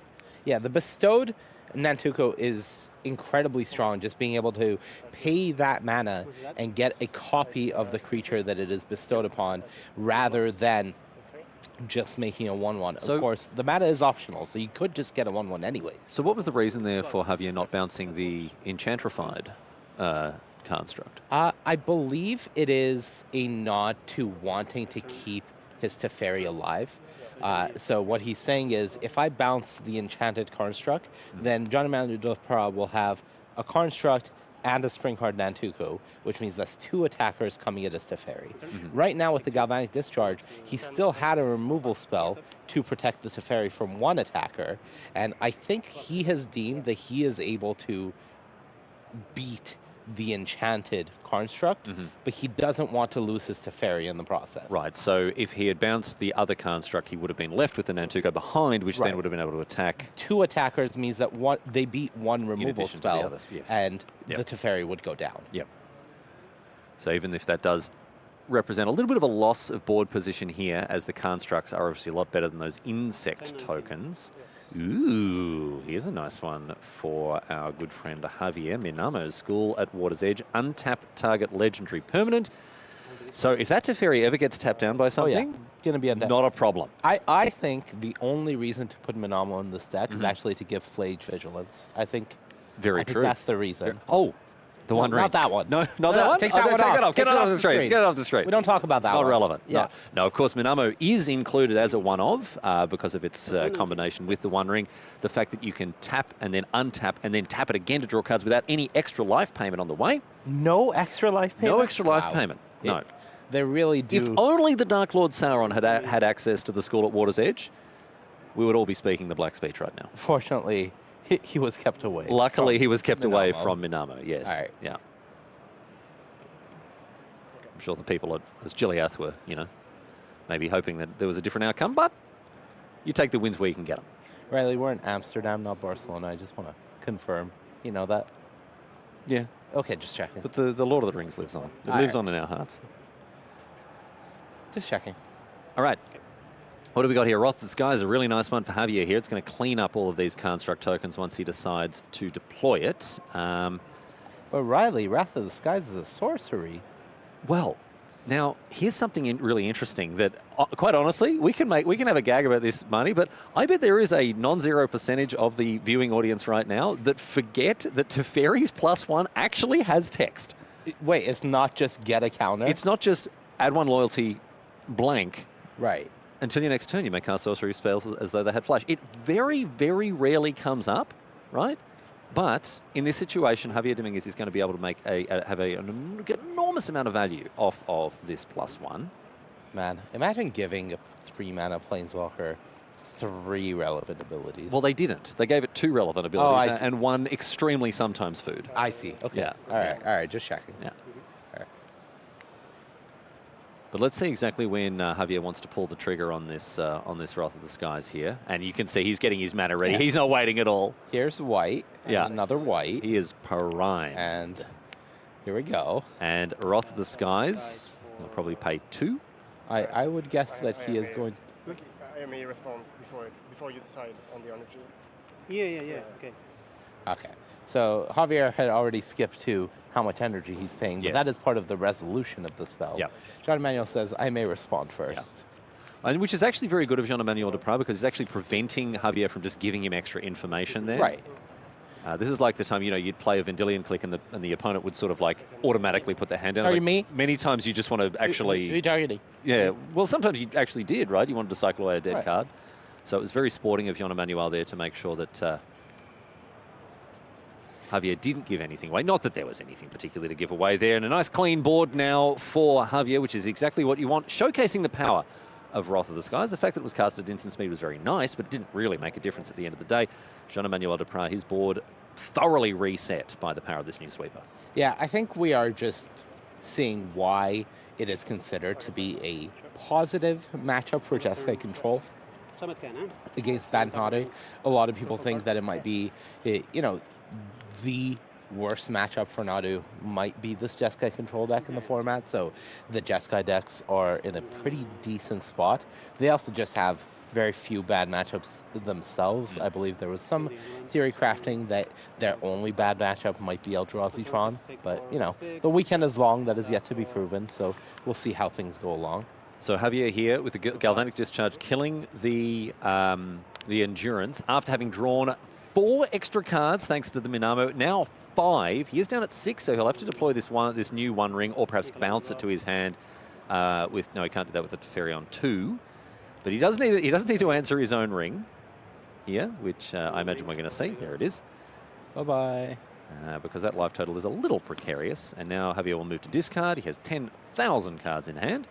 And there's a Flage, so I think we're going to see a Flage hit the graveyard and get escape next turn. So he's discarding 6 cards. Discarding 6 cards to hand size, and we don't have perfect information as to what it is. Oh, no, we do. It's just 2 counters, 2 counter spells, 3 force negations, 1 subtlety, and a Lorien revealed. Yeah, a Lorien revealed that he didn't cycle away last turn, I believe, because he wants to keep extra blue cards in hand. For those many force negations. Yes. So Javier is just living the dream right now. Grip full of counter spells, the opponent with an empty board, and Jean-Emmanuel Duprat, I was going to say he doesn't know. He knows it. Yeah. The game is over. Hey, he has birds.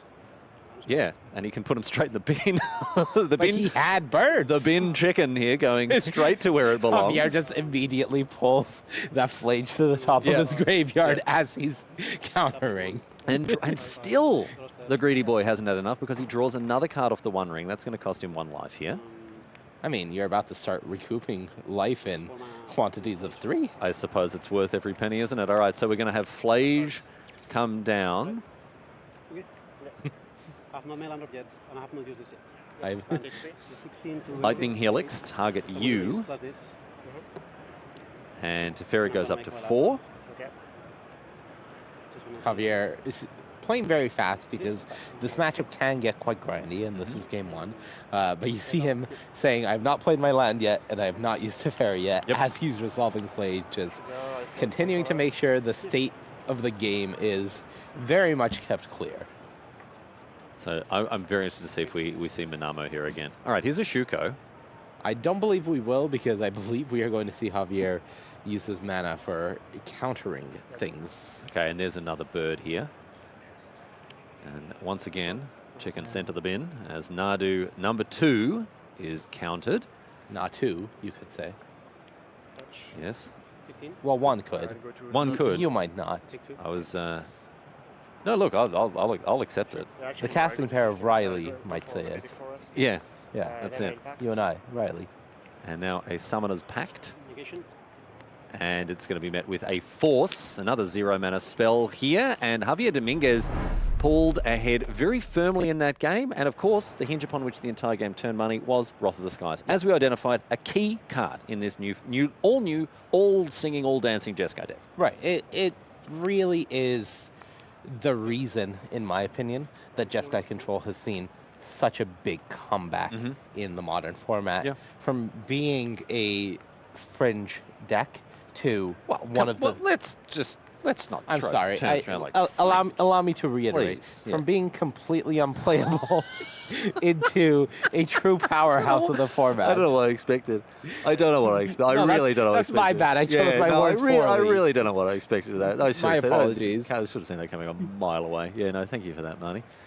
For those who don't know, I've been doggedly playing Jeskai Control for as long as I can remember in Modern, when I don't take a brief break to play a bit of Scape Shift when I want to take a week off. But, you know, it comes and goes. Waxes and wanes. Our fortunes ebb and recede, you know. Yeah. Yeah. Our time has come. Jeskai players around the world rejoice. Yeah, sure. Yeah. Definitely. And that's what we're doing. Javier Dominguez flying the flag for I'm all with of us. you. I've picked a Jeskai Control player to win this tournament. Yeah. You picked Javi. I did not. No, you didn't? No. Oh, Gregory Orange. Gregory Orange. Gregory Orange is your tip. Did you know? Go on. The color of the Netherlands is orange. Yes, Australia is one of those countries as well, just like the Netherlands, whose national sporting colours have nothing to do with our flag colours. Right. Yeah. We play in green and gold. But Marnie, would you like to know why the colour of the Netherlands is orange? Mr. Historian, it is because of the Dutch royal family. Yes, indeed. Yes, indeed. William of Orange, or as we call him in English, William the Silent. Old Billy Boy? Oh, I don't think they ever called him that. But a different William of Orange to the one in English history, who is, of course, the other half of the William and Mary, the Protestant kings and king and queen that were brought over to prevent the scourge of Catholicism from infecting Anglican Britain. Anyway, we move on. There is a game of Magic being played, believe it or not. Where? Right in front of our eyes, as we see now, the Sun Cleanser come down for Jean-Emmanuel Depraz. This is out of the sideboard, and this card is a very important one in this format. Removing counters. Yep. And acting as a little bit of a roadblock, I would say, to many of the prevalent strategies in today's format. Yeah, because Sun Cleanser, you get to choose one, but most of the time you're choosing that your opponent loses all of their energy and will not be getting any more energy for as long as Sun Cleanser is in play. And it is a very powerful tool against this Jeskai Control deck when they've opted not for all of their removal, but for a decent amount of their removal, the Galvanic Discharge, as well as the Wrath of the Skies, to require energy to do anything. And this is why you play... No, it has 4 toughness. Never mind. Can't play Lightning Bolt. So close. This is why you play 2 Lightning Bolts. And this is why Javier has 1 Supreme Verdict and some dress downs in his deck. Yep, definitely. All right, Counterspell is going to take care of Jean-Emmanuel Depraz to Fairy, but we will see Shuko. And Hex Parasite, also another card like Sun Cleanser that is looking to remove counters, although very important to note that the Parasite cannot remove counters from a player. Correct. So it is very good against the One Ring. It is not so good against energy. And with the Jeskai Control deck in the current modern format being entirely energy-based, as well as, some Boros energy decks floating around, quite powerful to have access to this Sun Cleanser. We do see some builds of Nadu playing the Sun Cleanser in the main deck, while others, like Jean-Emmanuel Deprod, does have it in the sideboard. I'm worried here. I honestly am worried as we see Nadu hit the battlefield as well. With I think we might be done. Shuko. I'm very worried because there's a Summoner's Pact in JED's hand, so I believe that it would take a lot of missing for JED not to find a green source here and just Summoner's Pact for the Springheart Nantuku and win the game. So here we're seeing, for those just following along at home, we're seeing the 0, 1, and 2. The way that the Jean-Emmanuel Deprod is moving his cards across is showing how many times the Nadu ability has triggered on these creatures. So you can see already 4 cards. But let's say that Jean-Emmanuel Deprod, let's say that his brain leaked out his ears and he forgot to equip the Shuko onto the Nadu. Very, very unlikely, right? But let's take that as read. Dominguez doesn't really have a great way out of this. That's it. We're done. He doesn't have a great way out of this, even if, right? This is the power of the Sun Cleanser here. It would be very, very difficult for Javi to get back into this outside of something like a Supreme Verdict. But you say we're done, Marnie, so walk us through what we're looking at. Okay, well, our hand tracker had in Jean-Emmanuel Defraud's hand, the one unknown card is a Summoner's Pact. Yes. And the only thing really missing at this point is the ability for Jean-Emmanuel Defraud to make more creatures. So by going Wall of Roots here, that's a creature that makes more green mana. Summoner's Pact gets the Springheart Nantuku. Now every land that JED hits is going to create a new 1/1. That new 1/1 is 2 new targets, and that will continue going on and on. So Jean-Emmanuel Defraud is very close to a loop, and this is why. And here, Jean-Emmanuel Deprod is offering up the information to Javi to just to save some time, say, this is how I sideboarded. I'm going to draw my deck essentially. I'm odds on to be able to do that.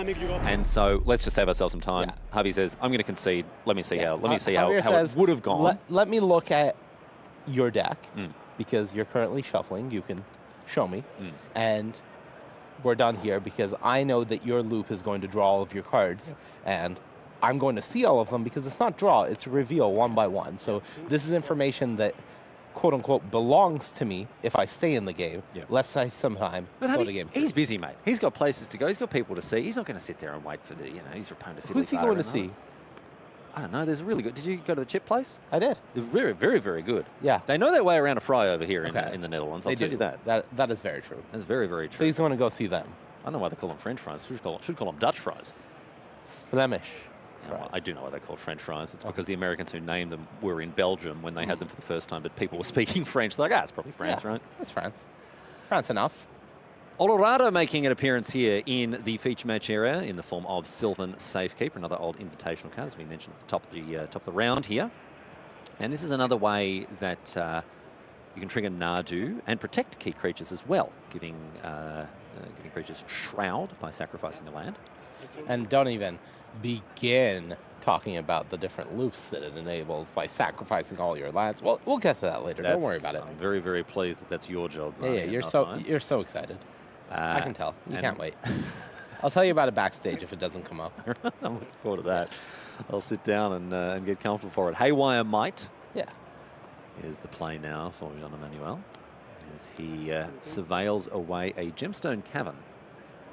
Do you think that I could fill up the entire space between us getting off camera for a round and getting on camera for the next round by telling you about Nadu loops? I think so. I ran into the beekeeper. Yeah. He who keeps bees. Yeah. At the hotel. Yeah. And he's very excited to talk about the Nadu loops. He asked me specifically, like, Riley, have you learned all the loops? And I said, you saying that to me demonstrates to me that I probably haven't. And then he said, yeah, you know what? We played we were playing test sets last night, and by the end of it, we had 4 new ones. All right, beekeeper. All right. The poor bees, he's too busy looking for Nadu loops. He's not bloody feeding them what do they eat? Royal jelly? Something like that. I don't know. I don't know anything about beekeeping. I'm not a beekeeper. I'm not a beekeeper? No. We've already got someone taking care of that. I don't need to worry about that. The beekeeper's doing it. Yeah. For those at home, the beekeeper is Sean Goddard. Very, very good player. Very good beekeeper. I don't know if that's true. No, we've actually never verified that. Maybe I shouldn't be making such outlandish comments on stream. I feel like you should only say things you can back up on stream. All right. Well, I can back up here. Okay. That Javier Dominguez's hand is looking a little bit better than it did last time. But this Court of Calling is something that I think Javier's going to have to respond to. You don't think he wants to let JD have a Sun Cleanser again? I don't think so. He's also got double counterspell but a plains out, which is a little awkward. And this is the power of instant speed threats like Court of Calling, because Javier here, if he taps down for the counterspell, which I think he just has to do. Yes, it's basically mandatory. We are going to see Jean-Emmanuel Duprat untap and be able to do essentially whatever he likes, because he knows that he's not going to get countered this turn. Yeah, and whatever he wants in this current situation might just be Teferi Time Raveler, and that's a good one. A bit of an issue. That's a real good one when you're facing off against a control deck. It's going to turn off most of the interaction in Javier's hand. And really, really importantly, for multiple reasons, Wrath of the Skies doesn't hit Planeswalkers. Most of the time, that's great, because you're the one with the Wrath of the Skies playing Planeswalkers. But in this situation, it's not the planar cleansing you're hoping for. It's not going to destroy that opposing Teferi. Right. Galvanic Discharge, fortunately, does hit Planeswalkers. Yes. So Javier does have that going for him, but unfortunately, he will have to untap, and it will cost him all of his energy right now. He does have 2 energy, so it will cost all of the energy available to him just to get this Teferi off the board. And we're going to see that. However, the really critical thing here is 1 mana. Just 1 mana, a nice clean answer to the Teferi, and that is going to be super important, because it means that Javier, rather than having to tap down to a low amount of mana, is going to be able to keep up Counterspell, keep up Dress Down, but again, a little constricted when it comes to blue mana. Yeah, still only on 13, 17. Yeah, 17. those 2 counterspells and 3 blue sources available to him untapped. So a little precarious, but Jean-Emmanuel Duprat's hand is thinning down slowly. It's actually quite a number of, there are 3 lands, 4 lands in this deck that don't cast Counterspell. That's a lot. That's actually, that is a lot of lands. In a 22 land deck, yeah, that's a lot of lands. Look, fetch lands are miracle workers. Yeah. In this case, however, I don't know. I'd be looking at that with a little bit of concern. Are you doubting the chef? I don't have any copies of Snapcaster made, so I don't know, man. Frank, if you can hear us, can you tell us about the numbers next round at the desk? Yeah, we're going to find out. We're going to find out. Yeah. Fine. Go for parlor trigger. All right, a Surveil land here for Dominguez, who's going to be able to surveil. You know what that doesn't cast? That doesn't cast Counterspell. Doesn't cast an Archmage's Charm. So according to Frank's last update, right, with his mana base, his legendarily famous mana base articles, you need 21 sources. Yep.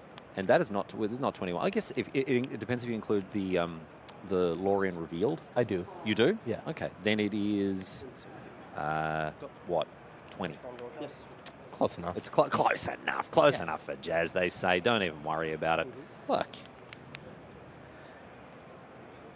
It's not an exact science, you know? Well, according to Dr. Frankie Numbers, it certainly is. He can put a number but to I'm it. not a doctor.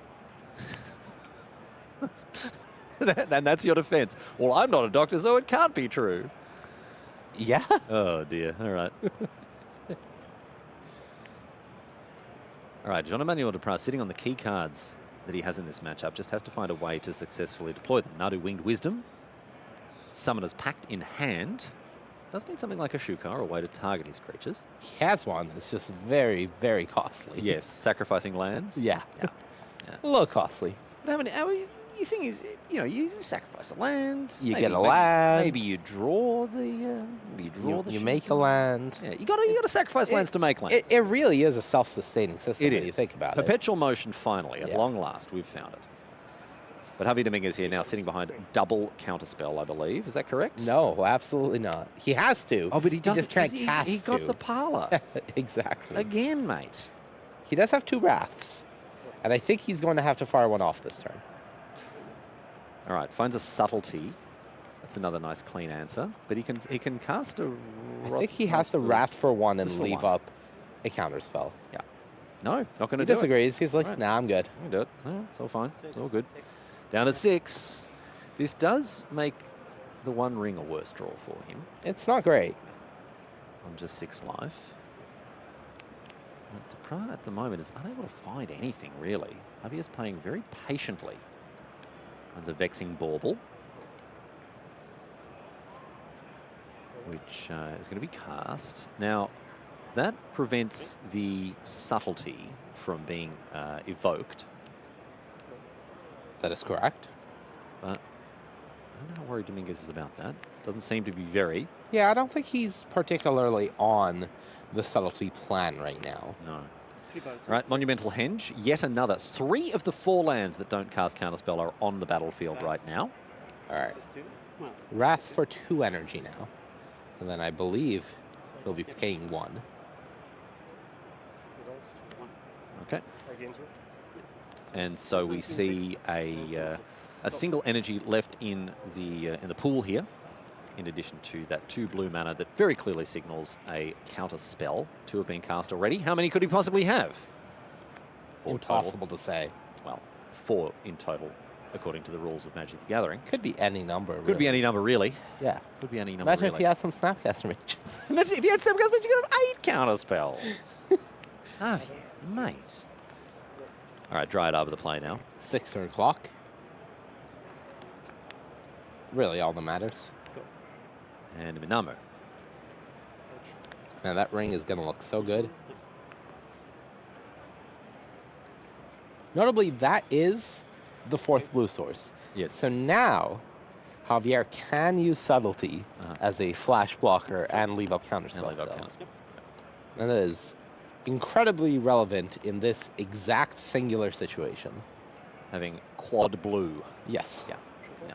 And never again. All right, Shuko comes down, and 3 turn clock. in it comes Dryad Arbor, just doubled in power. That's got to go. And this is why Subtlety. people No, Javier's like, nah, I'm good. why people playing Dryad Arbor. You know, they were so worried about Wrath of the Skies. Doesn't die to a Wrath. Turn. Activate this. Oh, it actually probably does, doesn't it? It's still a land. Yes. So it's 5 cards. Okay. It's still definitely a land. It still does. I just, in my mind, Wrath of the Skies is destroy non-land permanents because that's what it does most of the time. Yeah. But no, it specifically says creatures. Yeah. No, it's going to die. It fully does. Yeah. All right, we see Monumental Henge activated there. Another great addition to decks that are looking to pull ahead on cards without spending too many of their card slots on ways in which to do it. Beautiful art on that card as well. Oh my goodness. And here's another Wrath of the Skies. This one cast X equaling 1. In response, we will see, okay, an Otawara bouncing the Shuko. And 0 mana, or 0 energy cast on the Wrath there, Money. Well, 1 energy gained, 0 spent, thanks to the Dryad Arbor. And Otawara's gone now, so that tool is not available for JD anymore. But he does have his Shuko still, so Shuko plus that Summoner's Pact in hand means that he could risk it, go for the Nadu here. Now, Javier's going to let this pact resolve here, and then we'll obviously deal with the Nadu that is fetched with it, because this just locks down JD's mana for a turn. Right. So much better to let the pact resolve, which will cost the Frenchman an eventual 4 mana here. And I think the Subtlety will do a great job of delaying the Nadu by quite a bit. Subtlety will allow JD to choose whether to put the Nadu on the top or the bottom of his library, but Wall of Roots the play to begin with. Yeah, what you really want to do here is put more creatures on the board, so if you are able to get this Nadu through, then great, now we're cooking. But Javier is the one cooking. Couldn't be faster. As we've established, the chef has done The quite chef a is bit in the of cooking. kitchen, and the heat is growing on Jean-Emmanuel Duprat. Is he going to be able to stand it? We will find out. Takes 3 damage down to 15. This Wall of Roots looking lethal. Javier drew a ring, but at 4 and a Subtlety, I don't think he's going to be getting that ring anytime soon. No. Needs a Flage. Get that life total back up. That would close out the game, I think. I think that would do it. Nice stocked graveyard as well. JD can play Hex Parasite here. Javier does have an answer to it in Galvanic Discharge in hand, so not too worried about that. So, yeah, sure. Okay, yeah. Yeah, sure. So, yeah, sure. Thinks about it for about half a second. The Monumental Henge doing its best impersonation of Search for Azcanta. It's going to reveal... Looking at 5 cards is a lot. It's going to reveal a Teferi. And yes, as you say, looking at 5 is a lot, and there are a lot of things that it hits. Monumental Henge hits historic cards.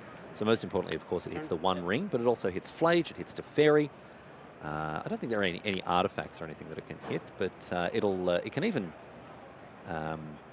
hit something like a Minamo if you're lucky enough. Yeah. 15, 4. And there's stuff out of the sideboard, something like a Soul Guide Lantern. True. True. And there's a Flage. I believe we are done here. Yep, that should be enough here. The size of this threat, the fact that it can come down, deal with the Parasite, buffer the life total, then come back as a threat in opposing turns. And for all the carrying on you and I were doing about the fact that, well, I say you, all the carrying on that I was doing about the lack of blue sources, now we've got Minamo, which doesn't flash back the Flage. Yeah. You know, you really have to be a chef to design a mana base like this. So, Dress Down comes down, I think, in response to the Nadu, which will remove all of the abilities from the bin chicken. Yeah, it is only until the end of turn, then it's going to go down, but that is enough time for Javier to buy for Nadu Shuko to not do its thing in this position. Yeah. And while it's still there, he is going to just get rid of the Nadu, so he doesn't have to worry about giving JD any extra cards. Because as soon as the Dress Down leaves, if you were to cast the Discharge, you'd be getting your opponent extra cards. So no need to do that. The Dress Down acting as a nice, neat answer there.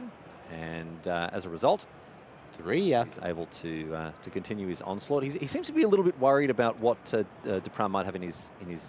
I think he's just trying to look at what the outs are. It's not what's in the graveyard. Yeah. It's what the number of draws are. It's what isn't. Yeah, it's how many Nadus are gone. How much mana should I leave up? Do I flashback Flage this turn, or do I leave up counterspell plus subtlety and I play a Teferi here? And all of that is the considerations here. And I think it makes more sense to just play Teferi, flash in another subtlety on the end step.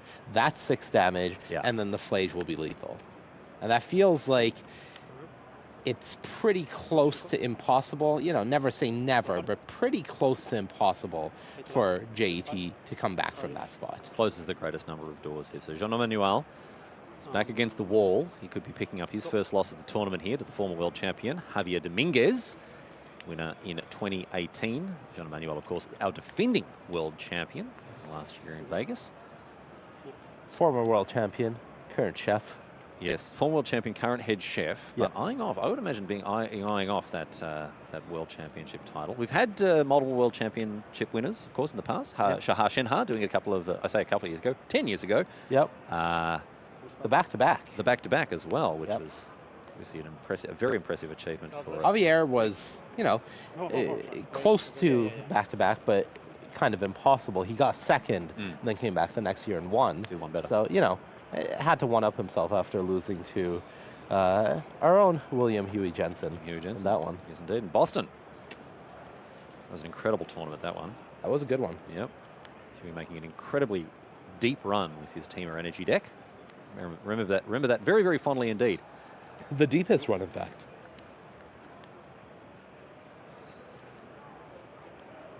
And so now, JD thinking about what's going to happen here. Not in a good way. Yeah. It's... And you can see Javier there with the Flage ready to go. Yeah. Locked and loaded. Activate and target Parasite. And so now... This is perhaps another reason Shifting that Woodland. we were seeing the graveyard being eyed. Examined through the graveyard because of this new card, Shifting Woodland. In the same cycle as the Monumental Henge, Arena of Glory. 2 and 2 life, target Teferi. And Hex Parasite is going to kill the Teferi very neatly. Yep. Yeah, not too bad. You're at 2, right? Yeah, I'm at 5, yeah. I'm thinking. Okay. So this is going to resolve it. I'm thinking if I'm taking 5 hex on for damage. I'm at 7, you're 5? You're at 5, yeah. I'm 7, at 7. I will be at 2. There's a 3-1. Yes. You will be at 7. It's a good play, yeah. It's a good play, man. Oh, and look at that. A very... I mean, it is a very good play. An offer of congratulations there from Javier to Jean-Emmanuel. I have the feeling it will not be enough. Yeah, I don't know. Yeah, no, I'll go to 2, right? Okay. Yeah, you would go to 2. And just making sure I'm not messing up anything. Yeah, 2 is good. Okay. So 2 to 7. All right, Javier goes to 2, takes the damage from the Shifting Woodland, which was posing as a Hex Parasite there. And now, yeah, immediately escapes the Flage. Yeah, he'll be able to do this quite comfortably, you'd imagine. I will probably kill the wall though. Okay. You can only use once, right? Yeah. So Once per turn, yes. I will go to 5 to 7. And so And I think I'm gonna kill. Yeah. a Lightning Helix targeting the wall of roots here, Marty. Yeah, just clamp down on all resources, saying I'm not killing you this turn, so it's fine. So Javier back at 5, Jean-Emmanuel the Prod down to 4, Subtlety in Javier's hand, Flage untapped, Counterspell as well, and Jean-Emmanuel gets 1 turn, 1 draw. Boseiju probably not going to get the job done here. No, Boseiju, Urza Saga ticks up. It has to be good. And I don't think Has to be Jean-Emmanuel. good, I don't he think says. Jean-Emmanuel can do anything here. He has his shifting woodland. Don't forget that can copy something in the bin, and it can target anything, any permanent card that's in his graveyard. But with that lack of material, the fact that Javier destroyed the wall of roots, it meant that Jean-Emmanuel couldn't, for instance, if he drew, say, the Shuko, immediately copy the Nadu, Shuko on that and the wall. So really good containment. Yeah, and I think Javier bounced a Shuko the previous turn with Teferi, and then counterspelled it on the way down, exactly playing around the woodland, turning into a Nadu, and then being able to do that because he could interact with a creature in the form of Subtlety from the hand, but not the Shoko. It's going to amount to anything. But All right, Jean-Emmanuel Duprat wearing his heart in his sleeve here is saying, it's not going to amount to anything, but I will copy. Okay, Vexing Bauble. Is that just to draw a card? Doesn't find anything. Court of Calling, not enough here for our reigning world champion. And so the victor, Javier Dominguez from Spain, takes out the game and indeed the match, putting Jeskai Control through its paces there, Marnie. Love to see the deck in action. And honestly, in game number 2, we just saw Nadu do what it wants to do. But we saw the interactive options of Jeskai Control lining up very neatly and very nicely against what the Nadu decks are trying, particularly with Wrath of the Skies. Yeah, and we really saw the glimpses of why this Nadu deck is so powerful, as many creature combo decks before it in the history of Magic have shown. Having a toolbox package that you can go get with cards like Court of Calling can be so powerful. And we saw a single Sun Cleanser just do an incredible amount of work in the second game. So yes, the matchup is somewhat favored for Jeskai Control, but it's not like unwinnable for Nadu. It took 1 card, and most of Javier's deck was just shut down entirely. Including, importantly, most of the answers to that card. Exactly. And that is the type of power that we can see from this back Nadu deck that just makes it so scary. All right, well, we've got more Magic coming your way. Let's check in now with Maria, who's going to give us a preview of what's coming up in the pipeline as we continue to explore this modern format. We only need 1 color of mana coming up next in Brent Voss versus David Gonzalez. Brent Voss is playing Mono Black Necro, which uses the powerful Necro Dominance to refill its hand, potentially gaining a bunch of life with Shield Dread in the process, or pointing a bunch of Soul Spikes at the opponent with all those extra cards. David Gonzalez is playing Eldrazi Tron, trying to get up to 7 mana by turn 3, and then you can use Devourer of Destiny or Alles Dust to take out that pesky Necro Dominance. Voss versus Gonzalez is coming up next.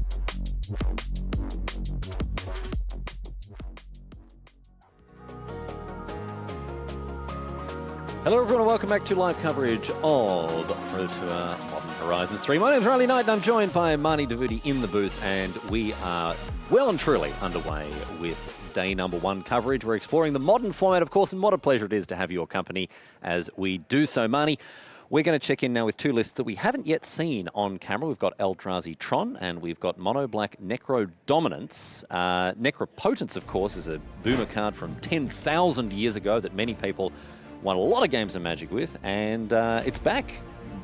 Bigger and better than ever, perhaps? It is back. At the player party yesterday, I asked Willie Adel what he was playing, and he looked at me and was like, come on. I'm like, what do you mean? He's like, Necro. I played with Necropotence. And it really is a card that is one of the old favorites. Willie, a big fan, of course, and it is a very powerful deck. It is capable of some very incredibly bursty lines. So it is one of the decks that we have our eyes on this weekend as being a potential contender. Yes, indeed. For those of you who are familiar with the old Rakdos or Mono Black Grief decks, the Evoke decks that play cards like Grief, or they used to play Fury, of course, before the ban.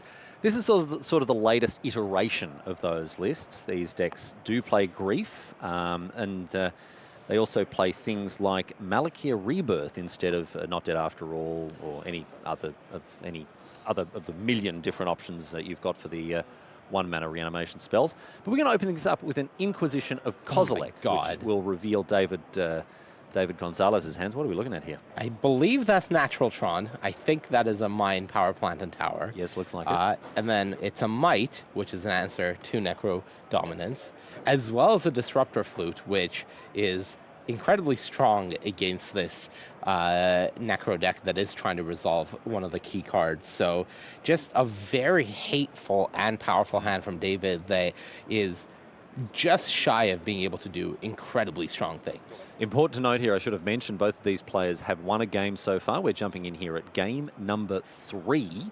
So we are post-sideboard.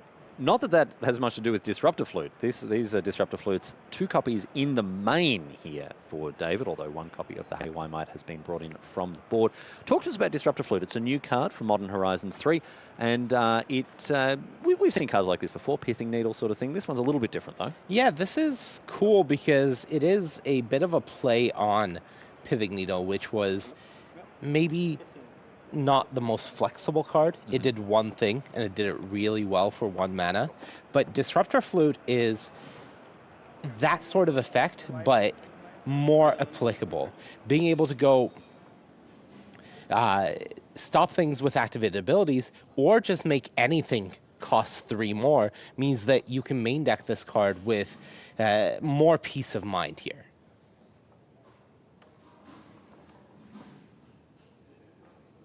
And Brent Foss's Mono Black deck does play a lot of, as you can see, modal double-faced cards. It plays not just Malakir Rebirth, Malakir Maya, but also Fel the Profane, 2 copies of Felmire on the battlefield right now, and Agadeem's Awakening, which means that it actually plays 11 actual factual lands. Just 11, right? Plus the 10 flip lands, if you want to call them that.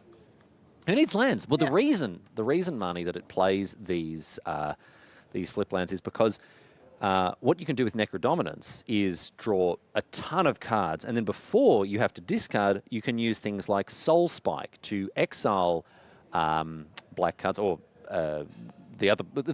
what would otherwise be lands, in order to cast it for free. And this is a very cool new combo available to the deck. So you can evoke Grief, look at your opponent's hand, take a card, and then sacrifice Grief to Flare of Malice and use that to gain value from the evoked creature. So in this case, Brent was able to use the Flare to get rid of the Might after checking that the hand is clear from David. Clearly, the Flute is not naming Necrodominance. No. And here we go. And I don't even know. I think Brent didn't even announce how many cards he was drawing. He just picked up a handful and was like, how many is this? Yeah, that's fine. Yeah, that's good. 5, 10, yeah. So we'll have to discard the hand size, of course, because the new Necro 2.0, does say that your maximum hand size is 5. But That's not too much of an option when you can draw as many cards as you want, essentially. Especially in a matchup like this where your life total largely irrelevant. Right, and I do see in Brent's hand a copy of Soul Spike. I believe there is also a Phyrexian Tower, as well as an Orcish Bowmasters, a Shieldred, and a copy of the One Ring. And really, really important to note here, because Soul Spike looks like a bit of a bad card, right? It's a weirdly expensive lightning helix, essentially. But not only can it be cast for free, the secret subtext of this card isn't deal 4 damage, gain 4 life. It's actually deal 4 damage, draw 4 cards. Yes. I asked a handful of Necro players yesterday, what's the right number of cards to draw? And they're like, well, it depends on this situation, that situation. And there were 2 things that they said definitively. If you have Shieldred in play, you pay it all. Yes. And this is exactly what's happening here. And if you don't have Shieldred in play, and you have a Soul Spike, you add, some people said 2, some people said 3, you add 2 to 3 to whatever number you were planning on drawing before it. Yep. That is the answer at a surface level. And this is what we've seen here. Brent Voss immediately goes, I'm on 9 life, I'll draw 8, go to 1, gain 16. Yep. And now up to 21 as he continues to draw cards. This Necro Dominance is living up to its name well and truly. What a dominant card in this situation here. It is a very cool card. There's a Saga, I believe. Yeah, I believe that's a construct being made. Yep. As Brent continues deciding what to discard here. Embarrassment of Riches in his hand. There's also March of Otherworldly Light, March of Otherworldly Sorrow, I should say, the black version. Yes. Which is another card that can be cast to gain life by exiling black cards from your hand. Right, and for those wondering what the card named by the Disruptor Flute is, yes, it's Break the Ice, a sideboard card that the Mono Black Necro deck has access to, which destroys target land that makes colorless mana, or you can overload it for 6 and just say goodbye to basically every land the Tron deck controls. Every non-forest, essentially. Correct. Yes. So that's a little fun one that I think at the time David was very scared of with his natural Tron getting disrupted, so wanted to slow that down quite a bit. Unfortunately, now the end result is, of course, Brent has done the Necro thing, and one of David's hate cards that was available for him essentially has done nothing because Brent has not drawn a copy of Break the Ice. Well, remember, Brent opened with a copy of Inquisition of Kozilek, right? Which I believe took the other Disruptor Flute. Correct. So maybe David is looking at that and thinking, okay, well, this is great because I can name these 2 things, and I don't have to choose, right? Right. I'll do, but then deems that Break the Ice is more important. Exactly. And loses on the Necro angle, which happens to be the way that Brent has gone. It is a matter of prioritization, ultimately. And this is a situation where the choice went wrong for David. All right, but a Haywire Might is a nice one now. This is going to be able to remove the Necro Dominance. However, damage has already kind of been done. As we've seen, Brent has drawn 10,000 million cards and also has gained 10,000 million life with the Sheldred. Yeah, and the most important of all of those cards is a backup copy of Necro Dominance in Brent's hand. So when this Might goes ahead and gets rid of it, the Necro is still there.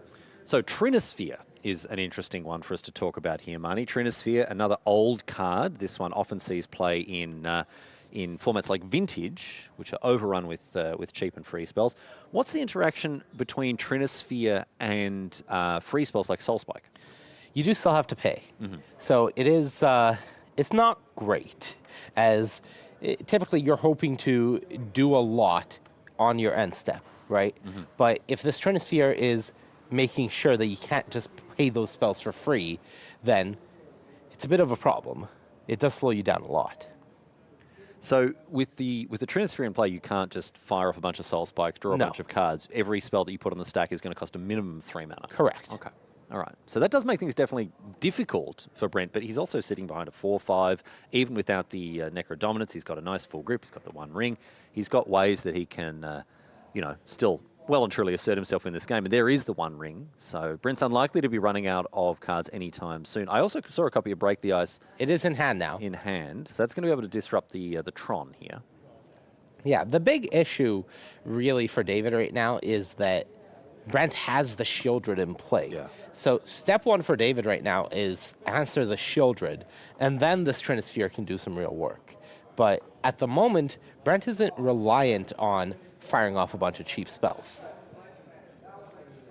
So the Trinosphere is having less impact than you might have thought here. It's still annoying, for sure. Brent has a Thoughtseize that he can't really fire off easily now. No. But it can now. Khan the Great Creator, up to its normal nonsense, with a sideboard full of artifacts from which David Gonzalez can choose. The classic choice, of course, Liquimetal Coating allows you to blow up opposing lands, but it's going to be Ensnaring Bridge this time around here, Money. Yeah, I think trying to really limit the attacking ability from Brent, which will protect your ability to continue doing more here. Let's not forget that Shieldred is still a clock, even if she never attacks. Dinging the opponent every turn for 2. It's not the fastest clock in the world, especially when your opponent's on 16, but it'll get the job done eventually. It will. The only question is, can David do enough with this Karn before that happens? All right. March of Otherworldly Sorrow here.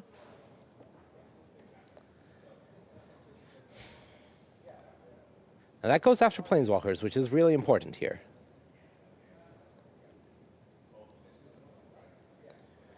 Because if that lived, then the next turn David could go, all right, go get my Cityscape Leveler, for example, blow up your Shieldred. Now I'm fully in the dominant position. Things are, now I am the Necro-dominant one. But no, as it is, we just see Khan hit the bin with the Sorrow over the March of Sorrow. Talisman the play now for David Gonzalez, and this Shieldred stands uncontested. Yeah, and now Brent has full information. David, in an attempt to have an empty hand, has played out the last land, has played out the Talisman, and is saying that I have no additional cards available to me. I'm living off the top of my deck, and you have free reign to do essentially whatever here. So the Trinosphere is going to be the bottleneck here for Brent in terms of deploying cards, of which he has, I don't even know, 15? A lot. Looks like he didn't find a land. No. In the 11-land deck. Weird. Surprising. Unbelievable, really. Yeah, and I believe Brent needs 1 land to be able to fire off this Break the Ice, because even though it's a 2-mana spell, the Disruptor Flute is already making it cost 5, which means the Trinosphere does not then make it cost 6. Yes. It is okay with it. So 1 more land would allow Brent to break the ice. Now, whether that actually does anything, I do believe I see 2 towers, 2 power plants, and 1 mine, if I'm not mistaken. But as it stands, this is too little too late here. Devourer of Destiny. Good draw. Another huge addition to this new Eldrazi Tron. One of the biggest, flavor. honestly. Well, just the fact that this is a deck that looks, it mulligans really, like, you sit down against an unknown opponent at a non-open deck list, right? They mulligan, mulligan. Oh, you go, oh, I'm sorry, down to 6, but that's fine. 6 is fine. We'll have a good game of Magic. Then they go down to 5, and you really start feeling like, oh, that's rough. I'm sorry, yeah. And then they go down to 4, and you're like, oh boy. Who is this hypothetical opponent you're making up that feels bad when their Tron opponent is mulliganing to 4? No. It's an unknown. You don't know. Oh, okay. Right? And that's what I'm saying. You go to 4, and while you're also, outwardly, you're saying like, oh, I'm sorry, I'm mulliganing to 4. Okay, so it's not at the Pro Tour where it's an open deck list. No, that's right. Secretly, you're thinking, this is great. I'm loving this. They're down to 4. Then they mulligan to 3. And you're like, you're on Tron. You tricked me. Okay. I felt sorry for you for the mulligans. All right, okay. Awful. And again, just confirming, we're not playing at the Pro Tour level here because this is open deck list. So. Yes. Okay. Yes, that's what I'm saying. So this is all happening at FNM, essentially. Well, there's lots of non-open deck lists. I'm just making sure where it is that you are actively this hypothetical situation where it's happening. Yeah. Yeah. Like It just feels relevant to my ability to empathize with the person. Oh, boy. All right. Orcish Bowmasters here is going to come down and not going to do a whole lot at the moment. Can ping David for a little bit of life, but as it stands, this ensnaring bridge has brought things to a little bit of a standstill here, Marnie. Okay, it sure has. And the Shield Road is gone. Bowmasters is on the battlefield, so that is able to do a little. But we are getting to the point where Brent can start firing off Soul Spikes at the cost of 3 mana, and that will kill David. Yeah. It will take 3 Soul Spikes at 12 to finish the game, and I believe he has 2 in hand. He can fire one off using this Phyrexian Tower to sack this Orc army and begin firing off 1 Soul Spike to the face right now. Brent's having a good old think about how he wants to do this. Okay. Soul Spike, exiling the... You have to sacrifice 1, right? Yes, sir. Yep, with the Phyrexian Tower, sacrificing a creature there. And exiles, I think that was an Inquisition and another Orcish Bowmasters? Correct. Yeah. Okay. And they're all exiled, by the way, of course, because of the Necro Dominance. Yep, you don't get a graveyard. The exile clause put in there, so you can't just, for some reason, you know, can live without a life total. You've got an enormously high life total. You could just draw your entire deck, put it all into your graveyard, and then probably cobble again to win together a win from there. I can't imagine any way of winning from that position. With a full graveyard? It just feels impossible. And you are the expert at the Magic the Gathering Pro So Tour? they tell me. So they tell you, you're not questioning it. It's one of those things like they keep saying I just walked in, they're like, sit in the seat. Please go and sit down. I don't know what I'm doing. Oh, dear. Fake it till you make it. And I've been faking it 10 years, my friends. Let me tell you that. All right. Brent, considering how many cards he wants to draw, he's got 38 life, so that certainly isn't the... that's not the pressure valve here. Again, just kind of dealing himself an arbitrary number of them. I'm sure I'll be able to pick up the tab, he says. All right, let's see what he's working with here. I mean, the Necro keeping you down to 5 cards is relevant. Was that 20 cards? And then move to discard. No, okay. 18. He drew 18. Only 18. Only 18 cards. Let's keep things in perspectives here, my friend. Did find some lands. I do enjoy how the lands in his deck, the modal double face cards, are pre-flipped. Yes. Look, it takes a lot of effort to just flip them back and forth between games. Who's got the time? If they're going to be lands, just leave them as lands. Let's face it. Yeah. All right, Brent Voss is stitching together the perfect, I was going to say perfect 7, excuse me, the perfect 5 here from his, from the 30 cards or whatever he drew. Looks like we're at turns as well, so these players are now down to the very last stretch of this game. Brent will be looking to put it beyond any doubt here. And it's back over to him.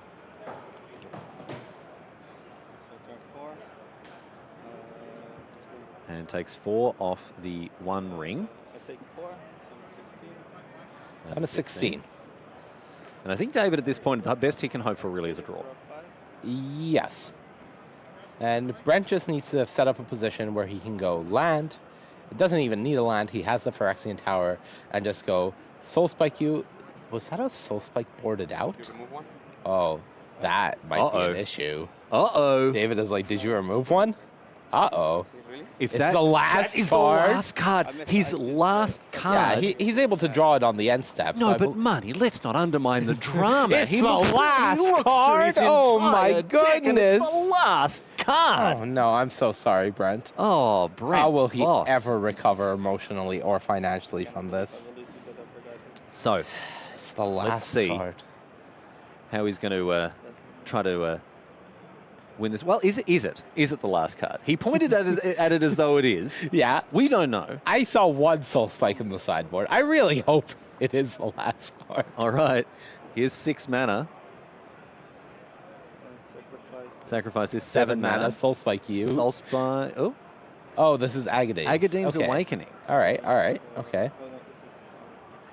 That's exiled. All right. Agadame's Awakening here. I believe Exa kills 4. Yes. If he's casting it for 7, that'd be correct. So Agadem's Awakening. Return from your graveyard to the battlefield any number of target creature cards that have a different converted mana cost X or less. Yeah, well, 4 is Shieldred, and that's it. Yes. I would like Shieldred on the battlefield. The Bowmasters have been... the Bowmasters have already been exiled. Now, this is turn 4, right, of extra turns. So if Brent can't win this turn, I don't think there's a way that David can win on his 5th turn, and so this may be fizzling out into a draw. So obviously that Soul Spike was boarded out here. I understand it if you don't, but I want to. But Brent is asking for the concession here. Yes, saying that I have the Soul Spike there. I've kept enough black cards in my hand. Of course, he In a game you give to win me the next turn. I can. Then I have this with yes, the Soul Spike. he's asking, can you win the next turn? Yes. Of course, the only issue here is. Nah, sorry, draw. That's okay. Yeah. Looks like it's going to be a draw between these two players. Very unfortunate situation for anyone hoping to preserve that perfect winning record, but very, very sweet to see the Necro Dominance deck do its thing there, Marnie. That was a cool one for sure. A deck I'm sure we'll be keeping an eye on as the tournament progresses. A lot of fun to see it in action. Yeah, it is a lot of fun. It is always cool to see massive amounts of cards drawn. We did see some of the hate that the deck can be vulnerable to. Ultimately, that Trinisphere ended up making all of the difference in that game. And we saw the reason that sometimes you just get unlucky. Yeah. Sometimes your last card is the card you need, and that's how the game went. Yep, I'm very unfortunate there for Brent Voss, but we can move on now into another match here. We can jump in and have a look at what's going on between Arne Huschenbett and Jacob Nagro. Both of these players on Bant Nadu, both of them at 4-0. So let's get underway with what I believe is game number 3 between these two players, squeezing in as much Magic as we can per round for your viewing pleasure. And what a pleasure it is for us to have you with us. Thanks so much for hanging out with us. We've got Magic coming your way all weekend, and we do hope to have your company throughout the entire tournament. So clear your schedules, my friends, because we've got lots of Magic coming your way, Modern and Draft, and you're not going to want to miss it as we crown another Pro Tour champion on Sunday. Anyway, we get stuck in now. Huschenbett versus Nagro, the Bant Nadu mirror. And we're opening things up with a delighted halfling, half-man, half-ling. And here it is on turn 1, the perfect opener here for Jacob. It is the perfect opener.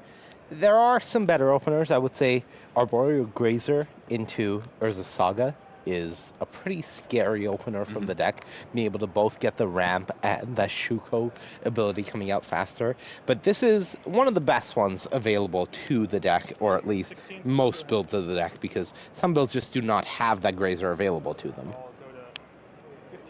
All right, let's see what's happening on the other side of things. Not a whole lot, as we see now Wall of Roots join the delighted halfling.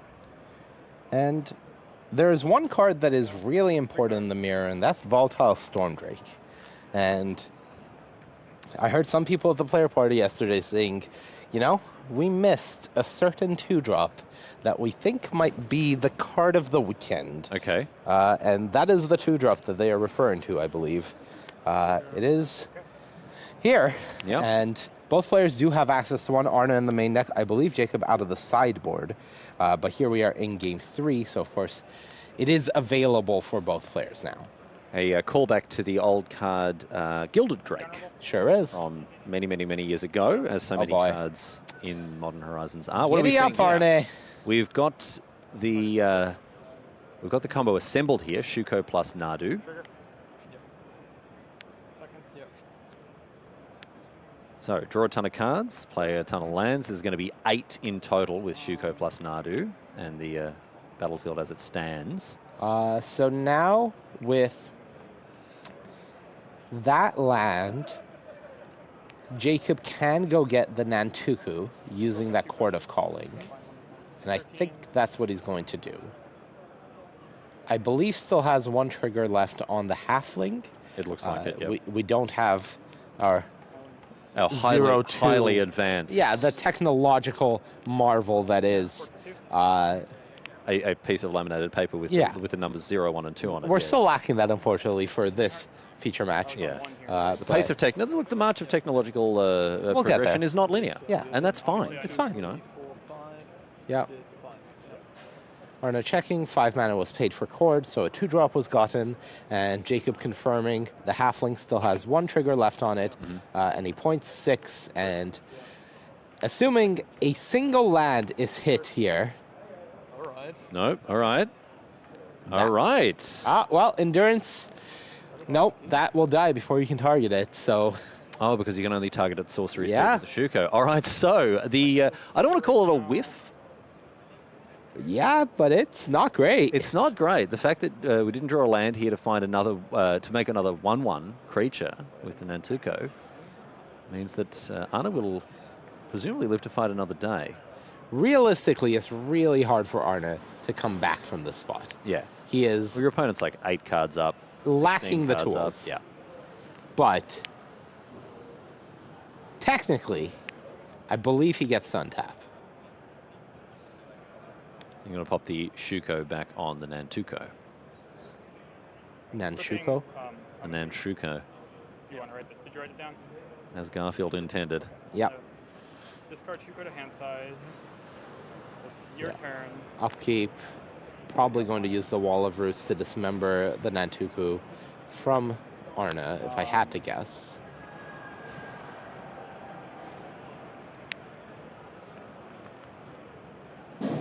Things looking pretty dismal here for the German, as we It's not see great. the Nantuko dismembered. Yeah, that is an unfortunate aspect of this Nadu deck is if they whiff, but, you know, you don't really get they punished. started going off on turn 3 and you're barely trying to get your footing. It doesn't matter if they whiff. What are you going to do? Just do it next turn, says Yeah. Jacob Nagar, and he wins 2 games to 1 there in our final match of the coverage of this round. Marnie, it's been great to have a look into Modern, and I'm very excited that we've got another day and a half, well, 2.5 days left to go of this format. It's my favorite format. We've seen some really sweet decks, some new decks emerging, some other decks that have been updated with new cards from Modern. I'm sure you're looking forward to exploring the format further. I definitely am. It feels like so far we've watched, 2 rounds of Modern. We've started to scratch the surface, and over the next, 8+ top 8 rounds of Modern throughout the weekend, we're really going to delve deeper and see which of these decks are the real deal, which of them are good for the metagame, and which of them are maybe not able to keep up with what something like Nadu is doing, because it does feel like the format is very fresh. It is very new. There's a lot to be explored and a lot to be figured out. And ultimately, with the impact of some of these cards like Sun Cleanser, these one-off choices that some people are bringing versus not, they may be the ultimate difference for the weekend. Making a huge difference, as we saw in our earlier game between the two former world champions, well, one current reigning world champion, I should say. Anyway, that's going to do it for us for this round, my friends. But we do hope you'll stay with us, because on the other side of this, we will be getting underway with the next round of Modern. It'll be in the capable hands of Cedric and Corey for that one. So stick around. On the other side of this, we're back with Maria and the team at the news desk.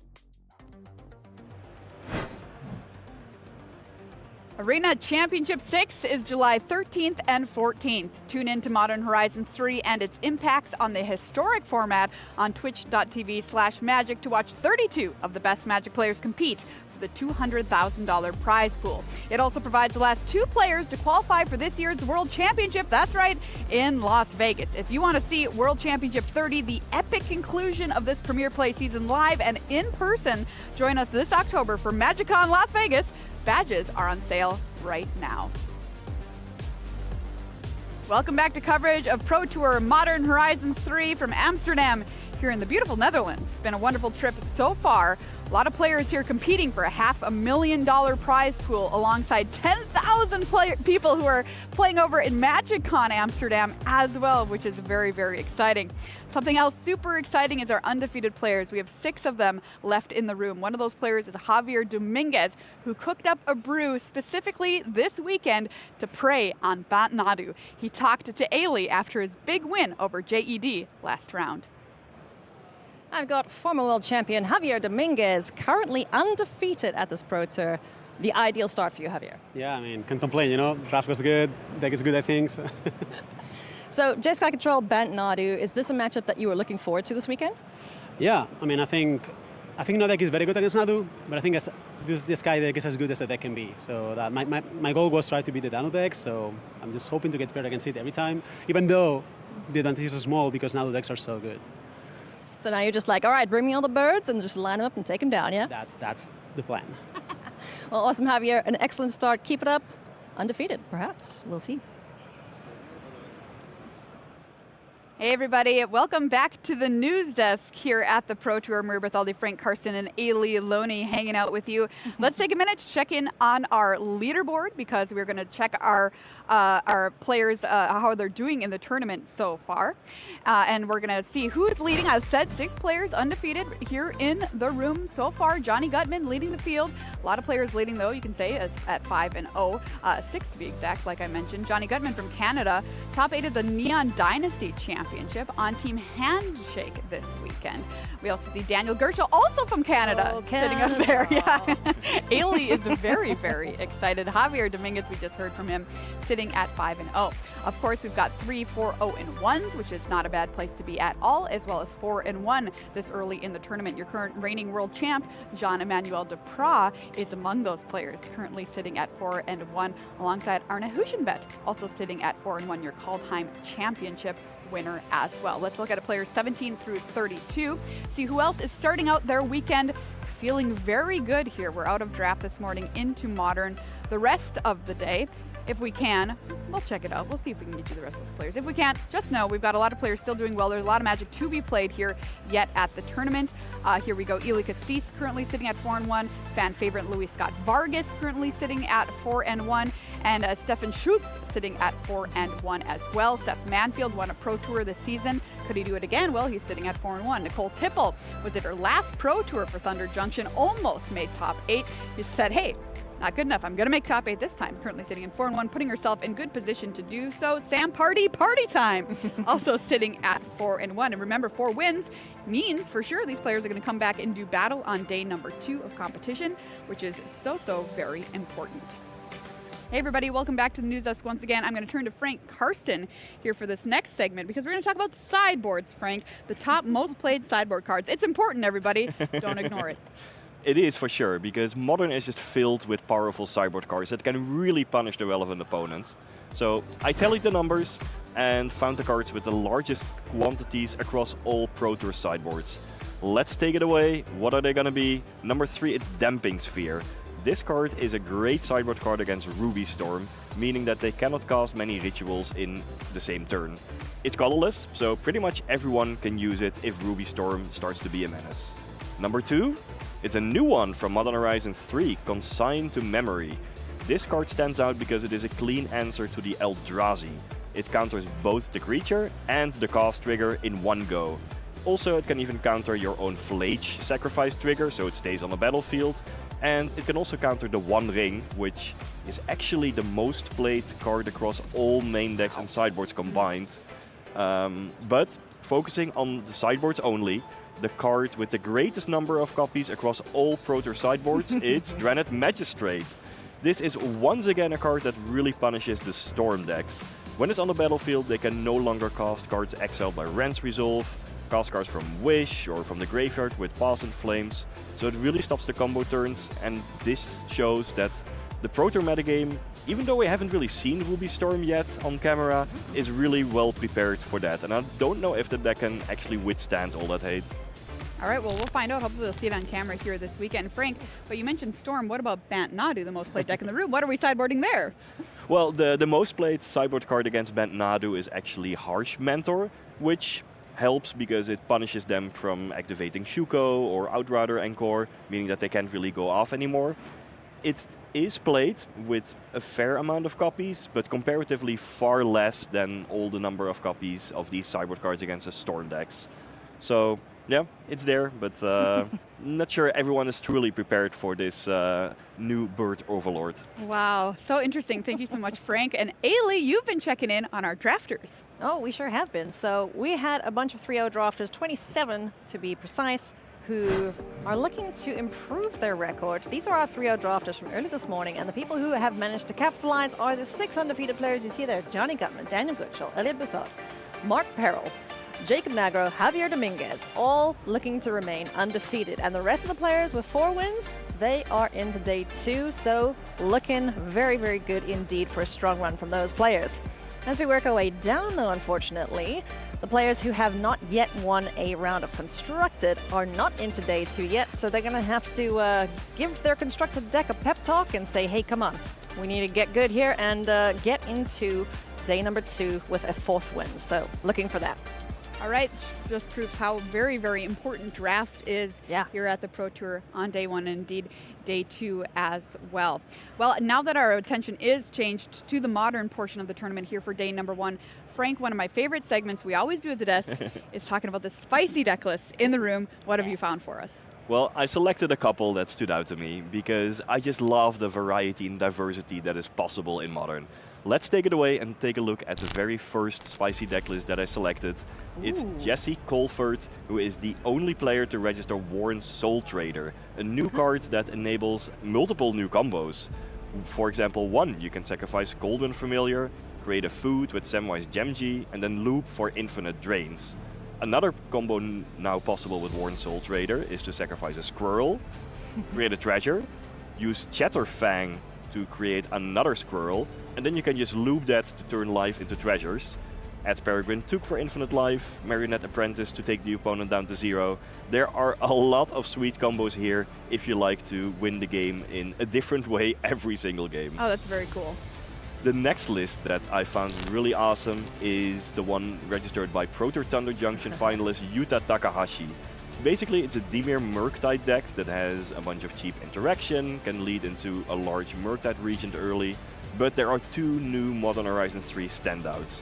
There's Psychic Frog, which is a really sweet throwback to Psychotalk, as well as Deep Analysis, which, I mean, I played Magic back in 2002, and back then the original Psychotalk was often discarding Deep Analysis, filling up the graveyard, you flash it back for 2 mana, make the Psychotalk even bigger. It just fills me with nostalgia, and this type of deck can bring back those same play patterns from 2002, and I love to see it.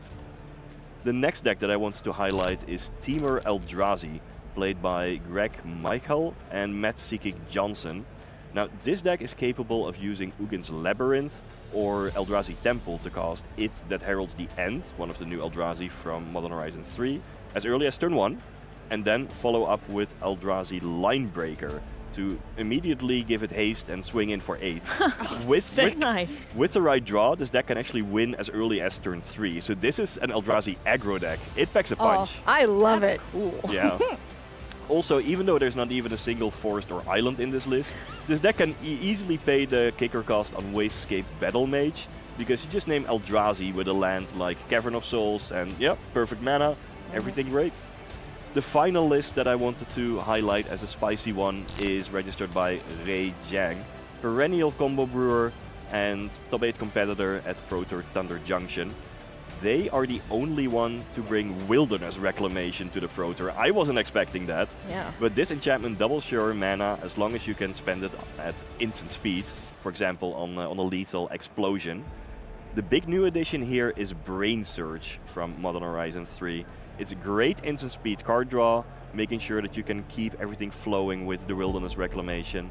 Also, there are some funky lines. For example, you can put Flage on top, right? The new red-white card. Use a Survey Land to put it into the graveyard. Then escape it with Arena of Glory and attack for a huge swing right away. So there are just a lot of wild possibilities here. Not just with this deck, but in Modern in general. And honestly, that is why I love the format. There is just the card pool is so big. You can do so many cool things. And this, these are just 4 decks. I could have gone through so many more. This format is still awesome, and you can just do anything you want. I mean, gone are the days of sitting down at a Modern tournament and knowing what your opponent is playing by the first land that they play. You know what I mean? Yep. Like out there, they have no idea. Well, I mean, it's open deck list, but okay, sure. apart from Details. that, yes, anything could happen for sure. So true. Thank you so much, Frank, for digging up those cool deck lists. We're going to be watching some more cool deck lists on camera. This round is one of my favorite rounds of every tournament. It's the cool deck round. Let's check it out. We've got Brian Boss versus Charles Eiler, Gruul Prowess versus 4-color Nadu. I'm interested in this Gruul Prowess list. Let's get to meet our players. Brian Boss from Kansas City, running this Gruul Prowess list, started playing in 2003, qualified via adjusted match points from the last PT finish, had a top 8 at Grand Prix Kansas City, hometown, there in 2019. Versus Charles Eiler, they're playing in his first Pro Tour, congratulations, started playing in 2009, made top 8 at DreamHack, the Magic Showdown in Dallas. So we'll see what these players can do here in this round, showing off for us with their very, very cool decks. Talking about those decks, let's see them, Frank. Okay, let's get Brian Boss's Gruul Prowess deck onto the excited. screen, because this is going to be a spicy one, I'll tell you. The core of the deck, that might look familiar. Monastery Swift Spear and Slickshot Show-Offs, those are standard inclusions that can grow when you play a lot of non-creature spells. But then Boss's list has the unique combo angle of Scale Up, which sets a creature's base power to 6. And then there it comes, Assault Strobe, giving it double strike. So, oh yes. So for example, with Soulscar Mage on turn 1, you can play both cards on turn 2 to create an 8-power double striker, add a Mutagenic Growth for the fraction mana, and you can deal lethal damage as early as turn 2. Turn 2! On a later turn, I mean, Monster's Rage can also give Trample to push past blockers, but this is an awesome take on the Gruul Prowess archetype. On the other side of the table, there's Charles Eiler playing 4-color Nadu. Now, we've seen Nadu decks already a bit.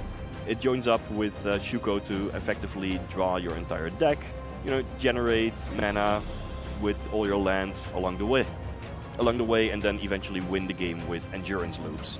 The Black Splash is mainly for Orcish Bowmasters, which in this matchup could ping down Dragon's Rage Channeler, just provide chump blockers. After sideboard, Black also unlocks Fatal Push, which, very importantly, could take down the Harsh Mentors, already mentioned them, that Brian Boss will surely bring in for this matchup. So ultimately, there's going to be a race. It's combo versus aggro, and I'll tell you, this could be a very fast one, Maria. All right, well, let's find out what happens. Will it be GG on turn 2? Cedric and Corey are in the booth with the call for the round with the cool decks. Well, we can only hope so, because we want to see something really awesome happen here in round number fun. That's what I'm calling this round. That's a good one. Because these are where all the cool decks are going to try to do their thing and show that Modern is capable of, as Frank said, basically anything. Cedric Phillips, Corey Baumeister, we are here in the booth. We're here in Amsterdam, too, which is not a bad place to be, if I do say so myself. Sweet place, for sure. We've seen some Nadu. We've seen a little Necro Dominance. We're still trying to get our eyes on Ruby Storm over the course of this weekend. But for now, apparently, we're going to do some showing off, maybe, in Gruul? Yeah, we're going to have some sugar, spice, and everything nice this round. So. We got some really nice deck lists here ready to go from you, and I'm really excited to see Gruul. We've seen decks like this in the past, but definitely not with this angle of attack, with Scale Up, giving a double strike, really a unique take on this deck. Now, one thing that you can do in a combo format is you can try to kill the opponent faster than they combo, right? Yep. So a way to do that is just play something that is hyper aggressive, which is what Brian Boss is bringing to the battlefield here this round with Gruul Prowess, which is a deck, as Frank did mention, can kill you as soon as turn number 2, depending on a specific draw. But it's a deck that can absolutely kill you on turn number 4, and I think turn number 3 could happen quite a bit too. So you're going to see a Monastery Swiftspear, a couple copies, excuse me, Mishra's Bauble. That means a couple of Prowess triggers and attack here for 3. So Boss is at 18 because of the Stomping Ground. Charles Eiler, 17 because of the damage, and now a couple of Bauble activations, Corey. Yeah, and we'll unpack Charles's hand here in a second, but for Brian, we do see the combo. There's Scale Up and Assault Strobe already, so if we can find a land, since there was already 3 damage dealt, you know, that's up to 7, that's up to 8, that's 16. I guess that is 1 short, so might need a little bit more help here. No, 1 short's fine, bro. Yeah. 1 short's fine. There's a nice land that's across a Verdant the way. Catacombs. 1 short is great. So, Stone Rain plus attacking? Yeah. That's my kind of deck. That is totally fine. So here's the thing about this particular tournament that we're playing in. We're not playing in a tournament, right, where you have to worry about cards like Fatal Push, other Lightning Bolt, just like Unholy Heat, just like 1 mana cheap interaction. This format is not about Solitude. Of course, we're open deckless, as was mentioned by the news desk. Yeah. So you kind of know you're basically clear for takeoff if you're Brian against a lot of matchups. And this is what makes Brian's deck very interesting coming into the weekend, which is if you don't have to worry about those cheap removal spells, you can just play a deck that is very all-in like this and just go, yeah, you're not playing Fatal Push, so I'm going for it. Exactly. I mean, this deck is definitely as close to a combo deck as an aggro deck gets. So going to be really interesting to see if he kind of goes for that line or decides to take a little bit more conservative line with some of the 3 prowess creatures that he just drew. Well, here is a Monastery Swiftspear, so there's a second one of those. Brian's going to come across here for, it looks like, just 2. 15. No big fireworks so far. Looking like we're going to save it for next turn. I'm going to fetch to 14. And it looks like it's still going to work pretty well next turn. There's the Orcish Bowmaster, which can represent 2 blockers.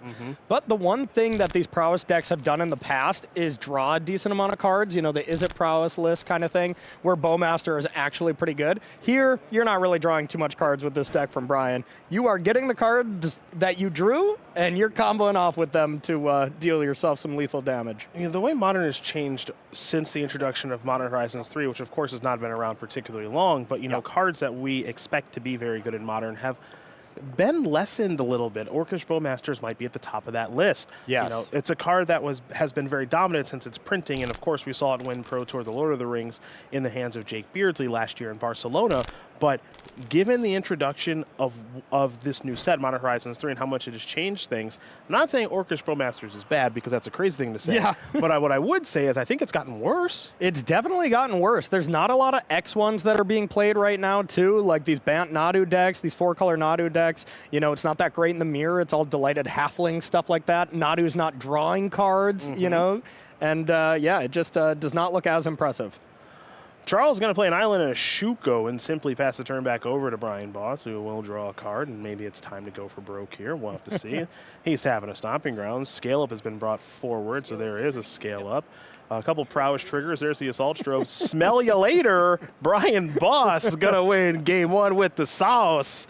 Gruul Prowess very quickly up a game. This is what we're talking about, man.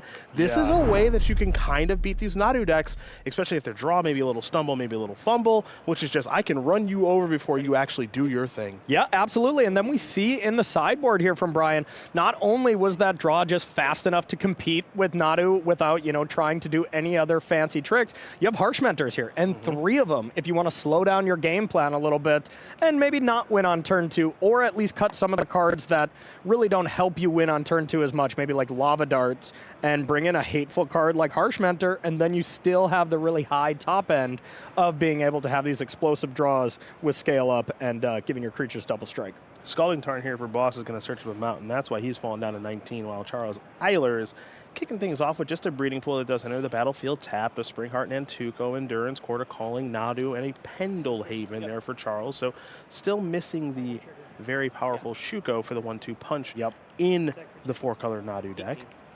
Boss's start, very similar to last game with a bobble and a Monastery Swift Spear. Going to activate that Swift Spear, take a look at Charles's top card, and not going to miss the trigger with the bobble. Not something I can say I do well. You miss them often? We all do. Yeah, fair enough, fair enough. Let's not act like we don't. That's why we're here in the booth, That's you know? right. We miss those triggers. Just a Pendlehaven there for Charles. We're going to head back over to Brian. Brian kind of the star of the show thus far in this matchup, though things can turn very quickly with this Nadu deck.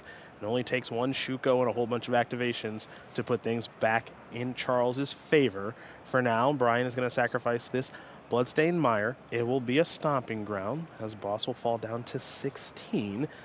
We mentioned that Brian qualified for this tournament via adjusted match points, did a very nice job in Seattle at Pro Tour Outlaws at Thunder Junction. While for Charles, who is off to a nice 4-1 start here in his first Pro Tour. Impressive. Top 8 finish at the United States Regional Championship in Dallas just a couple of weeks ago. So we have been seeing players in their first Pro Tour do quite well recently, and Charles is another one now, again, off to that 4-1 start, and not dead yet. Not dead yet at all, though I will say Charles did have quite the slow draw. You know, we did see a mulligan there at the beginning, so nothing really, you know, to blame as far as, you know, you didn't really want to go to 5 just to get the perfect hand of getting a Delighted Halfling or something, but just shows the power of this Gruul Prowess deck where you're just under the gun immediately if you don't have a really fast start here. Yep. And as it stands right now, I mean, Brian has scale up, so I mean that represents so much damage on Slick Shot Show Off already. Plenty of chump blockers for the other one, so the double scale up is not going to work necessarily as great on the Swift Spear, but still looks like a 2-turn clock on the surface value here for Brian to close out this match already. And that'll be a Sylvan Safekeeper now for Charles. So getting the base all set up for the old Nadu deck as we head back Brian's way. Drew a bobble, so one extra trigger there.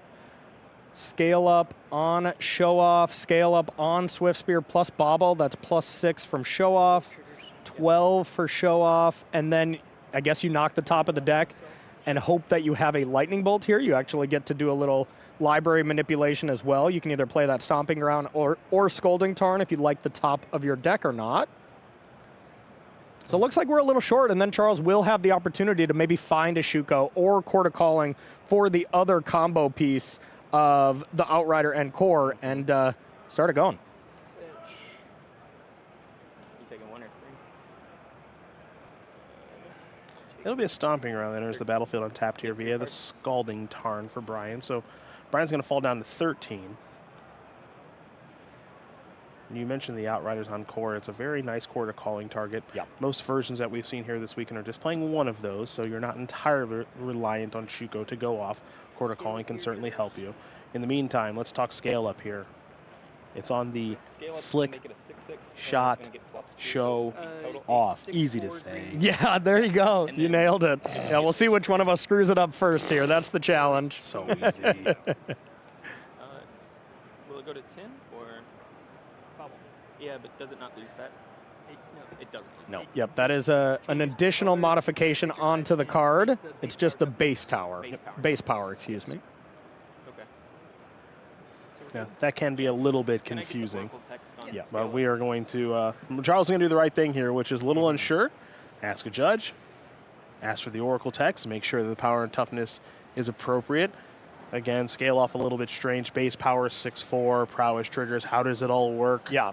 So modern staples scale up here. Maybe not necessarily what everyone's used to. Depends who you are. So now here's another scale up on the Monastery Swift Spear. I'd recommend a block on the Swift Spear for sure. Smart. So there's the block there. The air is 12. Charles is going to fall down to 3. Now remember, Brian did sacrifice the fetch land, so the bobble trigger is a mystery card. Could win right now.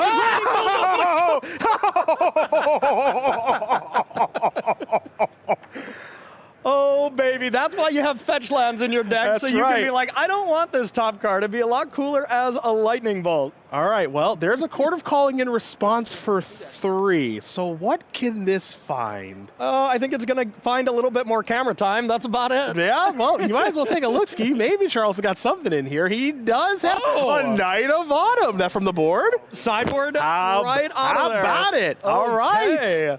Take that. We're playing Magic still. So gain 4, go up to 7, down to 4 from the bolt resolving.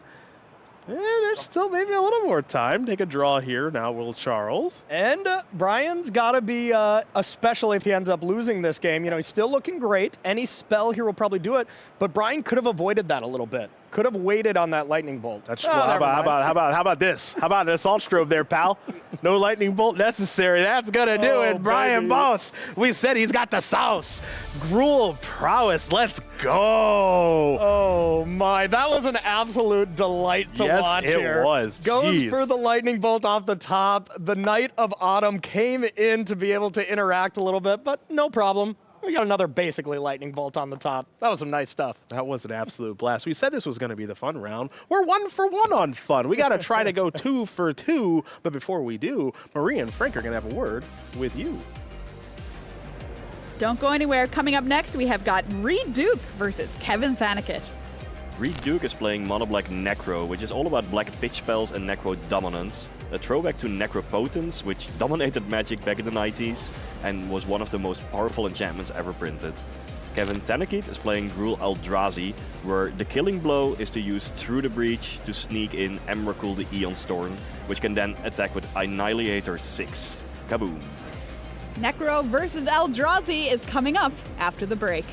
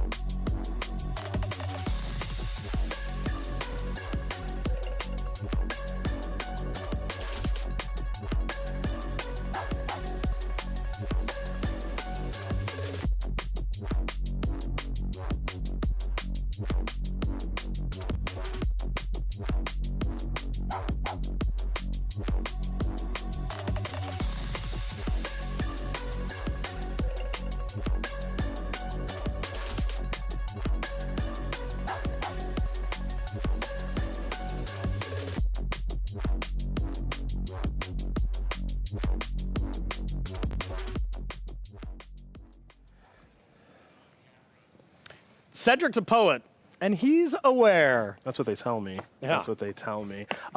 Seti P, Corey B, Modern Horizons 3 here from Amsterdam. Let's have some more fun here in round number 6. Gonna be tough to top. Yeah, that was good. That was good, No. especially in the amount of time, at least. I mean, that True. was a lot of fun focused in a small amount of time. Yeah, bolts rolling off the top. A lot of damage in one turn. Slick shot show off. A lot of fun. But as we try to top what we just watched, what better place to start than with Reed Duke? Pro Tour for XJ champion, you know, a couple of top finishes on the resume, not a bad little career. And you know, not everybody gets these little logos down here. Hall of Fame World Championship. Jeez, oh, Pete Reed, give everybody else a chance here. Kevin's gonna try. No top finishes on the resume just yet for Thanikett, but 3-2, off to a nice little start. Has an extremely fun deck as well. So for Reed, it's going to be mono black Necro. On the other side, though, Corey, I'll let you talk about this Eldrazi deck. Yeah, so this deck is awesome. A Gruul Eldrazi deck, but it is nowhere near kind of the Eldrazi decks we've seen before. You do have Eldrazi Temple, kind of a little bit of fast mana, Ugin's Labyrinth to bring out Thought-Knot Seers and stuff like that. But the main thing we're doing here is Through the Breach for big old Emrakul, the Aeon's Torn. Didn't think I'd be seeing this Emrakul, you know, I mean, maybe Emrakul anew, but yeah, this is a really spicy one and is able to close the game out extremely fast. Still has the One Ring, still has some other powerful things, but that's plan A, is attack with an Emrakul Through the Breach. You know, who knew that over the course of Magic's history we'd have 3 Emrakuls? That's the first thing. Now, here's the second thing. Who knew they were all going to get played in one tournament? Yeah, no kidding. No kidding. Probably the lesser of the expected ones. Yeah. This 15 mana one, but definitely a powerhouse. And I do think this is going to be slightly tough for Reed. Like, hand disruption, sure, it's great against this deck, but you can't Thoughtseize the top of the deck, so if you can get one of these pieces off the top, Kevin can easily take this down. Okay, well, this card here in Grief was the star of the show of our last Modern Pro Tour back in Barcelona. It feels like ages ago now that we saw Grief and, of course, Evoke and everything else, that it was causing up the trouble in Barcelona in the hands of Jake Beardsley and so many in that tournament. Now, a little bit less so. Yeah. It's seeing play in this Necro Dominance deck primarily. The days of Rakdos Evoke may just be entirely behind us, but the card is still very powerful, Corey, nonetheless. Yep, still really powerful, and more than likely we're going to be seeing from Reed here a Malachor Rebirth. You know, this is the Not Dead After All style of effect, but the fact that it is a land on the other side allows Reed to kind of cheat on mana a little bit. Here is only playing, 11 actual lands. So more than likely Reed's going to be able to take 2 cards here. Through the Breach is pretty much the auto take, and then more than likely you're just taking command here. Oh, wow, I stand corrected. Okay, only taking 1 card, so it doesn't have the combo, the nice draw. Yeah, so this is just, I know this is going to sound crazy, just a boring Grief with nothing else to do. Just take your best card and say go. Yeah. That probably signifies that we're going to see, one of the new cards here from MH3 Necro Dominance from Reed, and just wanted to make sure he wasn't going to get anything gigantic put into play this turn. Yeah, I look forward to seeing the legendary enchantment on the battlefield at some point of our second match here in round number 6. For now, Kevin with a Talisman of Impulse. That's an old one, but a good one. Through the Breach still in hand, as mentioned. And the nice thing with Ugin's Labyrinths against these Grief decks, you get to hide kind of your best card that you don't want taken from you. So still has the ability to bring that other powerful Eldrazi Devourer of Destiny into hand at end step, play it the next turn, and still deal with a permanent. Yeah, Ugin's Labyrinth is a card that we do expect to see quite a bit of play in Modern, given its printing here in Modern Horizons 3. It's going to be fun to see players put that card through the paces and find the best home for the very powerful land, that's for sure. And that, alongside Eldrazi Temple and some other ways to generate a lot of mana, is a strategy that plenty of players are employing this weekend. And now Reed is going to employ this strategy, like many other members of his team. It's a Necro Dominance, and is going to look to start to dominate this game. Yep. Let's see how many. There's always some kind of discussion if you want to be going for an absurd number like 10. 12 life down to 8. Okay. So that was pay 12. Wow, okay. So now there is going to be Reed still saying, all right, not your turn quite yet. It's going to be some Soul Spikes fired off more than likely. Instead of discarding these cards, might as well deal some damage. And then kind of just do this every turn because you're gaining life with the Soul Spike. You can possibly cast Shieldred next turn where you can pretty much give away your entire life total except 1. And then, well, you're gaining twice as much back. And see if you can just bury your opponent in card advantage and free spells like Soul Spike. Now, the idea is that you do draw a couple of copies of Soul Spike in this first activation. Reed organizing his hand a little bit at this stage. Of course, if he has a Soul Spike, I think we're going to see him cast it. And here is the first one of those. So Reed is going to gain 4 and going to deal Kevin 4. The life gain here very important for Reed, given the Necro Dominance is on the battlefield. And it might be time for Reed to discard. But before he does, it's going to be a Kozilek's Command, it looks like. So looking to draw a card, make some Scions, it sounds like. So able to deploy a big old Eldrazi next turn and possibly deal with the Necro Dominance. The Scries are going to put the top 2 cards in the bottom, and then Kevin draws. Reed's going to discard a whole bunch of lands. It looks like a Grief and maybe a copy of the One Ring. So we're going to head back Kevin's way. Ideally, Kevin has a very big turn because Reed certainly just did. All right, I did see through the breach, but I don't think I see a payoff. And Devourer of Destiny is a cast trigger, so not being able to even kind of cheat that into play to get anything too exciting going on. So kind of looks like a little bit of a brick turn here from Kevin. And taking a look at Kevin's deck, too, one thing I'm kind of noticing here is it is not hard for this deck to cast through the breach ahead of schedule. No. To be able to wipe out the opponent entirely, which is a pretty wild thing to think about. We've seen players try through the breach strategies with Emrakul in Modern for basically Modern's entire lifespan, right? And it's been good at some times and pretty poor at others. This might be a high point for this style of deck here. Yeah, definitely. I mean, these style of decks, you know, you could just have 2 combo pieces and both of the cards are bad on their own, you know, so you have to combine them to get some good value. And, you know, that's just not always great in a high-powered format like Modern where, you know, consistent, powerful decks exist now. You look at Bant Nadu, it does the same things. All the things kind of, you know, find each other's combo pieces. And this deck necessarily doesn't do that. You just got to draw well. Well, Reed is cooking right now, so he just did the alternate casting of Grief. Sacrifice that to a Phyrexian Tower. That'll give you 2 black. You see the other 2 lands that are tapped. That's Shieldred. Now we're in the end step, which means it's time to trigger the old Necro Dominance.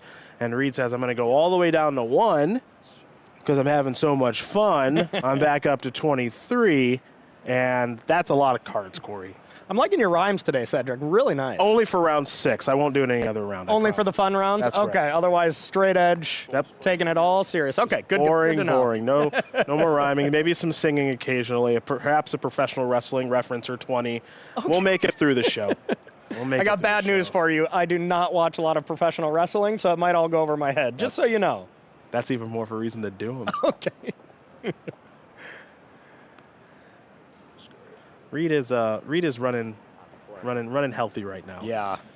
Running healthy. So is able to find this, but really the damage is done. You know, you're able to destroy Necro Dominance or Shieldred. Pick your poison. You know, both are pretty bad. Reed definitely has 5 cards in hand that are going to be great. We see a couple March. There was a One Ring. Just a lot of ways to gain a ton of value. And it's really awesome to see this team on kind of split. You know, there was a lot of Ruby Storm between the team as well as Mono Black, and it really seems like kind of they're all doing pretty well. Yeah. Wouldn't surprise you that Team Channel Fireball's having a good tournament given the players on the team, to be sure. Yeah. But it is notable, as you mentioned, that they are kind of split among decks. They've got some Nadu, they've got some Ruby Storm, they've got some Mono Black Necro Dominance. They felt that all 3 decks were pretty darn powerful, and so it was kind of at that point, once you established and identified what the powerful decks was, it's just kind of like, okay, which one fits best for me? Yeah, right? Exactly. And we were kind of talking, you know, in our pre-production meeting and stuff like that, you know, maybe there's a lot of new decks, so people aren't playing exactly what they're comfortable with, but there is play styles of decks that players are comfortable with. You know, there might just be these Storm decks over the history of Magic where you're just like, I don't enjoy that. I haven't enjoyed playing them in the past. I don't think I'm going to enjoy playing them now. And Reed definitely feels more like a mid-range style gamer, so this definitely fits his play style. Well, there's a big play. That's the Devourer that's going to take care of the Shieldred. So that's not so bad, but it is still a pretty uphill climb. Now remember, of course, that Reed doesn't get the opportunity to draw a card because of the Necro Dominance. It does say skip your draw step, and that's why Reed has actually placed a die on top of his deck. Doesn't want to make that mistake. 24. So Reed's going to fall down to 24. Looks like it's time for the One Ring. Do some extra drawing and then more Necro Dominance action at end step, and it's pretty much just to find more Shieldreds, and of course you can just win the game. When your opponent's at 8, you got to be very tempted to draw a large amount of cards, but of course you don't want to get too carried away. With the crackback, of course we have the protection for this turn, but eventually you do have to worry about that. Yeah, it could just be Soul Spikes aplenty here to kind of finish things off potentially for Reed. So I'll go to my end step. I'll let Reed say it for us. Yeah. 12 life down to 12. All right, let's see how many spikes we find. 2 of them for the win. Of course, there are 4 in pretty much all of these decks. We did see Brent sideboard one of them out last round and maybe led to his demise a little bit. So we'll see. That's probably their strategy against those Tron-style matchups. We're going to do a little bit of organizing of the hand. Doesn't look like any of them at quick glance. There's at least one march over there, yep, which isn't too surprising, but it doesn't look like there's any more spikes at this stage of things. So, yeah, you're able to just march, discard all these cards, gain like 20 life. I'm going to march your Devourer for 18. Oh. Oh, okay. Oh, just 18. Checks notes. Oh, yeah, it dies. I'll put it in the graveyard. Okay. Not bad. You know, one of the things I love about Reed is one of the only people who can say that sentence, I'm going to march your Devourer for 18, and it just feels like honest. Yeah. I'm going to march your Devourer for 18, and you're just like, of course, okay. Yeah. Okay, Reed, you're very nice. So my creature it's the same way he would just say, yeah, I'll no blocks, you know, for like getting lethal damage assigned him. You know, just always the kind of same even keel. Take that damage, put a counter on my ring, draw a card. Yep. I'll start. Draw step. Oh, I love Reed. Hard not to. There's a swamp. That'll be the land for the turn. Again, because of how many double-sided cards there are in this deck, some of which, of course, are from Modern Horizons 3, and with how much life this deck gains, the drawback, quote-unquote, of having to pay 3 life to have him enter the battlefield untapped, really not a big deal. Yeah, not really mattering too much, and it is just really awesome design how you are only playing 11 actual lands, but you have access to, you know, a solid 20 when you count those double-face cards. Orcish Bowmasters. All Bowmasters, you. That's going to shoot Kevin. That means the army token will be happening for sure. And it is a good little nudge there from the judge that the cards, once Necrodominance is on the battlefield, they're exiled. No matter Very how they, relevant right now. Yeah, no matter how they get into the graveyard. So don't forget that. Now here's a little spike.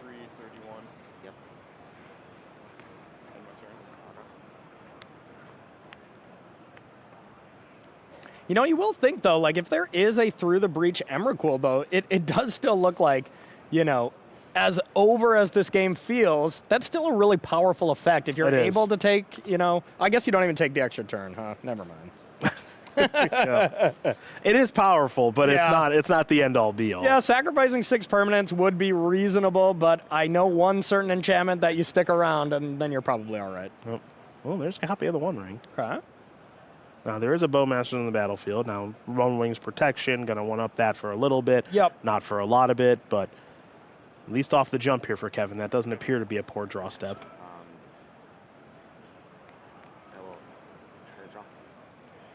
And Reed can respond now if he wants with another Bowmaster. Yeah, I'll Bowmaster the... I'll respond. I'll flow a mana. Sure. And one thing that Reed can do here, you know, there is the ring protection right now for the next turn, but Reed can still just draw a bunch of cards, you know, draw 8 or 9 again, and then just say go and upkeep Soul Spike. Yep. Not too much I think Kevin can really do about that. Aha! Sure. There it is. Talisman. The missing piece. Look at this. Reed's going to draw a couple of cards here with his copy of the One Ring. So 2 burden counters on Reed's, 1 on Kevin's. So Reed will be taking 2 and falling down to, looks like, 29. I had myself at 29, going down to 27. Well, let's clear it up here just a little bit. Actually, I'm sorry. I had myself at 27. And then you gain 4. Thanks. There we go. 29, I agree. So 29 to 3, they agree. There we go. And so Reed will mosey on along. Again, not drawing a card because of the Necrodominance that's on the battlefield. And just end his turn. Ends the turn, but does not activate. Doesn't draw any more cards, signifying that Reed might have it locked up. I know he does have a second Bowmaster, so if that ring turns sideways, which it looks like it has to be, I mean, I guess the one on the field is going to be good enough, then it will be lethal. Doesn't look like Kevin has too much. Okay, looks like another One Ring. Buy some more time. Yeah, it's interesting to see. Okay, well, Reed says I have 2 Bowmasters, which is going to make it a little bit easier. What I was going to say there was it was interesting to see how Reed was navigating that game just because of the I'm not going to draw a ton of extra cards. I'm actually going to rely on the ring now as opposed to the Necro Dominance and just kind of, I guess, not going all in when I think other players might. Yeah, I think it just really led me to the assumption that, well, he's got it. You know, he's got it locked up. It's just wait for your opponent to do the things. And Kevin had to blink first the entire time with having Bowmaster already in hand from Reed. So Reed knew that eventually, in response to what Kevin was going to do, he was able to finish it off. Well, both these players are going to keep 7 here for game number 2 of round number 6. Cedric Phillips, Corey Baumeister. We are here from Amsterdam at Pro Tour Modern Horizons 3, watching Pro Tour Phyrexia champion Reed Duke do his thing with Mono Black Necro against Kevin, who's trying to get something going here in game number 2. Kicking things off with a pregame action of Devourer of Destiny, where you can reveal that card from your opening hand, and if you do, at the beginning of your first upkeep, look at the top 4 cards of your library. You may put one of those cards on top of your deck and exile the rest. So that Through the Breach, that Talisman, and that Stomping Ground, those are gone for good. Really, really nice card, though, in this deck. I mean, already just the payoff effect, something you can exile to Ugin's Labyrinth, just a good card to cast to get rid of maybe some hate cards for your kind of combo here, and then just being able to set up a nice little card on top, since you are this kind of 2-card combo deck, where you do have to find a way to assemble the combo. Otherwise, your deck doesn't do a lot. Yep. An Eldrazi Temple and a Grove of the Burn Willows is where Kevin's going to start things. You saw Reed get some information via the Inquisition of Kozilek to kick things off, a card that may be making a bit of a return to Modern, given all the combo decks that are running around nowadays. Reed just going to play a Swamp and pass the turn back over to Kevin.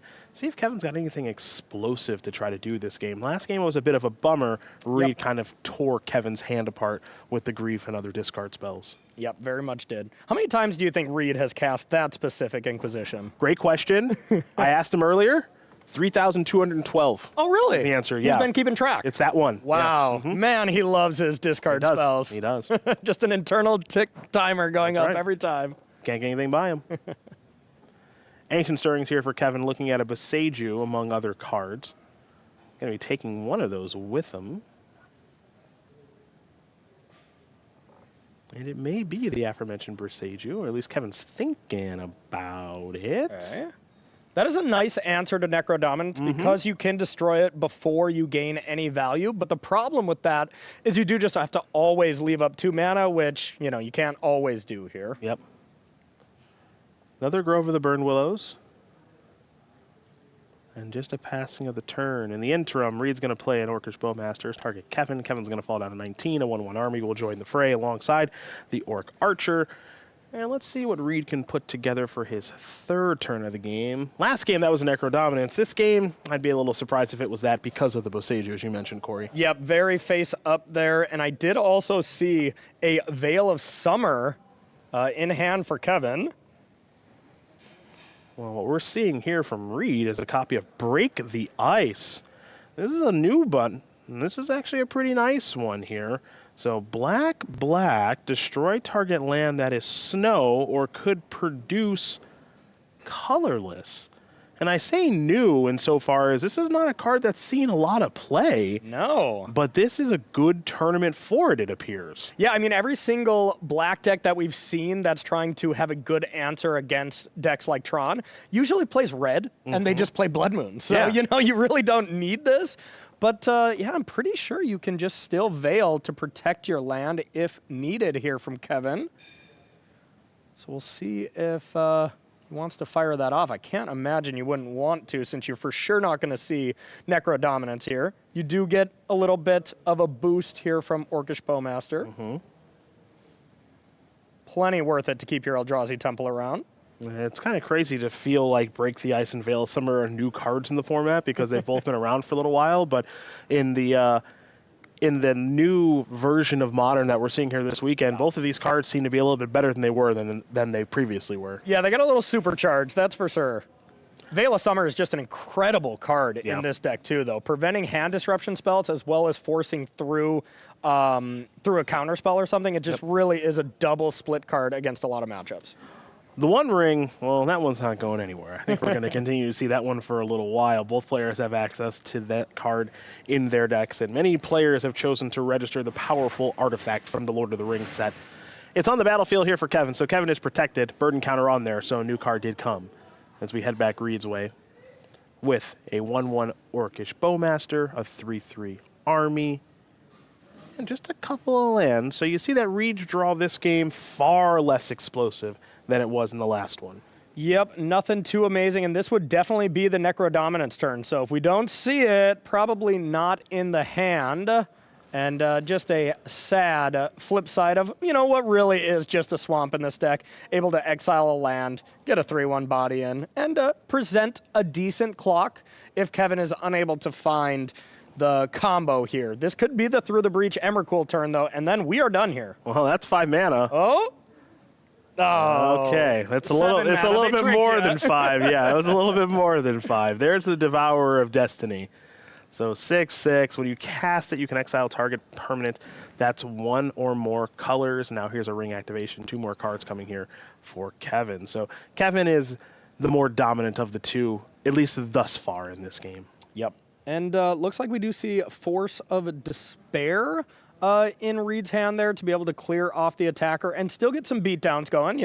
6 coming in here, the ring dealing 2, 8 damage. This puts Kevin already down to an effective 7. Okay. And Grief to be able to clear this off. So if there's a good card in hand now, we're going to take it. But then, of course, there is still going to be 4 cards that Kevin's going to be able to see and a bunch of rings to give more protection. Kevin's is still looking very good here. Yeah, Kevin's got some time to work with in this game, given the hand. You mentioned the copies of the One Ring. There are 2 there. Of course, there's also the one that's on the battlefield. Another Devourer. It looks like that may be a copy of the brand new Ulamog in hand. So this is very much an Eldrazi strategy right now. Oh, yeah. The 3 ring, as it's commonly known. Yes. Yeah. Yes.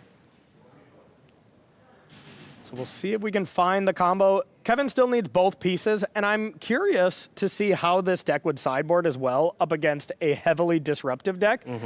I wouldn't be too shocked to see maybe some of the combo pieces come out. So we might not necessarily see that over-the-top draw here, but we will see. Kevin has activated the ring. Couple of cards from that, as well as the draw step. Eldrazi Temple is the land for the turn. Let's see what the spell will be. It will be a copy of the One Ring, so that'll replace the old copy. Protection has been established.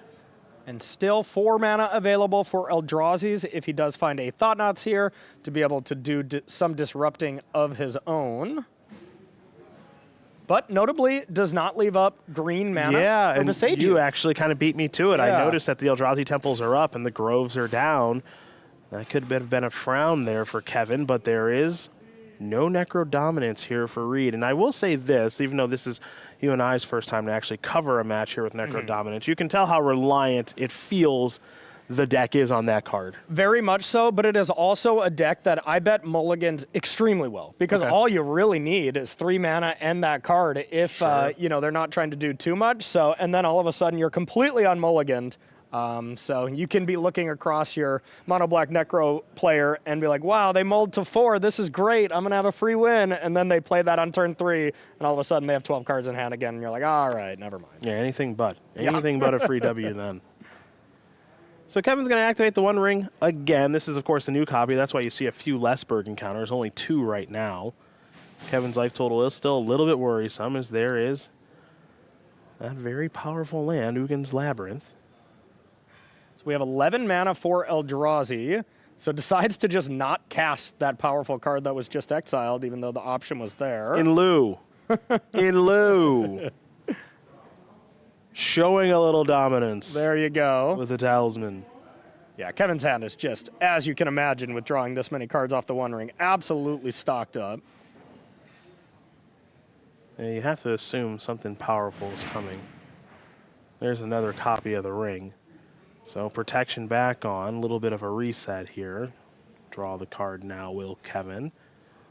So as you mentioned, Corey, Kevin has had the opportunity to see a ton of cards. We don't have a great look at Kevin's hand at this stage, but you have to imagine there's got to be some goodies in there. Yeah, it looks like to the far right of his hand on our screen there, those look like Eldrazi's. So it's just How expensive are they? Sure.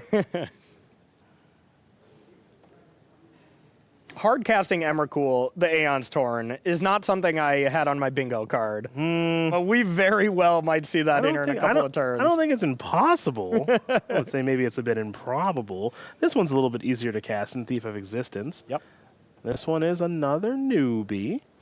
3 mana, 3/4. When you cast this spell, exile up to 1 target non-creature, non-land permanent opponent controls with mana value 4 or less. If you do, Thief of Existence gains when this creature leaves the battlefield. Target opponent draws a card. So it's a nice solution to maybe some weird problems. I will say, though, Kevin is at 5. That is 1 life point away from the scary number if you're sitting across from this mono black deck. If you can just get soul spiked out of nowhere when you have that many cards in hand, you feel pretty bad about turning the ring sideways, you know? No, my concern right now for Kevin, the life total is 1. The lack of a real powerful game action is another. That is the concern I have from the booth here. Yeah, like this feels like the turn where Kevin has to have a gigantic turn, and there is through the breach. So I would imagine it is going to be said turn really, really large. But, that's still, even if Reed doesn't have many lands left, if an Emrakul actually has an Annihilator 6 trigger that hits Reed, Reed doesn't need lands to win the game here. Yep. So this could still be trouble for Kevin, even if he does the thing. All right, well, through the breach is on the stack. And we all know a creature wants to attack. It's just a matter of if it's over there. I gotta imagine it is. He's drawn 1 million cards this game. See what kind of interaction Reed has for that. Traditionally, mono black decks have really not had. Oh, well, this is cute. Oh, this is incredible. So, a Malakir Rebirth is going to be cast on the Grief. I'm sure that's it. I'm sure just waiting for it to die then. Nothing else after that. Let's see if Kevin has a response. A braid. To this. Okay, so there's an abrade in response. Does Reed have a response? Could have another rebirth here. Well, it does not. So, a braid will resolve in the Grief, which means the Malakir Rebirth will be countered upon resolution. Yeah, and this might just really do it here. As in, I do not think Reed is really going to have any permanence after this, but it'll be down to knock the top of the deck if Soul Spike's there, plus the 2 damage from the 1 ring. Yep. So Ulamog the Defiler is what was placed onto the battlefield. That's a whole bunch of damage, and that'll be more than enough. We don't need to watch any more of that one, so let's watch a little bit of this one as Reed and Kevin, well, they're all tied up. So, Kevin says I have pregame effects. Ooh, going to take the initiative back via the Gemstone Caverns. Not all right. the one I was expecting. Me either. Counter. I'll play tap lands. Future. And Reed is just going to play one of these double-face cards that acts as a swamp, but also a black card in the Necro Dominant Soul Spike March deck. So, Bogart Trawler, not today. Sorry, bud. Get those graveyards out of there, though, That's on right. another day. I will say, though, for Kevin, mulliganing to 6 plus starting with Cavern here, you are starting with a very low amount of cards in a deck that has to combine 2 cards. So, is going to be tough unless he kind of has the perfect draw. Ugin's Labyrinth is going to help out a lot, though.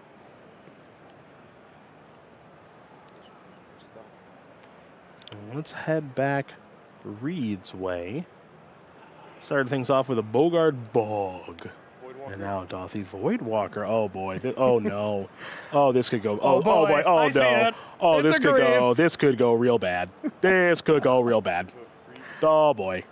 Yeah, we have seen Oh this. boy. We have seen this a little bit. Oh, is this a veil to prevent it? That's Okay. a pretty good card to have right now. Woo, doggy.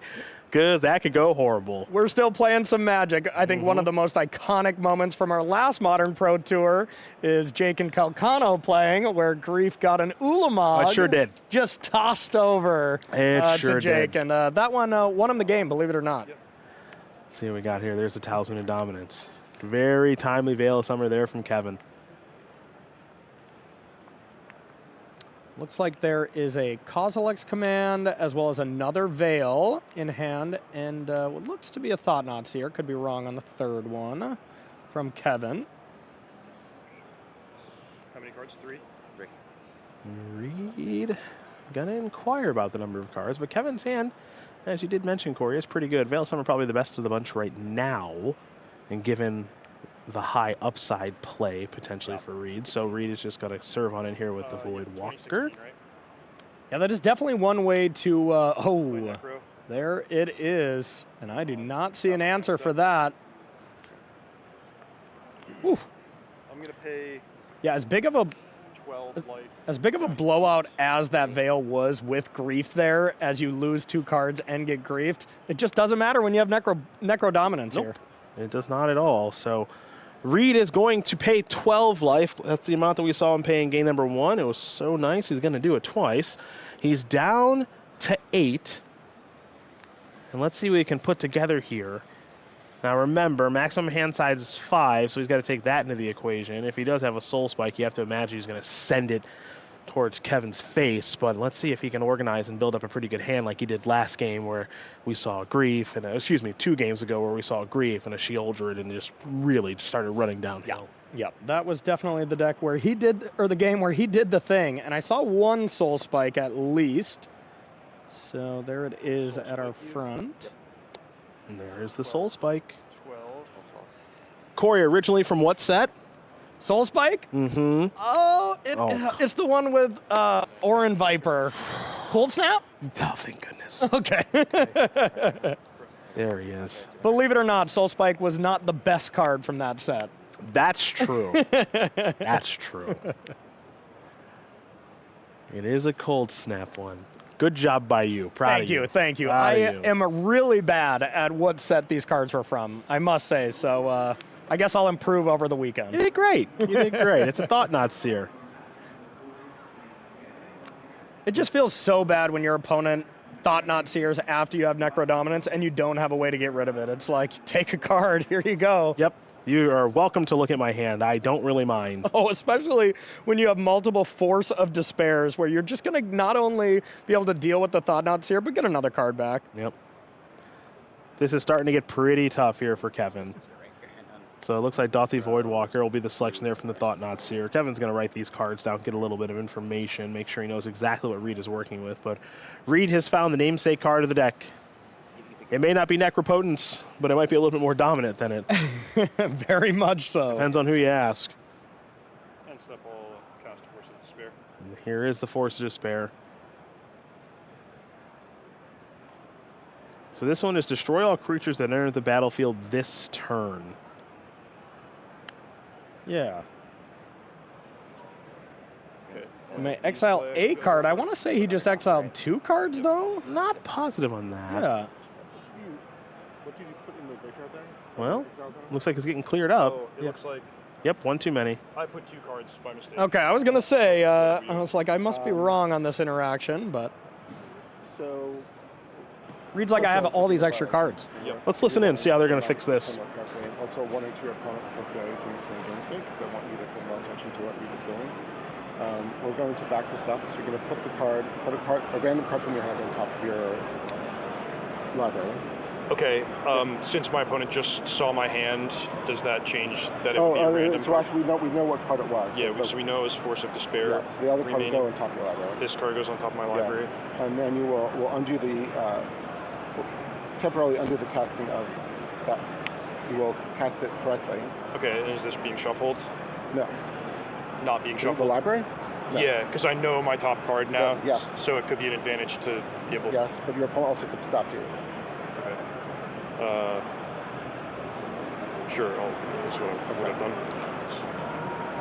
Okay, thanks for catching that, Judge. And I'm sorry. And here's the card that I draw from Thought-Knot Seer. Yep. Okay. Yep, I'm done. So we have 12 to 12. I skip my draw step. Sure. I'll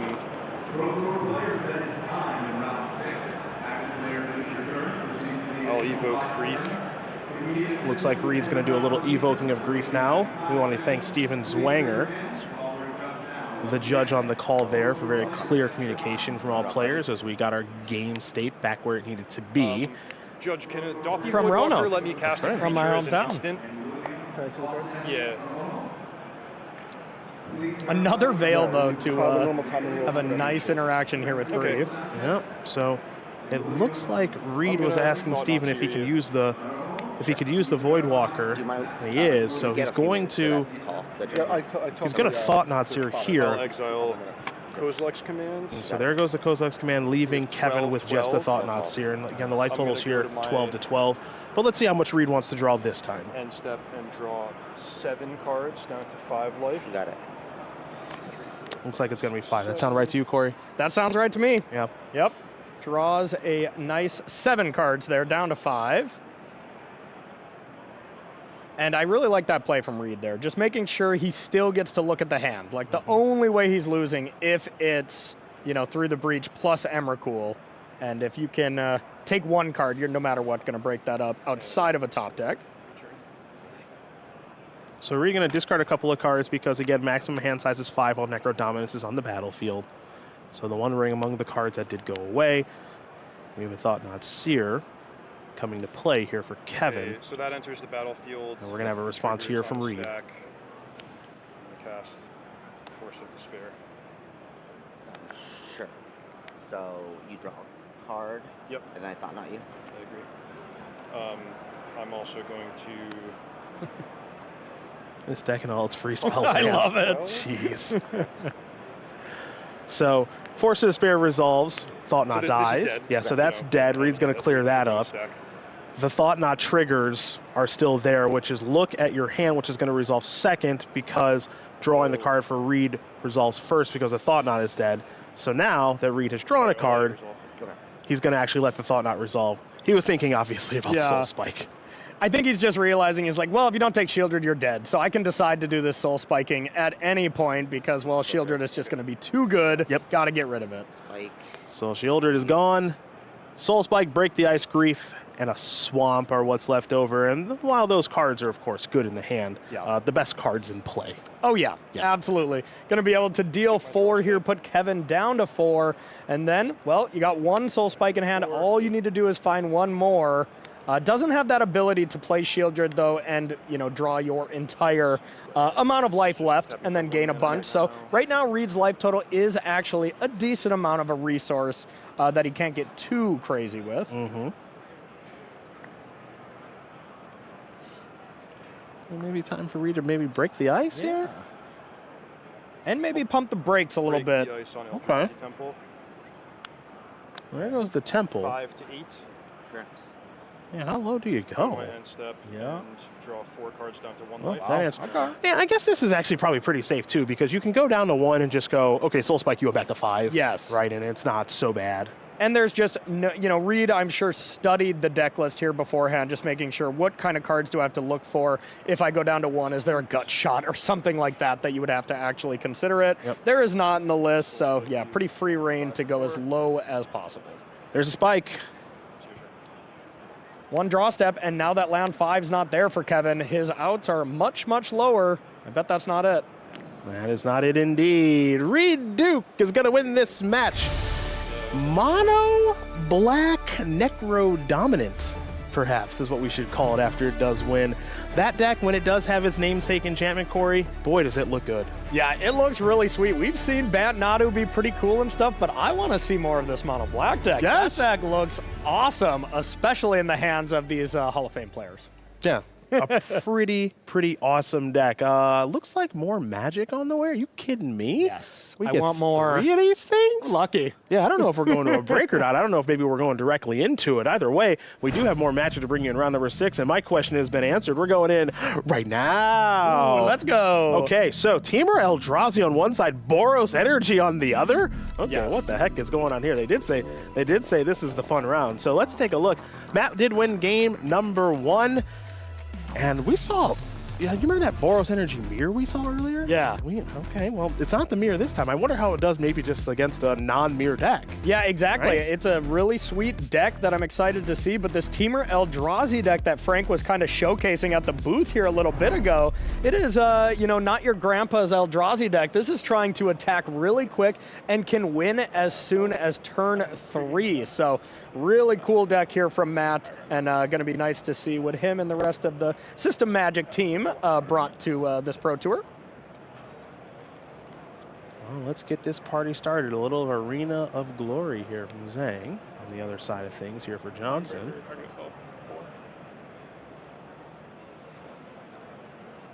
Let's get these beatdowns started. This is what I'm talking about. Hood hood. Little line breaker. There we go. That's right. I mean, I've lost to that card so many times in Limited, it makes sense that it's going to be pretty strong here in Constructed. Yushuang is on a bit of a struggle, though. At least it appears to be, with just one land in the Arena of Glory, and then a Ragavan. Now this is how you know this format has changed, folks. Yeah. Remember Ragavan? You remember that thing? It used to be so very good. Yeah. Ragavan and Bowmaster are like, what happened? Yeah. Why am I not in every deck anymore? I remember Ragavan. I remember how busted that card was and how everybody had to build their deck around it. Now people are basically ignoring the thing. I dare you to play Ragavan. People can kill it and people can just block it now these days. Yeah. Just unfair.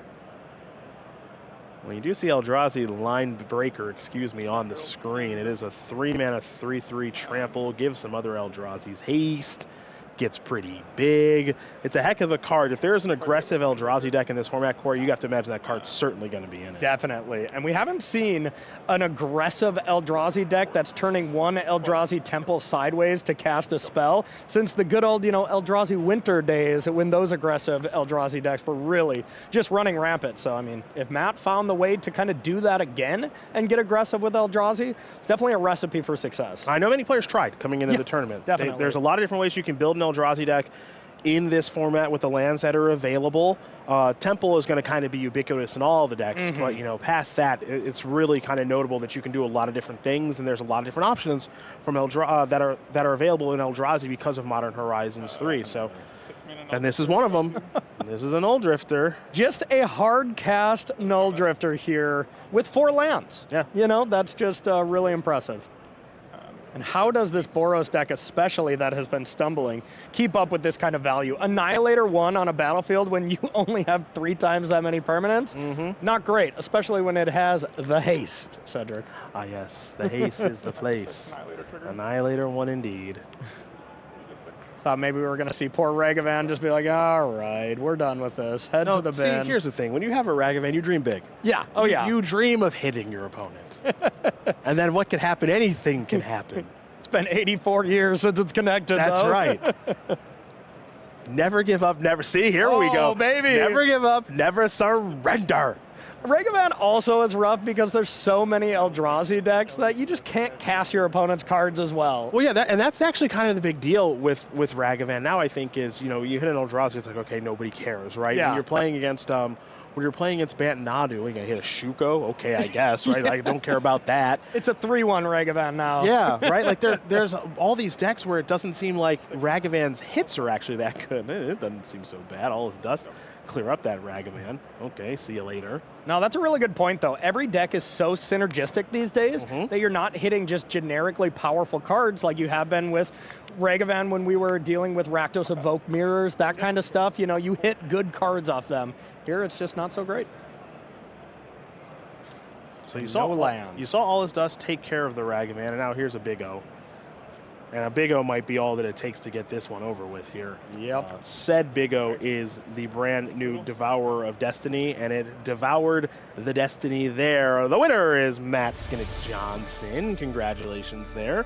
We're seeing a little bit of everything here, Corey, in round number 6. Yeah, this round was really fun. Aptly named, as you were saying it earlier, but I want to see more of that Teamer Eldrazi deck. That was nice. Yeah, we got Looks really sweet. I need more of it. Yeah, a little sneak peek, just a little sneak peek that particular round.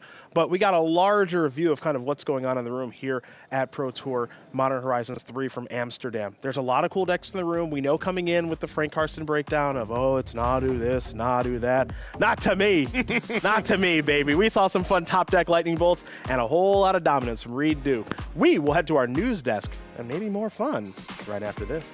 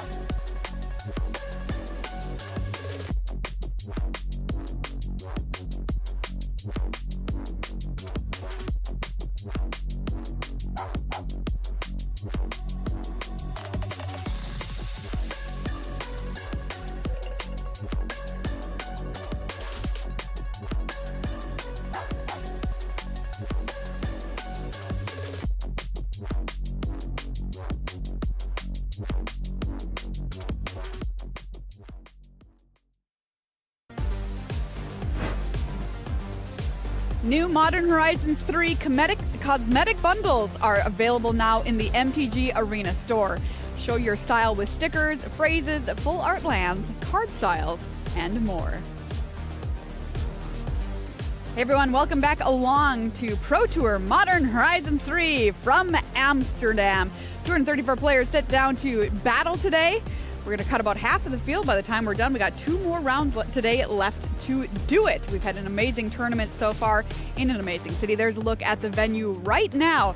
A lot of players playing in the Pro Tour area, as well as 10,000 people next door at MagicCon Amsterdam having the time of their lives as well. Somebody who's having the time of their life is Brian Boss, who's currently sitting at 5-1 after a win last round with a really super cool explosive Gruul Prowess deck. Ailey talked to him after his huge and explosive win. I'm here with Brian Boss, who just took down a rather speedy match, I will say, Brian. Everything went according to plan? Yeah, you know, the reason I picked up the Prowess deck and built it the way that I did is the plan is just get people done as quickly as possible.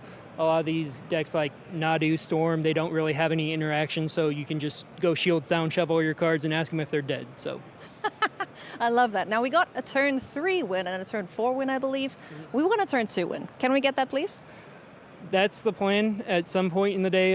It's a little bit harder against the Nadu decks because I have a lot of blockers, so I can't just always go straight in. You know, I have to wait until turn 3. But if I ever get paired against Storm, those are the matchups where they usually are just don't do anything. I can pretty easily get them on turn 3. All right, well, I'm going to wish you all of the Storm matchups because I want to see that. Gruul Smash. Best of luck, Brian. Thank you.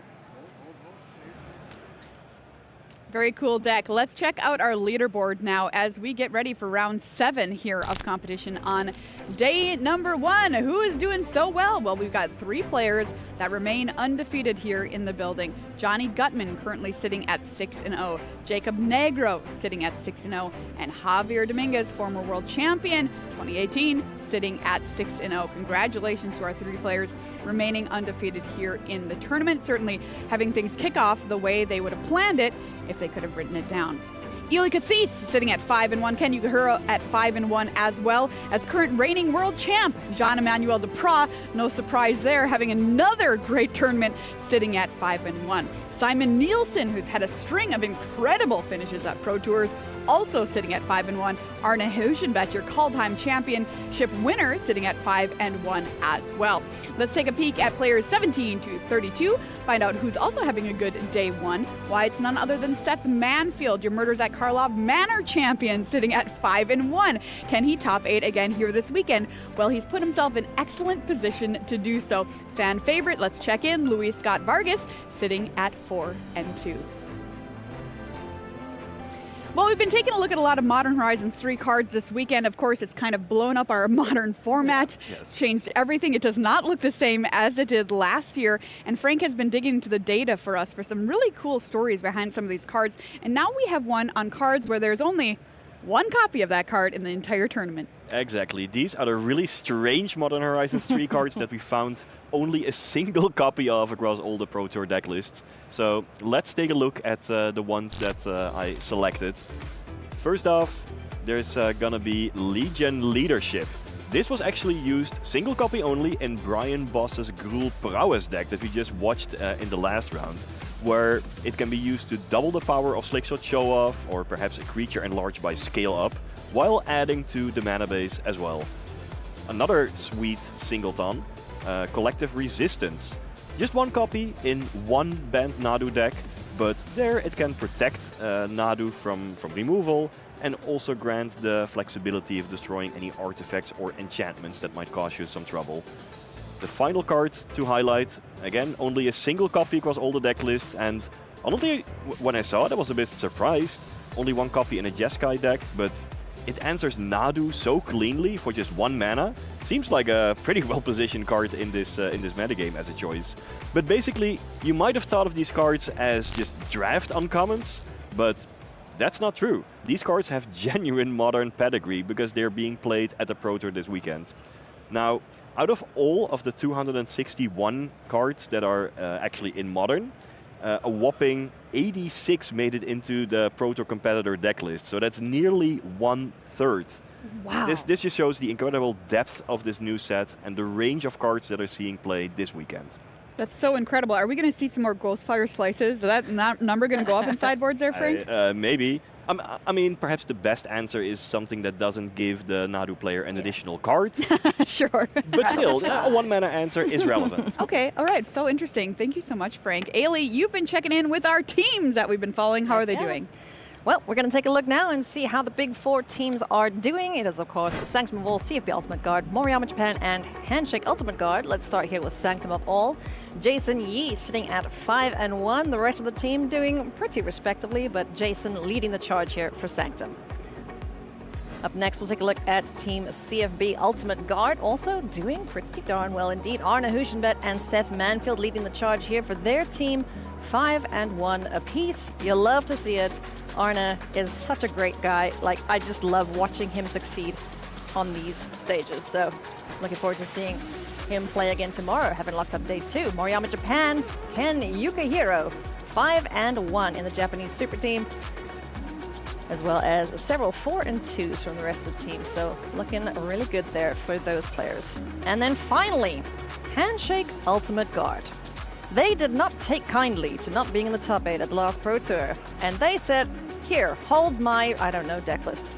Johnny Gutman, Javier Dominguez, 6-0. This is what they wanted to see. Ili Cassis, 5-1. Simon Nielsen, 5-1. Stefan Schutz, 5-1. That is exactly what this team were hoping for, and this is the best start they could have possibly drawn up. All right, excellent. We'll be checking in with those teams all weekend long and keeping our eyes on them to find out how they do. Something else we're checking in on is some deck archetypes around the room here in Modern. Now we're going to turn our attention to Jeskai. It's not just about control, Frank. Oh no, there are, like, taking all of the Jeskai decks together, it's around 17% of the field, which is quite a lot, but they come in many different varieties. So let's take it away and let me guide you through all the different variations. So the most played one, 22 players are on what I call Jeskai Control. This deck, like all the Jeskai decks, uses the powerful new Flage. along with the energy package of Tune the Narrative, Galvanic Discharge, and Wrath of the Skies. Now, that's where the common thread is between all the Jeskai decks, but then Jeskai Control specifically focuses on spot removal, counter magic, card draw, sweepers, and the distinguishing feature is that it employs the One Ring, or in some lists Memory Deluge, to draw a lot of cards and support the control plan for the late game. The next type of Jeskai deck is Jeskai Wizards. 12 players registered this for the Pro Tour. Here you see a sample list. The distinguishing feature is that it employs Tamiyo and Snapcaster Mage to enable Flame of Anor. That's where the wizard package comes in. On turn 4, for example, you can play Tamiyo and then follow up with Flame of Anor to immediately transform it into a powerful Planeswalker with, well, just a strong defensive ability and a game-winning ultimate. Flame of Anor is also well positioned because it can cleanly answer both Shuko and Nadu with a single card, which can definitely come up in this metagame. The next type of Jeskai deck to highlight is Jeskai Dress Down. This is the spiciest one and I love it. 6 players are running a deck like this. The distinguishing feature is that you can play Dress Down as early as turn 2 on the opponent's turn, untap, and then follow up with Null Drifter. Right, you evoke it, draw 2 because that's a cast trigger, but you don't have to sacrifice it because Dress Down is still on the battlefield, so all abilities are lost. I love it, Frank. Yes. I mean, this just puts a 4/4 flyer with Annihilator onto the battlefield as early as turn 3. Alternatively, later in the game you can sacrifice or counter the sacrifice trigger with Consign to Memory. That's also a sweet interaction. And you can set up similar things with Flage. If Flage enters the battlefield, for example, just counter the sacrifice trigger and keep it around. I love this list. The final Jeskai deck that is around is what I call Jeskai Chant. Here you see Orim's Chant, another new to modern reprint, which you can play in your opponent's upkeep to prevent them from playing spells or attacking for a turn. Now, just one Orim's Chant doesn't really do all that much, but with Narset to find more copies, and then Snapcaster Mage to flash him back, you can keep chanting and chanting for quite a few turns in a row, effectively locking your opponent out of the game. Another prison type lock in this deck is by employing Narset along with Days Undoing or Gaia Reach Sanitarium, which can together deprive opponents out of cards in their hand. So, all in all, in conclusion, there are a lot of different Jeskai decks. All of them have the same core of Flage and the energy package, but then from there on you can go in a lot of different directions, and I love to see that. Yes, it's very cool. Thank you so much, Frank. A look at all the different Jeskai builds here at the tournament that have caught Frank's eye. Let's turn our attention to our next feature match here for round number 7. For that, we turn to the top of our leaderboard. We've got Javier Dominguez versus David Gonzalez. Jeskai Control versus Eldrazi Tron. Okay, well, there's a deck name that is familiar to some of us. Let's take a look at our players here. Javier Dominguez, your 2018 World Champion, was the champion, of course, of another Mythic Championship in 2019 out in Long Beach. I picked Javier to win the whole thing on my podcast, so no big deal. Pat self on back, brushes dirt off shoulder. We'll see if he can do it. David Gonzalez, he's going to have to get through him, though. From Madrid, Spain, qualified via an RC in Naples to be here with us today. Started playing in 2004, like I said, running E-Tron. Tell me about these decks, Frank. So Javier Dominguez is currently the only 6-0 player who is not playing Band Nadu. His Jeskai Control deck, I mean, it's kind of similar to what I just explained. It employs the Flage, it employs the energy package, spot removal, counter magic, card draw, sweepers, you know, everything that you expect from a deck like this. A unique element of Javier's deck is that he doesn't use Solitude or Prismatic Ending like many other Jeskai Control players, instead focusing more on the blue element with Force Subtlety as well as 4 Force of Negation in the main deck, and those could be quite useful in this matchup to come against the Eldrazi Tron deck. In his sideboard, he also has Consign to Memory, which is going to be quite important in this matchup because, well, it counters everything. Everything is almost colorless, and can also counter the cast trigger of an Eldrazi at the same time. Now, on the other side of the table, we have David Gonzalez, who's playing Eldrazi Tron.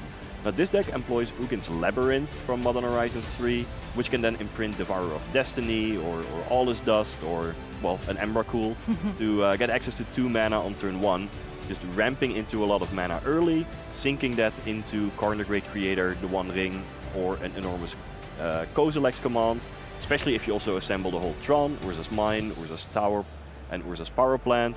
You will have a lot of mana at your disposal. Now, the Emrakul in this deck, it's not Emrakul the World Anew, it is Emrakul the Promised End. And if David can gain control of Javier for a turn, things might end up badly. Oh boy. So this could be a fun one to watch. Ooh, I'm excited for this one, Frank. Javier Dominguez, I talked to his teammates earlier this weekend, and they said, he went in the back room and he was cooking up this deck, said, I'm going to beat Nadu, and here I have it, Jeskai control. Yeah. I'm so curious to see if he's, in fact, actually done that here this weekend. Also, very excited to see E-Tron on the screen here in round number 7. 2 rounds to go here on day number 1 of competition. I'm going to pass it on over to the booth here for the call. Hi, you two. Thank you very much, Maria, and the rest of the team over at the desk. And Marnie, of course, we are very excited to bring to the viewers a classic tale of good versus evil. Heroes versus villains as we get underway with Jeskai Control versus Eldrazi Tron. I just want you to clarify who's the hero. Well, I think for many people it's just going to be villain versus villain. Okay. This is a real sort of villainous arc, I guess. Yeah, but look, yeah. for me personally, I'm a big fan of Jeskai Control, big fan of Javier Dominguez, and I'm looking forward to see him continue to crack some skulls in the feature match area. We've already seen him with this deck perform just at a level that shows a blinding level of competence, right? Yeah. This guy knows his way around this list. He knows what he's come to do. I don't know that this is necessarily the matchup that he was cooking for. No, this is the opposite. We will see if David Gonzalez is a hungry boy, if he's got an appetite for a bit of what the Spanish chef is putting down, Having said that, Tron can be a very tricky matchup for blue-white based control decks, historically speaking. Money, your thoughts? Yeah, I think it is, when I was talking to people at the player party, the big consensus was Jeskai's really good, really well positioned. It does not want to face Eldrazi Tron. Boo. So rough matchup for Javier. Yeah, and look, this makes sense, right? You've got cards like Galvanic Discharge, which just do absolutely nothing, really. They can take down a Karn, maybe. It's just your deck isn't lined up to face the sort of the threats, right, that Gonzalez is putting down. And then Wrath of the Skies, this is a card that has really juiced up Jeskai recently because it is able to take out cheap, diverse threats quickly and efficiently. And if there's one thing that Tron has, it's not cheap and diverse threats. Oh, my bad. Oh, I'm so sorry. Certainly not that. Okay. I'm trying to do some math. 1, 2, 7? Yes. Is that the math? Yes, I can see that you went to the Karn Liberated School for Mathematical Excellence. That's Excellent, how they count over there. But Trinity is going to eat a counter spell here. Can't have that on the battlefield when your deck's full of cheap interaction, things like Tune the Narrative and what have you. Okay, now let's talk about a card, though. It's a one-of in this main deck. Yeah. Let's talk about Invert Polarity. Well, this is an interesting one for me. Someone on my Discord pointed this out, right? I thought we weren't allowed to determine the outcome of a game of Magic with a coin toss. Right. Well, are we calling judges when you cast Invert Polarity on their Karn? No. No? No. But it's determining the outcome of a game of Magic on a coin toss. I don't think it is. You don't think it is? No. All right. Well, but this card's hot. It's hot. And it's poised to do a lot of work in a deck against a deck, I should say, that has really just massive, monumental threats. Yeah, it's a card that really is, at its worst, it's a cancel, right? A slightly harder to cast cancel. Which, in fairness, is very bad. Yes, it's bad. It's bad. But it is a card that control decks have played variations of in the past. Yep. But if you ever win that flip and you get to take control of something, imagine you take control of the One Ring. It's pretty nice. Yeah. Imagine you take control of, Karn Liberated. That's pretty nice. That's pretty nice. Karn the Great Creator, it's a little annoying that you can't get that much with it. But you know who it's more annoying for? Yeah. The Eldrazi Tron player that can't activate their artifacts anymore. Yep. So, it's pretty nice. Yeah. Yep, and it's a card that is sitting in Javier's hand here, and we could see him leverage it to great effect if only he was playing Snapcaster Mage, and then he could flash it back. Here is the One Ring, a key card in... Here we go.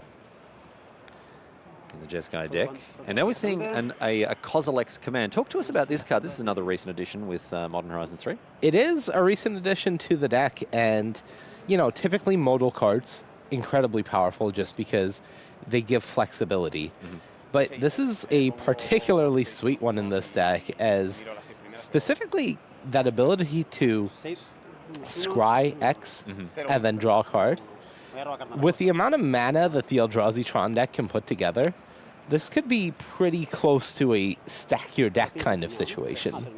Like, oh, do you want to get these 4 cards? Great. That'll be your next 4 draws. So this card can just do so much. And the secondary mode, of course, the removal is always great, being able to buy time, but also being able to make those spawns, essentially doubling your mana next turn, is quite exciting. So the fact that... All right, here we go. Invert polarity on the Kozilek's Command. It's deemed to be... It says roll it. All right, cancel. It's gone. It's cancel. That's enough. So these two players, of course, both of them Spaniards, so they are communicating in Spanish. My Spanish is... oh, look, you know... I took French. You know, in the Tarantino film Inglourious Bastards? I do. You know, Italian, third best? Yeah. I'm about there. Okay. I'm about there with Spanish. Okay. Again, I took Gracias. De nada. So we've got a hand filled with subtleties here for Dominguez, which are going to come in very handy with what Gonzalez is up to for the next couple of turns. So subtlety invoking subtlety. No, yo digo, yo 18. Voy al turno, ¿vale? Estás en 20, ¿no? And dueling rings here, Manny. Yep. This is quite the battle of dueling rings, and currently Gonzalez does have that ring protection, so even if Javier wanted to fire off the Flage, wouldn't be able to send it David's way, though he may want to just get it in the graveyard and target itself with the Lightning Helix just to, you know, at least just... Pay 3 mana, discard a card. Yeah, get it into the graveyard so you are that much closer to casting it permanently. Having drawn that counterspell, he's less likely to want to do that. Now he has access to subtlety plus counterspell available. But this is really going to be Emrakul off the a top. race to the Emrakul. And that Emrakul was just found. Emrakul, the promised end here. Expedition map. Sacrifice that. Now, of course, we haven't pointed out, but we probably should. Gonzalez does and has had Tron for quite some time. Oh, really? Oh, okay then. That's why he's tapping 1 land for 3 mana. Yep, and I think just going to get that as a Saga, continue going off, as it were. Yeah. The Eldrazi Tron deck, when it has this much mana, it's hard to not find things to do after a certain point. Yeah. And the problem here is that Emrakul, the promised end, even in the face of something like a counterspell, even in the face of something like a subtlety, is still very good because of the on-cast trigger, which I'll remind you says when you cast a spell, you gain control of target opponent during that player's next turn, which when you've got a handful of interaction is pretty brutal. So how much can Javier do here? He can definitely counterspell this if he wants. Yep, which I think we're going to see here with the Mystic Gate filtering that planes into double blue. So Emrakul hits the bin, but the thing is here... Yeah, he can play Subtlety and send 1 discharge at it using 0 energy just to bank up 3 energy. Yeah. I think that might be the best he's capable of. No? Okay. All right. Doesn't go for that. So draws a card. Now, Dominguez will get another turn after this once Gonzalez has finished playing with his toys. But what's the line here? You play the Phage, target yourself, you cast the Wrath for none? I think David has 2 choices here. He can choose to say, I want to leave your ring down, and I want to empty you on resources, and just send everything off. Plays the land. Right. It's nice. The other option is I'm going to activate ring twice to increase the clock on you. Yeah. And then I'm just going to discard all the good cards to hand size. That's so smart. And leave you with a hand Oh, of that's so smart. So he's not sure what he will do. He can draw 7 cards off the ring, right? And there's one other thing he can do. Yeah. One really fun thing, Riley. Let's go. What if he untaps his own 1 ring with Javier's Minamo? Oh, yeah. Right? Now we're cooking, huh? Okay, so this is going. He's going to just use all the energy that is generated there. Yeah. Well, he's going to use 0 on the first one and then Right. 6 on the next one. Yep. So that gets rid of the 2 galvanic. However he does it, it will empty those from the hand. Yep. Oh. Oh, It just just as passes. Okay. All right. Sure. I guess, look, your opponent has 4 cards in hand. You're going to leave them with 7. Even if they're bad cards, it's still 7 cards. It's true. Right? I think I like the Minamo untap your own ring a lot more, but yeah, you know, to give yourself the option at least. Yeah. Yeah. No, that's true. I think that would have at least been the way to go there with the Minamo. But as it is, draw 4. Well, draw 3 first, then draw 4. We're already Minamo here. Yes, yes, yes. This is the fun part of the game. So not the most devastating Emrakul turn, and without the flying spaghetti monster on the battlefield here, I think Javier will consider himself to have gotten off rather leniently. Yeah, with that. absolutely. I think Javier is very much still in it. The fact that David has a copy of Urza's Saga is a bit of an issue. That is the reason we didn't see him fire off the Wrath of the Skies, by the way. Even if he fired off for 0, oh, of course, it would have destroyed the Urza's Saga. Urza's Saga. Yep. So really making sure that he's using the resources to his most benefit. Yep. Tune the narrative here. Minguez, 2 energy, and a new card off the top. And the other 2 mana, of course, spent on the untap of the 1 ring.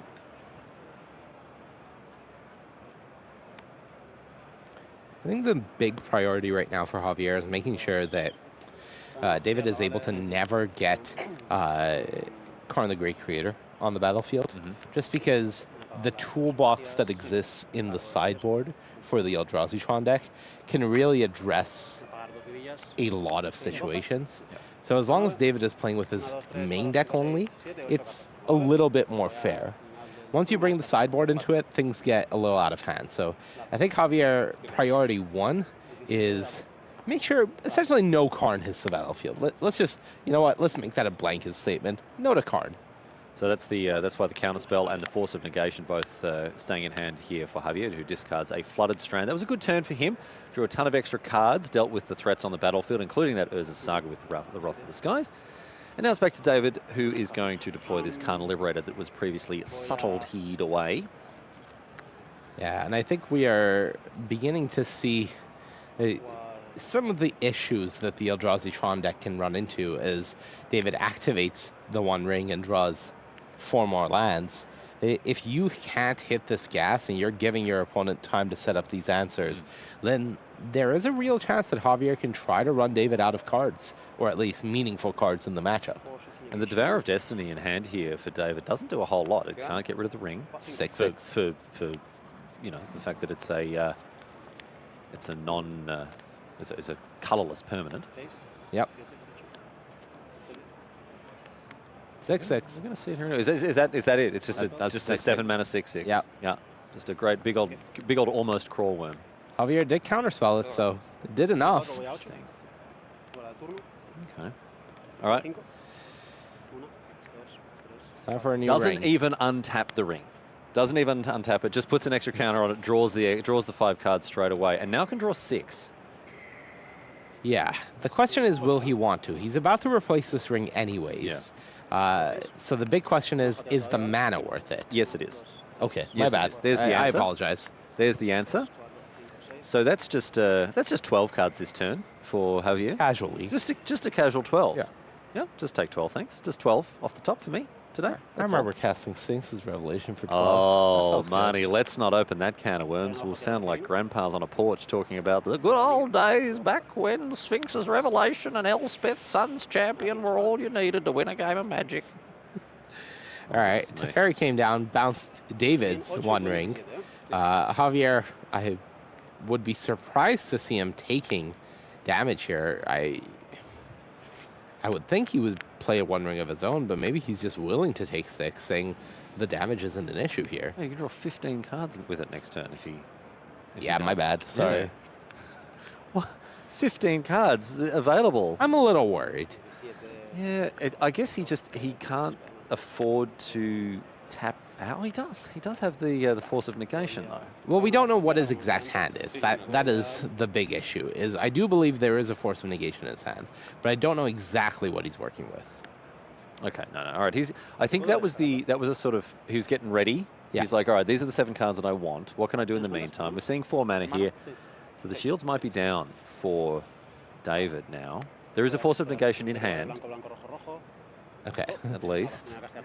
he was doing everything, getting ready to get Flage back from the graveyard before realizing that there is no Flage in his graveyard, I believe. Oh, yeah, he hasn't put it there yet. Yeah. So okay, so that was 4 mana for a Flage. I believe that's what was happening. No, it looked like it. Yeah. From the way he said a series of colors, yep. I believe that was the plan. Okay. So the One Ring. All right, we can breathe easy. The One Ring has come down, and is Javier going to just activate it immediately? Is the Call of the Ring too tempting? Yeah, because the big issue about going down to 6, down to 2, is if David just draws the second copy of Emrakul the Promised End that he has, even if you counter it, which Javier, let's say he has ways to counter it, he's still going to take your turn, play your Flage, and kill you. Yeah. Or, not kill you, but wipe out enough. Or just fetch shock. Right, exactly. Wipe out enough things, resources, fetch shock, and you're not really doing anything, right? It's just too dangerous of a situation. All right, Galvanic just discharged and a bunch of lands discarded in addition to the Flage that Javier was so hopeful to cast this turn. So hopeful. But here we are to next turn. As David can find a way to really get himself ahead in this particular turn. Don't forget, okay, there's a flute. Okay. Flute. Don't forget there's a Karn in hand for David, but there is a force of negation on Javier's side. Will he let this resolve? You can name force of negation with it to force your Karn to resolve. Is there a Karn in hand? He cast the Karn hard liberated sorry, last sorry. turn. Excuse me, sorry, I was getting mixed up because he subtletied it. He subtletied but it this time earlier. he hard counted it. Excuse me. Okay. No, that's my mistake. Okay, so now we are going to see the force of negation on the disruptor flute. Yeah. Lorian revealed exiled to cast the force. Yeah, I would have been curious if that force went, if that flute was going to go after the One Ring, despite David having his own One Ring as well. But as things stand, we won't know what the choice would have been. And definitely not a situation where David's hand is allowing something to get forced through. So there's the One Ring now for David. And a Trinosphere. All right. Okay. So it's all right. David's got some stuff on the board now. David has some stuff, just no pressure. Okay, another tower now. And a lot of mana. And Javier is going to draw. Down to 7. Takes 1. He'll be able to cast this Flage, which will actually be neutral on life. Because he'll be unable to target David. So he'll have to... Oh, no, he can target the Flage itself. He can target the Flage itself. itself. It'll be a 6/6. Yeah. Gain some life. So gain some life, yeah. Goes up to 10. All right, that's not too bad. Should you want to, of course. You can see a dress down. Double dress down, in fact. Subtlety, Supreme Verdict, Flage. Galvanic discharge the One Ring. And another Teferi, which we're going to see played. Maybe bounce the Trinosphere here. I think he's just going to bounce the opponent's One Ring. You just can't let David have more cards in the spot. Yep. Bounce the ring, draw a card.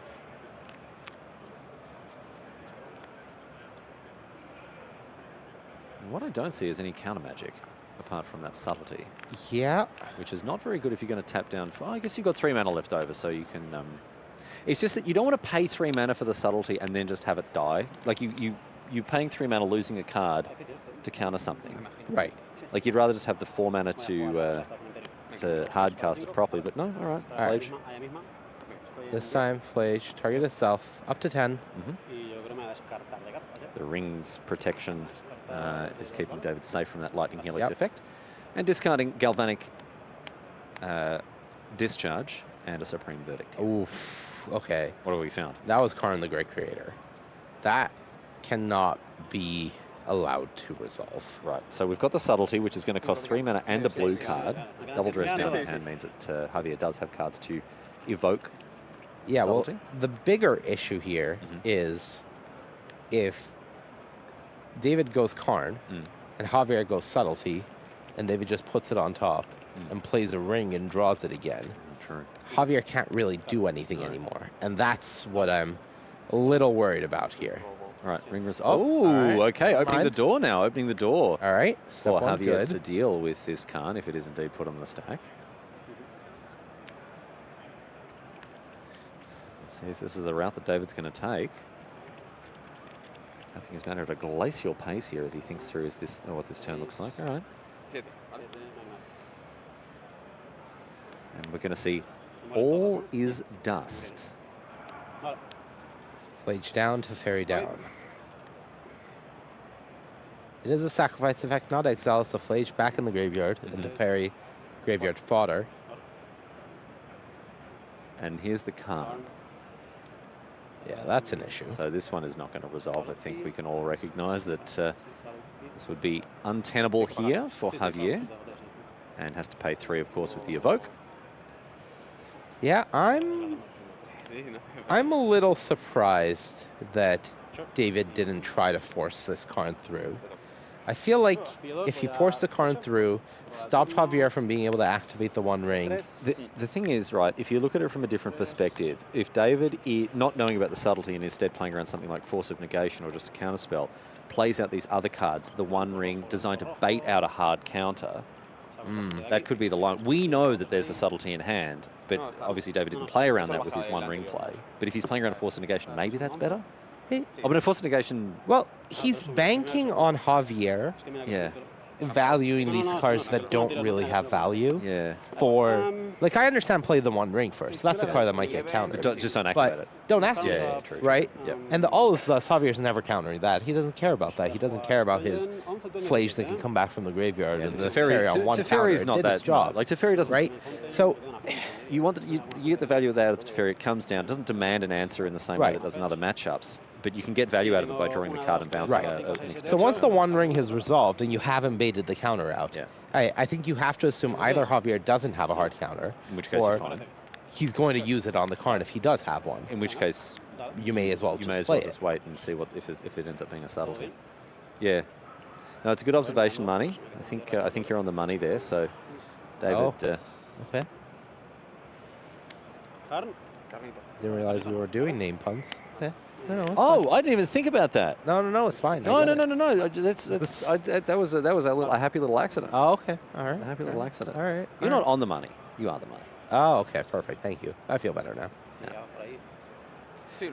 I believe Javier did draw a Force of Negation, by the way, so was able to counter the Karn on the way down. All right. So as far as he's concerned, all's well that ends well. But Yeah. look, with his Flage, with his One Ring, he's in a much better position than you might think, given how devastating Eldrazi Tron can be in a matchup like this. But it's a testament to his skill as a player, his recognition of what these threats are, how they're best dealt with, his analysis of the board state. This guy's a master. Yeah. We know it's no secret, right? This guy's he's a former world champion. He's very good at the game, and it's a pleasure to watch him play at this level. Yeah, and it is now time for David to stack his deck. All right, Kozilek's command here. I would guess exile, Flage, and stack my deck is the modes chosen. All right. And How many is this? And that's useful. The fact that you can exile, obviously, 8 cards? He has 2 more in hand, but Okay, 8 cards. 8 cards? I believe 8 cards.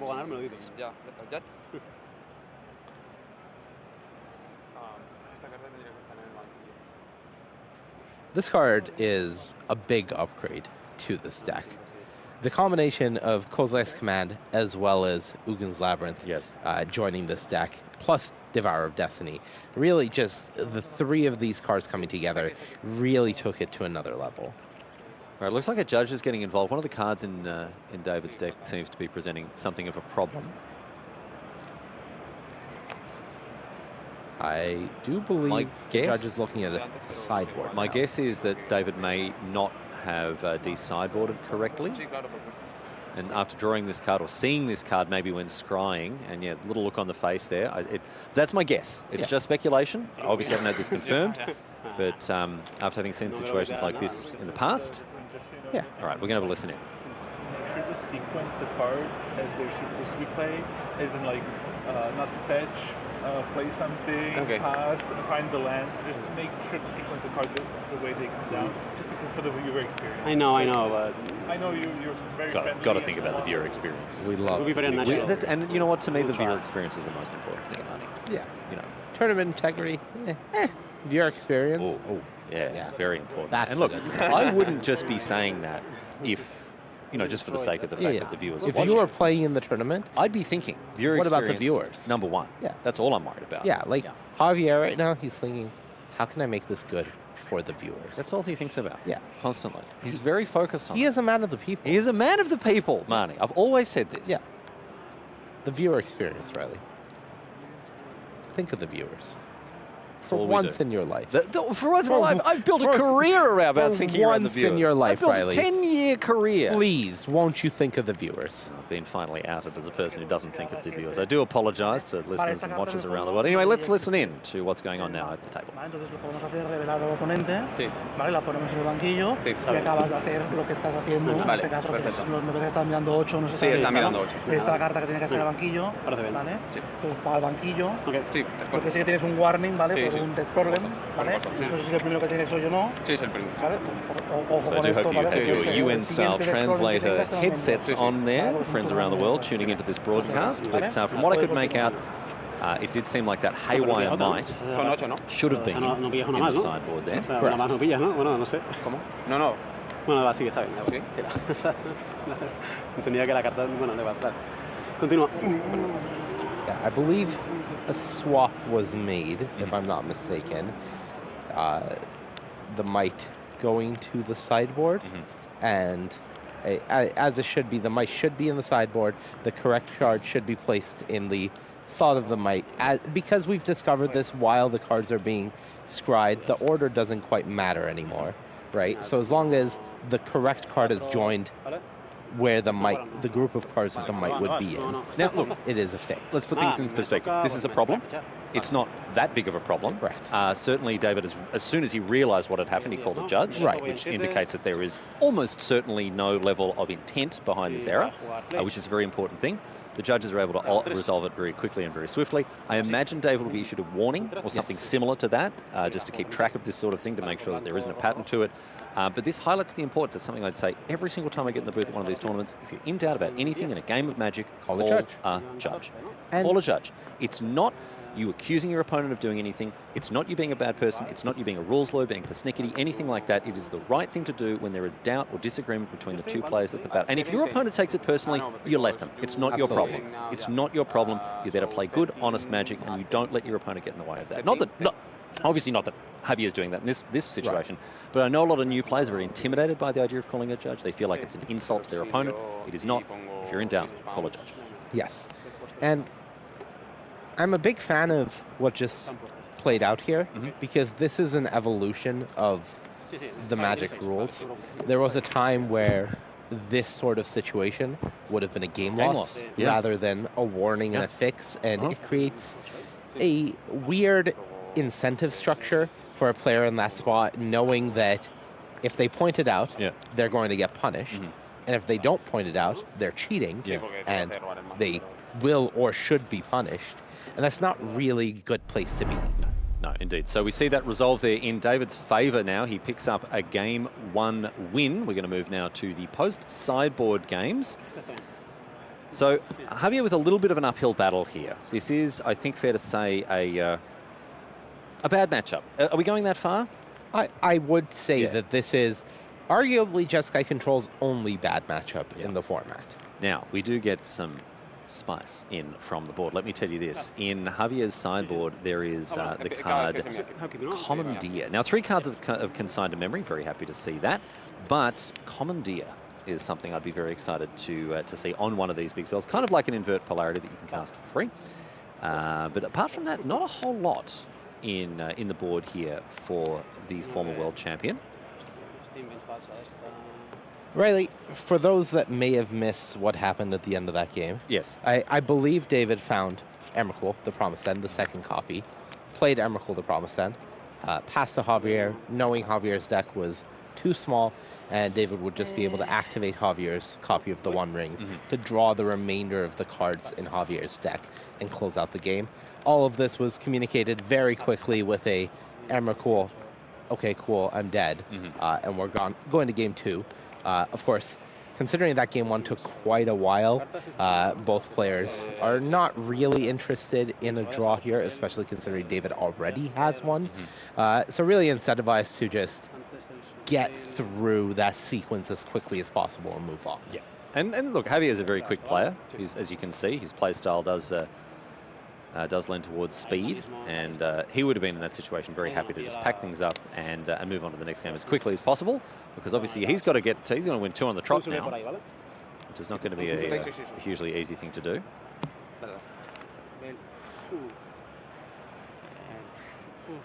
It is an uphill battle. Though, I will say, post-board it does get better. Javier had a lot of dead cards in his deck pre-board. So being able to thin those down, really great. And for David, he has the Eldrazi Tron problem that has, not a problem, but it is a dynamic that has always been, which is, with Karn the Great Creator, a lot of your sideboard is dedicated to wish targets, one of targets that you want to keep there. So your sideboarding is pretty simple. You're never taking too much out, but you're never bringing too much This is one of the great things about wish boards, right? Because really, Marnie, if we're going to be honest with each other, and I hope we would be, you know, we're always, friends, we're colleagues, I hope we can be honest with each other at this stage in our relationship. Sideboarding is an admission of defeat. Sideboarding is an admission that you didn't build your main deck perfectly. Sideboarding is, really, I think you'll agree with me in saying that sideboarding is for cowards. And just to confirm, you are a control player saying this? Yes. Okay. I'm just going to let that one sink in for a bit. Yeah. And focus on the game where Javier just spell snared a flute. Disruptor Flute being disrupted itself by the one-of spell snare in Dominguez's list. In the main deck? You're a control player. Yes, indeed. Okay. Just checking. Yeah. Okay. Weird. Right, here's a dress down. Yeah, and David using this opportunity to go for a Kozilek's command for a casual 6. This card is... it's a card. It's very good. Yeah, it's very it is good. quite a card. Yeah. This is something when you look at flexible modal cards like this, you sort of think, okay, well, you know, none of the modes by themselves are hugely individually powerful, but they are greater than some of their parts when you can chop and change, pick the ones you want. This is, you know, it's a cryptic command from years ago. Yeah. That was 6 without having Tron online, by the way. That was 6 just off of Eldrazi. Because it's an Eldrazi spell. spell. Sure is. Yeah. Kindred Eldrazi spell. So here's the Stone Brain. This one's come out of the board. Javier has some counters available, but you can really see the uphill battle of this matchup, which is you blink and your opponent will take advantage of it if you are the control player. They have a lot of mana to work with. They have access to a lot of cards with cards like the One Ring, and it doesn't get better for you. Here's Khan, but it's going to be hit by a Consign to Memory. This is a really, really important card. Not only, of course, does it counter colorless spells like Khan, but it counters colorless Eldrazi and their on-cast triggers at a very affordable rate. It is very good in the matchup, but this is the issue of that Kozilek's command. David was able to sculpt a hand where he went, okay, play Stonebrain, Javier counters it. Play Karn, Javier counters it. It was like, okay, sack 4 spawn, play the One Ring. Tormod's Crypt is coming from the board as well here for David. Yeah, I think David's saying that if the only way Javier is planning on winning a game is with Flage, which is more or less true. Yes, Javier has access to subtlety, but that's not really going to get the job done. There's nothing like a creature land in this deck. So it's really Flage or bust. Then David is going to be ready for it. I would guess that Stonebrain was going to go after Flage, and I would guess that this Tormod's Crypt is also a bit of insurance against Flage. I think 2 copies of Invert Polarity are in hand there for Javier. So he really does very highly value the take control effects, right? Just win a coin flip. Yeah, win a coin flip. Yeah. Win the match, potentially. Suddenly you win. All right, Disruptor Flute number 2 here. David's going to have a toot on the flute. And We're naming consigned to memory here. Okay. And a one ring. Javier also sitting on a, oh, here we go. Here we go. All right, big coin flip. Invert polarity, targeting the one ring. Even, it's his. And he gets it this All right. time. The one ring changes hands. Javier scrabbling along the bottom of the riverbank and finding his birthday present here. Has a counterspell. Does he have a blue land to get? It should be a Hallowed Fountain in deck, right? Yeah, it should still be there. 2 Hallowed Fountains, 2 Steam Vents if he needs them. Okay, and this is kind of All big. right. Yes, David has a lot of cards to work with, and yes, Javier is in a lot of trouble. But at least what he did was he found himself a one ring, which gets him more cards. And he also made David be stuck with his copy of the one ring, which is on 4. So that is some guaranteed damage coming on through. Now, here's something I'm very interested to learn. Yeah. Right? I think it's irrelevant in this matchup. Yeah. But does Javier get the protection from the one ring? I believe the one ring says if it was cast, not if you cast. No, it says if you cast it. No, he does not get the protection. Because he didn't cast it. He did not cast it. He No. took control He of took it. control of it. He did not cast it. Interesting. Yes. Yeah, so again, not that it's hugely relevant in this matchup, but it might be in others. Yeah. Right? I mean, it could in theory be relevant if, you know, he didn't take a turn immediately because he took control of it on David's turn. But of course, it doesn't matter because that's not how it works.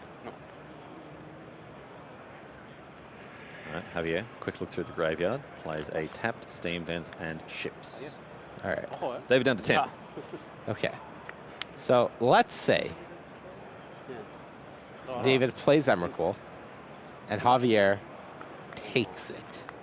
Can Javier win with David's Emrakul?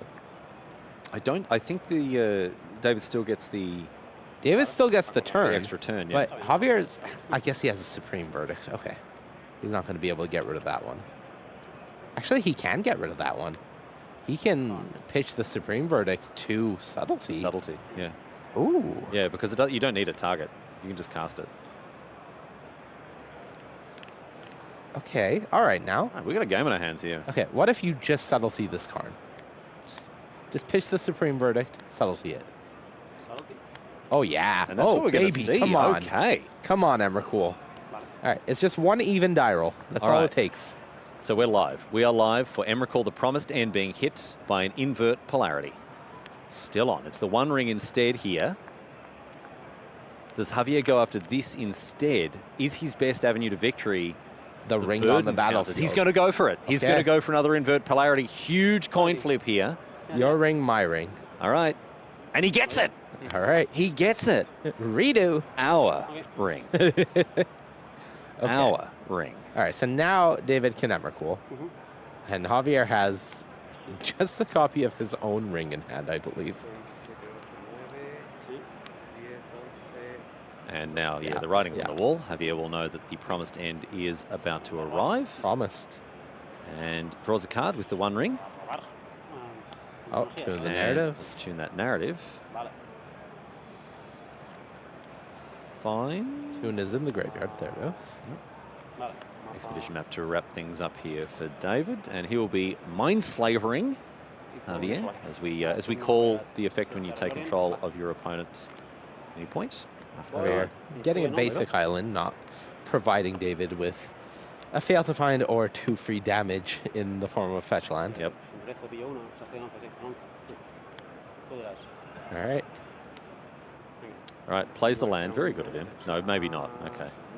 Well, by playing the land, I believe David would be able to go cast your one ring and then... You can't, No? because of the Disruptor Flute, it'll cost at least 3 mana extra, so 4 mana to cast. 3 extra mana, yes. Yeah. Okay. So he can't go ring So counter. close. Yeah. Wow, that's funny. His own Disruptor Flute has ended up preventing him from making this sweet play. Hoisted by his own flute. Yeah, hoisted by his own flute. Yeah. Unlucky. Unlucky. Well, casts the one ring here. Yeah. And this means that Emrakul... Oh, no, because Javier will get an extra turn by which... Javier will get a turn. And the that will ring mean protection will be gone. The ring protection will be gone, And Okay. So, draws for turn, draws off the ring. This might be it. Let's see, because that Emrakul is looking real nasty on the other side of the battlefield. Does Javier have an answer to it? He has a Teferi. I can bounce it. Yeah. Okay. Let me just do the dance hall. Oh, no. Now we've got the... Right, and if this is a land... Okay. We need to find an untapped land here to be able to cast and replicate the Consign to Memory. But here's the more important question. What is David currently doing about his own ring? I think what he's doing is taking 5 damage from it. Right, and then next turn? Maybe taking 6 damage from it. That would not be good. No, certainly not. All right, take 5, down to 5. We have a Consign to Memory here again for Javier, so he can counter either the Emrakul or the on-cast trigger. Draw 6. He needs another ring. Another Karn should do. Yeah, okay. Karn. Because now David has 2 Karns and an Emrakul.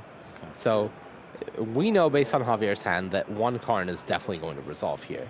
And that should be enough to get, you know, another copy of the One Ring from the sideboard. I believe David keeps one in the board. Costs 1 more. Yep.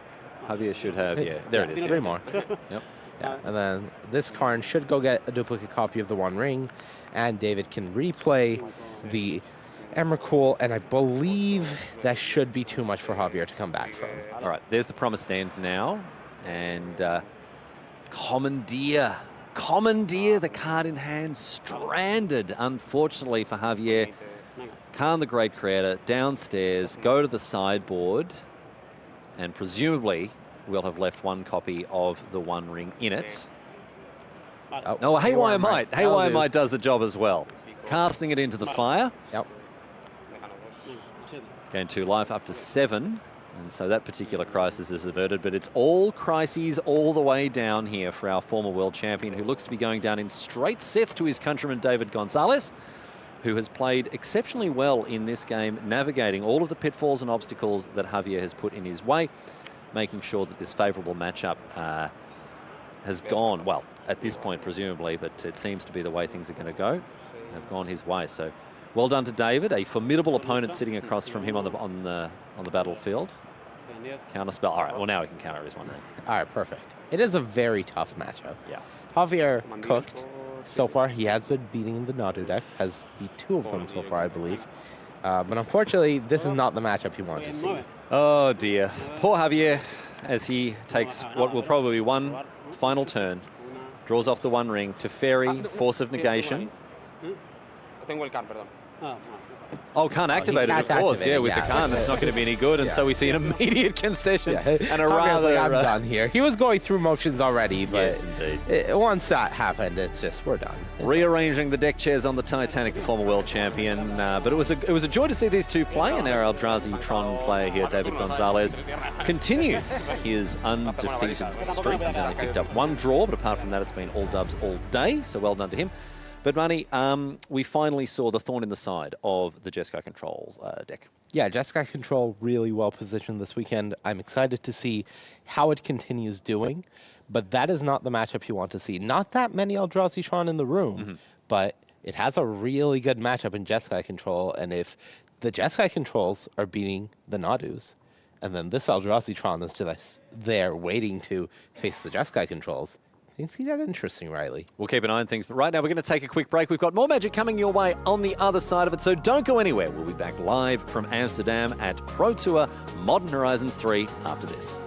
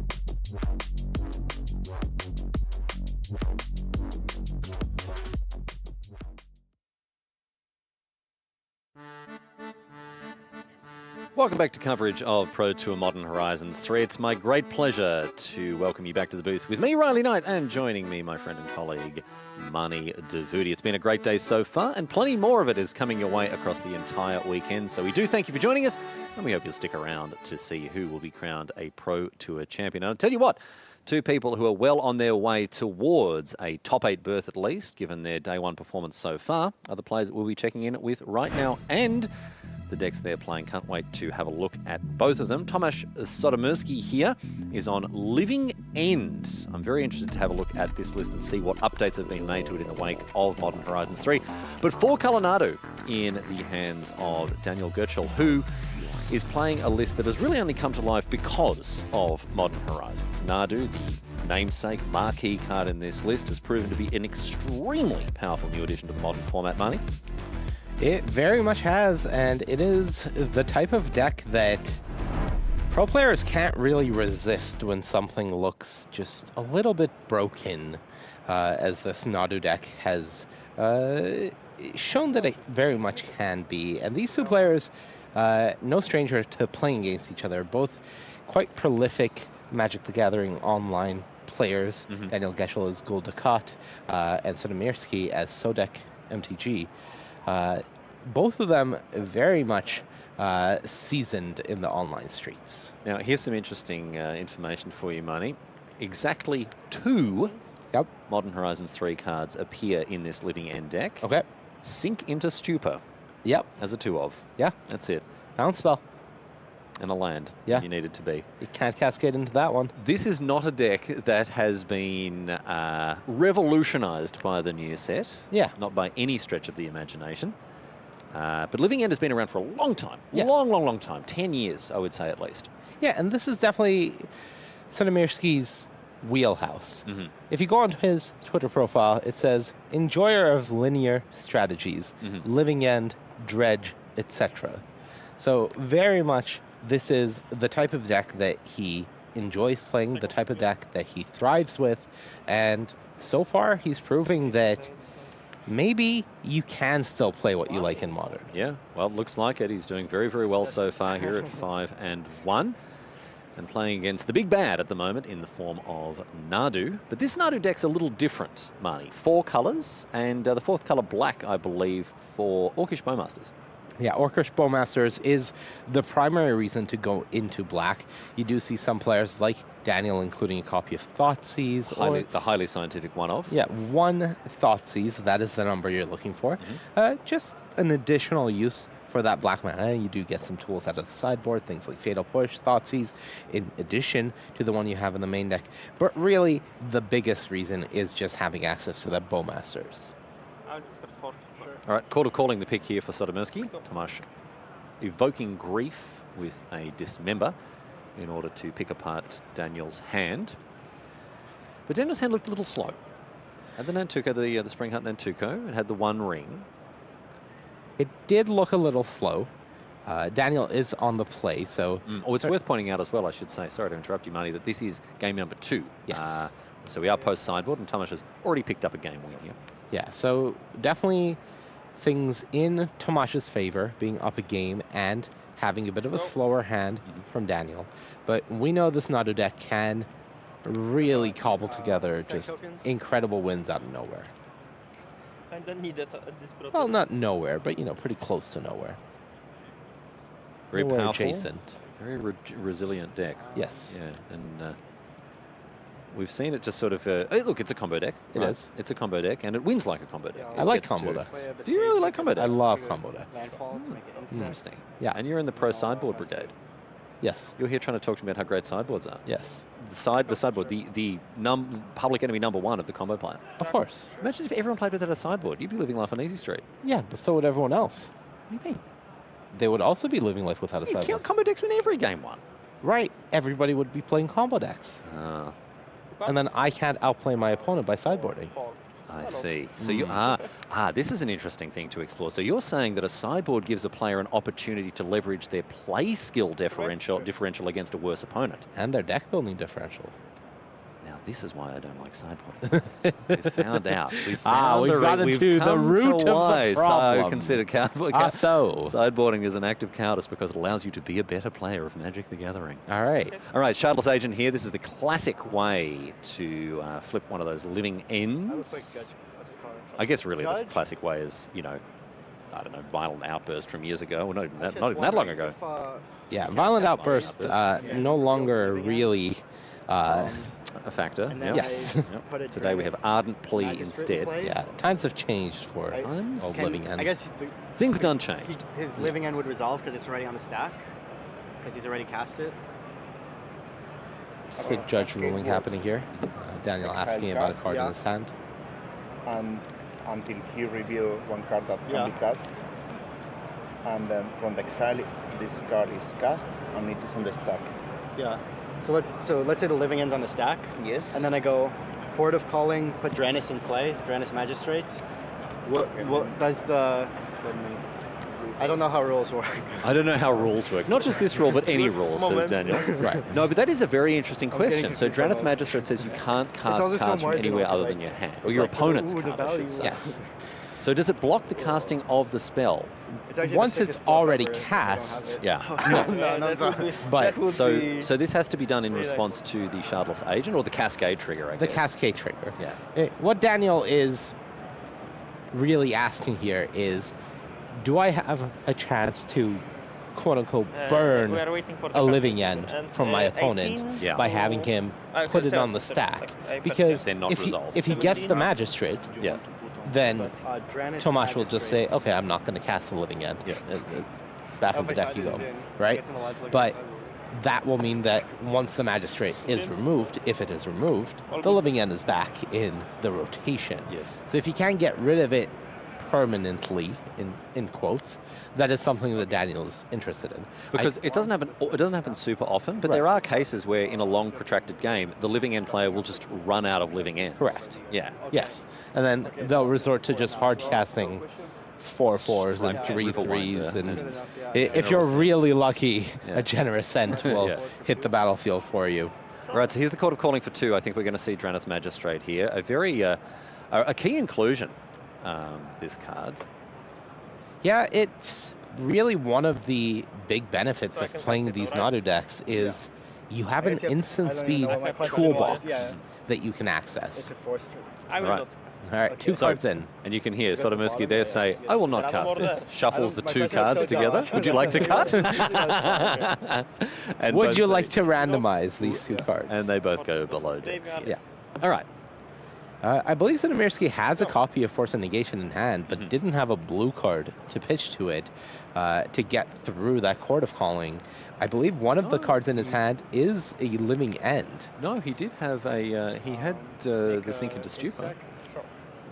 It's not on his. It's on his turn, so he's not able to cast it. No, of course.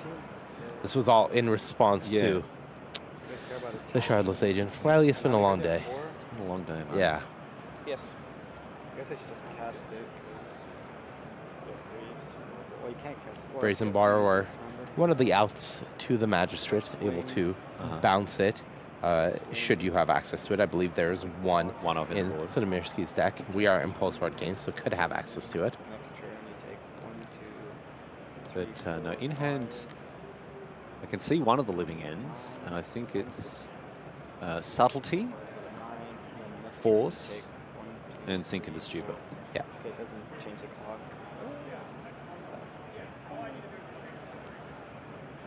One is living end.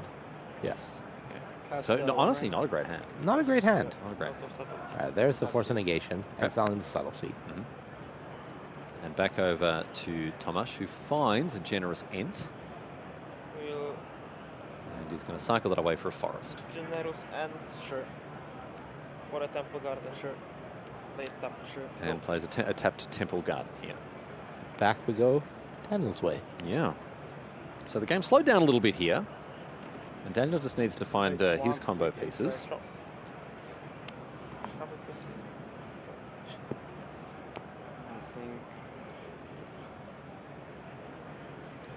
But as long as that Dranith Magistrate's on the battlefield, there's not really a whole lot Thomas can do. Well, let me tell you something. Tell me. Daniel has a Pendlehaven in play. Uh-oh. These 1/1s are about to get aggressive. Yeah. Hey. Yeah, they can attack past the... that is a clock. They can attack past the Charles Agent here. 1/1s, assemble. So, All right, in they come. Nope. No, potentially not. Okay, threatening. No All blocks. right. Just 2 damage coming across. I'm just going to take it. Down to 15. Go. Yep. All right, Subtlety the pickup. Still able to cast that if needs be with a Sink into Stupor, or can just hard cast it here. Yep. The Hedge Maze and Island, providing the double blue.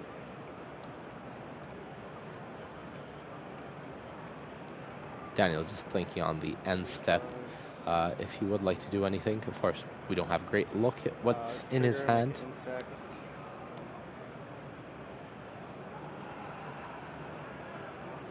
Swing for. We seeing another chord here? No, he's attacking. Just a straight up attack. Wow. Yeah, turn them all sideways. Get him in there. The Pendlehaven threatening to activate in the event of a block.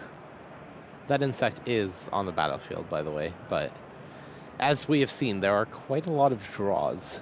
So the players are trying to make an effort to play quite fast. Yes. No, I think what Daniel's there is doing is separating the summoning sick versus non-summoning sick ones.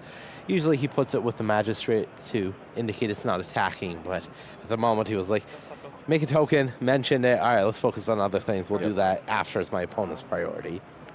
Subtlety the play here, just the Okay, go to blocks, is fine. the old flash 4-mana 3/3. This is the risk of attacking with the Springhorn Nantufu. Yeah. You're not blocking it. Nope.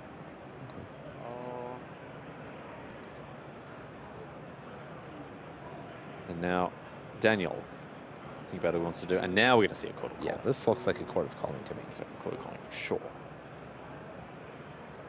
So chord for You're really good at 6/3. Looks like a Nadu here. Yep. I would guess. Yeah, exactly. No, you. Well, Chord for 3. For 3. Yep. One. For 3. And it's going to be Nadu. Yep. All right. It's time for Pendlehaven to get a Nadu trigger. If you want to. It's the only possible solution here. Pendlehaven insect trigger Nadu. All right. And make an insect. Yeah. Great. Love this deck. Wow. And then, yeah, go to damage, so you take 4. Go to 11.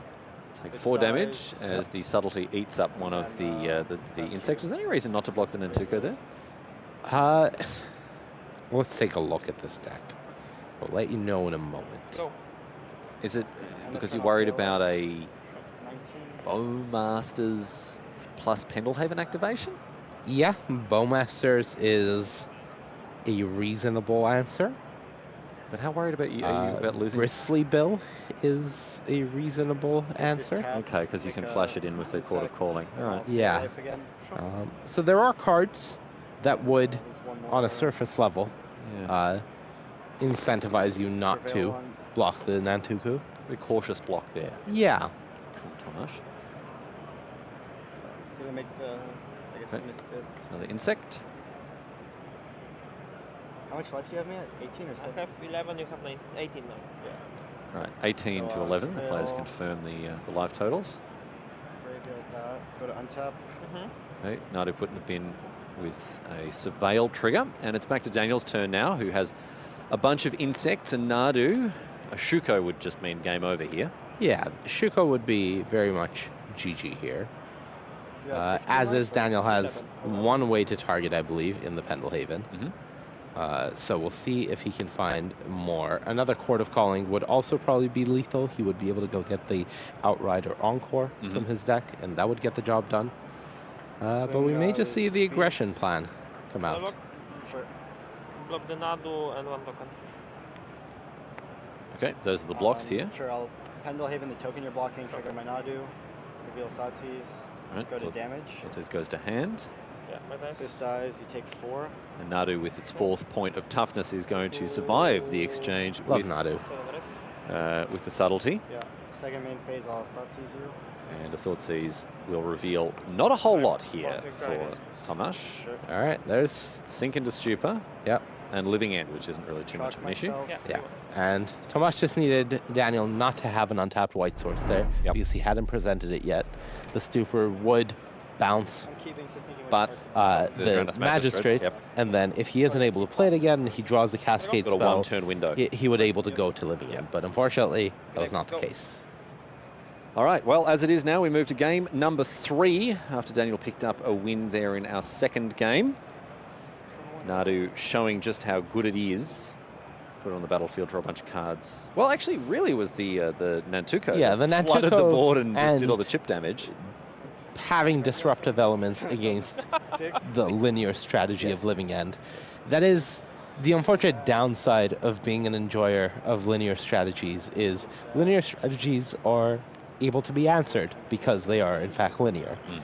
So something definitely that Sidemirsky, in all of his career playing Magic, has had to deal with, knows how to deal with, as we saw even in that game. He did have a plan. He did have a line, even though his deck was not cooperating with him. He did have an avenue to try to play to victory. And sometimes it works, sometimes it doesn't. You just have to play to it. Daniel on a mulligan to 6 here. Tomasz was able to keep a crisp 7. With the Hedge Maze putting the Street Wraith in the bin there, you can see that he's already setting up for what he will, I'm sure, be hoping is a big Living End. Architects of Will, Waker of Waves, double Dismember, and a Beseiju in addition to the Shardless Agent. Interesting set of choices here.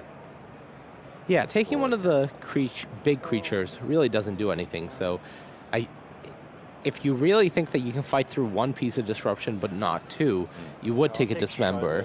But I think as is, you have to take the only Cascade spell that Tomasz has access to and say this will slow you down enough more than the 2 Dismembers will slow me down. What this means is that we are settling in for a much grindier game because now Daniel has to play around or figure out a plan to beat 2 copies of Dismember, both of which will deal with the Nadu nice and neatly. And Pass if it resolves. there's always the chance. There are 7 more Cascade cards in Tomasz's library. He's odds on to find them as well with the Cyclers. Oh, absolutely. We are definitely geared in for a longer game right now. Sure. Right, Waker of Waves, have a look at the 2 top cards, and we see... One of them was the Sphinx. Yes.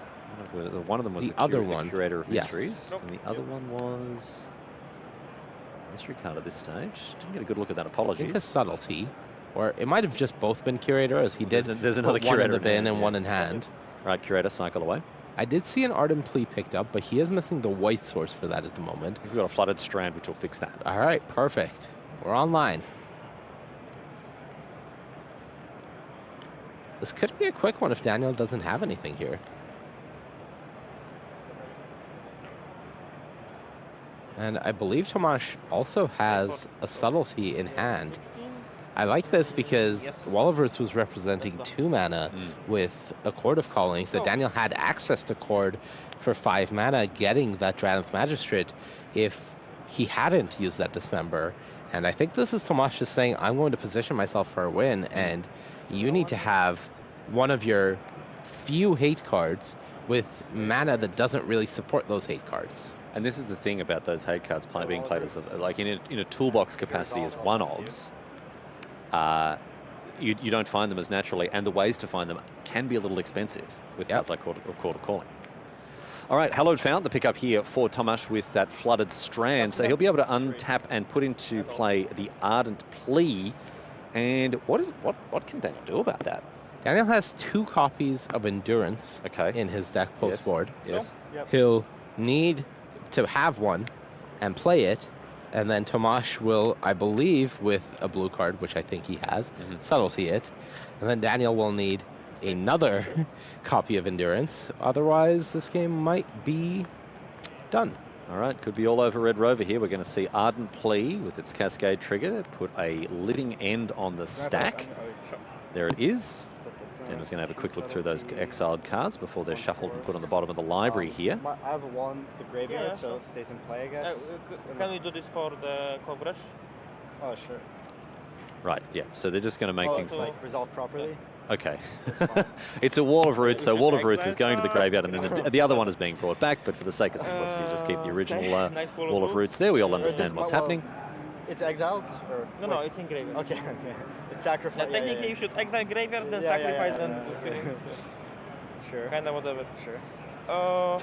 So this was basically just a mass reanimate spell here for Tomasz, because it only destroyed the Wall of Roots, which was then the other copy was brought back. I think we're all on the same page about that. But now, what does Daniel do? Oh, sorry. Sorry.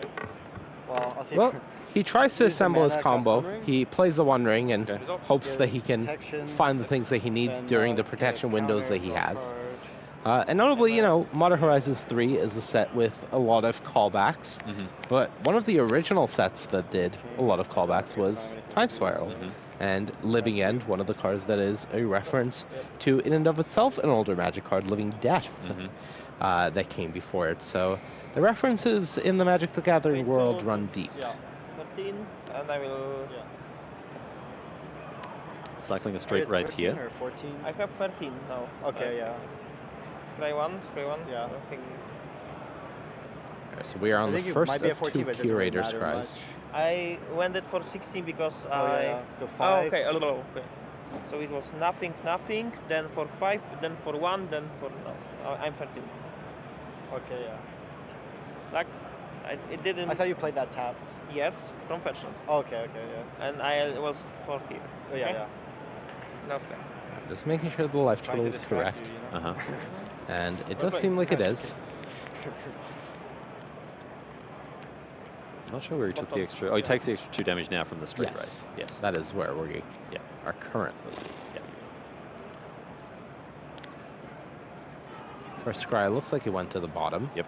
Now we're seeing a second Scry trigger from the second copy of Curator of Mysteries. Now don't forget, Daniel is under the protection of the One Ring at this stage. There is a draw happening here. Both cards went to the bottom. Okay. All right. The stack is empty for the moment. And that is a stink into super. Attack you to assert That's a very different thing to do. A stink into stupor here. So just with one creature. Even the one with Swamp Walk, I can't block, I guess.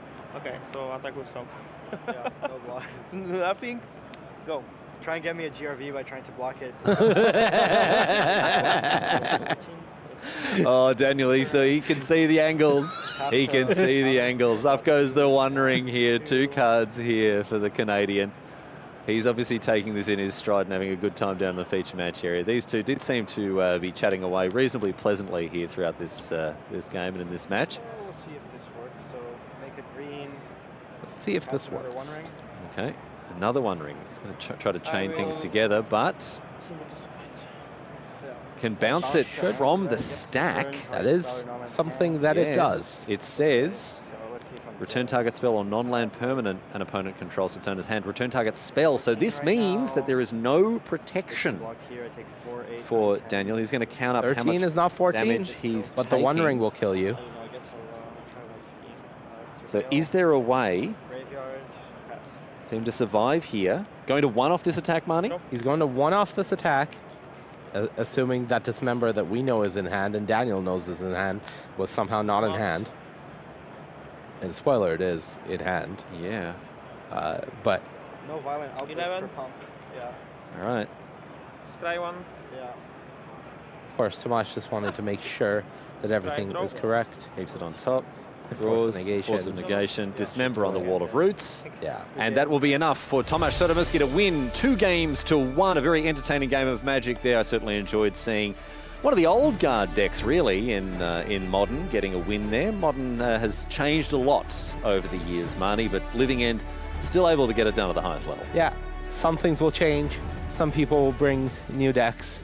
Sodec MTG will bring Living End and just keep on going. Keep them taking names. So well done indeed to him. And it's been a terrific round that we've watched here so far. Been a great day. It's been a great day. It has indeed. Been a great day. Well, what are your thoughts? Because this is we're wrapping things up. We're going to throw things over to Cedric and Corey before too much longer. So some of your impressions on Modern, it'd be great to hear, Marnie. I loved the Modern. I loved the limited. Can't wait for more the rest of the weekend. All right, well, we're going to get stuck into it, of course, and stick around because there's another round of Modern coming your way to close out coverage of day number 1 here in Amsterdam. So stick with us. We'll be back at the news desk to set up round number 8, the final round of play for day number 1. We'll be back live from Amsterdam after this.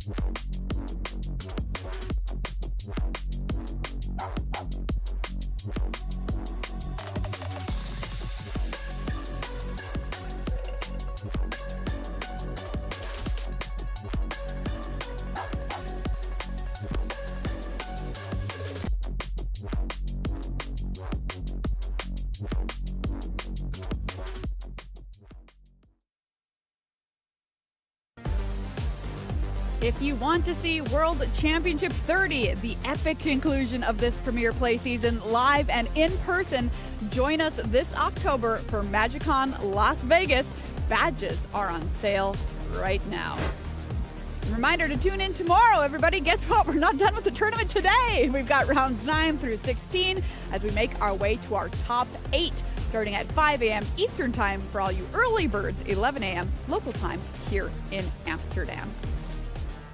And there's a look at the tournament floor here in the Pro Tour area of MagicCon Amsterdam, and a look at the bigger player over next door as well, where we have 10,000 people here at this sold-out event. Everyone celebrating the best game there is, Magic the Gathering.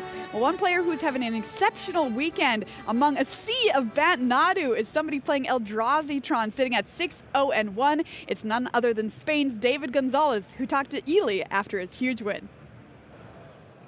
I'm here with David Gonzalez, who just defeated Javier Dominguez with Tron. How's that feeling? Yeah, very good, yeah. Were you looking forward to this matchup? Were you a little worried about it? No, I think it's one of acceptable matchups, so I welcome it. But always, it's Javier Dominguez, so pretty cool, huh? you have to do it very well, and well, the cards go as go. It must be a little intimidating fighting against a world champion, but you took him down. Congratulations, it's really, really cool. Round 8, what are you hoping to face? I expect mostly a Storm combo, something like that, or another control deck. It's okay. Well, best of luck for round 8, and we will see you in day 2. Okay, congratulations. Thank you very much. All right, we'll see how he does here in the final round of play to go. That's right, 1 round left on day 1 of competition. Let's check in with our leaderboard and find out where we're at after 7 rounds of competition. 2 players with no losses left in the tournament. You see them there at the top of your screen. David Gonzalez, we just heard from him, sitting at 6-0-1, and Jacob Negro sitting at 7-0, the only unblemished record here in this room of so very many Magic players. Tons of huge names at the top of the standings. It's also incredible. Ely Cassis sitting at 6-1. Jean-Emmanuel Depras, your current reigning world champion, sitting at 6-1.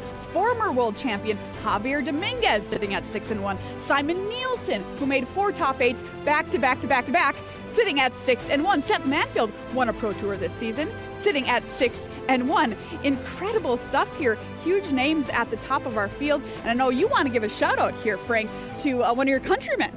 Indeed. I want to give a shout out to Brent Vos. 5-1-1, awesome record, carrying the flag for the home country, the Netherlands, with his excellent mono-black Necro deck.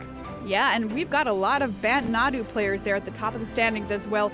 Half of our top 16. So that deck proving that it might have been a great choice here this weekend. But we talked about Eldrazi Tron talking to David Gonzalez a little bit earlier, and we're now going to dig into some numbers here with Frank. I am so excited. You promised me a lot of math in this segment, Frank. You're going to talk about 7 drops here. Yes, because Ugin's Labyrinth, that's the card that it's all about. Ugin's Labyrinth is one of the stronger cards in Modern Horizons 3, allowing you to just add 2 mana as early as turn 1. But, well, the big question is, how many colorless cards with mana value 7 or more do you need in your deck to support it? And what can a math tell us? Well, first of all, I looked through all the deck list. Here you see the one from David Gonzalez as an example. And turns out that around 11 7-drops is the average for all the Eldrazi decks. David Gonzalez has 10, adding up the All Is Dust, the Devourer of Destiny, the Emrakul, and also the Singleton Karn Liberated. So slightly below average, but to give you some numbers to illustrate the power of Ugin's Labyrinth, with 11 7-drops, the multivariate hypergeometric probability, oh yes, I dropped it. That was great, Frank. Of holding a 7-drop on turn 1 on the play, conditional on drawing an Ugin's Labyrinth in the first place, is 74%. And that rises to 84% on the draw, also when accounting for the card selection of Devourer of Destiny. So to put that into simple terms, into perspective, when you have an Ugin's Labyrinth, it will typically tap for 1.8 mana on average if you run 11 7-drops. In this deck it's more closer to 1.75, but one way or another that just illustrates the power of this land. It also balances things out well if you have 10 or 11 7-drops, because then the risk of drawing an awkward opening hand with 3 or more of them, which might have trouble affecting the game in the early turns, is no higher than around 10%. So those are kind of the scientific considerations that go into deck building, Maria. Wow, that is so interesting. Thank you so much. Now we know how many 7-drops to put in our deck running the Labyrinth. Very, very cool. It's a really powerful card if you support it. It is really consistent. Yeah, absolutely. I saw it and I was like, seems good. It is. All right, everyone, we're getting ready for the last round here on day 1 of competition. Let's take a look at who'll be watching in the feature match area. Well, it's the players battling at the top of our leaderboard. Only one of these players can remain lossless here as we head into day number 2. Jacob Negro versus David Gonzalez. This is Bant Nadu versus Eldrazi Tron. Let's meet Jacob Negro, our first player up here first, playing Bant Nadu. 2 Grand Prix top 8s to his name, started playing in 2004, qualified via playing a PTQ at Pro Tour Thunder Junction, so our last Pro Tour qualified to come and play in this one. No top finishes yet. None either for David Gonzalez, started playing in 2004. From Madrid, Spain, qualified at a Legacy European Championship in Naples to come here and play this weekend. Certainly feeling very good here coming into the final round, but probably a lot of nerves as well to be this top player heading into day 2 of competition. Let's peek at these decks, Frank. Yeah, so Jacob Negro to start off with, he's playing Bant Nadu, the big bad of the format. And this is the combo strategy that has dominated the tournament so far. It tries to assemble Nadu, Winged Wisdom along with Shuko. You can target your creatures for 0 mana. Nadu's trigger happens twice for each creature you control. And then with Springheart Non-Tuco, every land you put onto the battlefield with Nadu creates another token, more fodder for Shuko. Well, eventually you'll just draw your entire deck and then win with convoluted endurance loops. On the other side, David Gonzalez is playing Eldrazi Tron, as we already alluded to. In this matchup in particular, important cards are going to be Karn the Great Creator, because that makes it so that you cannot activate Shuko anymore. Disruptor Flute also shuts down Shuko, and Dismember can answer Nadu for a single mana. So there are some effective ways to stop the combo. Meanwhile, you're trying to get to 7. Yes, The 3 Urza lands were first dubbed the Urzatron in the 90s. There was actually a reference to the Voltron TV series. But using those lands, you are trying to ramp into the massive Eldrazi to take over the game in no time. But only one of these players can remain undefeated at the end of the day. This is so interesting to me to see him here playing Eldrazi-tron amongst the sea of birds. Do you think he made a good choice this weekend with this deck, or is he just getting lucky? I think he is making a great choice because of all this main deck interaction against the combo. When I looked through it, I was like, well, maybe it's going to be a bit slow, but then all of these cards that are already great in the deck, like Karn, they work quite well in this matchup. And as long as you can get to Devourer of Destiny on turn 3 to also disrupt more, well, I want to see this matchup. Okay, let's find out what happens, find out who our last remaining player who doesn't have a loss will be. I'm going to send that on over to Cedric and Corey.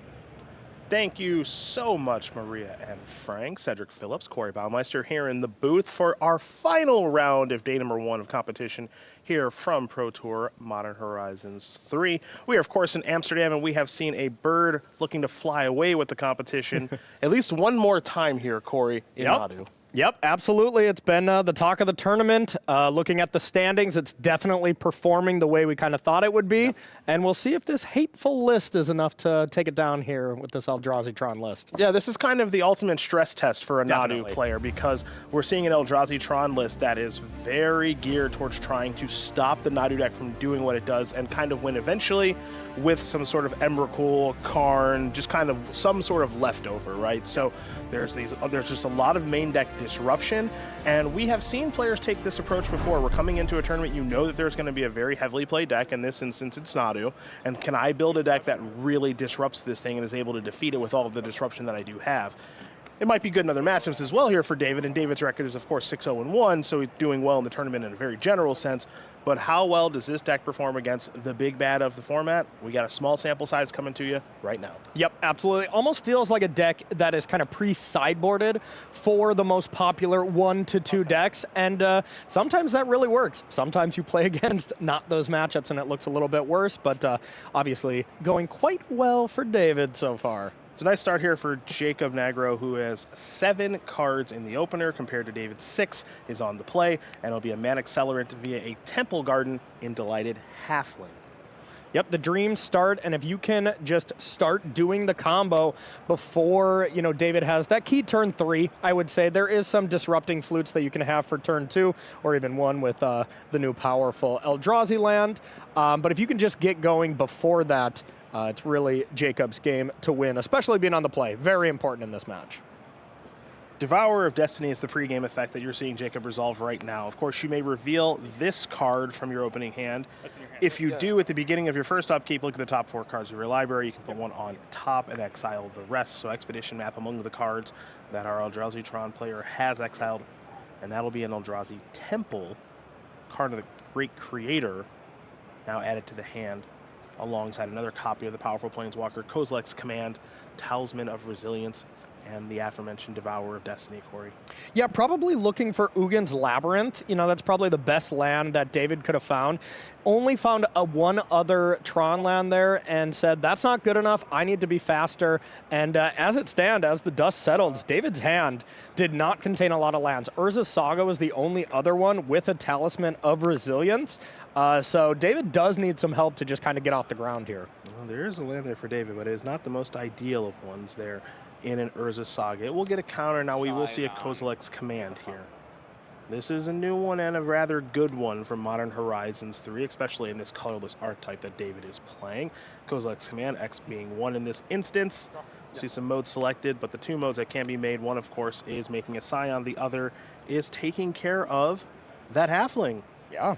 Just a good old classic 2-for-1. Get something to hang around, deal with a creature, and now David's going to be kind of knocking the top of the deck. Get land number 4, then you already have Karn kind of ready to go. The ideal scenario there for David. Well, somebody's ready to go. Woo. Because that's a Shuko that Jacob did not have, and now this is a Nadu via a Summoner's Pack. So this game could be all but over, because that's what this Nadu deck is capable of doing. This was a little risky, though, from Jacob. There is 2 dismembers. If one of the dismembers was here, just dismember Wall of Roots, and then all of a sudden this Shuko has to hit. Otherwise, Summoner's Pact would just end the game. So there was a little bit of risk. Jacob said, yeah, absolutely worth it. Well, let's put the Wall of Roots on the conveyor belt. So there's your first activation on the Shuko, and the second one is right now. This will be a Sylvan Safekeeper alongside a Windswept Heath. So we're all done with the Wall of Roots. Let's check out what's going on with Nadu. Well, there's the Nantuko, so looks like Jacob might almost be home here. Next up is a Windswept Heath. That was huge. 2 lands to just be able to play the powerful combo piece here of Springheart and Nantuko. And not much more you need. Maybe a land here? I think a land is exactly what's necessary, and a land did not show up, but a Court of Calling sure did. So this will be a Court of Calling for 0. Which leads me to believe that a Dryad Arbor is on the way. You see those Windswept Heaths, they're tapped. That's tapped because Yavimaya is on the battlefield to provide green mana. So once the Dryad Arbor enters the battlefield from the Court of Calling, there will also be a trigger from the Nantuko that'll be generating an insect, which means, Corey, 4 more Shuko activations. And really all you need is a land. I think even 1 land should pretty much do it here. So, wow, just look at how explosive this is. This is turn 3, Cedric. It sure is, and there's a land that you did mention, and it's a fetch land, too. With disruption. The Delighted Halfling was destroyed there, so all this is through a piece of, minor hate already.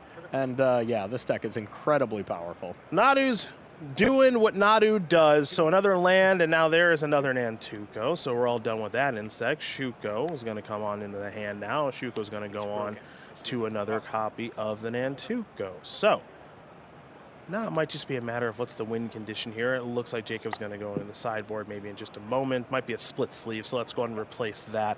But we have on the battlefield, as things currently do stand, it looks like it's going to be 5 Shuko activations left at the very least. There's a Shuko. Let's go down to 4 activations, 2 on the Nantuko. Horizon Canopy is going to trigger the Nantuko. We'll do a little bit of counting here. It's actually going to, whenever a land enters, it's going to be 2 insects that do join the fray. Yeah. I am? Okay, I'm sorry. It's okay. Okay.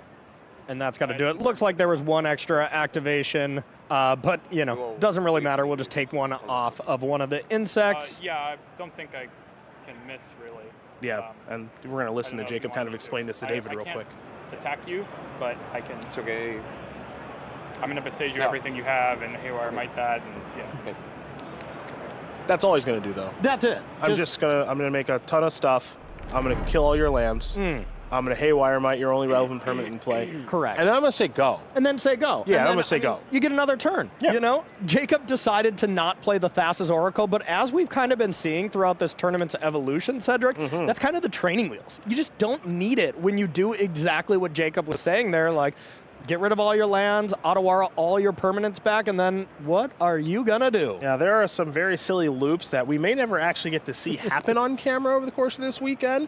So for the viewers who are a little bit new to it, Frank, as I think, explained it a little bit earlier on in the day, but once you do have all of your deck onto the battlefield, you can do some pretty degenerate things with Sylvan Safekeeper and Endurance alongside Nadu and Shuko activations where let's just say that you've gone infinite and then some. Definitely, and that is just really showing like how powerful this strategy can be. Half the players kind of figured out that, you don't really need Thassa's Oracle, and it's a pretty bad card to draw. A double blue card is pretty tough to cast already, and then just being able to win the game without it is kind of showing that Bant Nadu is here to stay, and it's not even at its full final form yet, so really scary bird here in Amsterdam. Urza is having an impact on this game. On Jacob's side, it's Urza's Saga. On the other side of things, Urza's Mine, Power Plant, and now Tower have shown up. So last time we covered a Modern tournament, Corey, of course, we saw Tron in the hand of Team Handshake put up a very dominant display.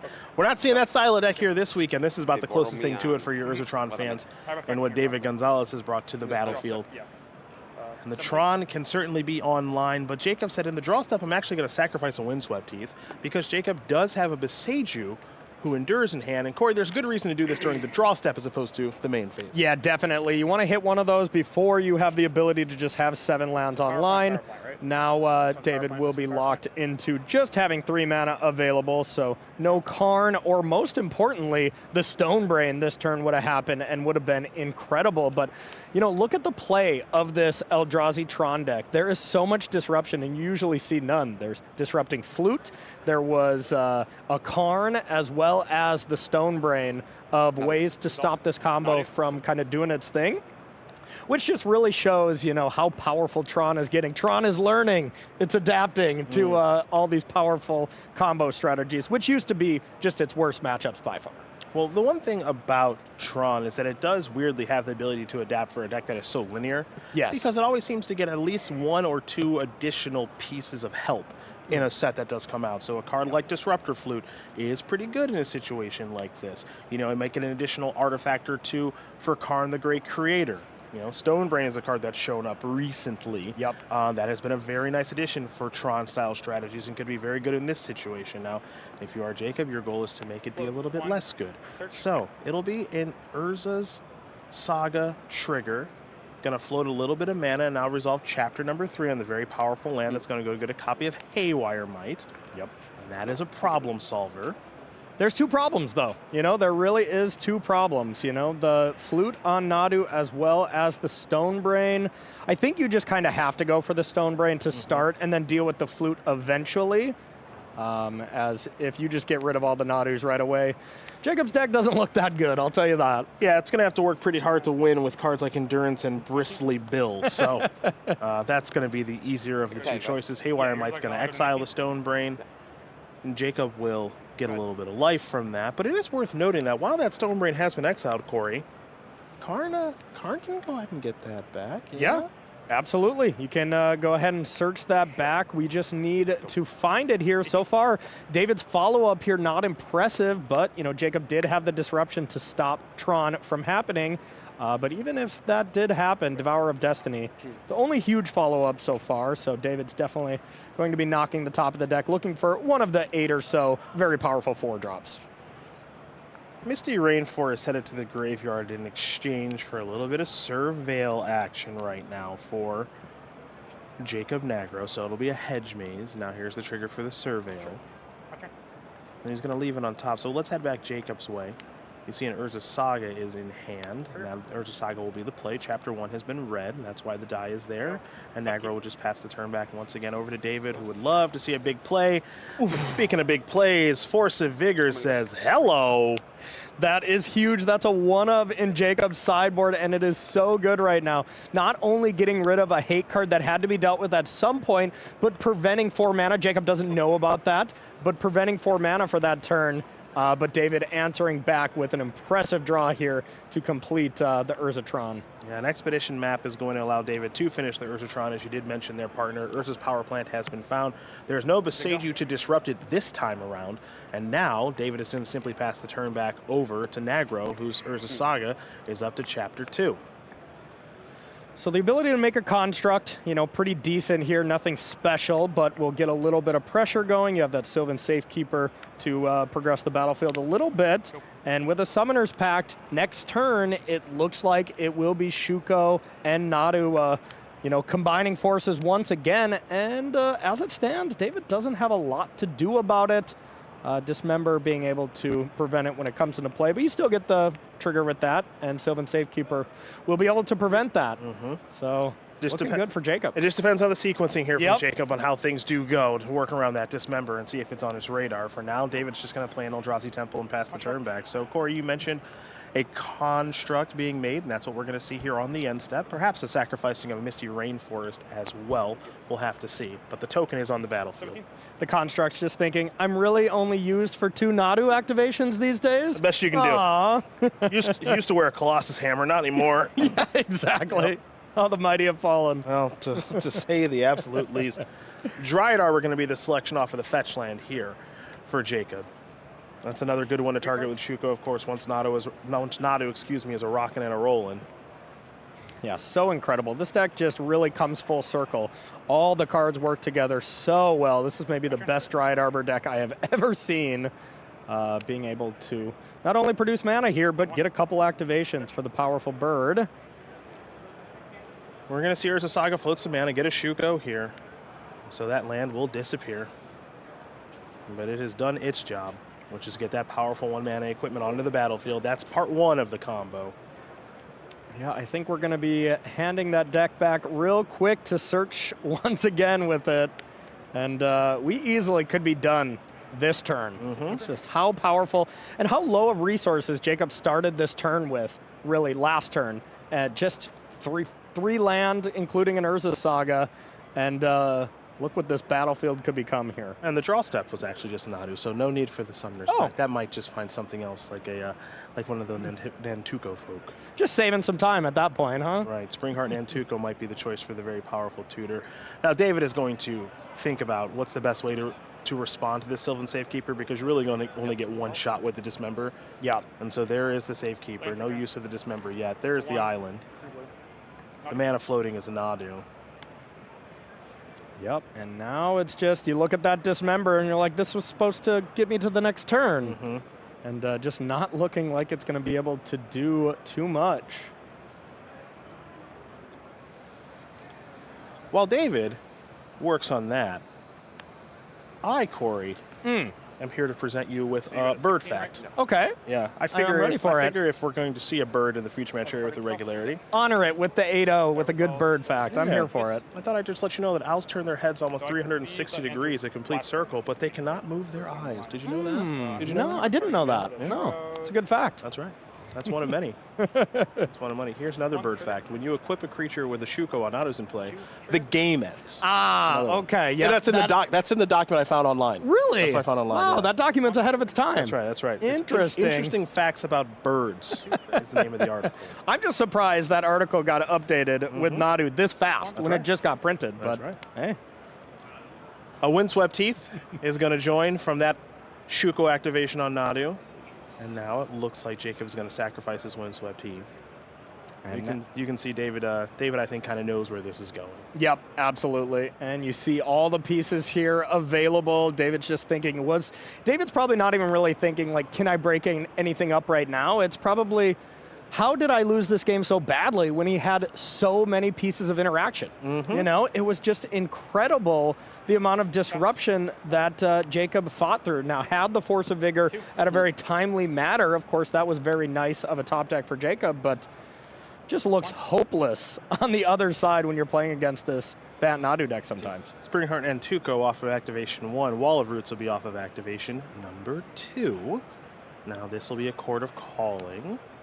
And this Court of Calling looks like it's going to be for 1 here from Aggro. And so Jacob's going to go a search in.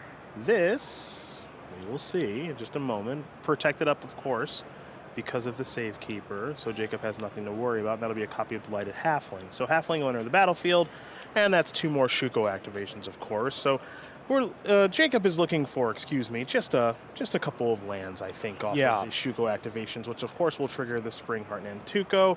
It'll make a couple of people, and this song and dance will continue on, and David probably won't. Yes, probably not. But, you know, there is a fail rate here.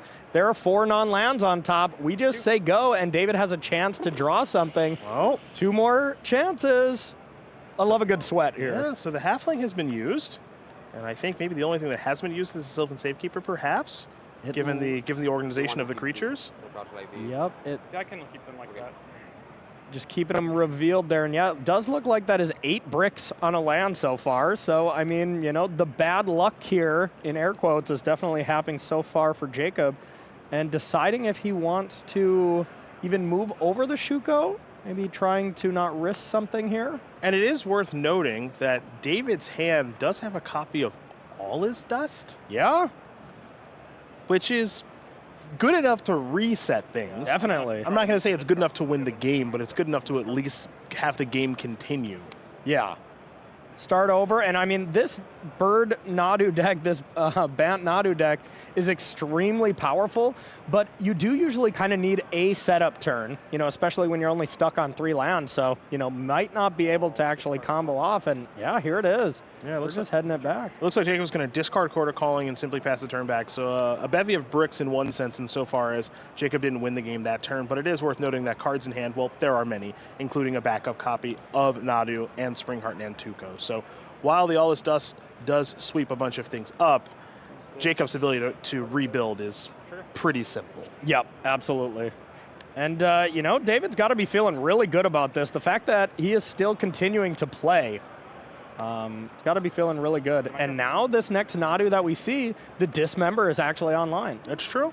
It's true. If there's still a Dismember in that hand, which actually I think that Dismember is now in the graveyard, so it may have been cast last turn. Sure. I must have missed that. My apologies. Here's one thing we won't miss. It's a Nadu. So let's get the conveyor belt out again. Trigger 1 is another backup copy of Nadu. How about Trigger 2? That's an Outrider. Wow. Does he have any lands left? Well, I got a feeling he might. Shuko says no, I don't. How about number 4? Okay, Breeding Pool, ETB untapped. Nagro's going to fall down to 14, so those triggers are all done. What's the play after this? It's a delighted halfling. There it is, on the belt, buddy. Trigger 1. Now it's so much fun. Wall of Roots. Trigger 2. Ooh, needed that. That's you. All right, so there's the land. So really needed 2 lands to then just kind of start going off once again, play another Springheart Nantuko, but does have Quarter Calling available for 1 right now. To just get another Delighted Halfling. Or you just kind of say no. At this point, it's kind of wild how much you're outvaluing the Tron deck, where you're not really afraid of that many cards out of David. Karn probably being the most scary one. Yeah, it looks like it will be a Quarter Calling for 1 now to keep this party going. So, last time we saw Delighted Halfling, I think that's what we might be seeing again. The Sylvan Safekeeper has been swept away, so Delighted Halfling will come to play, and we'll see 2 more activations of a Shuko here in just a moment. And 2 lands would be ideal, trying to play the Nantuko once again. 1. Shuko. 2. And Horizon Canopy. Yeah, at this point it does look like David's going to have another turn. There's the equip onto the construct, which again, the twice claws have been used up on the 4 creatures on the battlefield. The construct is tapped from Court of Calling and the Convoking, so there's no attack to be had there. There might just be a follow-up Shuko play potentially here from Jacob, and Jacob might have to do a little bit of discarding, but this is 2 turns in a row, Corey. No hyper combo finish. Deck's not that good, apparently, then. Didn't even end the game. Yes. That's a good conclusion to draw from that. That's what I would do. Yeah, and then David, Devourer of Destiny, just looking quite sad in the face of only being able to deal with Nadu when there is plenty of ways to find another one here. 13.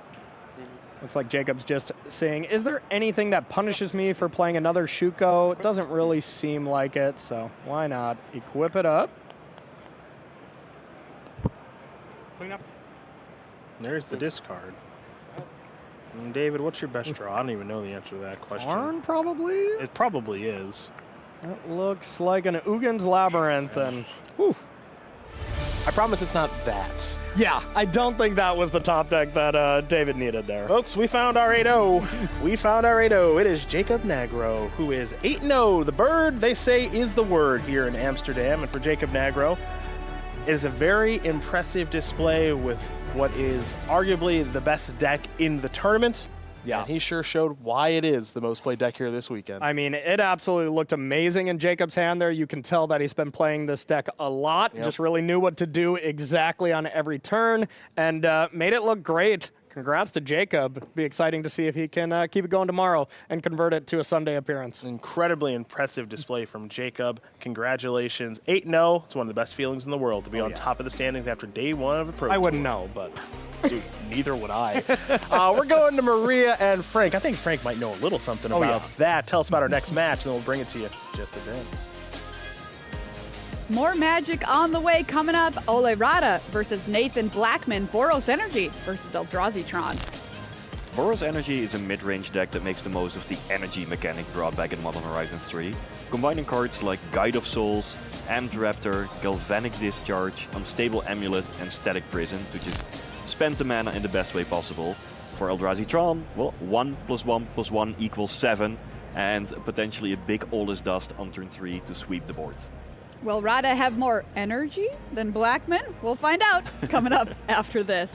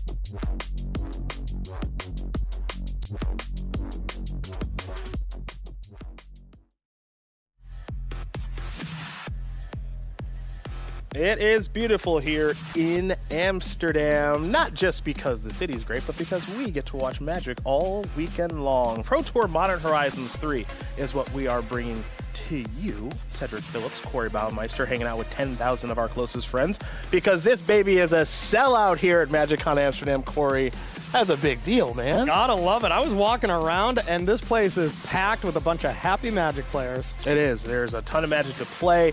There's awesome panels and shows and just a lot going on in this convention center. So hopefully we'll get to see you in Vegas a little bit later on this year for one of these awesome Magic cons. One thing we can promise you is that we're going to be watching some more Magic right now here in round number 8. A Pro Tour Hall of Famer's on the docket. Maybe not the one that you're thinking of, but one of the best to ever do it here at Ali Rod against Nathan Blackman. You see both of these players at 5-2. Boros Energy versus Eldrazi is the matchup. The top finishes here for Ali.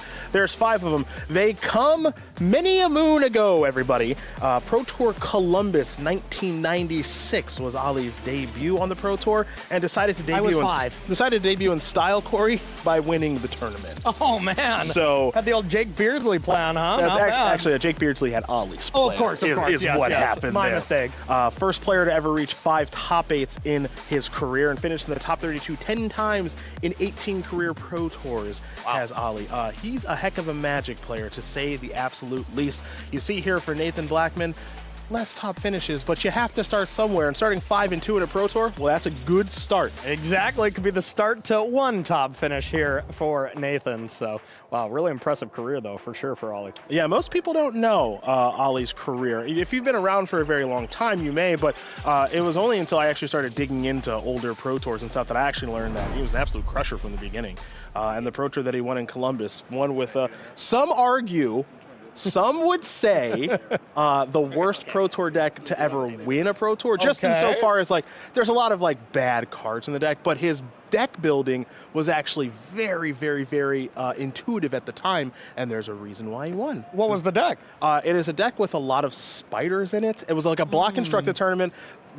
I know way too much about this. There's some giant trapdoor spiders. There's some woolly spiders. There's some deadly insects. Most of you don't even know what those cards do, probably. You can look them up. They are horrible, but at the time, they were the right cards to play in that tournament, and there's a reason that he won it. That's all I'll say. All right. I got to check out this deck list after this. That sounds impressive to me. Nathan is coming with Eldrazi, which we just saw in the last match. Now, that was against Nadu, and Nadu was able to overcome everything that Nathan was able to do. We'll see if Ali can do the same here with Boros Energy, which is clearly not on the same power level as the Bant Nadu deck that we're seeing here this weekend, and certainly not as popular either. But it is a good option if you're looking to kill people quickly, Corey. Definitely, and I would say this matchup is going to be a lot tougher here for Eldrazi Tron, as Boros can just be really, really fast, and if Nathan doesn't have one of these really impressive draws, Chalice on 1 on turn 2, get a Trinisphere down really quick, followed by the One Ring, something like that, Nathan can just get absolutely run over. Well, it all starts with a 1-drop via Marsh Flats, and that's exactly what we're going to see here from Ali. Going to fall down to 17 to play a Guide of Souls. This is kind of your newer version of a Soul Warden style card. Yeah, there's not even much to compare to this incredibly powerful 1-drop. It is so, so powerful. And if you can follow it up with an Amped Raptor or something, where you generate an energy with the creature and then can cast, kind of cascade into anything in your deck, that combination is just really, really incredible. Yeah, some of the starts that Boros Energy is capable of are very, very powerful, and it's got some staying power too. So this is a deck that we could see perform very well over the next handful of months in Modern as players continue to work on it, because it is so unique with so many new cards from Modern Horizons 3. Yeah, absolutely. I think it just really all comes down to, can you find the great answers to Bant Nadu in Boros? And if you can, this aggressive deck is definitely on the menu here for Modern for sure. It'll be another fetch line here for Ali. It's going to be a Windswept Heath. That'll do a little bit of searching here in just a moment. This Boros Energy deck does have cards like Unstable Amulet, Ajani Nakatl Pariah, Fable the Mirror Breaker, Galvanic Discharge, Lightning Bolts, and Apt Raptor. So it has plenty of power level in it. And again, it is a pretty quick deck as well. And I think Ollie has pretty much access to all of these 2-drops. I saw most of them in hand, so it's going to be interesting to see what you go for. I would kind of think Amped Raptor is kind of where you want to start, but might not be the case, as there's 2 Ajanis where Legend ruling one of those can really create a really fast clock with the flip side of it. But looks like Amped Raptor is pulled to the front and ready to go. Yeah, we'll see if that's what Ali does want to get this second turn started off with. Yeah, and there is some risk, you know. I mean, if you just hit Galvanic Discharge off it, you're like, wow, I wish I played Ajani. Yeah. You know? Yeah. There's some whiff potential, and now Ajani is starting to make its way to the front. So Ali, the Hall of Famer, with a little bit of a thought process here, trying to make the best decision. It is going to be the Amped Raptor. It does have the highest upside, so there will be a trigger here for the energy. And now we will see the, I guess we'll call it the cascading, as you so put it. Improved cascade, yes, really. Yes. And there is a Flage, so can play that because of the energy, and that'll just be that Lightning Helix style effect. 2 cards in the graveyard because of the fetch lands, and that one's not that hard to bring back in this deck, as we have seen earlier in the day. So not a bad hit there for Ali, and a battlefield presence as well. Yep, not the absolute best. Fable or something like that would have been an improvement for sure, but definitely better than Lightning Bolt, as you do have that value to come back from. And if you can ever combine it with Arena of Glory, you can really finish off Eldrazi Tron in a quick way. Protection trigger. Ah yes, the One Ring has arrived. This is going to be a pain in Boros Energy's side, as a burden counter is placed on the very powerful artifact from the Lord of the Rings. And I think I saw another one in hand as well. And, you know, most decks have a solid plan to get around the One Ring. You know, you're able to just cast Thassa's Oracle and win, or exile it, something like that. Boros Energy, not so much. You know, some decks do play one Bone Crusher Giant, something like that. None of that kind of stuff from Ollie. You just kind of have to wait your turn. Yeah, just got to kind of slog through it. So this is the kind of turn where you want to build up maybe a little bit better of a battlefield presence. Okay. So another copy of Guide of Souls. There will be some energy, of course. The one thing that's not so bad, if you can get a good amount of energy with Guide of Souls, you can still attack and place some counters on your creatures. You know, they're not going to be dealing damage, but you can just, you know, allow your creatures to get quite large so that when they can connect, you can really do some damage. Sacred Foundry is going to enter the battlefield untapped now. Let's see what the follow-up is. It finally time for that Ajani. There's Ajani and Fila, so it looks like we're going to be seeing the flashed in Fila to be able to try to blink some stuff out, get some extra value. A pupper of the exuberant kind we'll be seeing on the end step here. Good old Philia. Good happy dog. Indeed.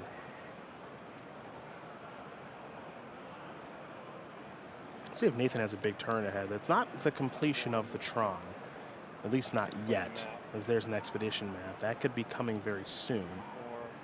This will be 4 mana, another copy of the ring. So as you mentioned, another copy of the ring is just buying Nathan even more time. And again, Ollie's just going to have to simply wait his turn. Yep, absolutely. And Tron's going to be online for next turn, so Nathan's going to have the ability to have 9 mana available. So that's going to be the gigantic turn for Nathan, and I believe, we have the Emrakul underneath the Ugin's Labyrinth. I think I saw another Emrakul in hand, so that is kind of plan A against these Boros energy decks when you're the Eldrazi deck as well. That battlefield is quite large. It'd be a shame if something happened to it, and you just take all of them.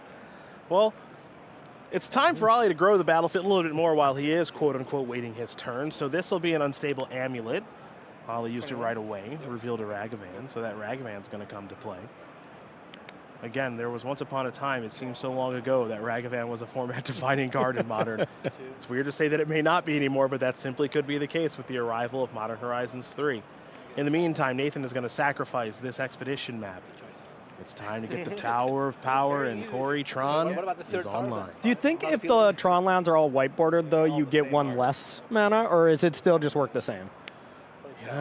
Unfortunately, you still get the same. All right, it's only fair. The Dustbuster is here, and it's going to clear everything away. And this is an ideal setup here if you're Nathan. You bought some time with the One Ring. You make Ollie play more stuff in the face of the One Ring. You clean it all up. You got a lot of mana left over. And of course, you have a copy of the One Ring that you can activate at your leisure. It's a really tough spot here for Boros Energy to be in. Yeah, this Eldrazi deck just looks incredible against aggro if you have every turn you're doing something, was able to play the ring, not take any damage, 1 more ring to not take damage, and then have either the sweeper or an Emrakul to deal with it. And now we're pretty much done here as it looks like it's just about Emrakul time. Yeah, it's going to be a tough one to come back from if you're Ollie, who haven't even really dealt any significant amounts of damage. And it's not getting any easier because there is the aforementioned Emrakul. Now, once upon a time, Corey, one could say Emrakul, and we'd know which one it is. But there's so many of these darn things now that this one is actually the world anew. Yep. And it's a 12-12 with some additional text on it. Just a few extra words. Yeah, I think the most important ones are, of course, stealing your opponent's creatures, but then Madness to pay 6 colorless really comes up in this list specifically as you have access to 1, the Underworld Cookbook. There's not your traditional usage of this card. Making food, that's kind of fine, but it is just to discard this card, make it cost 6, and you can get that down really quickly in this deck. Another copy of Johnny is going to hit the battlefield here for Ollie. Ollie did Lightning Bolt, the cat token that the previous Johnny did make, so that one would transform, and now there are cat tokens aplenty. Now, I'm not sure how well or how many cat tokens are necessary to defeat this legendary Eldrazi, as there's a Chalice of the Void on 1. Yeah, the limit does not exist on that one, I'm pretty sure. Yeah. Okay. It's going to be a tough road to hoe here for a Johnny against Emrakul. This is probably in some Magic book somewhere. These two fought, and well, I think I know who won. Yeah. I know. The Dustbuster is helping to clean up this game, and that's going to do that. So Nathan Blackman is going to win game number 1 here over Ollie Rod as Eldrazi Tron simply flexed its muscles too hard in that game.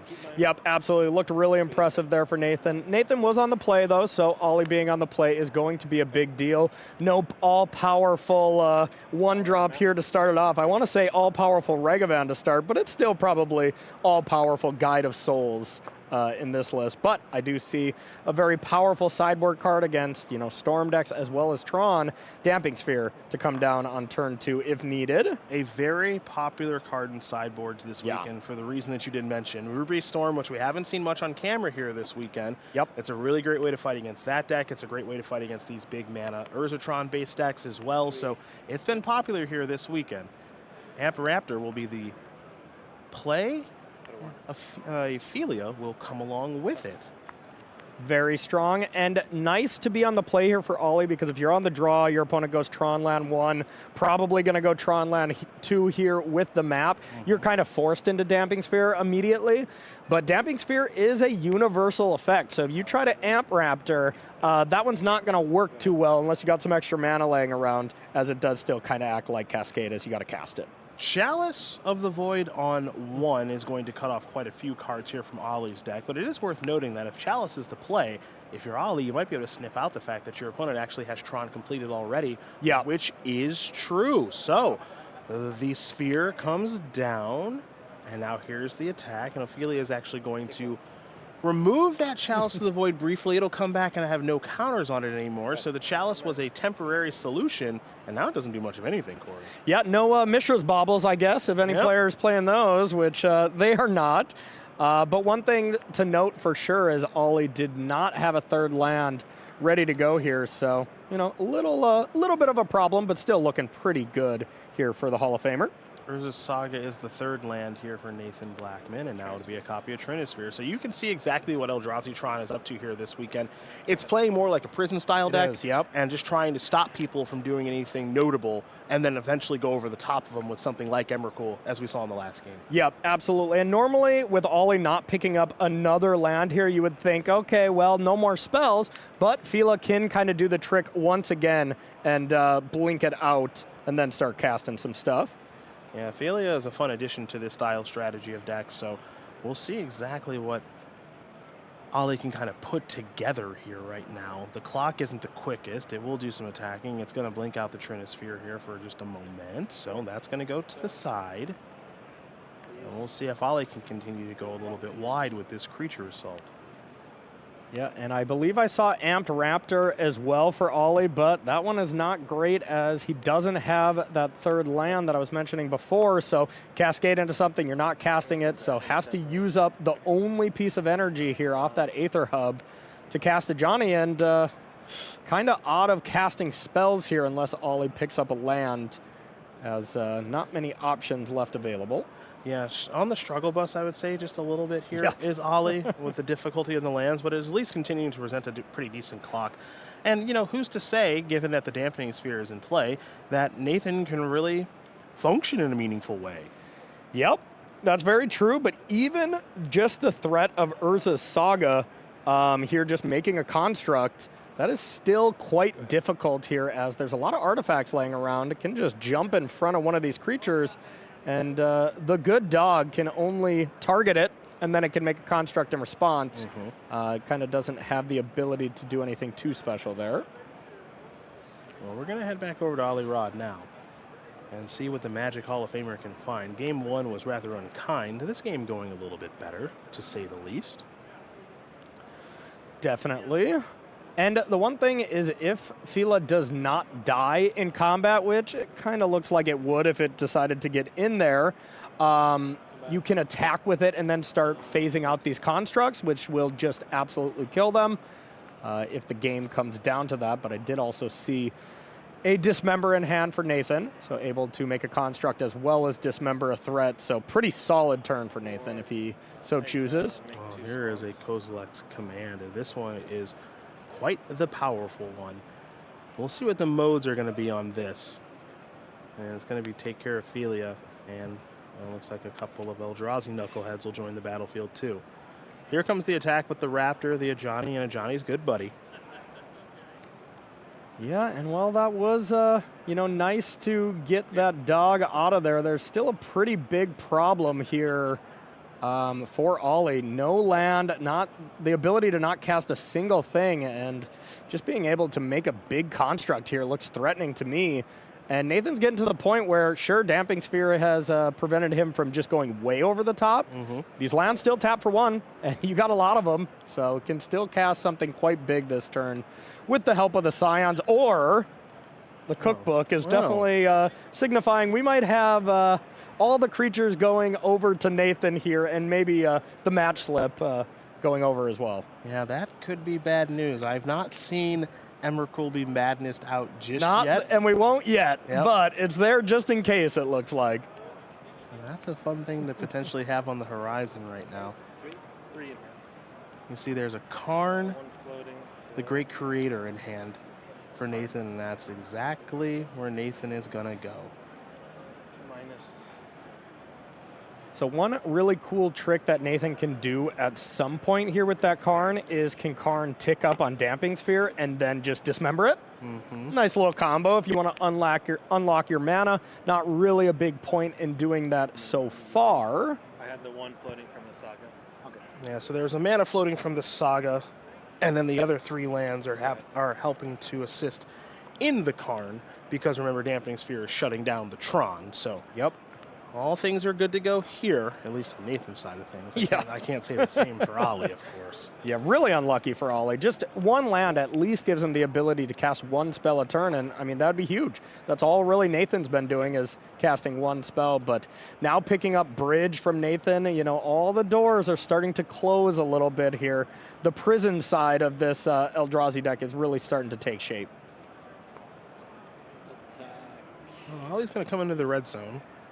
And Nathan has a little bit of thinking to do on how to manage this. And of course, Ollie has to decide where to go. You know, face or Karn. What's the place going to be?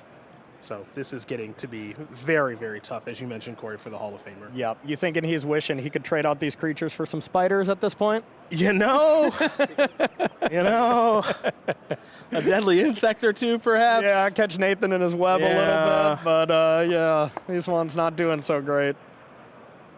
Yeah, see, y'all don't know. I'm old.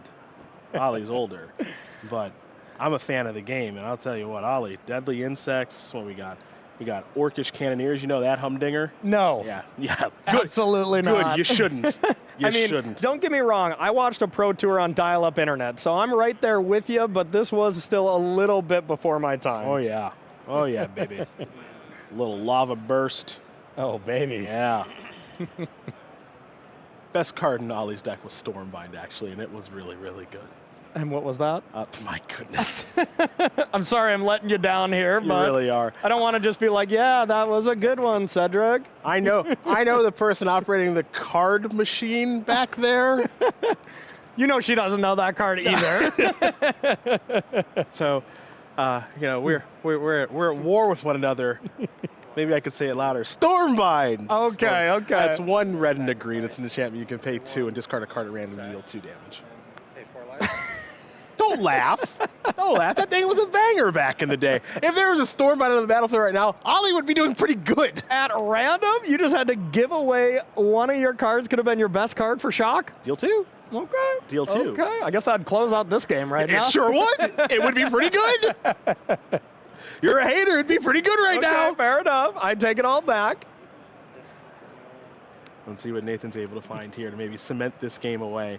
Another land. It's the 3rd Ursa's Mine, and there's the bridge. So there will be no more attacking. The attacking is done, and maybe Karn's about to have some fun. Yeah, gotta love an active bridge, huh? Just one of the most fun cards to have on the other side of the battlefield for you when you're playing an aggressive deck. If you don't come prepared with an answer, it's lights out. Yeah, absolutely. That's what we know for sure. And that's part of the appeal of playing Karn the Great Creator is all the flexibility that this very powerful Planeswalker does give you. And now I would say it's not necessarily lights out as lightning bolts now, but the food that this cookbook is generating is going to get out of hand here really quickly. And, you know, there's no ability that Ollie can go, you know, play another land, have 2 lightning bolts ready to go in response to this food token with the Trinisphere just choking all the mana. So, I mean, I think Nathan can just win this game by drawing a card, not looking at it, discarding it to the cookbook, gaining 3 life every turn. Yeah. I really don't think there's many ways out. There's 2 wear tears in the board for Ollie if they came in this matchup, which I imagine they probably did. Yep. A card that is, you know, somewhat popular here this weekend is Trinisphere. We're finding these colorless decks that are trying to play prison style, like what Nathan Blackman's doing. The reason they did it is because they felt that Trinisphere was very good. And when you think that when you take into account that everything does cost 3 in a combo-centric metagame, okay, so a deck like Ruby Storm is going to struggle with Trinisphere mightily. Definitely. A deck like Nadu actually is going to struggle with Trinisphere because when it is going off, it does have to cast additional spells. Yep. And it is a little bit short on mana at times when it is doing things. So, you know, Trinisphere, if you can kind of get it on the battlefield and build up a little bit of a wall behind it, like we're seeing in this game, it's incredibly impactful against the major decks of the format. Yeah, absolutely. And even matchups where it doesn't look as game-breaking like that, it's still the fact that your opponent is going to be withheld to 1 spell a turn, and you're going to be casting much bigger spells, and you'll just be able to really, really destroy your opponent pretty quickly. And speaking of destroying, this liquid metal coating is going to lock it up. Nathan Blackman is going to win this match here over the Hall of Fame Raleigh Rod, 2-0. Eldrazi Tron, much too difficult for the Hall of Famer to overcome. Everything came together beautifully here for Nathan. And I will say, and you and I have played in our handful of Pro Tours, you know, that last match that you do play when you're 5-2, you know, you're locked up for day 2, so you're already pretty happy about that. But, you know, if you're really kind of deep into this thing, Corey, you know that there's a big difference between 6-2 and 5-3. There's a big difference if you're going to be happy at dinner that night or if you're going to be sad. Even if you're going in at 7-0, you know, losing that last round, you're still just like, just ending on a sour note. But hey, you know, being at the Pro Tour and still making day 2 with a positive record, you still got to be pretty happy. It's a very good space to be in. And now we're going to turn our attention to 2 players who have been making day 2s of Pro Tours for feels like forever here. And Simon Nielsen and Jean-Emmanuel Depras, our reigning player of the year against our reigning world champion. Not bad, guys, in the truck. Bant Nadu Mir. Here we go. Both these players are qualified for the World Championships. Of course, they do know each other quite well because, heck, they're always at the top tables, probably sitting next to one another if they're not playing. And unsurprisingly, Corey, they're both off to another wonderful start in day 1 of a Pro Tour. Yeah, you just got to be friends with the people that you're hanging around with all the time. And, well, 4 times a year for 3 straight days, they're always right next to each other. Sure does seem like it, that's for sure. We're going to have Jean-Emmanuel on 7 cards while Simon is on 6. It's a Bant Nadu Mir. It's got to be Amulet. Oh, okay. Nope. Yeah, again, you think. I think there might be 1 Amulet player in this tournament. I think. 2. There were 2. Yep. Okay. Mm-hmm. You know, I thought it might be kind of good coming in. Boy, was I wrong. Yeah, who would have guessed? I mean, before this set got printed, if you would have told me Urza's Saga on 1 would be played, I was like, yep, seems totally reasonable. Dom Harvey's probably crushing with Amulet. That's what I thought would be happening. That's what I thought. Looks like I may have been wrong. A Hex Parasite going to be wearing a Shuko now via the Urza Saga. And the land there for Jean-Emmanuel is a Windswept Heath. We're going to head back over to our reigning player of the year, Simon Nielsen. His Twitter handle is Mr. Checklist Card. I told him he should change it to Mr. Top 8 because of the string of finishes that Simon has had over the past calendar year or so have been incredibly impressive. Yeah, absolutely. Anybody who's been living under a rock here for the last year, Simon Nielsen did the undoable in top 8ing 4 Pro Tours in a row or 4 premium events in a row. And never seen that before. No. Quite impressive. I don't know if we'll ever see it again. He's been unbelievable in Magic recently. You're going to see JED going to sacrifice that Windswept Heath and do a little surveilling here in just a moment.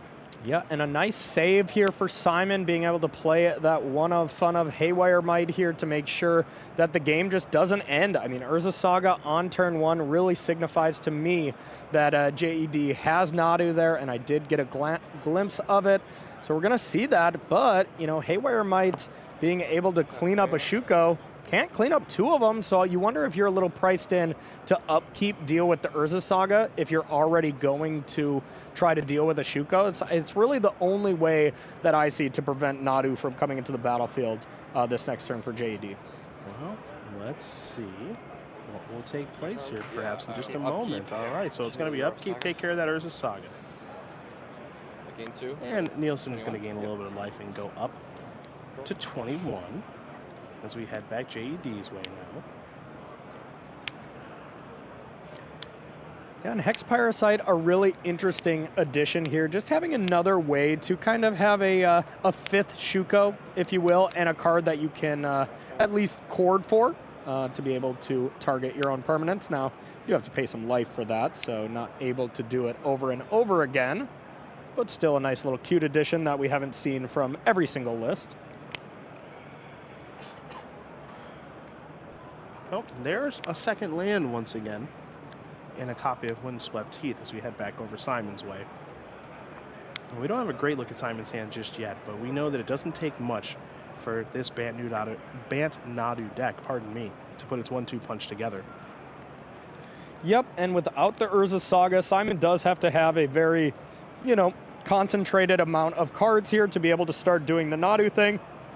Has to absolutely have Nadu and Shuko and none of the other ways to tutor for them. Minus Summoner's Pact for the Nadu as you can do that. So we'll see if he has that follow-up, but JED definitely has Nadu. Not sure if that other card in hand is a land to be able to start going off, but you do have the Delighted Halfling regardless if it lives. Well, there we get a lot better look at things. There is Shuko and a couple of lands over there. At least one was a Boseiju, but yeah, looks like Otawara, Boseiju, Shuko, and 2 fetch lands, so really unimpressive here, and I think Simon is just really trying to decide, do I want to play Shuko and put it out and make it vulnerable here? But Boseiju on Shuko almost assuredly has to happen in response to this Nadu. Yep. Tough turn to navigate here if you're Simon because you're pretty weak, but you'd like to try to appear to be strong. Yeah, absolutely. And the best way to do that is tank. Tank for a little bit. There you go. Got to do a little bit of acting here at the biggest stage because, well, these players are so good. They pick up on little things. You know, players bleed information all the time. If they're acting too hasty, you know, these players kind of act the same whether they have the best hand possible or if their hand is really, really bad, like we just saw from Simon. Yep. It's a hidden skill that you don't really see until you watch the best players play over and over. And that is certainly what we're watching here right now. Reigning world champion against reigning player of the year here in professional Magic. Simon Nielsen, Jean-Emmanuel Duprat. JED is going to sacrifice this Windswept Heath. And we'll see what land he wants to dig out of the old deck here. Probably a Surveil land here. Nope. Okay, So goes maybe for Dryad the Arbor. land, or goes for the Arbor. You know, given the fetching that we've seen here this weekend and what it's looked like over the past year, I actually kind of want to kind of see if anybody registered a trial. Which is like a crazy thing to think. No kidding. Anybody got trial in their deck anymore? Is that a thing? Just not needed anymore. It is really impressive how fast Surveil lands kind of just really negated this deck. Because I figured that was my highest DV play. Oh, here we go. My life is great. So, Otawara. I don't even know. Yeah, Simon's trying to figure out exactly what the value is going to just roll and say, all right, I guess it's this one. Dryad Arbor, get out of here. Okay, lucky. That's why they call me Lucky Simon. He's saying his highest EV play here is to bounce one of the mana generators and hope you don't have land plus Nadu. Bad news for Simon. Bad news. Yeah, you ain't kidding, partner. There is Nadu. Ooh. And that is not good for you, No. Simon Nielsen. You know, I wonder if that really was the higher impact thing. Besagering on the Shuko, it definitely looks better in this situation. You know, of course, there's other things to consider. But, I mean, I guess you can just Hex Parasite over and over, but that is a finite amount. You know, you do only have as many activations as you have life in increments of 2. But I guess that's worth it. You know, you still get 9, 10 activations. That's probably going to be good enough. Probably good, yeah. So here's our second Shuko activation for JED. Now onto the Hex Parasite. Boseju's going to enter the battlefield untapped. You saw Quarter Calling added to the grip and a Temple Garden into play. Nadu added to the grip now, so now it'll be a copy of Delighted Halfling. Number 1 is the Yavimaya. How about number 2 here, JED? Is it time for that just yet? Or is it Quarter Calling? Looks like it may be, wait for it. Yeah, that is one thing we haven't really seen so far in the combo is just replay Nadu. You know, I'm sure it definitely happens, but most of the time there's so many other good options to just close the game out immediately. And Spring Heart Nantuko is probably the find there. And 2 more activations, the ability to find a land, I feel like I'm gonna make probably good enough, but always worth going for it here. Yeah, it looks like 5 activations left to go. 1 on the Halfling will be the first of the 5. The other 4 left are 2 on Wall of Roots and 2 on the Nantuko, at least for right now. Well, there's the forest. That'll generate an We can do insect. that as well. But I So don't know, it's maybe at there's least like 6 2 people out there activations who of are not Nadu watching plus this. Shuko. That's and that'll probably maybe be I'm more one of than those enough 2 to people. to wrap this one up here for JED. But we will watch it together as now there's a Windswept Teeth. Let's trigger the Nantuko, so another insect. And now second trigger. There's a Shuko added to the hand. Next up on the conveyor belt is the Wall of Roots. You're doing it so There's a smooth. land. Trigger this. Yeah, Now it's 3 insects all day. Oh, nice. I like that Simon's just really appreciating the smoothness of how you're comboing off, you know? Yes. You gotta appreciate something at this stage of the game. You know, Simon takes all the wins and losses the same in stride. Yes. And when you are also playing the same deck as your opponent, you know exactly what it's like to be on this side of things. There's a Summoner's Pack. That's the reveal off of that first Nadu really cool. activation on that insect token. Yeah, if I was playing against JED or Simon Nielsen and I was playing the same deck watching them combo, I'm like, yes, please, I want to see it because I want to make sure I'm doing it right. You know, I want to make sure the way that you're comboing is the way I should be doing it. Yeah, maybe you can learn a little bit something here. Exactly. So, as this one is going to be unfolding a little bit quicker now because this is our last game and match here in day number 1. We're going to speed it up a little bit here for you fine folks at home, as you're going to see JED very quickly go through the motions here. There's another activation of the Shuko. Misty Rainforest is going to generate a couple of tokens, given the multiple copies of the Nantuko on the battlefield. So up to 5 insect tokens now. Nadu and, of course, Shuko on the battlefield with a couple copies of Shuko in hand, Corey. Looks like JED is just trying to figure out the best way to finish it off. And as you mentioned, this does give the opportunity for Simon to maybe learn a little something. Yep. Not that our player of the year doesn't know all the things, but it is a good opportunity maybe to grow and learn something that you didn't quite know, maybe with some sort of infinite loop or what have you in a spot like this. Yeah, absolutely. You know, just trying to get some camera time. Simon doesn't get enough camera time here on the Pro Tour. Yes, really wants to enjoy his first couple times on the feature match area. And one thing you did say is we haven't seen most players here this weekend actually play a new copy of Nadu. Yeah. Legend ruling the old copy of Nadu, because those of you who at home who may be unfamiliar, Corey, you want to explain exactly how that works with the resetting? Yeah, exactly. When you play the second Nadu, it completely takes away the clause of, well, you can only do it twice because it just resets it. So now each creature can go all over again. Now you just basically have infinite uses here. We have, 11, 12, 13, 14, 15, 16, 17, 18 activations here. No big deal. We'll be able to draw the deck and then just start comboing off here, blowing up all the lands, have Thassa's Oracle, Endurance, Otawara, everything away. However you choose to win the game, we're pretty much all done here. Yeah, this is the kind of nice thing about this deck. Some players have identified here over the course of the weekend that you actually don't have to play a Thassa's Oracle to win the game. Yep. You can go Thassa's Oracle lists. Players have referred to that as removing the training wheels from your deck. That's the polite way they refer to it, because you don't actually need Thassa's Oracle to win. It's an easier way to do it, but you can also do it without it by having a Sylvan Safekeeper on the battlefield, which allows you to sacrifice lands, of course. You can have it. You'll have access to your copy of Endurance. Endurance can actually put a couple copies of lands back into your deck, and because your Nadu activations can continue because you have so much stuff on the battlefield, you actually end up drawing those lands. It means you can actually set which lands you want to draw. Corey, you mentioned Otawara can be one, Boseiju can be another, and it can kind of just get out of control from there. Yeah, absolutely. I really want to know the testing team that came up with it, because I'm sure it was like, okay, I'm going to attack this deck by getting rid of your Thassa's Oracle, exiling it in some way, stone braiding or whatever, and then, just going in the tank while they're comboing and be like, well, I think I can do something here, and then you just see your testing teammate across the table be like, you know what? I'll play Bant Nadu as well. You got me. Well, this is actually, truth be told, it's actually one of my favorite things about Magic. Yeah. Is the way that people are able to approach the game differently, even though we're all playing the same game, which is, the initial builds of this deck have Thassa's Oracle as the win condition, right? And it's like, okay, great. That makes a lot of sense. I'm going through my entire deck, and then, of course, I do have no cards left in my deck, and I play Thassa's Oracle, trigger, win the game, right? That's a pretty straightforward way of doing things. Yeah. But someone, somewhere, or someone's somewhere, found out that I actually don't need to do that. I can do kind of this sort of loop style thing, which is exactly what JED is explaining to Simon right now, which is, again, you put some lands into your graveyard, you're able to endurance those cards back. You keep going through your deck with the Nadu triggers, so eventually you have a very small number or no cards left in your deck. You sacrifice a couple of lands to Sylvan Safekeeper. You endurance them back because you can copy endurance because of the bestow on the Nantuko. Yep. And then all of a sudden you're just endurancing the same cards back in your deck and creating an infinite loop, which, again, JED is explaining to Simon right now, because maybe Simon doesn't know it as well as JED does. That's entirely possible, because it is a little bit confusing, a little bit unique. But again, the thing that I absolutely adore about Magic is someone found this. Yes.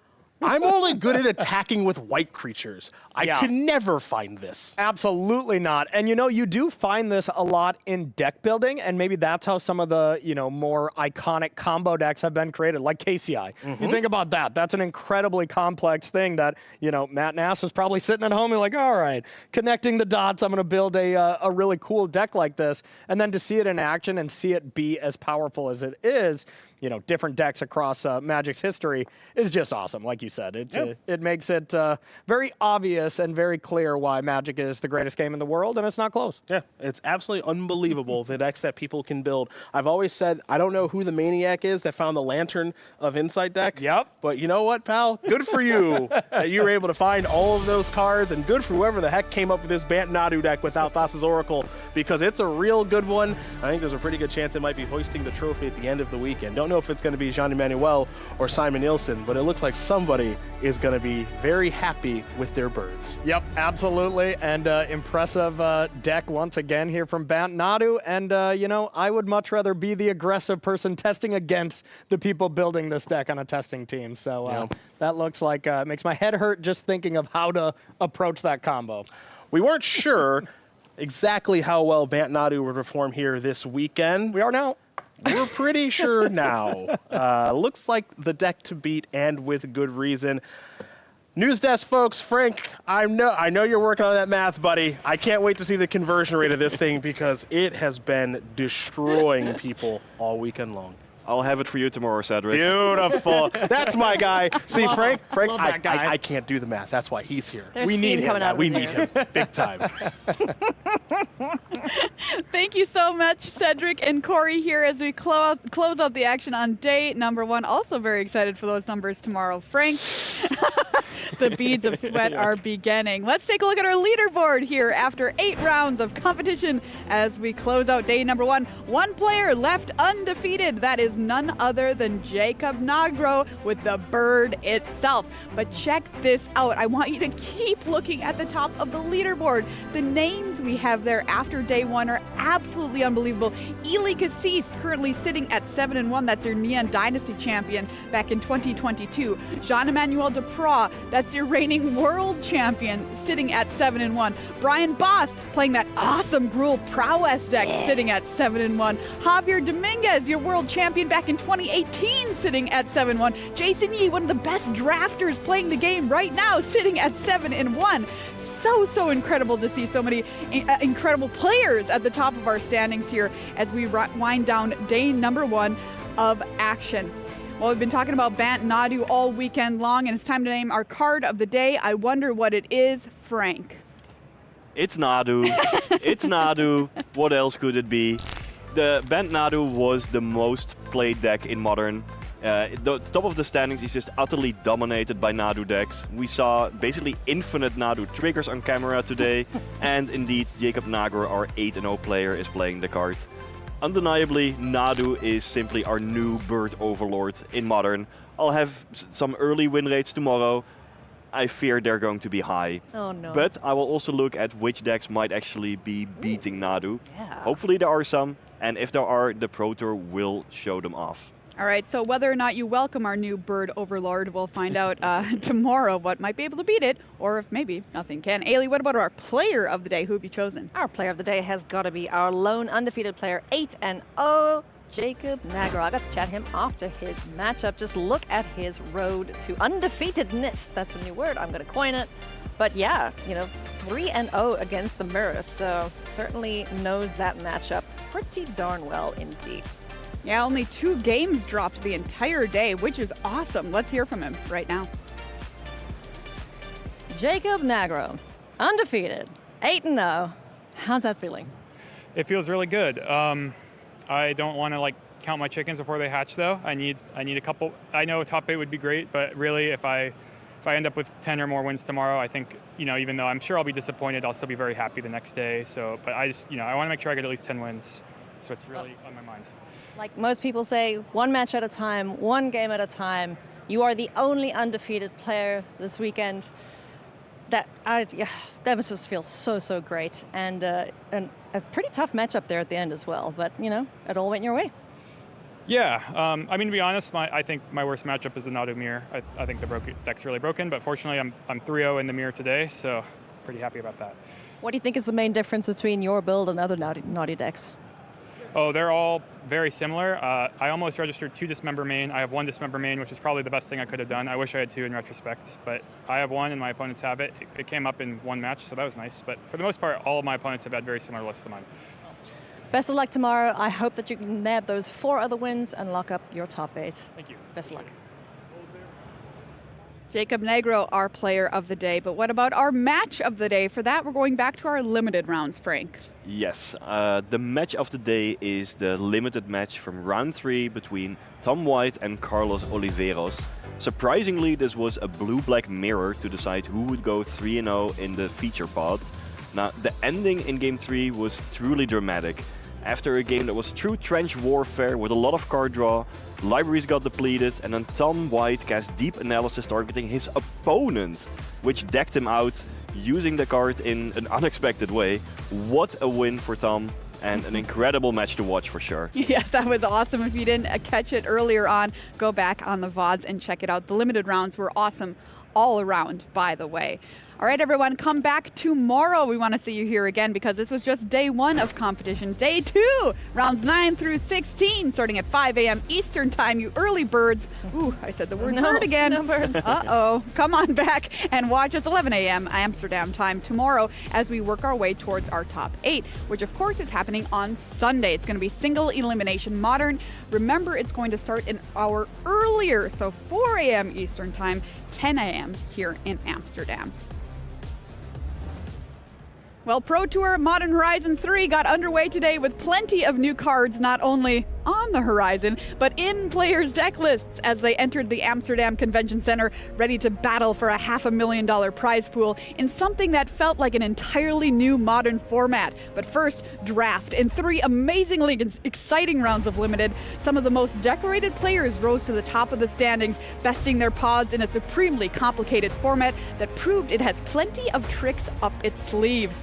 In Modern, the bird was the word indeed, with Bant Nadu soaring to the top of the standings and the most popular deck this weekend to boot. At the end of the day, 1 player remained undefeated, Jacob Negro with Bant Nadu sporting the lone 8-0. Come on back tomorrow to see who will grab a spot in our top 8 and if anything can contest the best bird in Modern. See you then, friends.